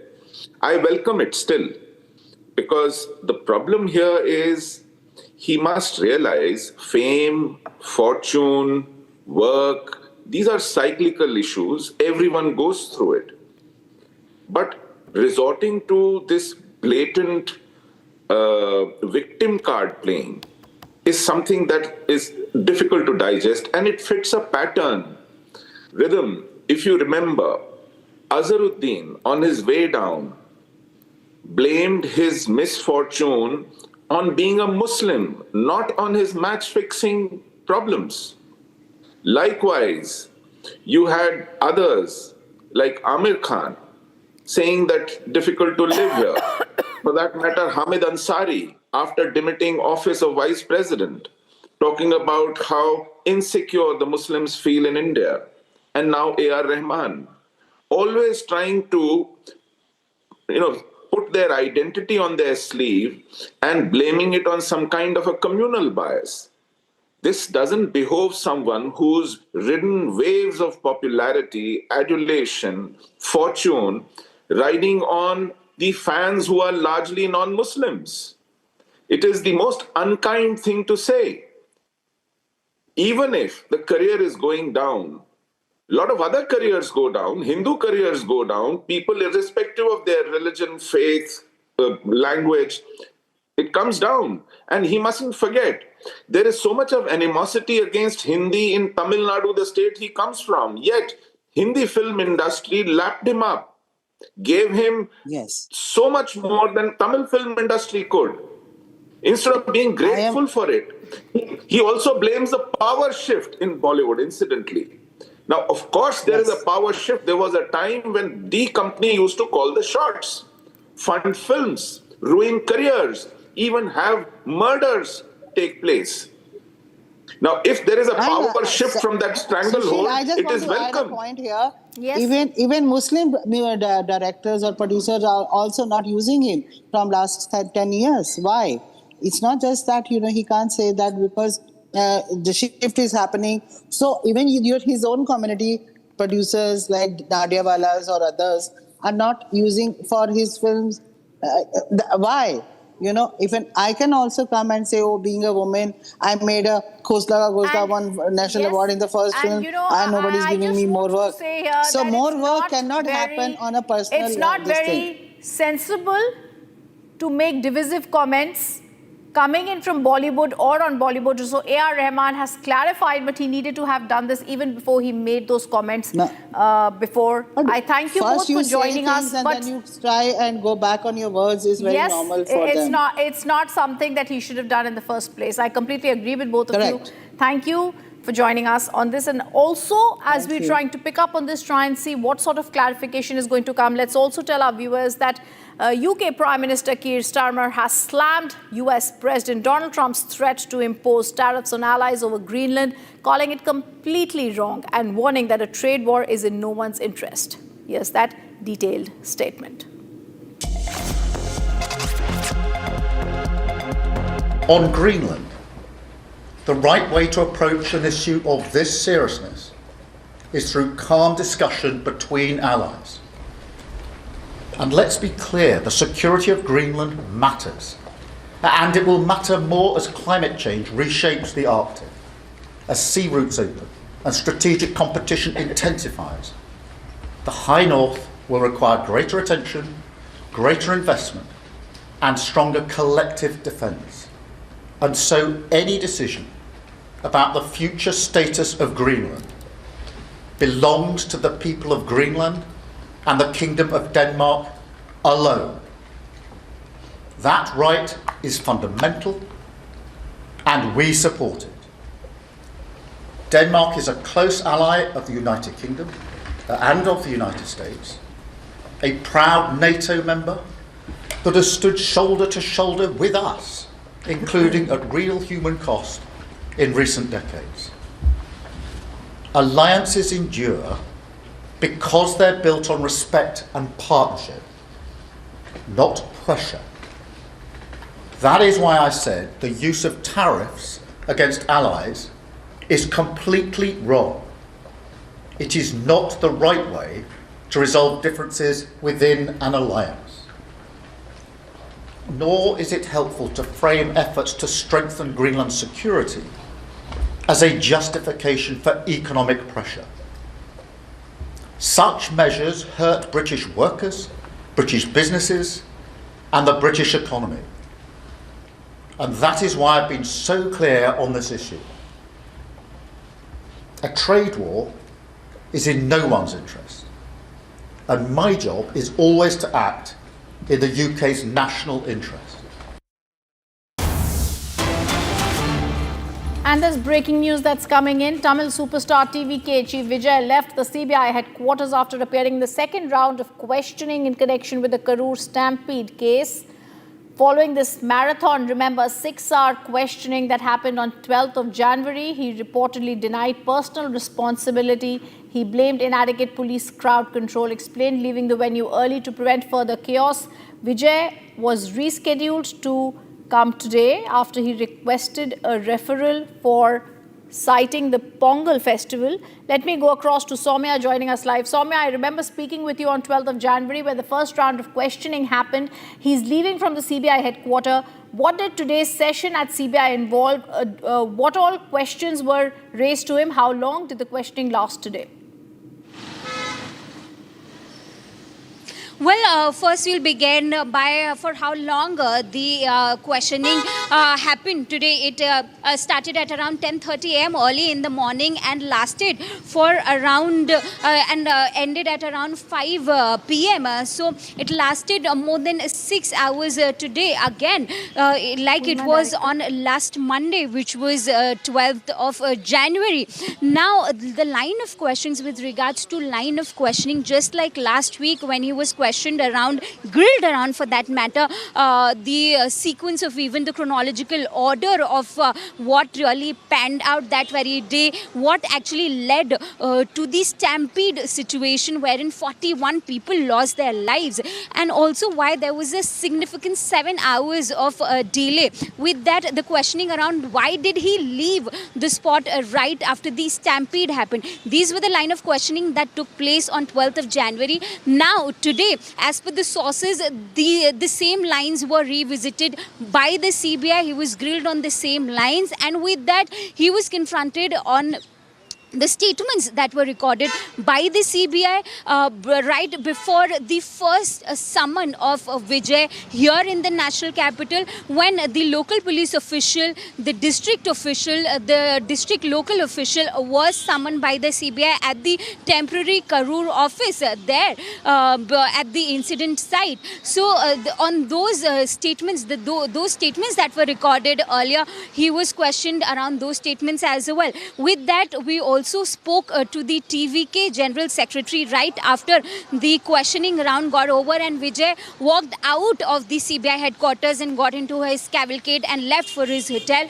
We got an opportunity to speak to the TVK General Secretary, where he was hinting again that the real perpetrators behind these should be the one summoned. But however, we are more than willing to cooperate with the interrogation. So these are the details that we are picking up at the moment. At this moment, the TVK party sources have confirmed that most likely he will not be summoned again anytime soon for the questioning. Thank you, Soumya. So you've given us 2 bits of information. There will be no further summoning of Vijay.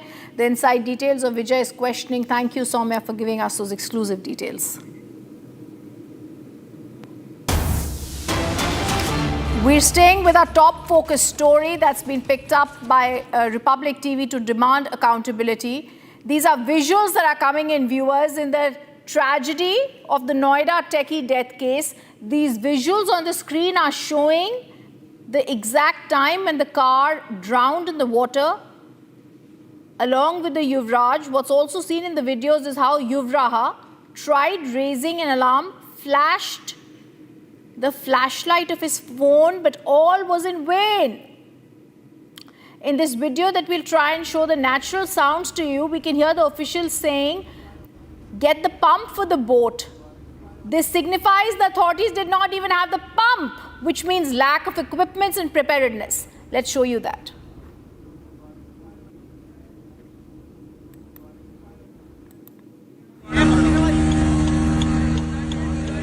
दोस्त pump है भाई,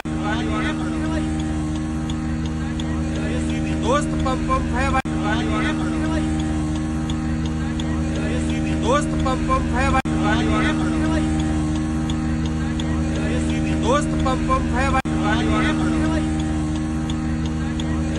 दोस्त pump है भाई, दोस्त pump है भाई, दोस्त पंप है भाई, दोस्त पंप है भाई,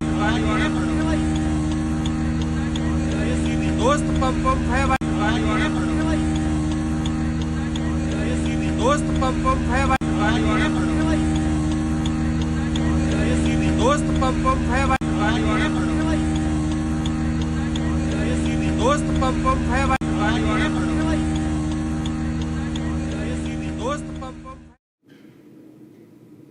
Let me go across to Saurav, who's joining us.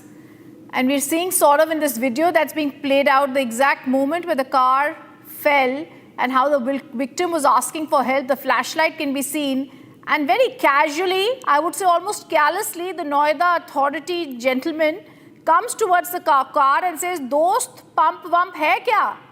Is this the casualness with which, with lack of equipment and lack of preparedness, these people reached the spot to try and save him? Yes, absolutely. Because of this only, the 27-year-old techie died. In this video, a person can be seen asking from the passers-by that do they have the pump for the boat? And the police officials and the fire officials both do not have the pumps. They lack the basic equipment for that. And now we are standing at a place where the fire officials came and asked from the passerby named Pulkit for the pump. So you can see this is the exact location. And Pulkit told us that for the past 2 hours he was there. The techie was on the roof of the car asking for help, showing the flashlight, telling his exact location. But no one bothered. Not the police, not the fire officials. Both do not have any kind of basic equipment. They lacked the rope. They lacked the staircase. There was nothing they did at that night. Over to you. I also want to raise larger questions, and I want to once again play this out again to show you the sheer callousness with which the authorities were working that callous night. It was a foggy night. Yuvraj fell into a water-filled drain. When he was falling, he called up his father and said, "Papa, mujhe madad kar do." His father called up the police authorities. They reached there a bit later. After them, the NDRF reached there. The state disaster relief reached there. Nobody had the right place to reach there. We stay with those visuals where we are showing you that flashlight that he kept flashing on that foggy night. He was not able to swim, so he went and sat on his car. And these people, when they reached there, refused to even go in, sort of. We heard they said, "Nahi, kya pata, yahan pe iron rods hongi." This is culpable homicide, not amounting to murder. They are accountable for this. There were no lights on the streets. We've also accessed letters from the people who stay in Sector 150 in Noida, saying that they wanted signages to be there. Such a dangerous action happening and no one to hold accountability for it, sort of. Yeah, this is a very sorry state of affairs, Rhythm. You can see in this sector, they have sold the place. Even the minimum cost to buy a flat here is 2 crore rupees, and still they told the buyers that this is a posh area. And you can see here that there are open pits here filled with drainage water. There are no drainage system here. And the person, the techie, was on his car roof for nearly 2.5 hours asking and crying for help, repeatedly calling his father. Please save me, Dad, I don't want to die, please save me. But still, nobody heard. The police officials were here, the fire officials were here.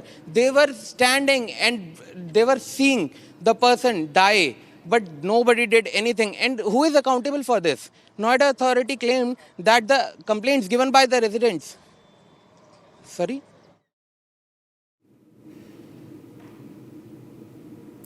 There are some videos that you see that leave one for a loss of words, sort of. This is one of them. Because this is sheer apathy which led to the death of a young techie. This is sheer apathy that led to the death, and someone has blood on their hands. We want to once again play out that video. We want to once again sort of play out that video to show which authority, I would say all the authorities who were on the spot have blood on their hands. We want to show you that video again. 2.5 hours sitting on his car, and yet no one was able to reach him. This is a shame. Someone needs to be accountable. We're going to ensure that the right reds roll. Take a look at the right. Take a look at the videos.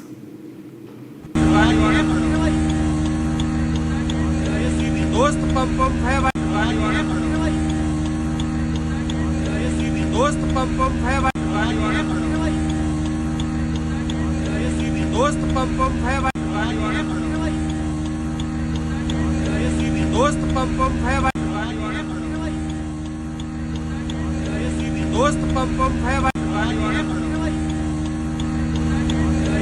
दोस्त pump है भाई, दोस्त pump है भाई,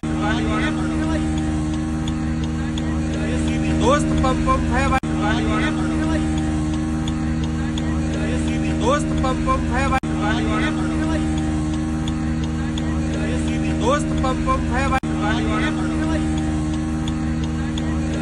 दोस्त pump है भाई. Coming up after a short break, we get you more details on the Delhi High Court giving no bail to Kuldeep Singh Sengar, this time in the custodial death case of the father of the Unnao rape victim. Bail has been denied. More details on jail JDU MLA Anand Singh smoking in a hospital on camera. The VIP smokes, the cops next to him do nothing. Opposition slams Nitish government over the law and order situation.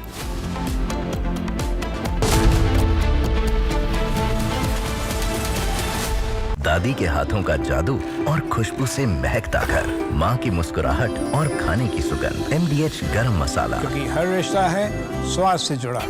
थोड़े में ज्यादा स्वाद, यही तो है इसकी खास बात। वाओ मामा, क्या स्वाद है? अरे मेरे राजा, मसाला।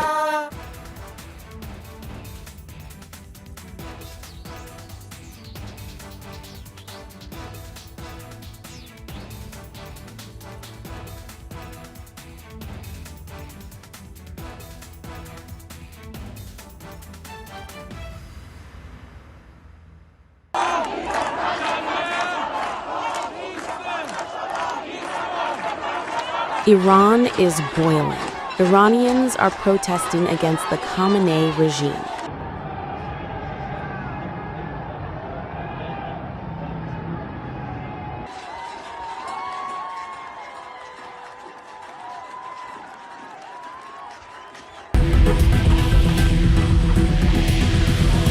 U.S. President Donald Trump has urged Iranians to keep protesting and take over institutions, and has assured them that help is on the way. Well, no, they're starting to, it looks like, and there seem to be some people killed that aren't supposed to be killed.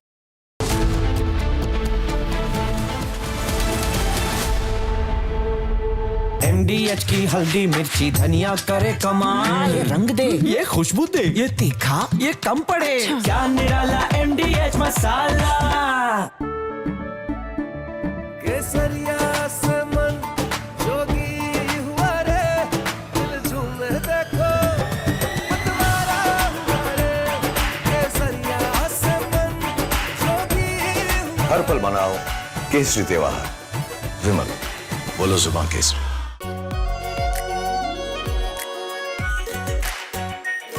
Pure shahi paneer masala, delicious, healthy every day.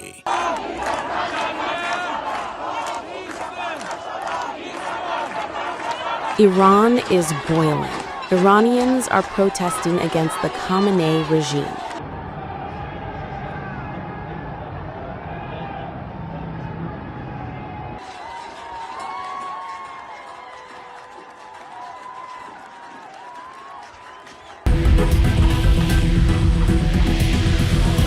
U.S. President Donald Trump has urged Iranians to keep protesting and take over institutions, and has assured them that help is on the way. Well, no, they're starting to, it looks like, and there seem to be some people killed that aren't supposed to be killed. These are violent, if you call them leaders, I don't know if they're leaders or just they rule through violence.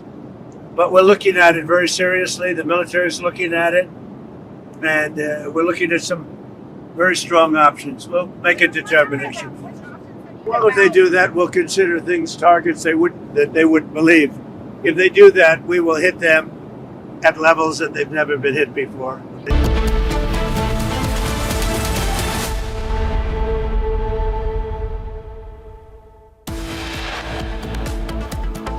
Delhi High Court denies bail to Kuldeep Singh Sengar in the case related to custodial death of Unnao rape victim's father. Jailed JDU MLA Anand Singh smokes in hospital on camera. Cops next to him do nothing. Opposition slams Nitish government over the law. As RJD sharpens attack over Anand Singh calling the shots, Nitish government maintains a radio silence.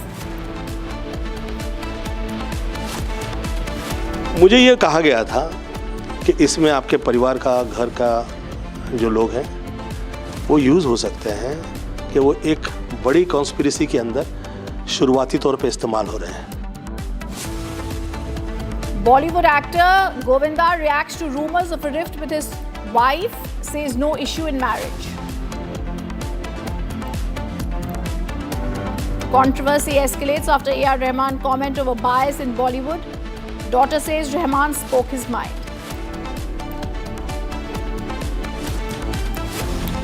Top officials arrested over bribe claim in Karnataka. Alleged tape submitted mentioned ministers seeking bribe for license.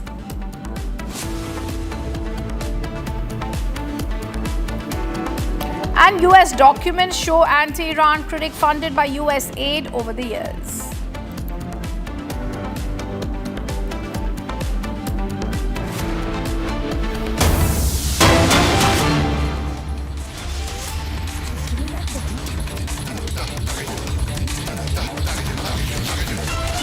In a shocking display of road rage and sheer arrogance, a Mahima Scorpio driver allegedly ran over a man multiple times in broad daylight in a village in Gurugram. Despite attempts by bystanders, and we stay with those visuals, shocking visuals there. We're not going to play out that sound till my directors have got and beeped out certain words in that video. We're not going to go to that video with all the nat sounds. Despite attempts by bystanders to intervene, the driver reportedly refused to stop, deliberately crushed the victim, like you can see, leaving him with serious injuries. The injured man has been rushed to the hospital, but as the visuals on the screen show, the man, in a display of road rage and arrogance, ran over this man multiple times.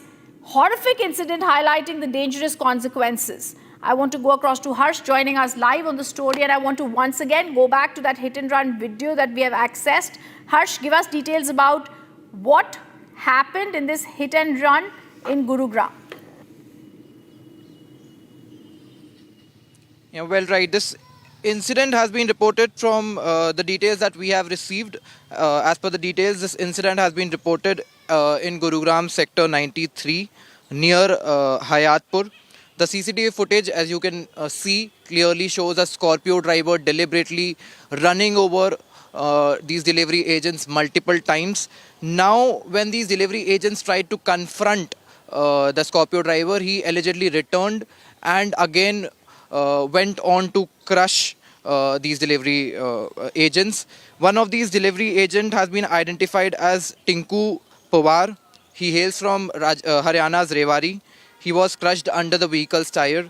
He was injured and was later taken to the hospital. However, his condition is being said to be stable at this point. After this video went viral across social media platforms, Gurugram police launched a crackdown in this case, and this Scorpio, which is the Scorpio involved in this case, has been seized, and efforts are being carried out to identify the accused driver. However, it is also being said, it is not confirmed yet, the accused might have been identified, but now attempts are being made to arrest the accused here in this case. All right, Harsha, we'll just come back to you. Harsh, I want to once again show that video. If we can just play it frame by frame. Shocking what we are seeing. The Scorpion driver ran over the man multiple times in the broad daylight in this place in Gurugram sector 93, like Harsh was telling us. That man is on the road. We can see him in the corner, and okay, we're also showing you the CCTV footage of exactly what happened, viewers. This CCTV footage capturing it from another angle, and we're showing you what happened. This is a clear incident of road rage. The man comes and he purposely goes over that man in road rage, crushes the victim repeatedly. There seems to have been some altercation that happened. Here we are showing you CCTV footage of that same day, same interval about what happened. After this altercation, I think it seems to have been come down, that the man came back. We can see that person, the injured person, going back towards the car, and that SUV ramming into somebody in road rage. It's clear that he was angry. We can see this person whom we've circled whom we've squared in this green square, and he goes over and in road rage he barges on. He barges onto a person. It's very clear the injured man has been rushed to the hospital, but he refused to stop and deliberately crushed the victim repeatedly, leaving him with serious injuries. Viewers, there is a reason why we are showing you the Gurugram case, and now we are shifting focus to the Noida case. We are showing you how there are two incidents in one day that show you examples of road rage, and once again how the streets are becoming unsafe. This is showing you the glaring example of bureaucratic apathy in Gurugram. Residents had complained about hazardous open drains, and I think it's also Noida. It's Noida, I beg your pardon. In Noida, residents complained about the open drainage. We're talking about the Techie Yuvraj's murder, and the non-functional street lights that had been completely unaddressed for 6 long months. Republic TV now has the 2025 July letter. A formal complaint had been written, viewers, 6 months ago. The officials have receipt of this complaint. This is the very same day, yet shockingly no action was taken. We're going to highlight this July 2025 complaint because it's directly standing in sharp contrast to action that needed to be taken. We are showing you the urgent request for installation of streetlights, and I'm going to read out from this letter that I have with me. Urgent request for installation of streetlights, the letter in Sector 150, Noida. And it says, Dear Sir, I am writing to you on behalf of the residents of Sector 150 to draw your attention towards the lack of adequate street lighting. Let me also go across to Saurav. Saurav, if you can read over what's been written in this letter, because this letter shows that the residents had spoken about the safety risk, the poor visibility at night, the sanitation hazards, the civic challenges they faced by residents in the so-called Millennium City. And today we are seeing videos that you shared where the techie lost his life. It's shocking that he was taking his mobile phone, showing the torch of that mobile phone, trying to have someone see the light of that mobile phone that was playing out. And then a man walks up to a car casually asking if there's a pump in it. 6 months earlier, the residents of Sector 150 Noida had said, give us lights. Give us proper security, and yet nothing had happened, Saurav. Yes, absolutely. The thing is that the main issue is here that all the complaints given by the residents of Sector 150, be it the ATS Society, be it the Tata Eureka Society, no action has been taken by the authorities. No action has been taken by the Noida Authority. No action has been taken by the Noida Traffic Police. And on the day this incident happened, Republic tried to contact to the MLA Pankaj Singh of Noida, and we got to know that he was sitting in US. He is unbothered. He doesn't even know what is happening in Noida. And other thing is that the MP Mahesh Sharma, who is the MP of Noida, Gautam Budh Nagar, he told us that he don't want to comment on this. And the Noida Authority and the fire department officials were here at the spot when the person was trying and crying for help. He was calling his father, that father, I don't want to die, but still the police and the fire officials stood there and watched that techie die. So who is accountable for that? I want to ask the authorities, who is accountable? Noida Authority has said that they will examine, they will investigate the complaints, why this accident happened. They claim that we have given them roads. Cars are passing by every day. This is the case, only a single accident happened here. And we will investigate it, why it happened. They told us that everything is there, but I request my VJ to show the visuals. There are no street lights, basically. There are no reflectors on the street. There are no white patches on the street which can guide a person in the dense smoke to where he should go. But nothing has been done here. That is the lack of responsibility, lack of equipment, lack of accountability on the part of the Noida Authority and the Noida police officials and the Noida fire officials. They all are accountable. They have to give the answers to the people. Now the people are raising their voice, demanding justice for the 27-year-old techie, and they are demanding the accountability. They want the authorities to take strict action against those who are responsible for this incident. A person is crying for help for 2.5 hours in Delhi NCR, and still he can't be saved. Even when the Noida officials, Noida Authority officials, Noida police, Noida fire officials are at the spot. Back to you. I'll just come back to you. We're just going to play once again the visuals and that reaction that had come in of that person.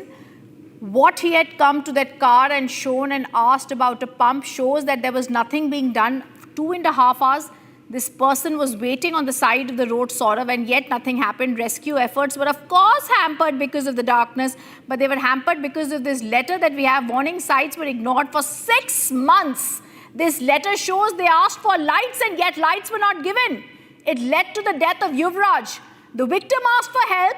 The moment when the car fell, we see a person asking for a pump. What was the state disaster response force doing on the spot? Why did no one reach him except for one lone person named Moninder who tried to reach him? He said the authorities refused to go there. because there was no real way they could reach and they were worried about iron rods. Let's first listen in to the lone reaction that the authorities came in, not realizing how India is going to wake up with this new crisis that's been there in the Millennium City. क्या नाम क्या है आपका? नाम क्या है और किस पद पे हैं आप? सफाई निरीक्षक। भाई सफाई नीचे करो, फोन नीचे करो। सर यहाँ पे से कंप्लेन हो रही है, आपने अभी तक सफाई नहीं करवाई, रेसिडेंट्स सफाई तो कंटिन्यू हो रही है सर। यहाँ पे पानी कैसे भरा है फिर? भरा हुआ है पानी। इस रोड की सफाई कंटिन्यू हो रही है। नहीं, पानी कैसे? पानी कैसा है? पानी कैसा है? पानी कैसे आया? मेरा क्राइटेरिया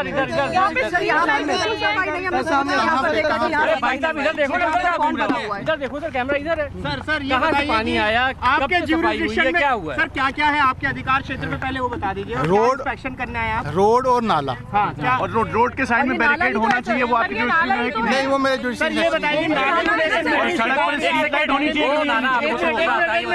सर नाला के क्षेत्र में आता है, नाले की कवरिंग क्यों नहीं हुई थी? नाले कवरिंग मेरा जुरिसडिक्शन में। अभी नाले की सफाई। सर सफाई कितनी बार हुई है? इस नाले से पानी जाता है या ये इसी नाले से पानी जाता है? नाले की सफाई हुई, देखिए आप, नाला साफ। तो नाले में पानी कैसे भरा है? नहीं, नाले से ही पानी जाता है अंदर। सर हमने देखा नाले की सफाई कब से हो रही है? नहीं है ना सर नाले से पानी जाता है ये अंदर? दीवार है वो मेरा क्राइटेरिया नहीं है। सर ये पानी नाले से जाता है क्या अंदर? सीवेज से संबंधित मैं कह रहा हूँ सर, ये पानी नाले से जाता है क्या अंदर? ये पानी नाले से अंदर जाता है क्या? करोड़ों की कीमत की सर यहाँ पे फ्लैट्स है, ये पानी नाले से जाता है। बता दीजिए आपके अधिकार क्षेत्र में क्या क्या है? एक मैं वही बता रहा हूँ, बताइए। एक मिनट सफाई और नाले की। ठीक है, तो नाले को लेकर कितनी शिकायतें आपको अभी तक मिली थी? क्योंकि यहाँ पर ये आरोप लगा रहे हैं कि नाले की तो सफाई हो रही है। देखिए अब नाला साफ। तो ये पानी कहाँ से आता है? नाले में सोसाइटी से आता है सर। ये नाले का पानी, ये नाले का ही पानी तो गया है गड्ढे के अंदर। नाले को कवर करना जब आप कर रहे हैं नाले की। सर आप सिर्फ एक सवाल का जवाब दे दीजिए, ये पानी क्या इसी नाले से अंदर गया है, कहीं और से यहाँ आता है? ये पानी कहाँ से आया है? ये पानी कहाँ से आया? ये इसी नाले से आया है या कहीं और से आया है? ये पानी कहाँ से? नाले का है। इसी नाले का। मतलब क्यों जा रहा है ये अंदर? क्योंकि आपकी निकासी व्यवस्था ठीक नहीं है। क्योंकि दीवार टूट गई ना, आप देख रहे हो। तो दीवार की कितनी बार सफाई हुई सर? दीवार को कौन बनाता? आपको नहीं लग रहा है कि करोड़ों की कीमत के फ्लैट्स है, लेकिन मेरी बात सुनिए, जो मेरा क्राइटेरिया है उससे संबंधित आप सवाल कीजिए। सर आपसे उसके संबंधित सवाल क्या है? नाले से। सर नोएडा अथॉरिटी को बहुत सारी कंप्लेंट्स रेजिडेंट्स ने, नोएडा सेक्टर 150 के रेजिडेंट्स ने दी थी, बट कोई भी एक्शन उसके बाद नहीं हुआ। तो आप क्या कहना चाहेंगे इस बारे में? जो कंप्लेंट्स आई हम लोग उसको दिखवा रहे हैं कि किस स्तर पर आई थी और क्या उसमें कार्रवाई हुई है, उसकी एक अलग से जांच चल रही है, जांच के बाद बताते हैं। सर उस रोड पे कोई भी स्ट्रीट लाइट, कोई भी रिफ्लेक्टर, कोई भी साइन बोर्ड नहीं था, तो इस बारे में नोएडा अथॉरिटी का क्या जवाब है? चूँकि आप जानते हैं कि वो स्पोर्ट्स सिटी का इलाका है, पिछले 5 साल से वहाँ रोक भी लगी हुई थी, तो अब ये देखने की बात है कि वो वाला जो एरिया है वो कौन से स्पेसिफिक उसमें आ रहा है, प्लॉट कौन कौन सा वहाँ पर, और क्या कार्रवाई होनी थी। इसमें मौके पर भी टीम्स गई है, वो देख के बताएंगे कि कार्रवाई करेंगे उसमें। सर एक 27 साल के लड़के की डेथ हो गई है, तो इस नेग्लिजेंस के लिए, इंफ्रास्ट्रक्चर लैक के लिए कौन जिम्मेदार है? जहाँ तक इंफ्रास्ट्रक्चर की बात है, वहाँ बना हुआ है, रोड्स वगैरह बनी हुई है, और आपने देखा कि वहाँ पर कुछ जो है मतलब सारी गाड़ियाँ ही जा रही थी। अभी एक एक्सीडेंट हुआ है, हम लोग इसकी जांच करवा रहे हैं क्या कारण थे। It's ridiculous. He's still saying we shall see who this area comes under. They're still sleeping. The other top focus, JDU MLA Anand Singh, who's currently a VIP lodged in a Bihar Central Jail in Patna, is caught smoking inside the hospital after his health checkup. Now the Bahubali of Bihar is caught on camera. The video is going viral and questions are being raised of our representatives holding a mirror to themselves.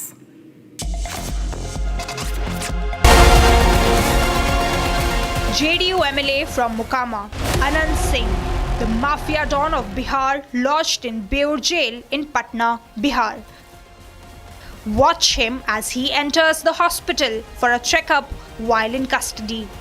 Wearing sunglasses, smoking as police remain mute spectators and helpless abettors.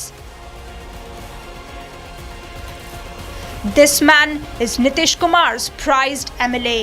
Arrested days before the elections, he still managed to win while in jail. An MLA allegedly involved in the killing of Dular Chand Yadav, who was campaigning for a candidate from Prashant Kishore's party and facing trial. Now, this smoking video from Shahabuddin to Anand Singh. Has nothing changed in Bihar?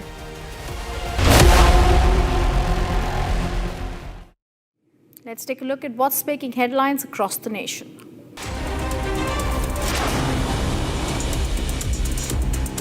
In a major anti-Maoist operation, security forces neutralized 6 Maoists, including 4 women, during an encounter in the forest area of Bijapur district. Following the encounter, automatic weapons, explosives, Maoist materials were recovered from the spot. The nomination process for the post of BJP National President began at the party headquarters. UP Chief Minister Yogi Adityanath, state BJP leaders submitted their letter of support. BJP National Working President Nitin Nabin scheduled to file his nomination for the party chief's post today.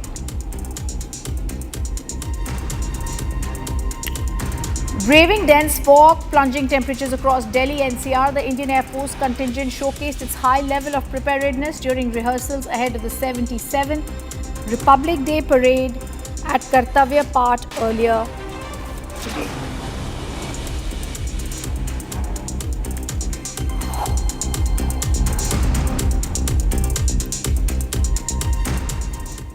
Today, questions are swirling around prominent Iranian activist and journalist Masih Alinejad.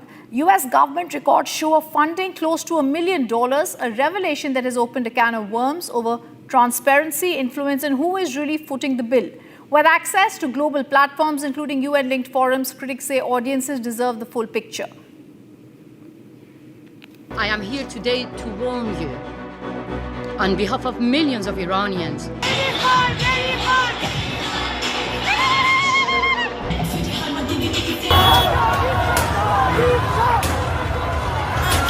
A prominent activist and journalist who is an anti-regime activist of Iran and an active supporter of President Donald Trump is under question. Records reveal that Alinejad and organizations linked to her have received federal funding running into hundreds of thousands of dollars over the years. Funds close to $1 million have been funded to Masih Alinejad over the years. The funding disclosures and access to global platforms raise a larger question: whether the public are being shown the full picture or only one side of the coin. The issue is not legality, but disclosure, and whether activism backed by state-funded programs should be presented as entirely independent dissent. The funding disclosures have opened a can of worms, with critics questioning where activism ends and state-backed advocacy begins. She has also engaged with platforms linked to the United Nations ecosystem regarding human rights, women's freedoms, and political dissent. These global platforms, combined with state-funded programs, blur the lines between activism and advocacy. With appearances at UN-linked forums and growing visibility in Western media, critics say US-funded activism has found an echo chamber on the global stage.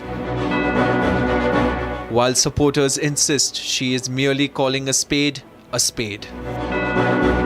There is no allegation of illegality in the US funding itself. However, the disclosures have reignited debate over credibility, perception, and influence in global discourse.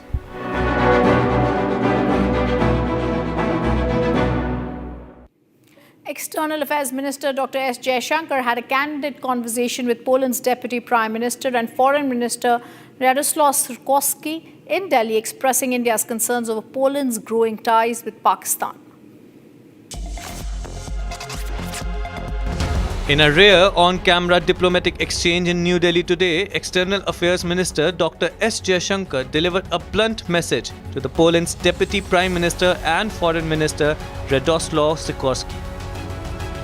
The meeting reviewed India-Poland ties, but Jaishankar directly addressed the concerns over cross-border terrorism. Referring to Poland's recent engagements, including Sikorsky's October 2025 visit to Pakistan, he clearly stated, Today, Deputy Prime Minister, we would review the Action Plan 2024-28, through which we seek to realize the full potential of our strategic partnership.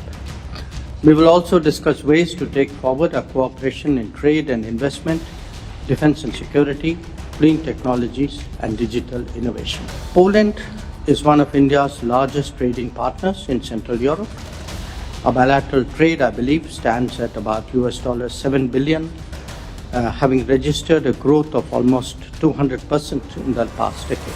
Indian investment in Poland has surpassed $3 billion, creating a number of job opportunities for Poles. India's strong economic growth, size of its market, and pro-investment policies provide immense opportunity for Polish businesses. This pointed remark comes amid the Warsaw's expanding political and economic contacts with Islamabad. Jaishankar's words underscore the India's firm stance. No nation should indirectly support terror networks in South Asia through diplomatic or other engagements. Sikorsky responded by agreeing on the need to counter transnational and trans-border terrorism, noting Poland itself has faced recent threats like arson and attacks on infrastructure. He emphasized shared concerns over such challenges. While the exchange highlighted differences on regional issues, both sides reaffirmed commitment to strengthening the bilateral ties in defense, economy, and beyond. A candid moment in diplomacy, India making its red lines clear on terrorism. Uttar Pradesh police have registered 8 FIRs in Varanasi following a controversy over the ongoing beautification and redevelopment project at the sacred Manikarnika Ghat, one of Hinduism's holiest cremation sites. The action comes after AI-generated fake images, misleading claims circulated on social media, distorting the nature of the work that began in 2025 to strengthen the cremation facilities. Protests erupted in 2026 January, fueled by these fabricated visuals that reportedly aimed to hurt religious sentiments. FIRs have been filed against prominent leaders of the Aam Aadmi Party, Sanjay Singh, Congress leader Pappu Yadav, along with social media accounts.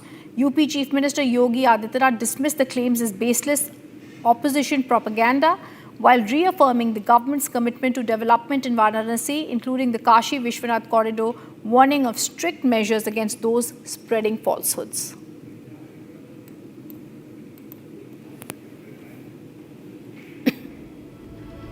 And we come back to you after a short break where we give you details about the controversy that's escalated after A.R. Rahman comment over bias in Bollywood. And top officials arrested over bribe claim in Karnataka. Alleged tape submitted mentions the minister seeking bribe for license.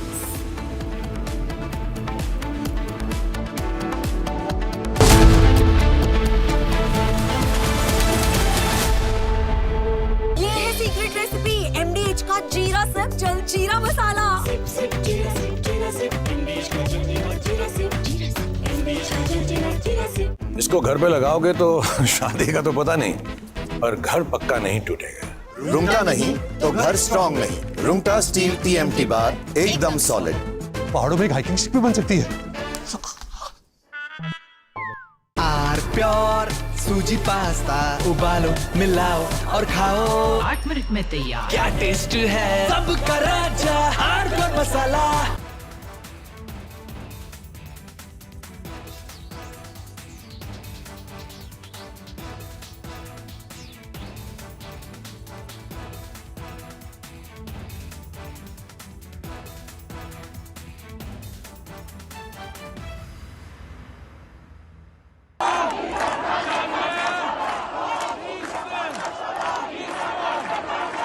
Iran is boiling.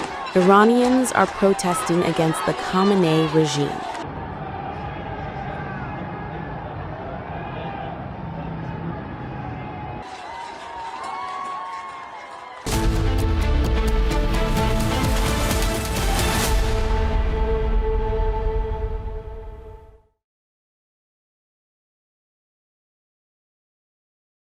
थोड़े में ज्यादा स्वाद, यही तो है इसकी खास बात।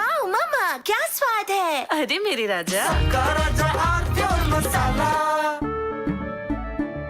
केसरिया से मन जोगी हुआ रे दिल झूमे देखो मतवारा हुआ रे केसरिया से मन जोगी हर पल मनाओ केसरी त्योहार विमल बोलो जुबान केसरी ये है सीक्रेट रेसिपी MDH का जीरा सिप जल जीरा मसाला सिप सिप जीरा सिप MDH का जल और जीरा सिप MDH का जल जीरा SIP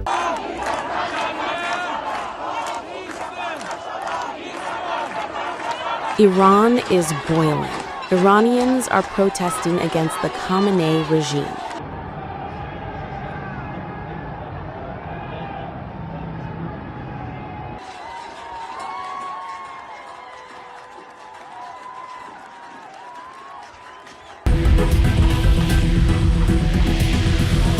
U.S. President Donald Trump has urged Iranians to keep protesting and take over institutions, and has assured them that help is on the way. Well, no, they're starting to, it looks like, and there seem to be some people killed that aren't supposed to be killed. These are violent, if you call them leaders, I don't know if they're leaders or just they rule through violence. But we're looking at it very seriously. The military is looking at it, and we're looking at some very strong options. We'll make a determination. Well, if they do that, we'll consider things targets that they wouldn't believe. If they do that, we will hit them at levels that they've never been hit before. They won't even believe it. I have options that are so strong. So, I mean, if they did that, it'll be met with a very, very powerful force. So Iran's in big trouble. It looks to me that the people are taking over certain cities that nobody thought were really possible just a few weeks ago. We're watching the situation very carefully. I've made the statement very strongly that if they start killing people like they have in the past, we will get involved. From Asia's largest news headquarters, setting the agenda for Bharat.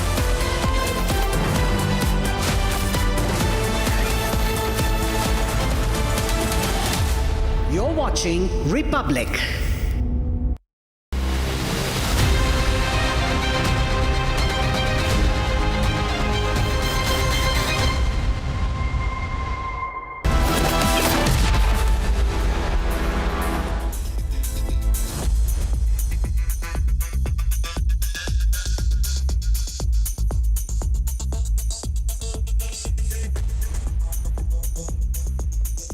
Very good evening, ladies and gentlemen. Thank you for staying with us. You are watching the latest edition of 6 Stories at 6 with me, Oyana Mitra.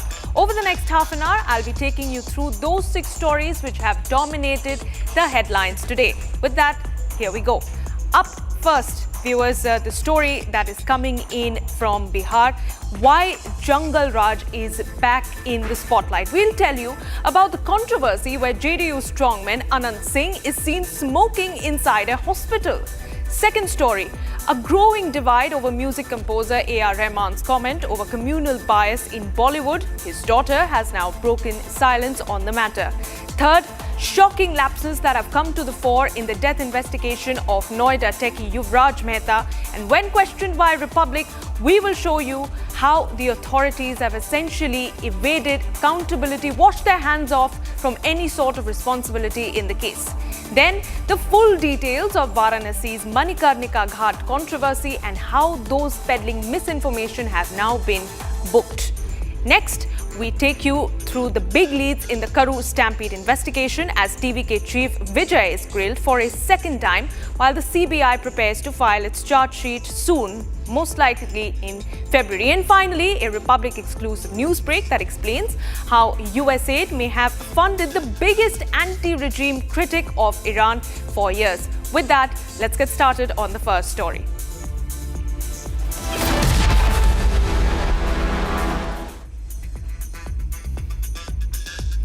Alright viewers, the first story of the day, a viral video of jailed criminal Neta and JDU MLA from Mukama Anand Singh has now triggered massive political outrage in Bihar. In this viral clip, Anand Singh is seen smoking a cigarette inside hospital premises while police personnel stand by silently raising serious questions on law enforcement. What's more disturbing is the timing.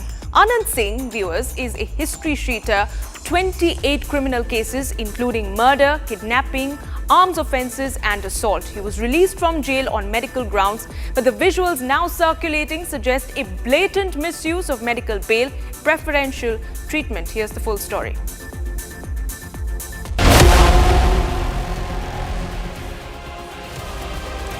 The man on your screen is the jailed criminal Neta and JDU MLA Anand Singh, showing off his arrogance, smoking a cigarette in the hospital premises.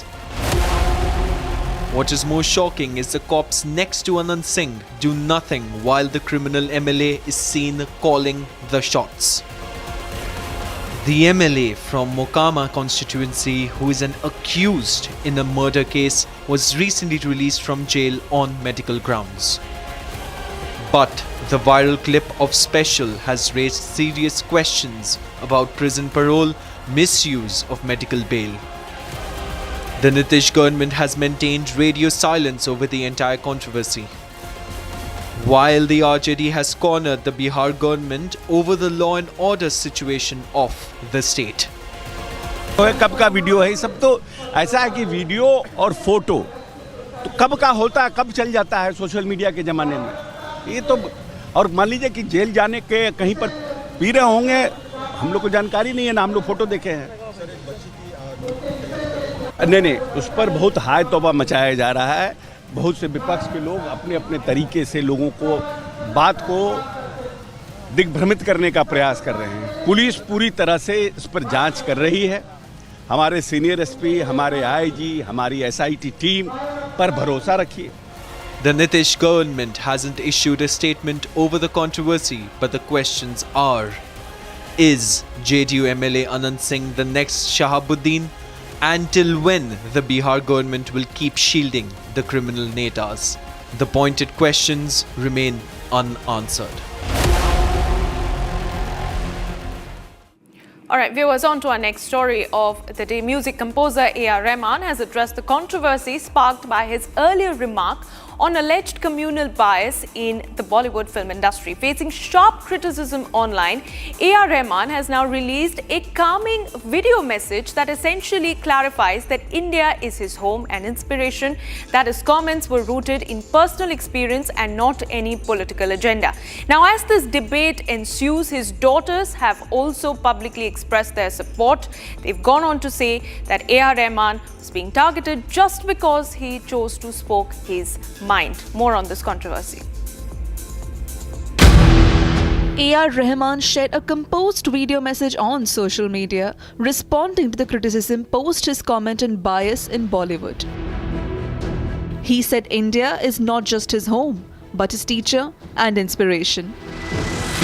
Soon after, Rahman's daughters Khatija and Rahima showed their support online.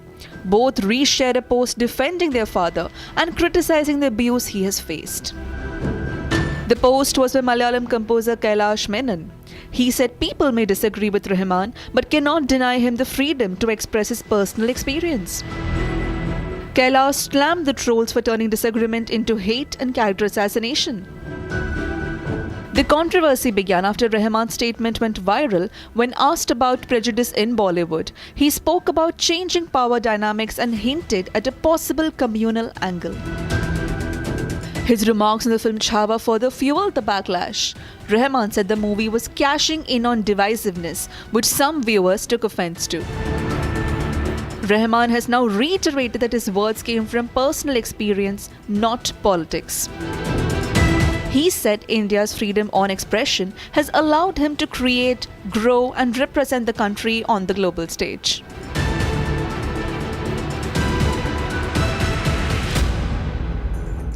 Now, the post-mortem findings in the Noida Techie death case has strongly indicated death by drowning, particularly in a scenario involving muddy or dirty water. The presence of 1 to 2 liters of water in the chest cavity of Yuvraj Mehta along the ribs, combined with lungs full of water, reflects significant asphyxiation of fluid during the drowning process, leading to waterlogging, heavy lungs and subsequent leakage of fluid into the pleural space after death. These are the postmortem findings that Republic TV has reported for you. Whereas in a glaring example of bureaucratic apathy in the Noida case, residents' complaints about hazardous open drains and non-functional street lights went completely unaddressed for 6 long months, despite repeated representation to the authorities. These are just merely some of the lapses that have come to the fore in this entire investigation, and when confronted by Republic viewers, we'll show you in this next report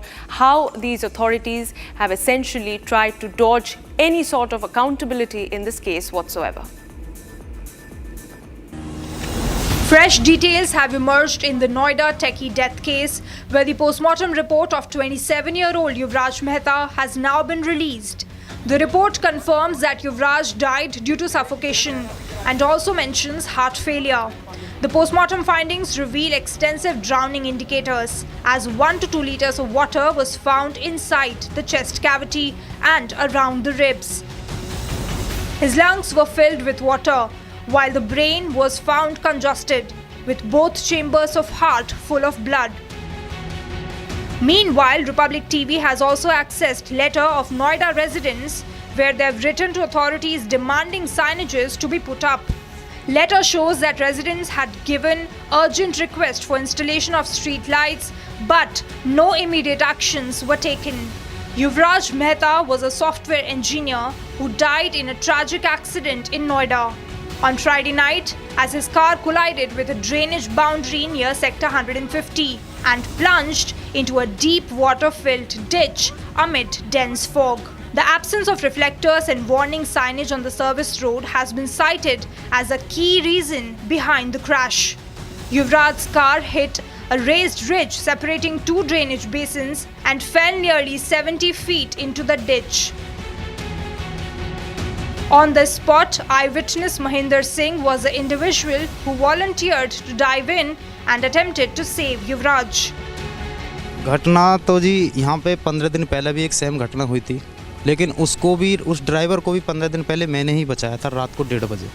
यहाँ पे कोई नहीं था, धुंध के कारण सीधी गाड़ियाँ दाग गई थी, उसको भी 2 घंटे लग गए थे बचाने में। लेकिन ये जो घटना थी, ये घटना उस दिन भी बहुत ज़्यादा धुंध था, वो लड़का गाड़ी को लेकर सीधा अंदर दाग गया। मेरे आने से 10 मिनट पहले लड़का डूब चुका था, ठीक है। मैं लास्ट झाड़ी आप दिखा सकते हैं, वहाँ पे जो छोटी छोटी झाड़ी दिख रही है, कम से कम 50 मीटर भीतर तक मैं गया, कम से कम 30 से 40 मिनट मैंने अकेले ने पूरे में रेस्क्यू किया। वहाँ से मुझे यहाँ का बंदा कोई नहीं दिख रहा था, लेकिन अकेले मुझे टॉर्च का सहारा दिखा के मतलब इधर देखो, आप इधर देखो, मगर मैंने पूरा 30 से 40 मिनट पूरा सर्च किया, वो भाई मुझे नहीं मिला, ना उसकी गाड़ी मिली थी। Noida Authority Additional CEO Satish Pal has claimed that authorities are working to check the complaints given by residents and will investigate why no action was taken by the concerned officer.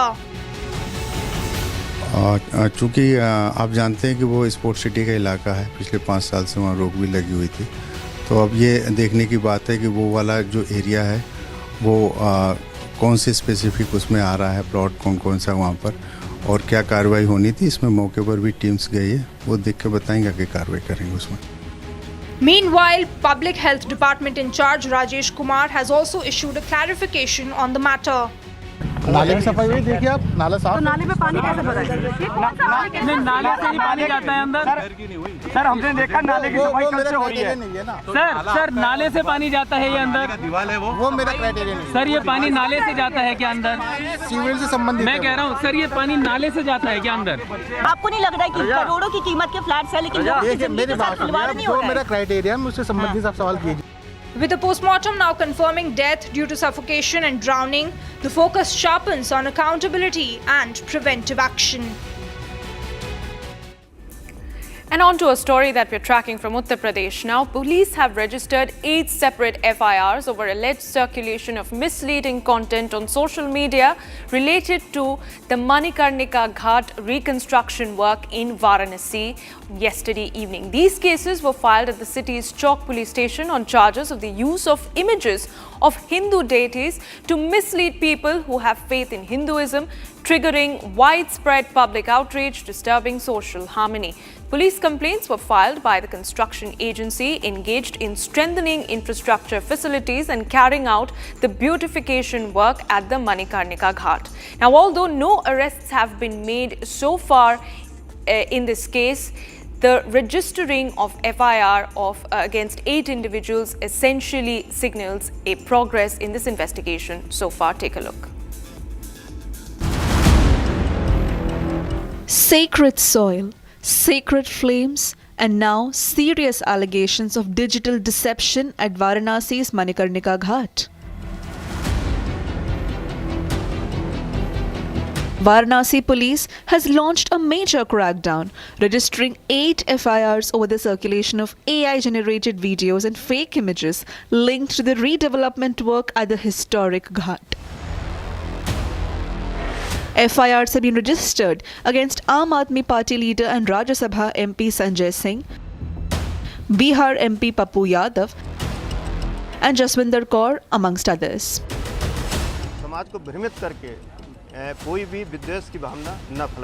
But refuting such claims, police say the content was deliberately created and shared to spread misinformation, mislead devotees, and trigger unrest. Fake visuals flooded social media, claiming idol damage and charges of heritage destruction. But Uttar Pradesh administration hit back with a reality check, showing idol intact at the Manikarnika Ghat.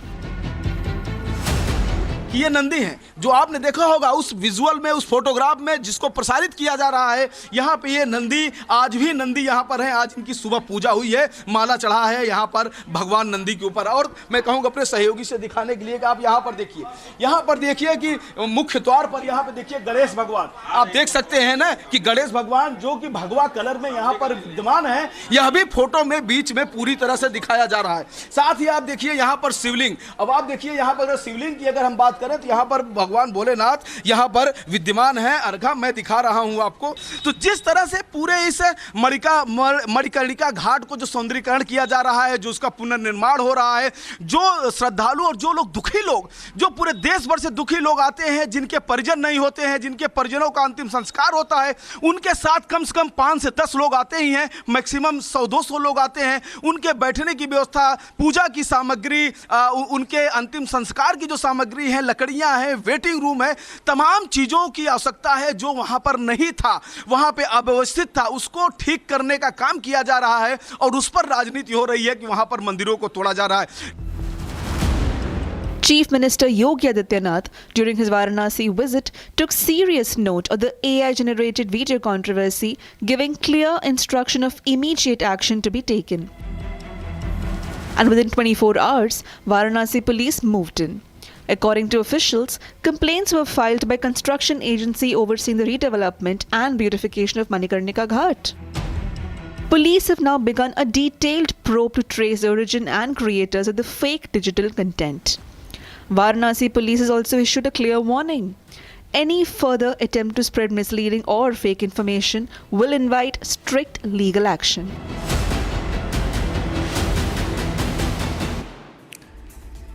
Now, moving on, ladies and gentlemen, TVK chief and actor Vijay arrived at the CBI headquarters this morning for a second round of questioning in connection with the Karur stampede case.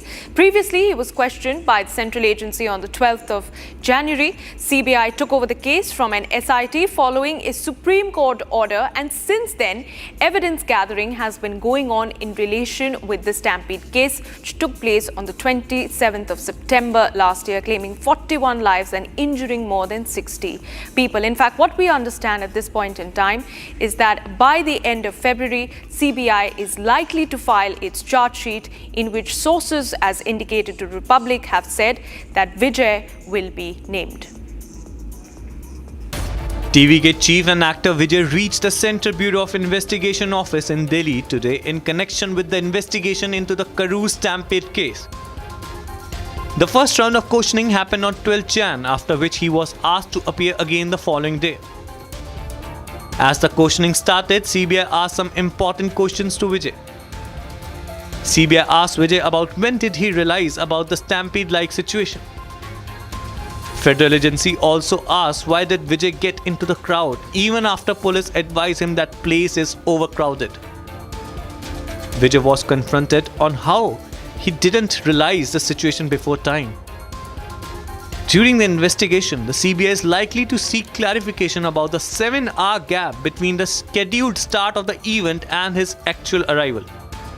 The entire aim of the CBI here is to establish the accountability, to understand on which level did the lapse actually happen. Did it happen on the level of the local police level, or did it happen at the administration level, or did it happen at the party organizers level? Local police was supposed to look after the crowd management, and now that Vijay was 7 hours late, so all the possible angles are being investigated by the CBI. Right before, as I mentioned earlier, right before Vijay was summoned here in the National Capital for the first time last week. The agency is also scrutinizing how Vijay's modified vehicle moved through the rush and whether its progress exacerbated the crush. Meanwhile, fans gathered outside the CBI office to show support for Thalapathy, TVK chief Vijay. Fans held TVK flags in their hands as a symbol of their favorable stance towards the actor-turned-politician. For the past 3 months, CBI officials have been conducting the investigation in multiple phases.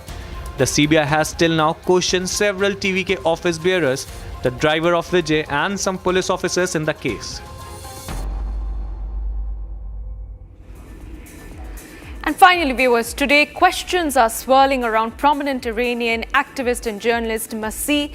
US government records now show that funding close to $1 million, a revelation that has opened a can of worms over transparency, influence, and who is really footing the bill. Records show that over $1 million were given over the years to this anti-regime critic in Iran. The audiences are now curious and deserve the full picture. This next report will give you the full details of the story, a Republic exclusive news break for you. I am here today to warn you on behalf of millions of Iranians.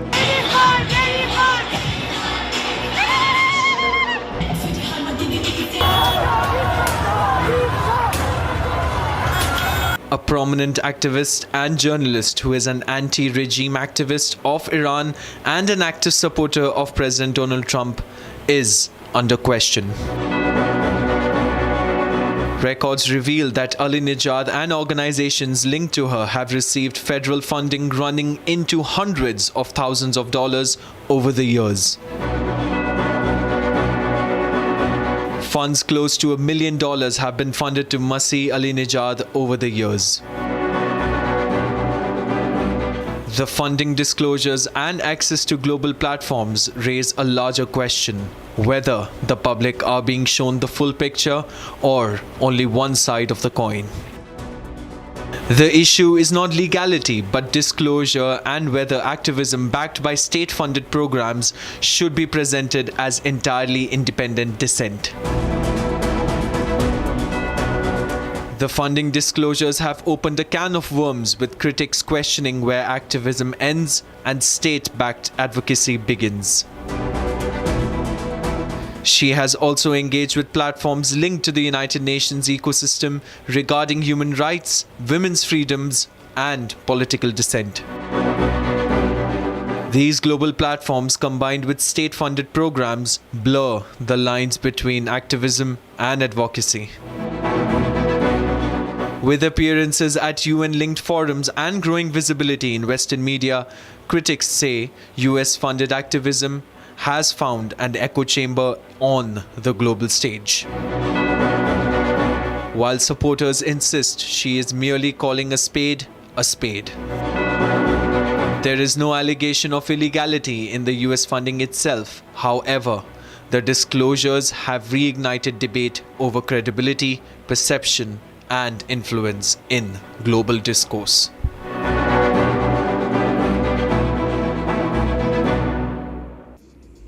And that's all that we had for you in this edition of 6 Stories at 6. But do stay on with us, because on the other side, we'll get you live and breaking updates with my colleague Abhishek Kapoor. Thanks for watching.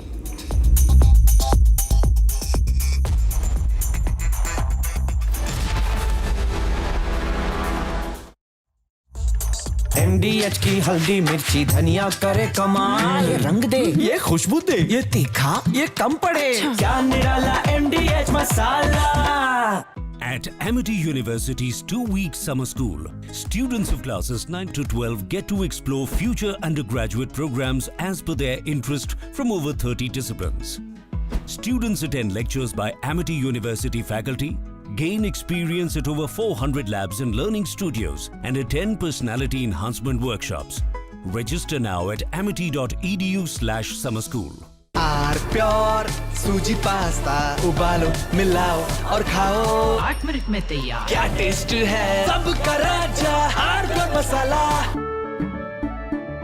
केसरिया से मन जोगी हुआ रे, दिल झूमे देखो मतवारा हुआ रे, केसरिया से मन जोगी हुआ। हर पल मनाओ केसरी त्योहार, विमल बोलो जुबान Kesari.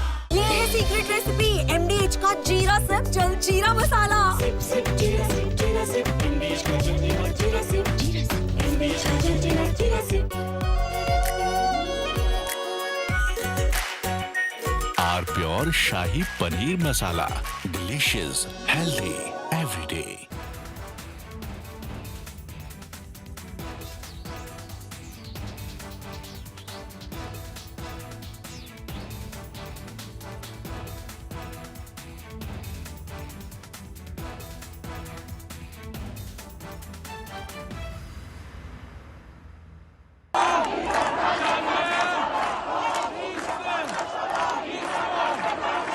Iran is boiling. Iranians are protesting against the Khamenei regime.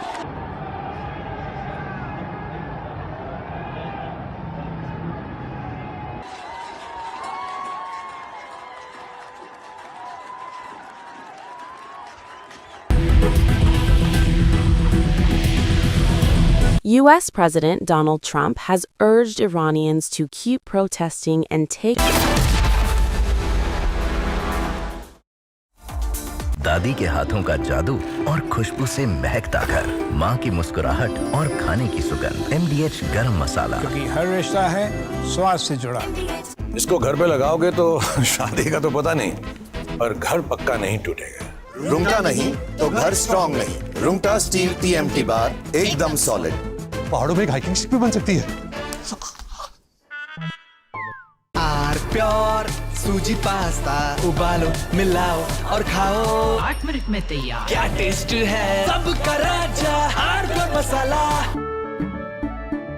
केसरिया से मन जोगी हुआ रे, दिल झूमे देखो मतवारा हुआ रे, केसरिया से मन जोगी हुआ। हर पल मनाओ केसरी त्योहार, विमल बोलो जुबान Kesari.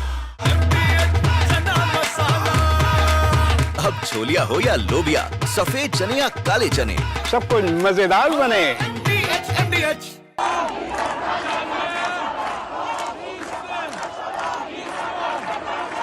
Iran is boiling. Iranians are protesting against the Khamenei regime.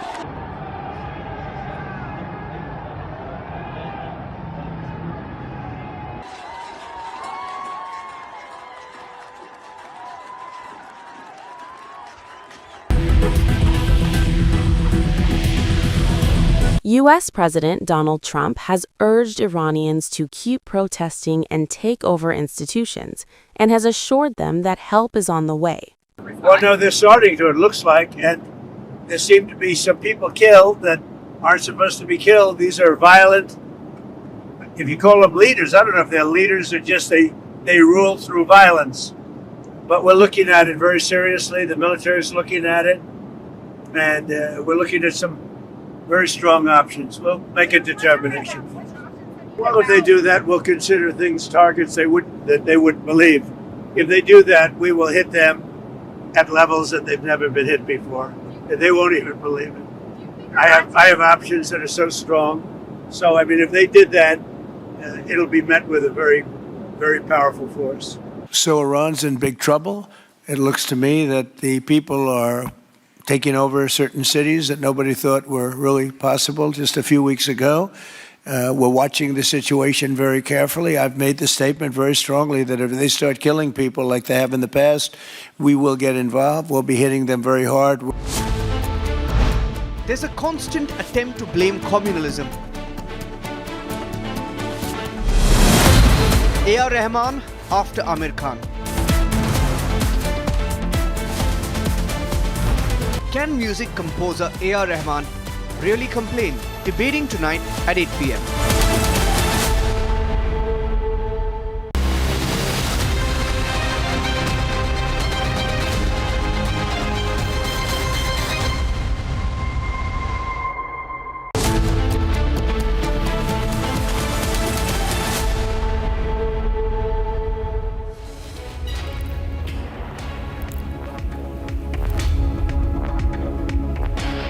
Welcome back, friends. It's systemic apathy of the kind which can lead to loss of life, as it has happened in the case of engineer Techie Yuvraj Mehta in Sector 150 of Noida. In many ways, this place, Sector 150, is epitome of what's not working with urban governance in India. That's our focus. Let's begin with the headlines.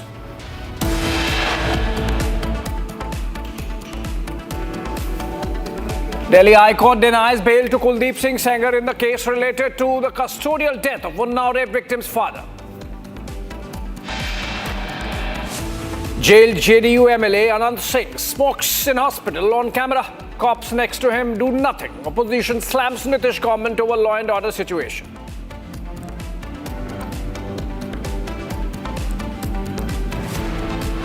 As RJD sharpens the attack over Anand Singh calling the shots, Nitish government maintains radio silence.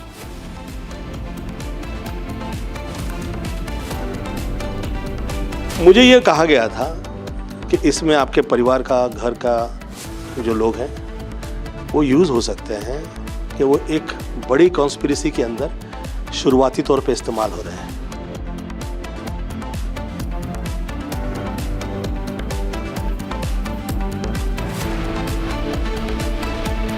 Bollywood actor Govinda reacts to rumors of a rift with his wife. Sunita Ahuja says no issues in the marriage.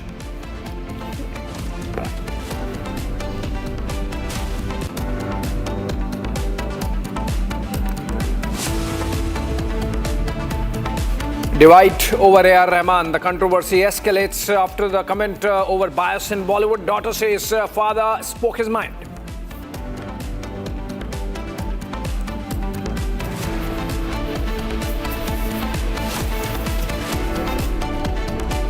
Who's the minister? Top officials arrested over bribe claim in Karnataka. Alleged tape submitted mentions minister seeking bribe for license.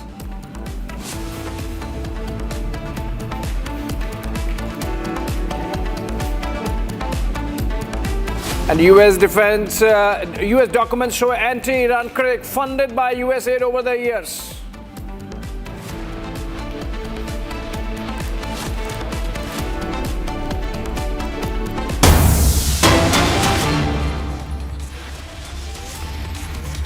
Okay, breaking news coming in connection with the Noida incident. The Chief Minister of Uttar Pradesh, Yogi Adityanath, has taken cognizance of the matter and instructed for a 3-member special investigation team to be set up to investigate the death of Techie Yuvraj in that mishap in Sector 150 Noida. The SIT is formed under the leadership of Divisional Commissioner of Meerut. It's going to also have ADG of Meerut Zone, ADG of Police of Meerut Zone, and the Chief Engineer of the PWD of the zone as part of the SIT that's going to investigate, look into what happened, and submit a report. Our reporter Saurabh joins us live from Sector 150 in Noida, where this happened. Saurabh, the Chief Minister now acting and setting up a committee, but the fact of the matter is a youth lost his life due to the insensitive handling of the infrastructure in the sector, which is otherwise also known for absolute misgovernance. What's there on the ground now? You are there in Sector 150 at the exact spot where this happened. Have the authorities come, inspected, done something to make sure that it does not happen again? Are they putting street lights? Are they taking care of the fact that during fog, a repeat of this can happen as it had happened 15 days before also? Yes, Abhishek, the authorities have put up barricades here, which was not there earlier, and the authorities have claimed that they will also put up the reflectors and they will also draw a white patch on the roads so that the people will be able to safely drive during the dense fog. Currently, we are standing with some of the residents of the Tata Eureka Society who have flagged these kind of issues several times with the authority, but their complaints remain unheard. So I'll take you to them and we will have a conversation with them. Sir, what are the complaints which you have raised before the authority? See, first of all, I'll thank you very much. I have seen your channel. I've seen how you covered up in the news. I saw the lady anchor have shown all the applications which we have already forwarded from last 2 years to the authority, to SDM, to everybody. She has quoted the numbers and everything, and you have given everything in detail. Again, I'll thank you very much that you have already spoken to the ADA CEO of Noida Authority. Correct? Mr. Satpal or somebody. Now, what he is saying is, to be very honest, what he's saying, this is unintentional. To this builder, they have put a case on him that it is unintentional death. How it is unintentional, but I really don't understand this. A builder who already dug 70 foot and then because of some dispute, he left this land for people to die. He made a nice ditch over here that people will come over here and die. Now, Noida Authority, knowing this fact, they are supporting the builder. By saying unintentional, it is completely intentional, number one. Number two, Noida Authority, how they are supporting, they could not put a barricading here because they also want people to come and die. Arihant is making, see, negative publicity is also a publicity. Arihant is getting a publicity, free of cost, that I have made a death spot for people to come and die. Everybody knows that from last 5 years, 6 years, the property rates are going higher and higher. We bought some property around 10 years back, which was 1 crore. Now it is 7 to 8 crores rupees. People are not ready to pay or not able to pay EMI. Everybody is losing job. Everybody knows what's happening in India. Sabka saath, sabka vikas. Jobs are going for a vikas only. There are no jobs. People can't pay EMI. Now when they can't pay EMI, people are suiciding. Oh, they made a spot. But don't suicide at home. Come and suicide over here. Sir, so the authorities have done anything regarding the complaints given by you? Nothing. They never even approached us. They never even bothered to tell us, please come. Arey, you call us 12 o'clock in the night, we'll come. Buddy, we are telling you, whenever you're free, you tell us, we'll come to you. Just give us a time. We are pleading, we are standing, we are folding our hands. How I don't know, in an educated world, how we need to plead to them. Do we have to do Danvat Pranam to them, sir? Hum late hai, aap aa jao, please. I don't know. We have done whatever we could do, write emails, made calls. Everybody has done. You have proofs. You have already shown it to them. They are still not ready to come. Nobody had come down till date to the spot to meet us. Now we'll talk to Aman, who is also a resident of Tata Eureka Society and who is also a lawyer by profession. Aman, did you receive anything from the authorities regarding Nothing. Whatever the complaints we have filed under the IGRS platform and all the Jan Sunwai CM grievance portal, they are just closed by just moving the files from here to there. We have made the representation in July 2025 regarding the street lights. Until now, the street lights are not installed. And they are saying that they will do the same in next 6 months. So deadline पे deadline, तारीख पे तारीख, जैसे supreme court काम करता है वैसे authority काम करती है. समझ में आता है सुप्रीम कोर्ट के पास केसेस पेंडिंग है, बट अथॉरिटी के पास क्या पेंडिंग है, कहाँ बिजी अथॉरिटी, हमें समझ में नहीं आता. Sir, the complaints which you have given to the Noida Authority, there was no action on it, and now this incident has happened. What do you want to say about that? See, we are standing on the costliest land parcel, right? And the road situation, the 18 days back, the truck fell into this ditch. Had the administration taken the cognizance at that point of time, we would have avoided this kind of crisis. And we are living, this calls for crisis management. It's a very chaotic situation here. Not a single traffic cop you will find. At a perimeter of 10 kilometers here and there, you will not find a single traffic cop. Wrong side driving, look at these lights. When the fog falls, they are not able to cut through this. So you cannot see. They are not even efficient enough to illuminate themselves. What to talk about on the road in a foggy situation. Yeah. So we were talking with the residents of the Tata Eureka Society, and they were slamming the authority for the lack of the facilities there. There are no street lights, they claimed. There are no reflectors, there are no sign boards, because of which this incident happened. And all this barriers you can see here, there are none before yesterday.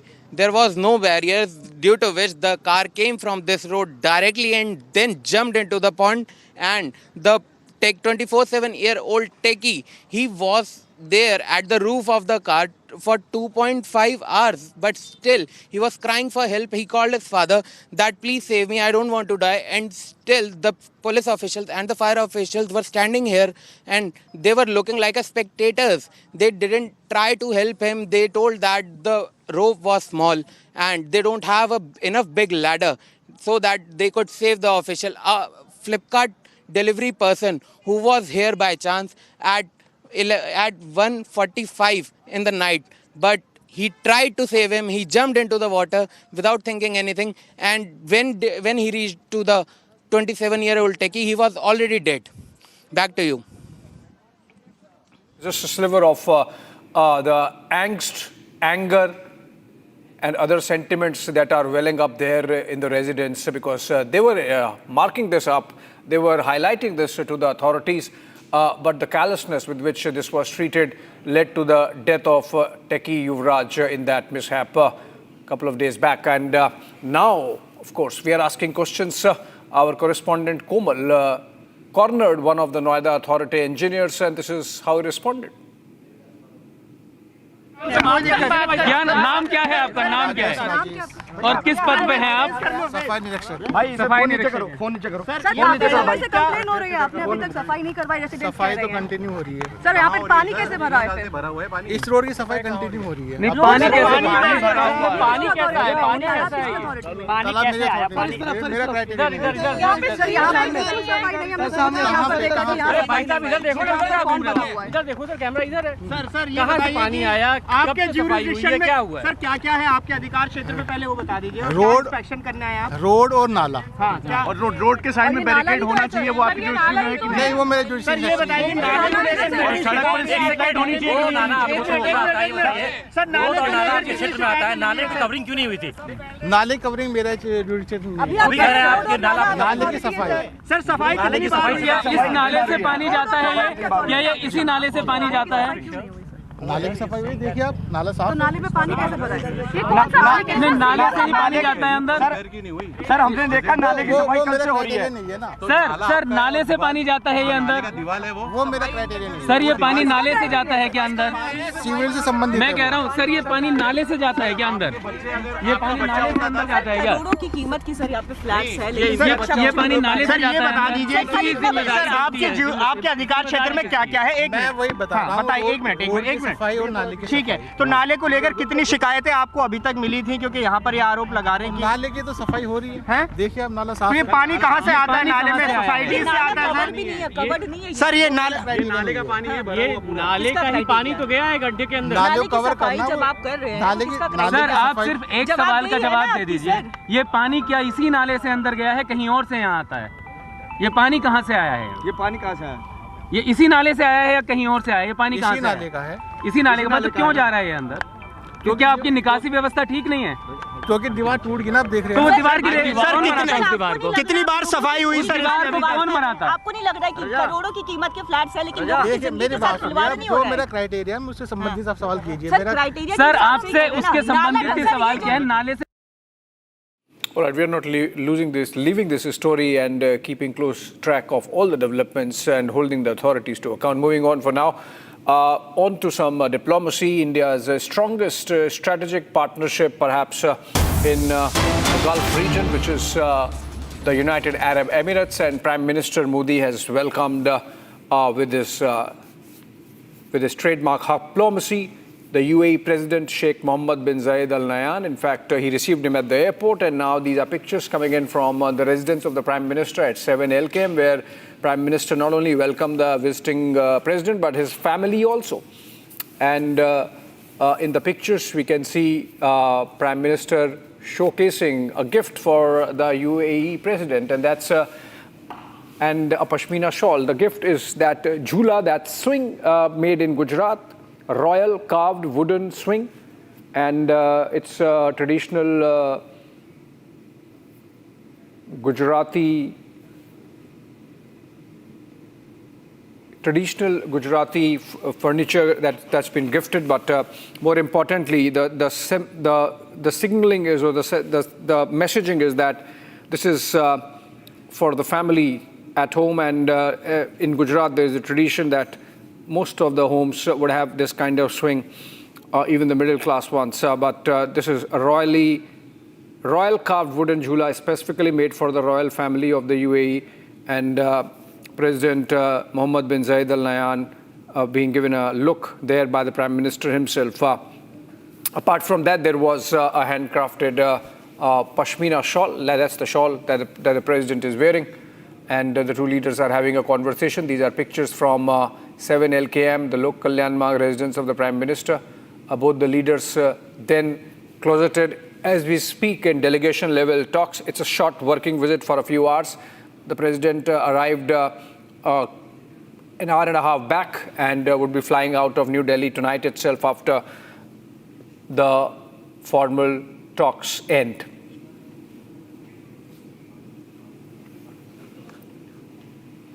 Right, moving on. The controversy surrounding Oscar-winning music composer A.R. Rahman intensified as the legendary composer, otherwise known as the Mozart of Madras, faced severe online backlash and accusations of character assassination following his recent remarks in an interview where he linked a slowdown in his Bollywood assignments over the past 8 years to shifting power dynamics in the industry, or perhaps the country, possibly involving a subtle communal undertone. And he also critiqued films like Chhawa for profiting from divisiveness. In that comment, of course, later A.R. Rahman came back with a video and clarified that he was misquoted or misunderstood, that he loves India, etc. And Rahman's daughters have also now come out, Khatija Rahman and Rahima Rahman, publicly supporting their father, obviously, and posting his father's video, clarification video. Okay, let's listen to him. India is my inspiration, my teacher, and my home. I understand that intentions can sometimes be misunderstood. But my purpose has always been to uplift, honor, and serve through music. I have never wished to cause pain, and I hope my sincerity is felt. I feel blessed to be Indian, which enables to create a space which always allows freedom of expression and celebrates multicultural voices.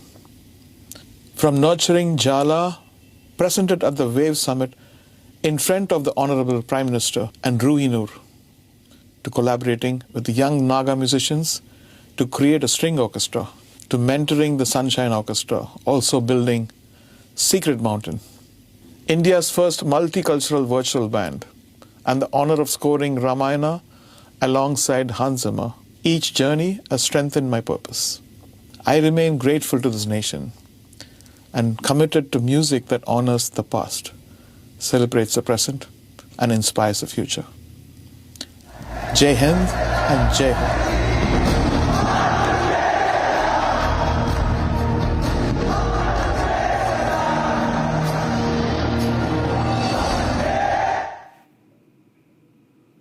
United Kingdom Prime Minister Keir Starmer has slammed the US President Donald Trump's threats to impose tariffs on allies over Greenland, calling it completely wrong and warning that a trade war is in no one's interest. Here are the details of what Starmer said. On Greenland, the right way to approach an issue of this seriousness is through calm discussion between allies. And let's be clear, the security of Greenland matters. And it will matter more as climate change reshapes the Arctic, as sea routes open and strategic competition intensifies. The High North will require greater attention, greater investment, and stronger collective defence. And so any decision about the future status of Greenland belongs to the people of Greenland and the Kingdom of Denmark alone. That right is fundamental, and we support it. Denmark is a close ally of the United Kingdom, and of the United States, a proud NATO member that has stood shoulder to shoulder with us, including at real human cost in recent decades. Alliances endure because they're built on respect and partnership, not pressure. That is why I said the use of tariffs against allies is completely wrong. It is not the right way to resolve differences within an alliance. Nor is it helpful to frame efforts to strengthen Greenland's security as a justification for economic pressure. Such measures hurt British workers, British businesses, and the British economy. And that is why I've been so clear on this issue. A trade war is in no one's interest. And my job is always to act in the UK's national interest. Okay, on to a breaking development, controversy rather, a sleaze video there in Karnataka going viral, and it's exploded.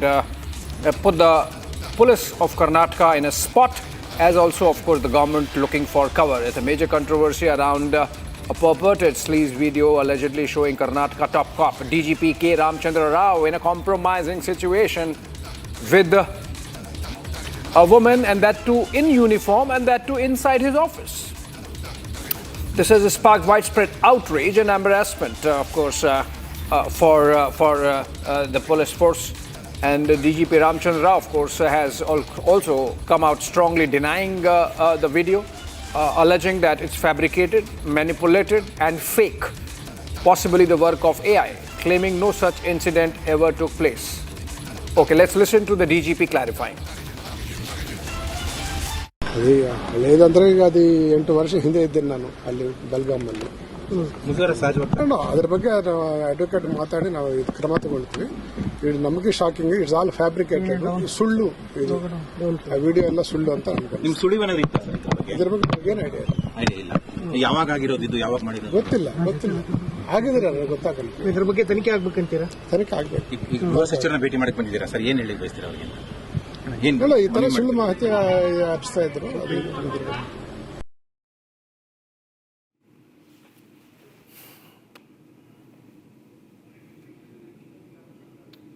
All right, seems like the AI jumping the guardrails. However, inadvertently, the Chief Minister of Karnataka, Siddaramaiah, has ordered a thorough probe into the video incident. Listen to Siddaramaiah, of course, not exactly defending his DGP, but ordering a probe.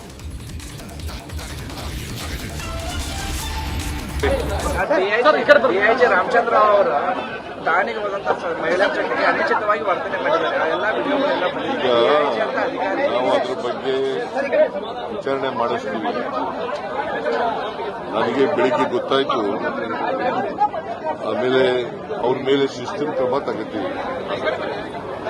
ಶಿಸ್ತು ಕ್ರಮ ಜರುಗಿಸ್ತೀವಿ. ಎಷ್ಟೇ ಎತ್ತರದ ಅಧಿಕಾರಿಯಾದರೂ ಕೂಡ ಕಾನೂನಿಗಿಂತ ಯಾರು ದೊಡ್ಡವರಲ್ಲ.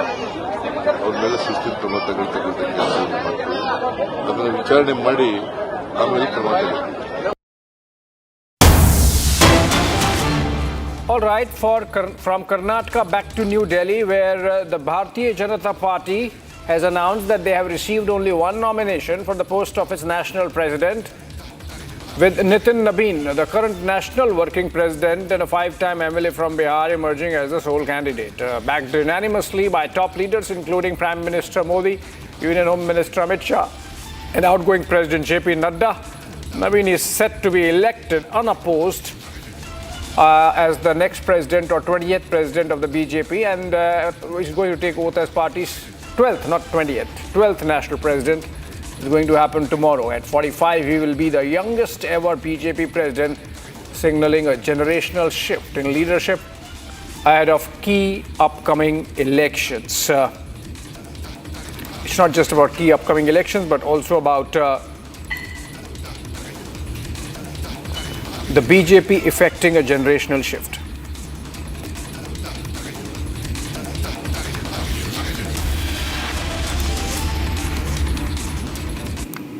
All right, on that note, we slip into a short break. And coming up on the other side, 15 Indian nationals trapped in Iran for over a month. Seafarers detained aboard the oil tanker MV Valiant Roar. And India has sought consular access.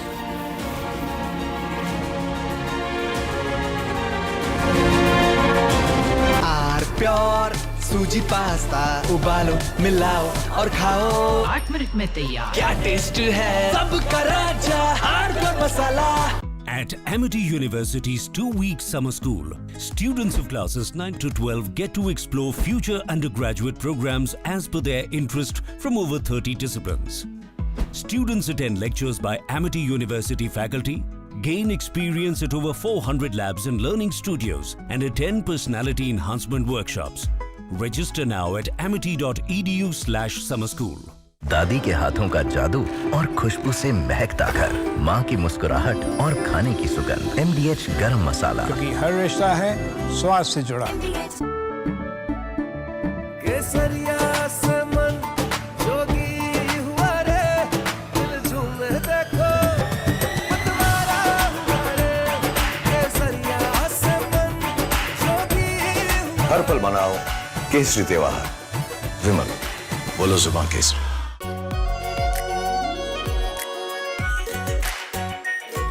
Pure shahi paneer masala, delicious, healthy, every day.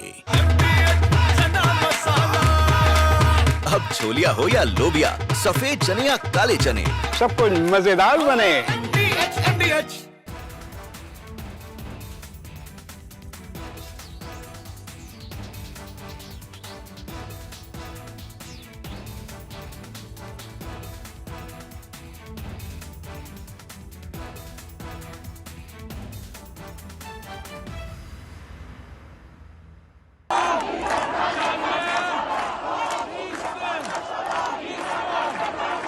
Iran is boiling.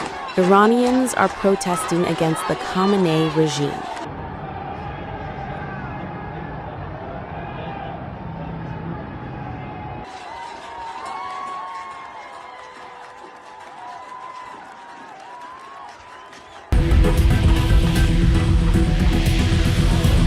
U.S. President Donald Trump has urged Iranians to keep protesting and take over institutions, and has assured them that help is on the way. Well, no, they're starting to, it looks like, and there seem to be some people killed that aren't supposed to be killed. These are violent, if you call them leaders, I don't know if they're leaders or just they rule through violence. But we're looking at it very seriously. The military is looking at it, and we're looking at some very strong options. We'll make a determination. Well, if they do that, we'll consider things targets that they wouldn't believe. If they do that, we will hit them at levels that they've never been hit before. They won't even believe it. I have options that are so strong. So, I mean, if they did that. There's a constant attempt to blame communalism. A.R. Rahman after Amir Khan. Can music composer A.R. Rahman really complain? Debating tonight at 8 p.m. ये है secret recipe MDH का जीरा SIP jaljeera मसाला। Sip sip जीरा sip जीरा sip MDH का जलजीरा जीरा sip जीरा sip MDH का जलजीरा जीरा सिप। इसको घर पे लगाओगे तो शादी का तो पता नहीं, पर घर पक्का नहीं टूटेगा। रुंगटा नहीं तो घर स्ट्रॉन्ग नहीं। रुंगटा स्टील TMT बार एकदम सॉलिड। पहाड़ों में हाइकिंग शिप भी बन सकती है।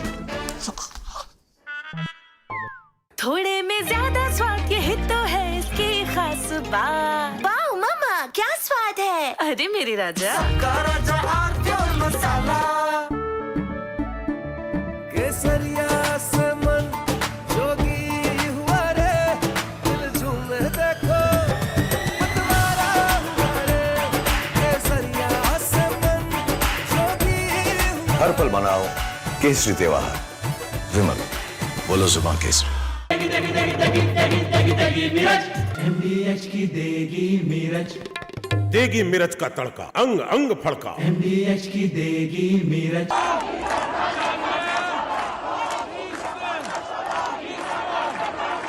Iran is boiling. Iranians are protesting against the Khamenei regime.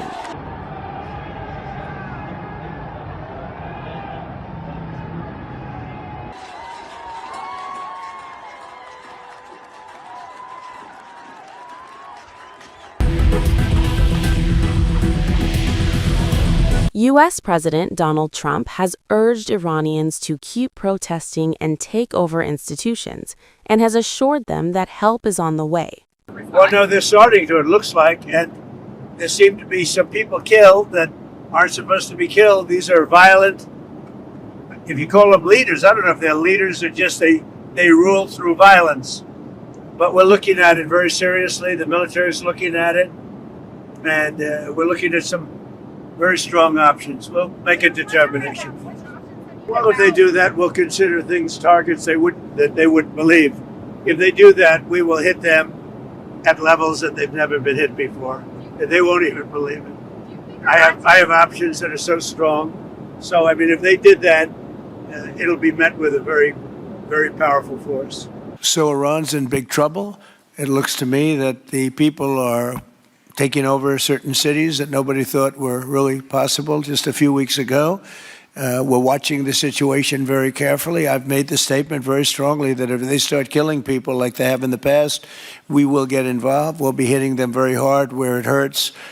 And that doesn't mean boots on the ground, but it means hitting them very, very hard where it hurts. So we don't want that to happen. There have been cases like this where President Obama totally backed down. But this is something pretty incredible that's happening in Iran. It's an amazing thing to watch. They've done a bad job. They've treated their people.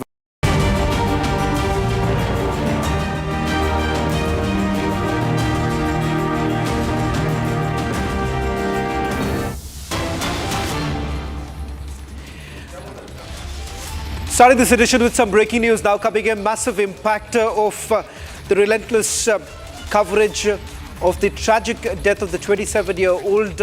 In fact, the Noida Authority CEO has finally been removed.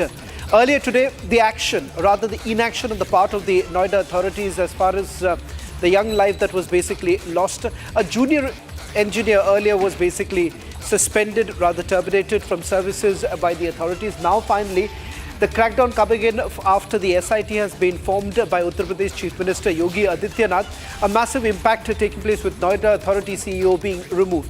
This after Republic reports essentially suggesting that despite multiple complaints that were filed by residents of Sector 150 of Noida about streetlights not being present, there was very little action that was basically taken by the Noida authorities. In fact, from some of the videos that we have basically accessed, indicates that there was the authorities actually reached the spot to carry out the rescue operation without actually having any such equipments in place. In fact, we're going to play out all the details of the story in a short while from now. First, let me go across to my colleague Saurav, who's joining us from Sector 150, getting us the latest details. Finally, action being taken, Saurav, with regards to the role of the CEO. In fact, you spoke to him earlier today.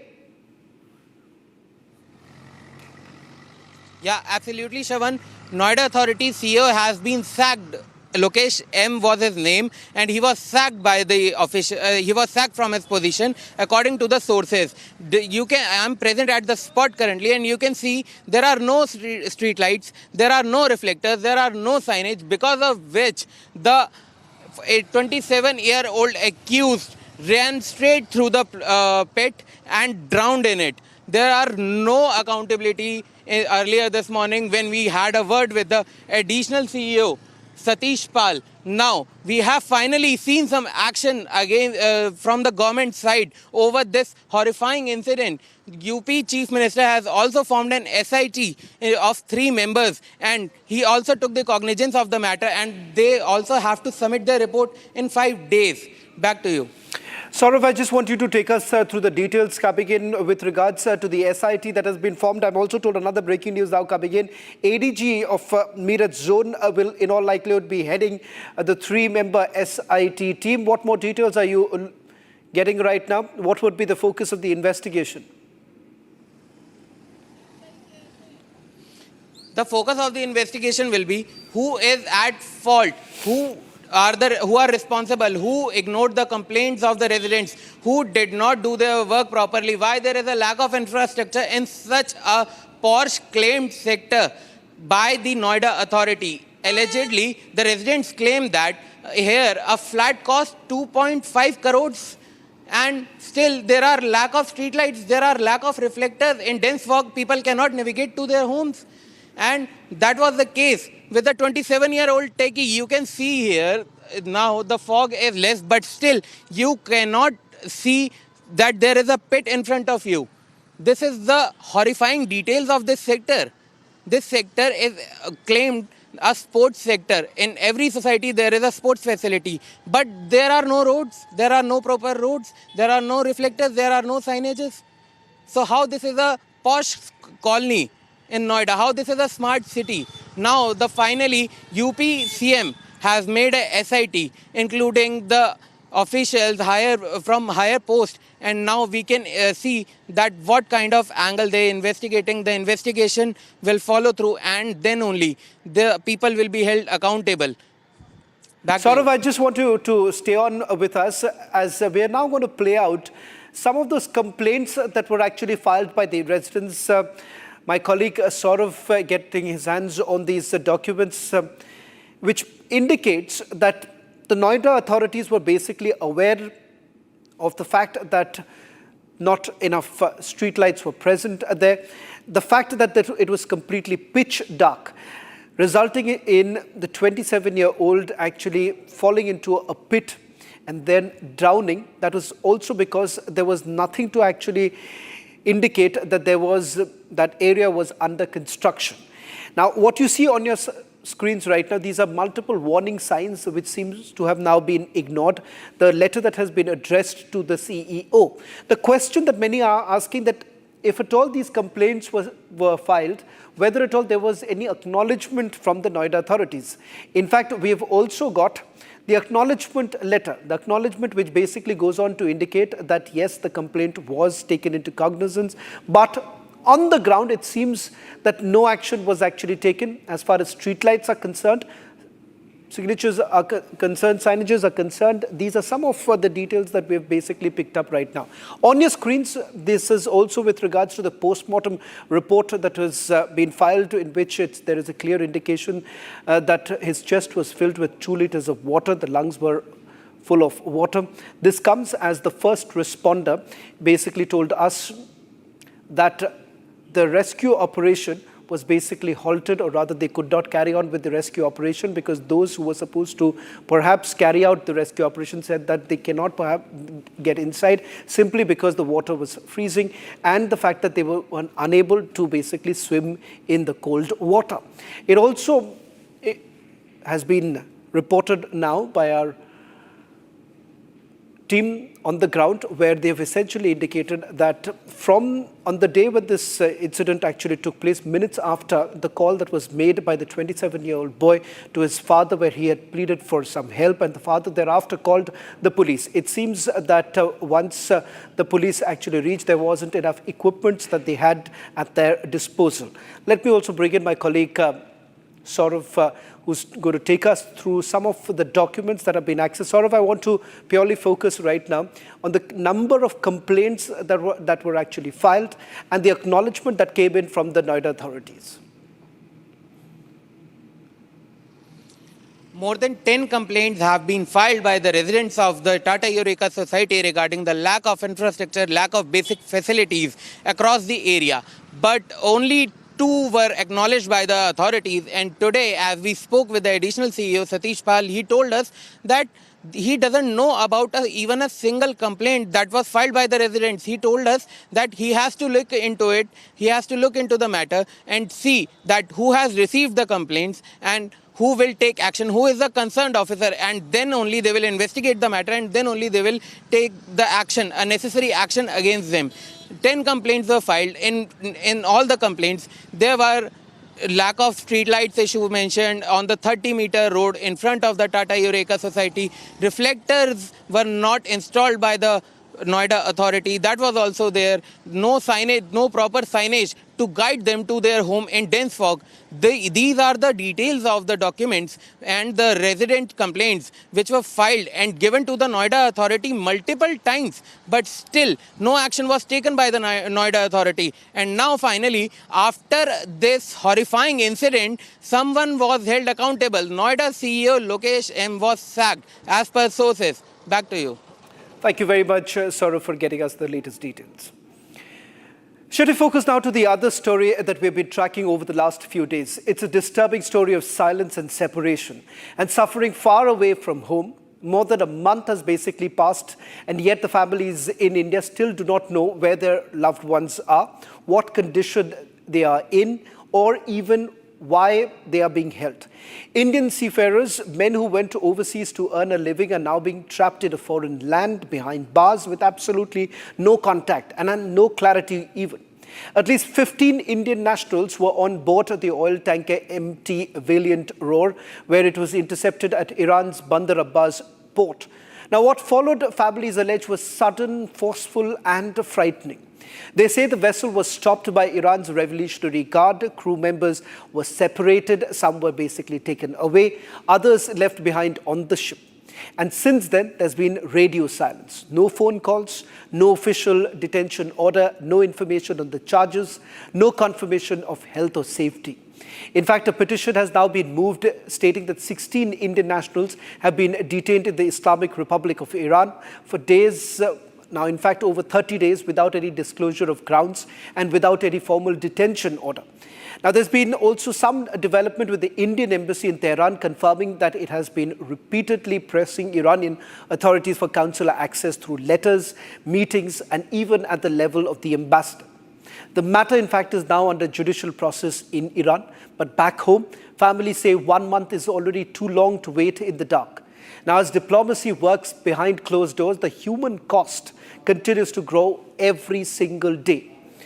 We're going to put out this detailed report on the Indian seafarers trapped in Iran. And then, of course, we're also going to go across to those family members who have been trying to get some hold on what is exactly happening on the ground. We'll see if we have the report ready to play out, the report to give you a sense of what's really happening on the ground, because here, what is essentially becoming even more difficult for the family members is the fact that there is absolutely no communication that has really come in. In fact, on your screens right now, these are the images that you see of the crew members who have been taken into custody. We'll also be going across to the family members. And I just want a quick clarification if the report has actually come in. If the report is come in, and I'm told that the report is ready right now, let's play the report first, and then we'll go across to the guests who are joining us on this broadcast.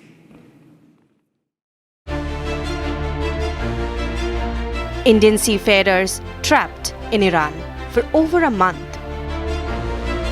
At least 15 Indian crew members were detained after the oil tanker MT Valiant Roar was intercepted at Iran's Bandar Abbas port. Families of the Indian seafarers trapped in Iran have made a desperate appeal to the Ministry of External Affairs seeking urgent diplomatic intervention. According to the family's appeal, the vessel, operated by Prime Tankers LLC Dubai, was intercepted by Iran's Revolutionary Guard on December 8, 2025. The ship had 17 to 18 crew members on board, including 15 to 16 Indian nationals. Families claim that on January 6, 2026, 10 crew members were taken into custody and shifted to prison by Iranian authorities. They say 6 to 7 crew members, including the captain, continue to remain on board the vessel for ship management. The families allege complete silence since then. No contact, no updates, no clarity.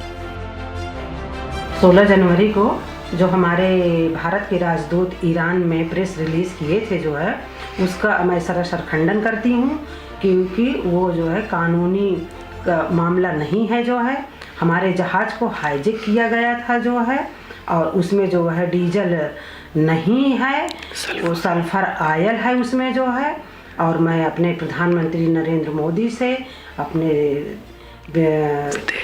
देश के yes जय बोलो, और मैं अपने प्रधानमंत्री नरेंद्र मोदी से, विदेश मंत्री एस जयशंकर से मैं बार बार यही विनती और निवेदन प्रार्थना करती हूँ कि हमारे 16 भारतीयों को जल्द से जल्द वहाँ से रिहा करा के इंडिया वापस लाएंगे। They say that there is no official information on the crew's location, health condition, legal status or the charges they may be facing. एक शिप है वेलियंट रोड नाम करके, उस जहाज़ पे मेरे बड़े भैया मसूद आलम काम करते हैं।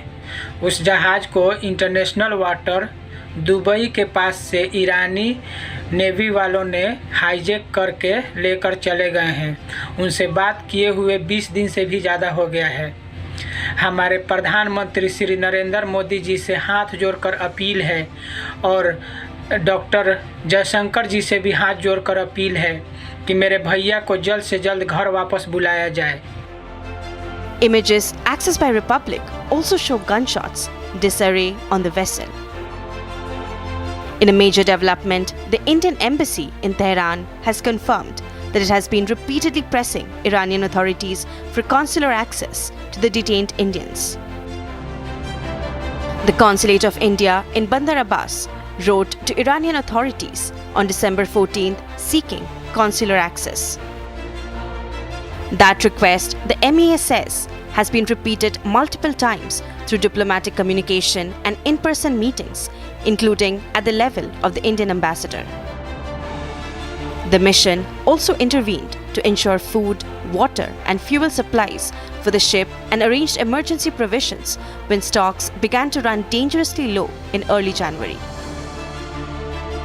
The Indian government has confirmed that the matter is now under judicial process in Iran, but says that it continues to press for early consular access and expeditious legal proceedings. As families wait anxiously back home, the spotlight is now firmly on diplomacy and on India's push to bring its citizens safely back.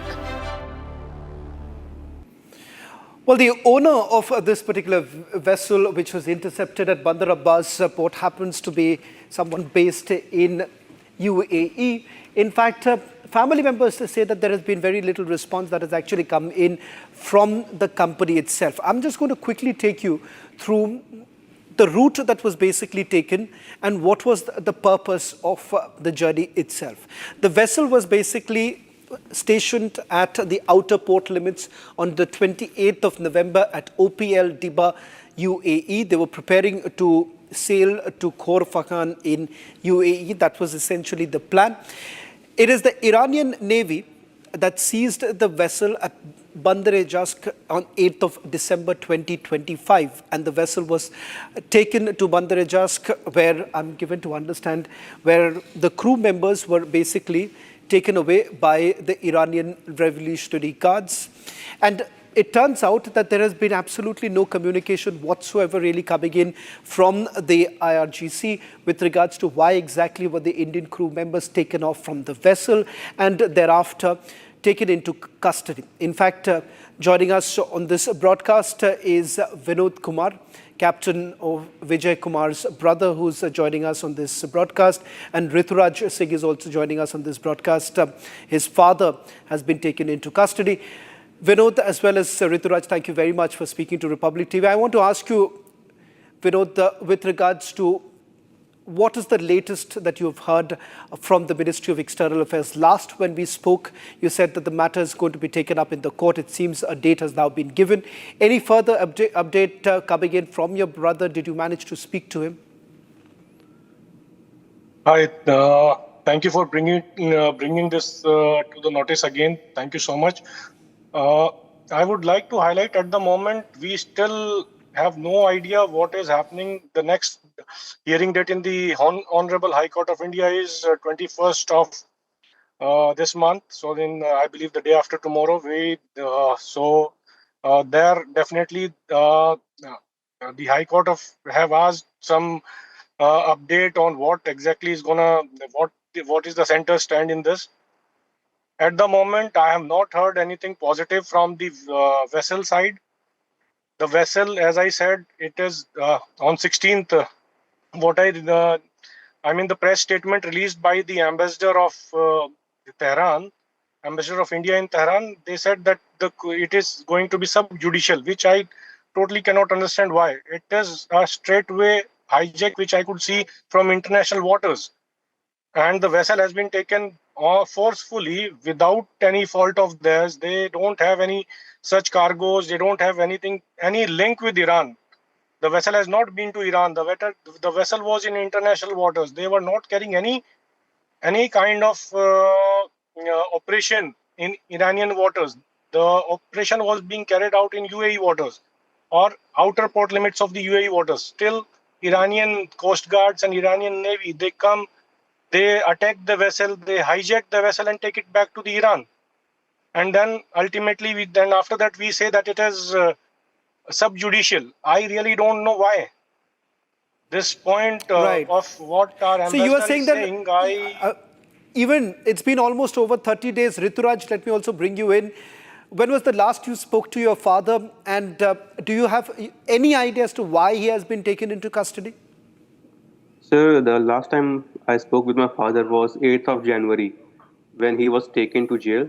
They gave him the phone for only like 1 or 2 minutes to tell the family that they were taken to jail and don't to pressurize the government from our side.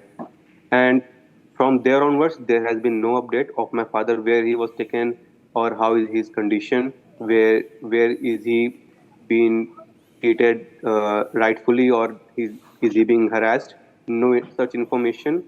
And the latest government statement was the the Indian embassy, which is in Tehran, on 16th of January. They stated that the situation is already going to be subjudicial and already going to be jail, which should not be happening, because the ship, as Mr. Vinod sir said, the ship was hijacked. It is not a legal procedure to go into subjudicial.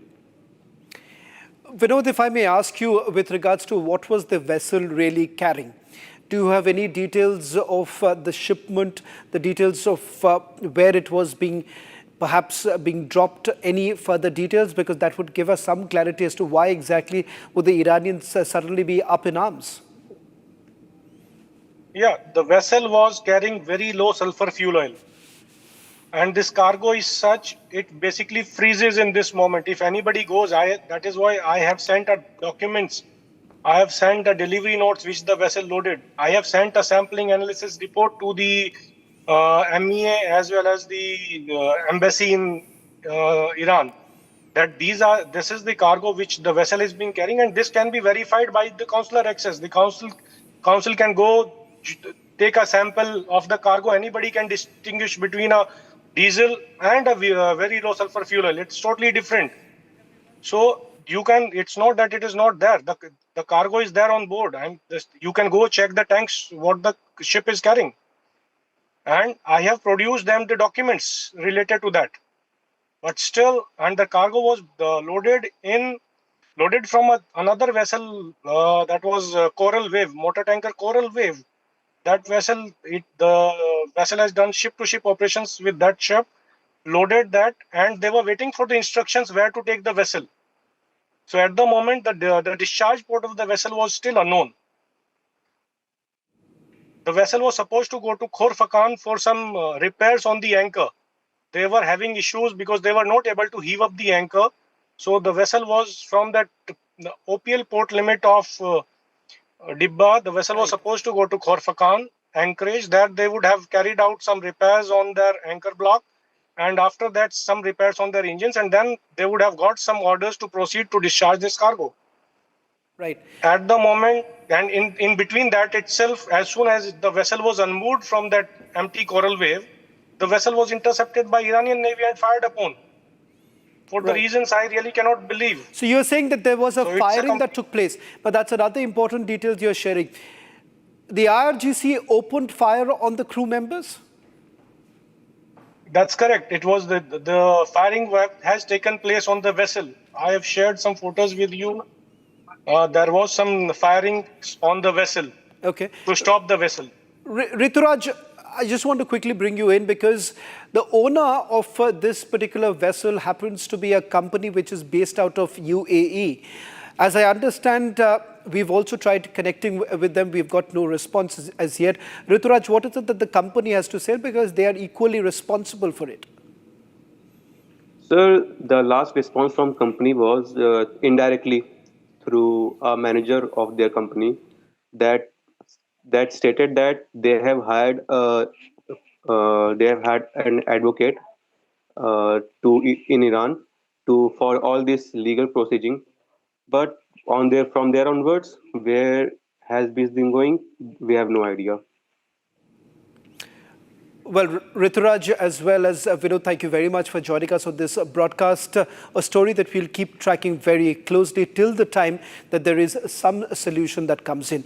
We're also getting some more breaking news now coming in. This is from Kabul, where we have been told that there is an explosion that has taken place, and reports coming in that the target of today's explosion was in Kabul's Sharinau area, and Chinese citizens were essentially being targeted, and this is what some reports are now coming in. There is also a response coming in from Kabul Security Command. Khalid Zadran, who is the spokesperson there, he's now confirmed that an explosion has taken place, and the teams have launched multiple inquiries into what was the nature of the explosion. So far, no details coming in with regards to whether at all there have been any casualties, but Afghan media essentially reporting that Chinese citizens were the target. Now, that's what Afghan media is reporting on your screens right now. These are the latest images now coming in. Sharinau also happens to be a diplomatic enclave. Most of the embassies are in this particular area where this explosion has taken place. No one has taken a responsibility of the explosion that has taken place in Kabul. This is in the heart of the city where this explosion has taken place. So far, no word on the casualties as yet. A developing story with something that we'll keep a track on. As of now, what we can confirm is that the explosion took place earlier today in Sharinau area in Kabul. Well, that's all that we could pack in this edition of This Is Exclusive. Coming up, trending on the other side.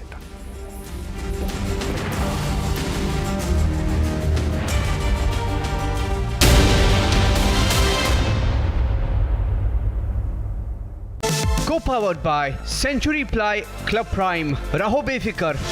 दादी के हाथों का जादू और खुशबू से महकता घर, माँ की मुस्कुराहट और खाने की सुगंध। MDH गरम मसाला, क्योंकि हर रिश्ता है स्वाद से जुड़ा। At Amity University's 2-week summer school, students of classes 9 to 12 get to explore future undergraduate programs as per their interest from over 30 disciplines. Students attend lectures by Amity University faculty, gain experience at over 400 labs and learning studios, and attend personality enhancement workshops. Register now at amity.edu/summer-school. थोड़े में ज्यादा स्वाद ये तो है इसकी खास बात। वाओ मामा, क्या स्वाद है? अरे मेरे राजा। सबका राजा और मसाला। मुस्कुराए लड़खड़ाए जिंदगी, चाहे जो भी हो। पेशेंट के लिए कौन सा रूम प्रेफर करेंगे आप? जिंदगी भर के प्यार का कोई रेट कार्ड नहीं होता। Tata AIG health insurance, with you like family, with you always. आधे बाउल दही में 4 चम्मच MDH चटनी पुदीना मसाला डाला, स्टर करो, पुदीना चटनी तैयार। MDH चटनी पुदीना मसाला। MDH।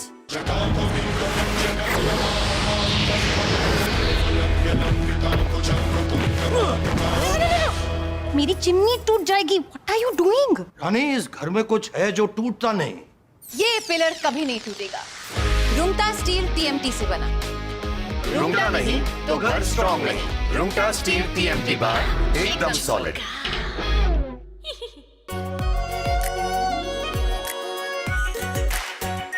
Are pure shahi paneer masala, delicious, healthy, everyday.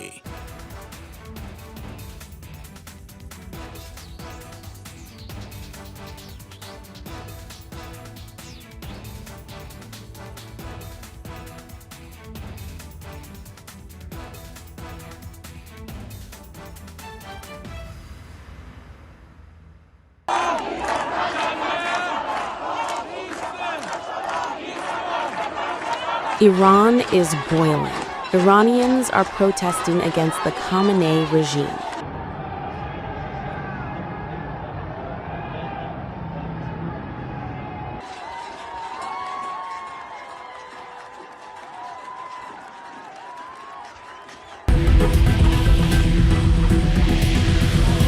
US President Donald Trump has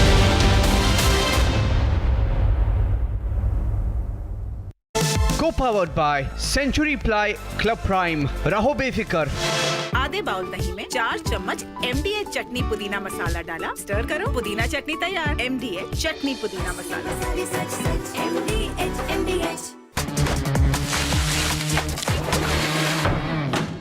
अरे टेंशन किस बात की? सेंचुरी प्रोवुड का प्रीमियम प्लस है ना, लो एमिशन है, हाई डेंसिटी है, वाटर रेजिस्टेंट भी, टर्माइट एंड बोरो रेजिस्टेंट भी है। यानी ये है जहां नो टेंशन वहां। Premium plus by Century Prowud. थोड़े में ज्यादा स्वाद ये तो है इसकी खास बात। वाओ मामा क्या स्वाद है? अरे मेरे राजा मसाला केसरिया से मन जोगी हुआ रे, दिल झूमे देखो मतवारा हुआ रे, केसरिया से मन जोगी। हर पल मनाओ केसरी त्योहार। विमल बोलो जुबान केसरी। अब छोलिया हो या लोबिया, सफेद चने या काले चने, सब कुछ मजेदार बने। मुस्कुराए लड़खड़ाए जिंदगी, चाहे जो भी हो। सर, पेशेंट के लिए कौन सा रूम प्रेफर करेंगे आप? जिंदगी भर के प्यार का कोई रेट कार्ड नहीं होता। Tata AIG health insurance, with you like family, with you always. थोड़े में ज्यादा स्वाद ये तो है इसकी खास बात। वाओ मामा क्या स्वाद है? अरे मेरे राजा मसाला।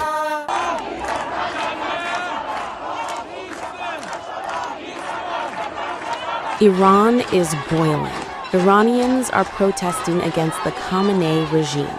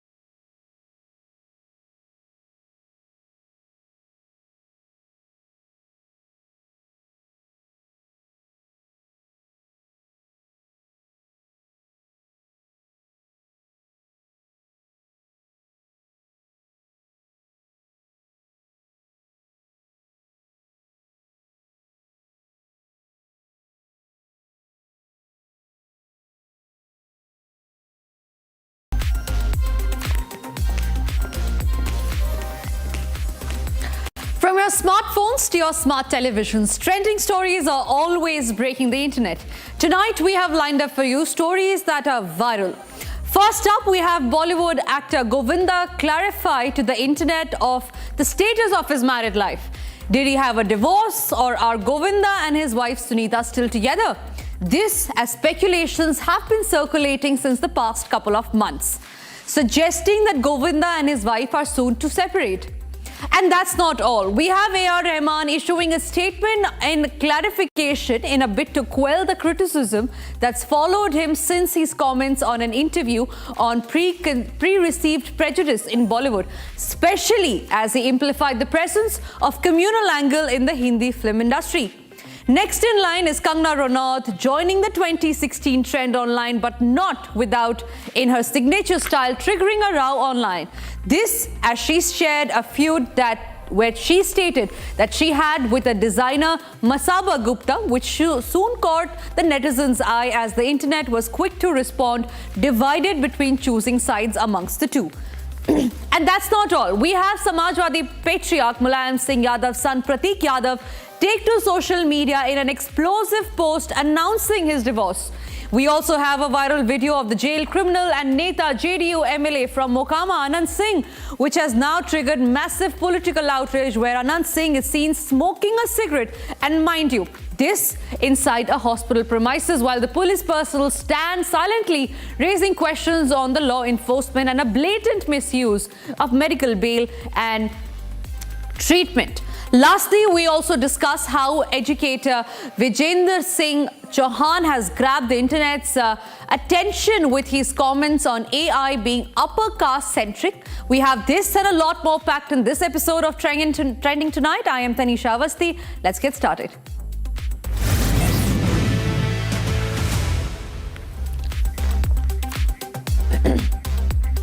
Rumors of trouble in Bollywood actor Govinda and his wife Sunita's paradise has long been the talk of the town now. People have over the recent months speculated as to their being together and the future of their relationship. And amid this ongoing buzz comes a revelation by Govinda himself, the very subject of the rumor mill. Govinda has now opened up with the vision of events. Govinda, in his latest statement, remember, ladies and gentlemen, explosive statement, in fact, has gone on to claim a big conspiracy as far as the talks on his marriage are concerned. Now, he said that that wouldn't be the first time that couple has clarified that all is well in their marriage. In August last year, Govinda's wife Sunita had, in a media address, flatly denied truth to any rumors of a divorce between the two. कुछ होता तो हम इतने नजदीक होते, हमारी दूरियां होती, कोई हम दोनों को अलग नहीं कर सकता है, चाहे ऊपर से कोई भी आ जाए, भगवान आ जाए, कोई शैतान नहीं आ जाए, कोई नहीं अलग कर सकता है। मेरा गोविंदा सिर्फ मेरा ही है और किसी का नहीं है। जब तक हम मुंह ना खोले, प्लीज कोई भी चीज पे आप लोग ना बोलिए। Now, that was the statement that was made earlier by Govinda's wife. These clarificatory statements came amid an interview recently. Govinda started explaining by explaining that only reason he is coming forth with a truth so personal is because remaining silent made him seem weak and fueled the problematic perception others had of him. And then went on and discussed the behind the scenes of developments of these rumors, alleging a big conspiracy and a controversy, and even suggested that his close ones are being used without their knowledge. He also, in a heartfelt plea, urged the rumors to stop as he claimed it affects his family lives. Let's get you that statement that's coming from Govinda. मुझे ये कहा गया था कि इसमें आपके परिवार का, घर का जो लोग हैं वो यूज़ हो सकते हैं, उन्हें इसका पता नहीं चलेगा कि वो एक बड़ी कॉन्स्पिरेसी के अंदर शुरुआती तौर पे इस्तेमाल हो रहे हैं, जिसमें आदमी को पहले परिवार से तोड़ा जाता है, फिर समाज से तो तोड़ा ही हुआ है। मुझे इतने साल काम से तोड़ा हुआ है, मुझे मेरी फिल्मों के लिए मार्केट नहीं मिली, और मैं इसका रोना ऐसा नहीं समझिएगा, आप रो रहा हूँ कृपया नहीं सोचिएगा। तो वो कहाँ करती हैं कि आपको जो चाहिए वो मिलता नहीं है, और जो मिलता है वो आपको चाहिए नहीं, तो फिर घर कैसे चलेगा। फिल्म लाइन में जिस वक्त आपकी प्रचलितता एक हद से बाहर निकलती है, तो विचलितताओं के साथ बहुत सारे लोग आगे आते हैं जो अपेक्षित नहीं होते। वो भी मैं मेरे अपने एक वरिष्ठ कलाकार के साथ मैंने होते हुए देखा, और उसके सेकंड मैं हुआ हूँ, और इसी में प्रार्थना करता हूँ और बच्चों के लिए कल्याण की प्रार्थना करता हूँ। तो मैं कृष्णा से कहा कि कृष्णा बेटा, तुम्हारा यूज़ हो रहा है मेरी इंसल्ट के लिए, तो थोड़ा सा तुम एहतियात रखना कि मेरे विषय में जैसे तुम अपना घर परिवार के लिए सोचा करते हो, ऐसे मेरे लिए भी सोचना। तो ये नाराज़ होती थी सुनीता, और जिस इंडस्ट्री से मैं इतने साल पैसा कमाया हूँ, नाम, इज़्ज़त, शोहरत ऊपर वाले ने दी है, मैं उसमें कभी दाग नहीं लगाता, और मैं चाहूँगा भी नहीं कि दाग लगे। कुछ तो कहीं विपरीतताएँ, नोशंस क्रिएट करें, ऐसे लोगों ने प्रयास किए हैं। मैं शिवसेना में आया हूँ और प्रचारक अभी बना ही हूँ कि ये शुरू हो गया, और मुझे वीक या कमज़ोर ना समझा जाए, और आप लोग इसे वर्षानुवर्ष मैंने जो सेवा प्रदान की है, थोड़ा पीछे पलट के देखें, मुंह खोलने से पहले कर्म भी तो देखने चाहिए। All right, joining us live on the broadcast is Simi Chanduk. She has nearly 35 years of experience in the entertainment industry. She's also been a veteran entertainment journalist. Thank you, Simi, for joining us here on Trending tonight.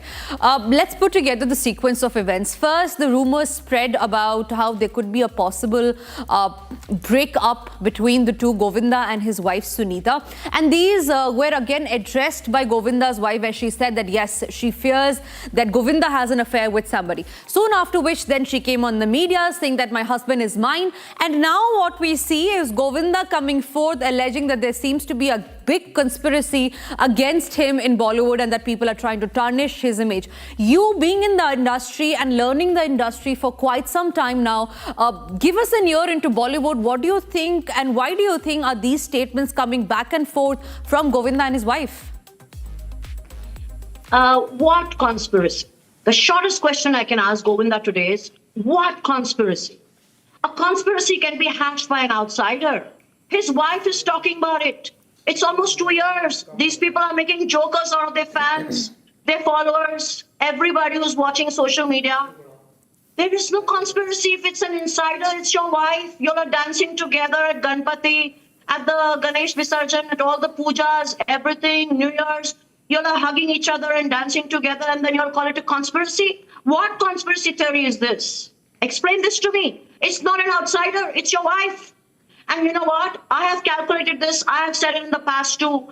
This lady has spent at least 10 crores making up her image on social media, and today she has landed up with a YouTube channel of her own. If I challenge Sunita Ahuja, if she hadn't mentioned Govinda, if she hadn't mentioned her husband's name, if she hadn't called herself BB number one of hero number one, where would Sunita be? If she hadn't mentioned the G of Govinda, where would Sunita be today? Who would watch Sunita?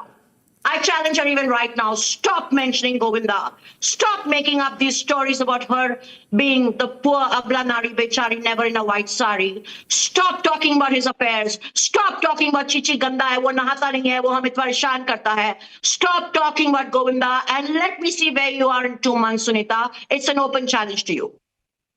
Where is the conspiracy? You tell me. One small question before I let you go. Do you then think that all of this is happening because of the publicity that Sunita wants to now gain out of Govinda? Plot. You know what? Where would she get 10 crores today for any small mention on any social media handle of the paparazzis? You have to pay them at least 2 lakh rupees for one mention per day, per reel. She has very well orchestrated all these plans that she's had on social media. I mean, she goes to mandirs that are so far away, Guwahati, wherever she may have been, far away places. How is she managing all that? Right. If you look at the plans and how she's planned everything, she's always coming out of the airports. She's always flying somewhere or the other. She's going to fancy restaurants and the paparazzi is following her everywhere. Are they just doing it free? No. I have calculated everything over the last 1 year. She has spent more than 10 crore rupees. If Govinda is not funding her, from where is she getting all this money? Right. And you know what? I have known Govinda for more than 25 years.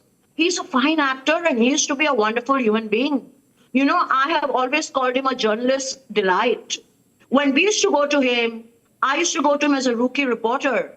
And when our editor used to say, go and interview Govinda. Absolutely. It was like a dream come true for us. It was the most amazing thing for us to do. Right, because when we used to go to Govinda, and we used to say, okay, we have to think of an angle, you know, what should be the subject of our interview today? I'm talking about the print journalism days. Right. And when we used to go to him, Govinda used to say, you know, Simi, mere se ye mat pucho, aaj tum mere se wo pucho. Because you know what? Always the problem is, how do you ask the difficult questions, right? Absolutely. And he would give us questions that were negative towards him. He would say, mere rival ki taarif karo aap. And the first time it happened, I was like, what? He used to say, yes, Simi, that's how people would read it more. You praise my rivals too. You ask me negative questions. You ask me this, you ask me that. That's Govinda for you. Absolutely. Simi, in fact, I would like to thank you. I'm really sorry we're running short on time, but thank you for sharing your views on that top story that we are tracking tonight.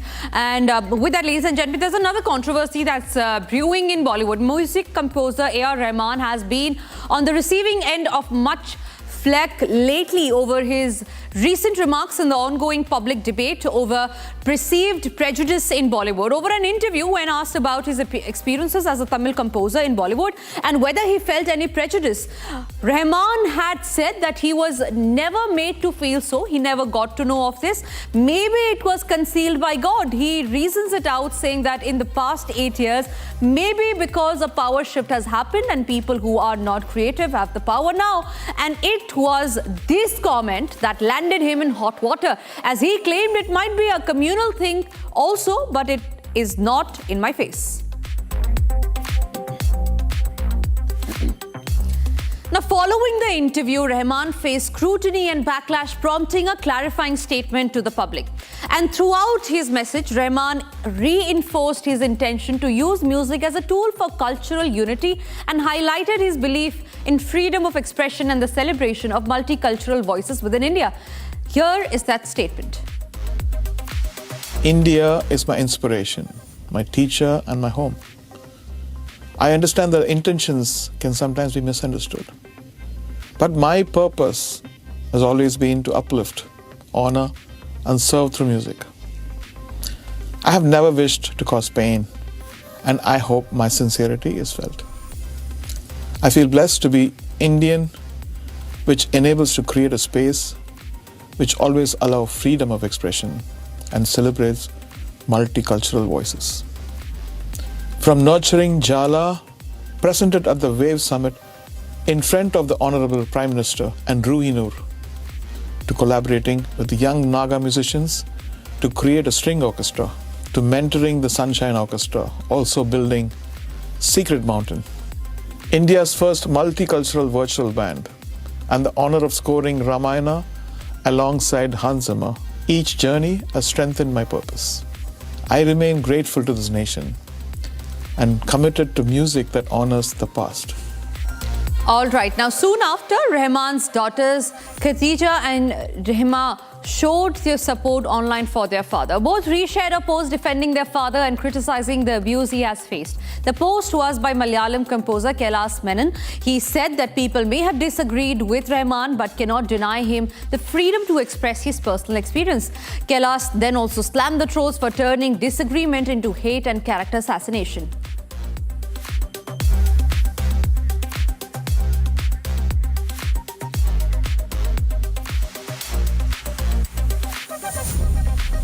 All right, another hot controversy that's making headlines. Bollywood's controversy queen Kangana Ranaut has never shied away from speaking her mind. Today is no different.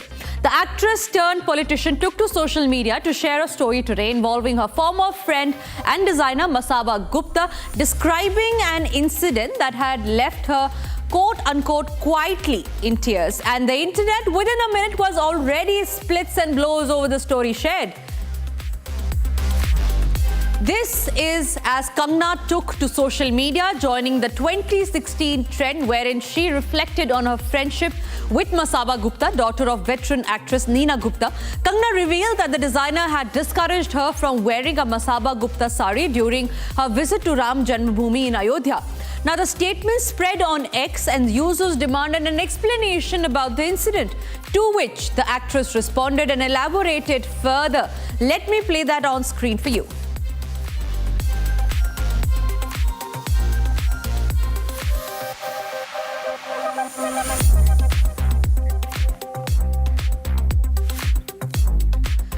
And from Bollywood to politics, Instagram this morning witnessed an explosive announcement, and this announcement came from Prateek Yadav.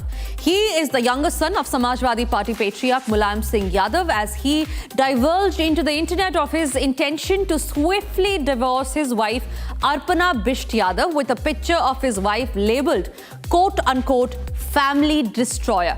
Prateek elaborates in his caption that his wife ruined his relationship with his family and only married him to become famous and influential. Remember, important point to note here is Prateek's wife is a BJP leader.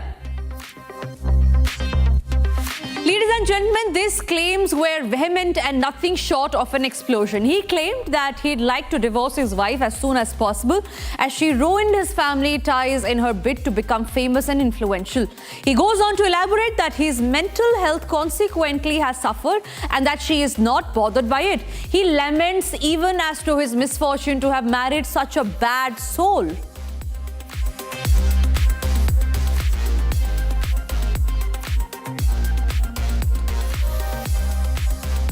It's quick, fast and trending. Next segment, ladies and gentlemen, is Fast Trends for you.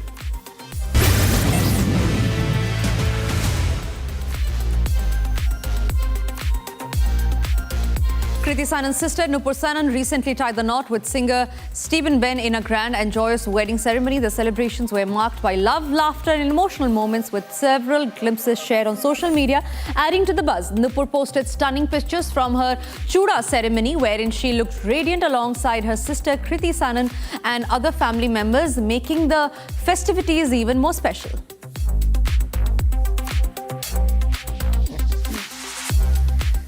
An unexpected moment unfolded during the United States national anthem at the NBA game in London when a person in the crowd shouted, "Leave Greenland alone." The remark instantly drew loud cheers from the British audience, turning the anthem into a viral political moment and highlighting Europe's skepticism over past United States interest in Greenland.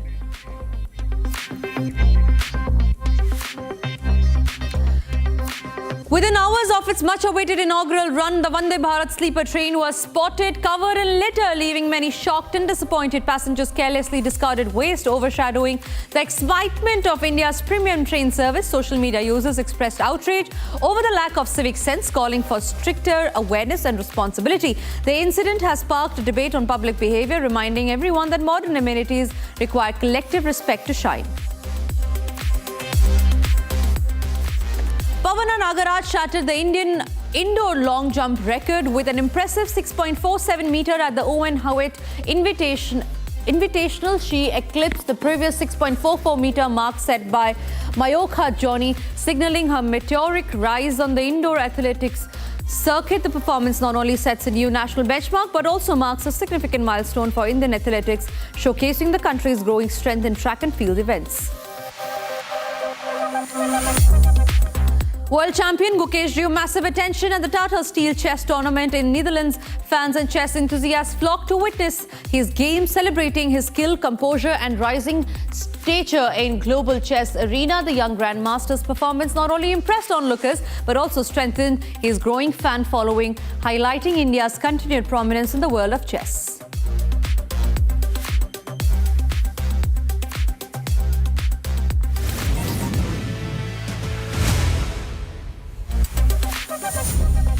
A viral video of UPSC mock interviewer and educator Dr. Vijender Singh Chauhan has sparked debate online. In the clip, he claims that AI tools like ChatGPT show an upper caste bias because their training data mostly comes from privileged groups. According to him, this leads to responses that reflect dominant perspectives while ignoring marginalized voices, making it unrealistic to express social justice from such systems. These remarks have triggered mixed reactions on social media, reigniting discussions on fairness, representation and bias in technology. कि किताबें जरूरी क्योंकि किताबें आपको critical thinking देती हैं। ये वे किताबें हैं जो आपको इन एल्गोरिथम्स पे सवाल उठाना सिखाती, क्योंकि अगर आप इसी सवाल को, बहुत आसान है ना, इसका प्रीफेस पढ़िए और एक छोटा सा प्रॉम्प्ट बनाकर चैट जीपीटी को दे दीजिए और देखिए कि वो क्या डाटा देता है। ज्यादा संभावना है कि वह डाटा देगा जो अपर कास्ट को सुहाता है, क्योंकि चैट जीपीटी को ट्रेन करने वाली, चैट जीपीटी का मतलब क्या है? Generative pretrained, transform pretrained. किसने ट्रेन किया? उस कंटेंट ने ट्रेन किया जो पहले से मौजूद है, जो कि सवर्णों के पक्ष में है, सत्ताधारियों के पक्ष में है, और उन लोगों ने ट्रेन किया जिनमें प्रतिनिधित्व इन लोगों का ज्यादा है। तो अगर कोई ऐसी मशीन है जिसकी नींव ही गड़बड़ है, तो उससे निकलने वाले उत्पाद से आप सोशल जस्टिस की उम्मीद मत कीजिए। And that's not all. Vijender Singh also took to social media to speak on this again, and his earlier video swiftly went viral on the internet. Vijender posted yet another video of his opinions on the casteism allegation hurled on AI, as he captioned the post with, quote, "Some students, however, do not understand even after explaining it twice," unquote. Students को एक बार में समझ नहीं आता तो दोहराता हो। तमाम AI मॉडल्स, खास तौर से LLM, लार्ज लैंग्वेज मॉडल्स, इनको एक बहुत बड़ा डेटाबेस चाहिए होता है। वीडियोस होते हैं, टेक्स्ट होता है, रियल बातचीत होती है, जो आधार बनता है इस AI मॉडल का अपनी बुद्धिमत्ता विकसित करने की। इसलिए इस लार्ज लैंग्वेज डेटाबेस में जो बायसेस हो, चाहे वो कास्ट का हो, चाहे वो जेंडर का हो, चाहे वो रेस का हो, चाहे वो अन्य किस्म का कम्युनिटी बेस्ड भी हो सकता है, वह सब का सब उन रिस्पॉन्सेज में रिफ्लेक्ट होने लगता है unless specially worked against it. और फिलहाल जो AI मॉडल्स हम देख रहे हैं उसमें भारत के संदर्भ में कास्ट को लेकर बायसेस दिखाई देते हैं। तमाम स्टडीज ये बताती हैं। विदेशों के मामले में रेस को लेकर होता है, जेंडर को लेकर सब जगह दिखाई देता है। इसलिए ये मानना कि AI मॉडल निष्पक्ष होते हैं गलत है। दूसरा, AI मॉडल के बायसेस के लिए इस बात की कतई जरूरत नहीं है कि AI मॉडल किसी सवर्ण द्वारा ओन्ड होगा, विदेशी व्यक्ति के पास होगा। उसके बावजूद जिस डाटा से उसे ट्रेन किया गया होगा, अगर उसमें बायसेस हैं, चाहे वो कास्ट को लेकर हो, जेंडर को लेकर हो, कम्युनिटी को लेकर हो, या किसी अन्य चीज़ को, आदिवासियों को लेकर हो, वह रिफ्लेक्ट होता है। इसलिए हमें इन AI मॉडल्स को बहुत गंभीरता से क्रिटिकली देखना चाहिए। And that's all that we could pack in this edition of Trending Tonight. Coming up next after the break is a debate with Arnab. Thank you for watching.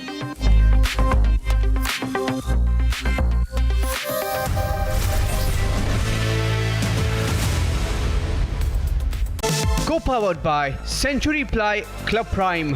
Raho befikar.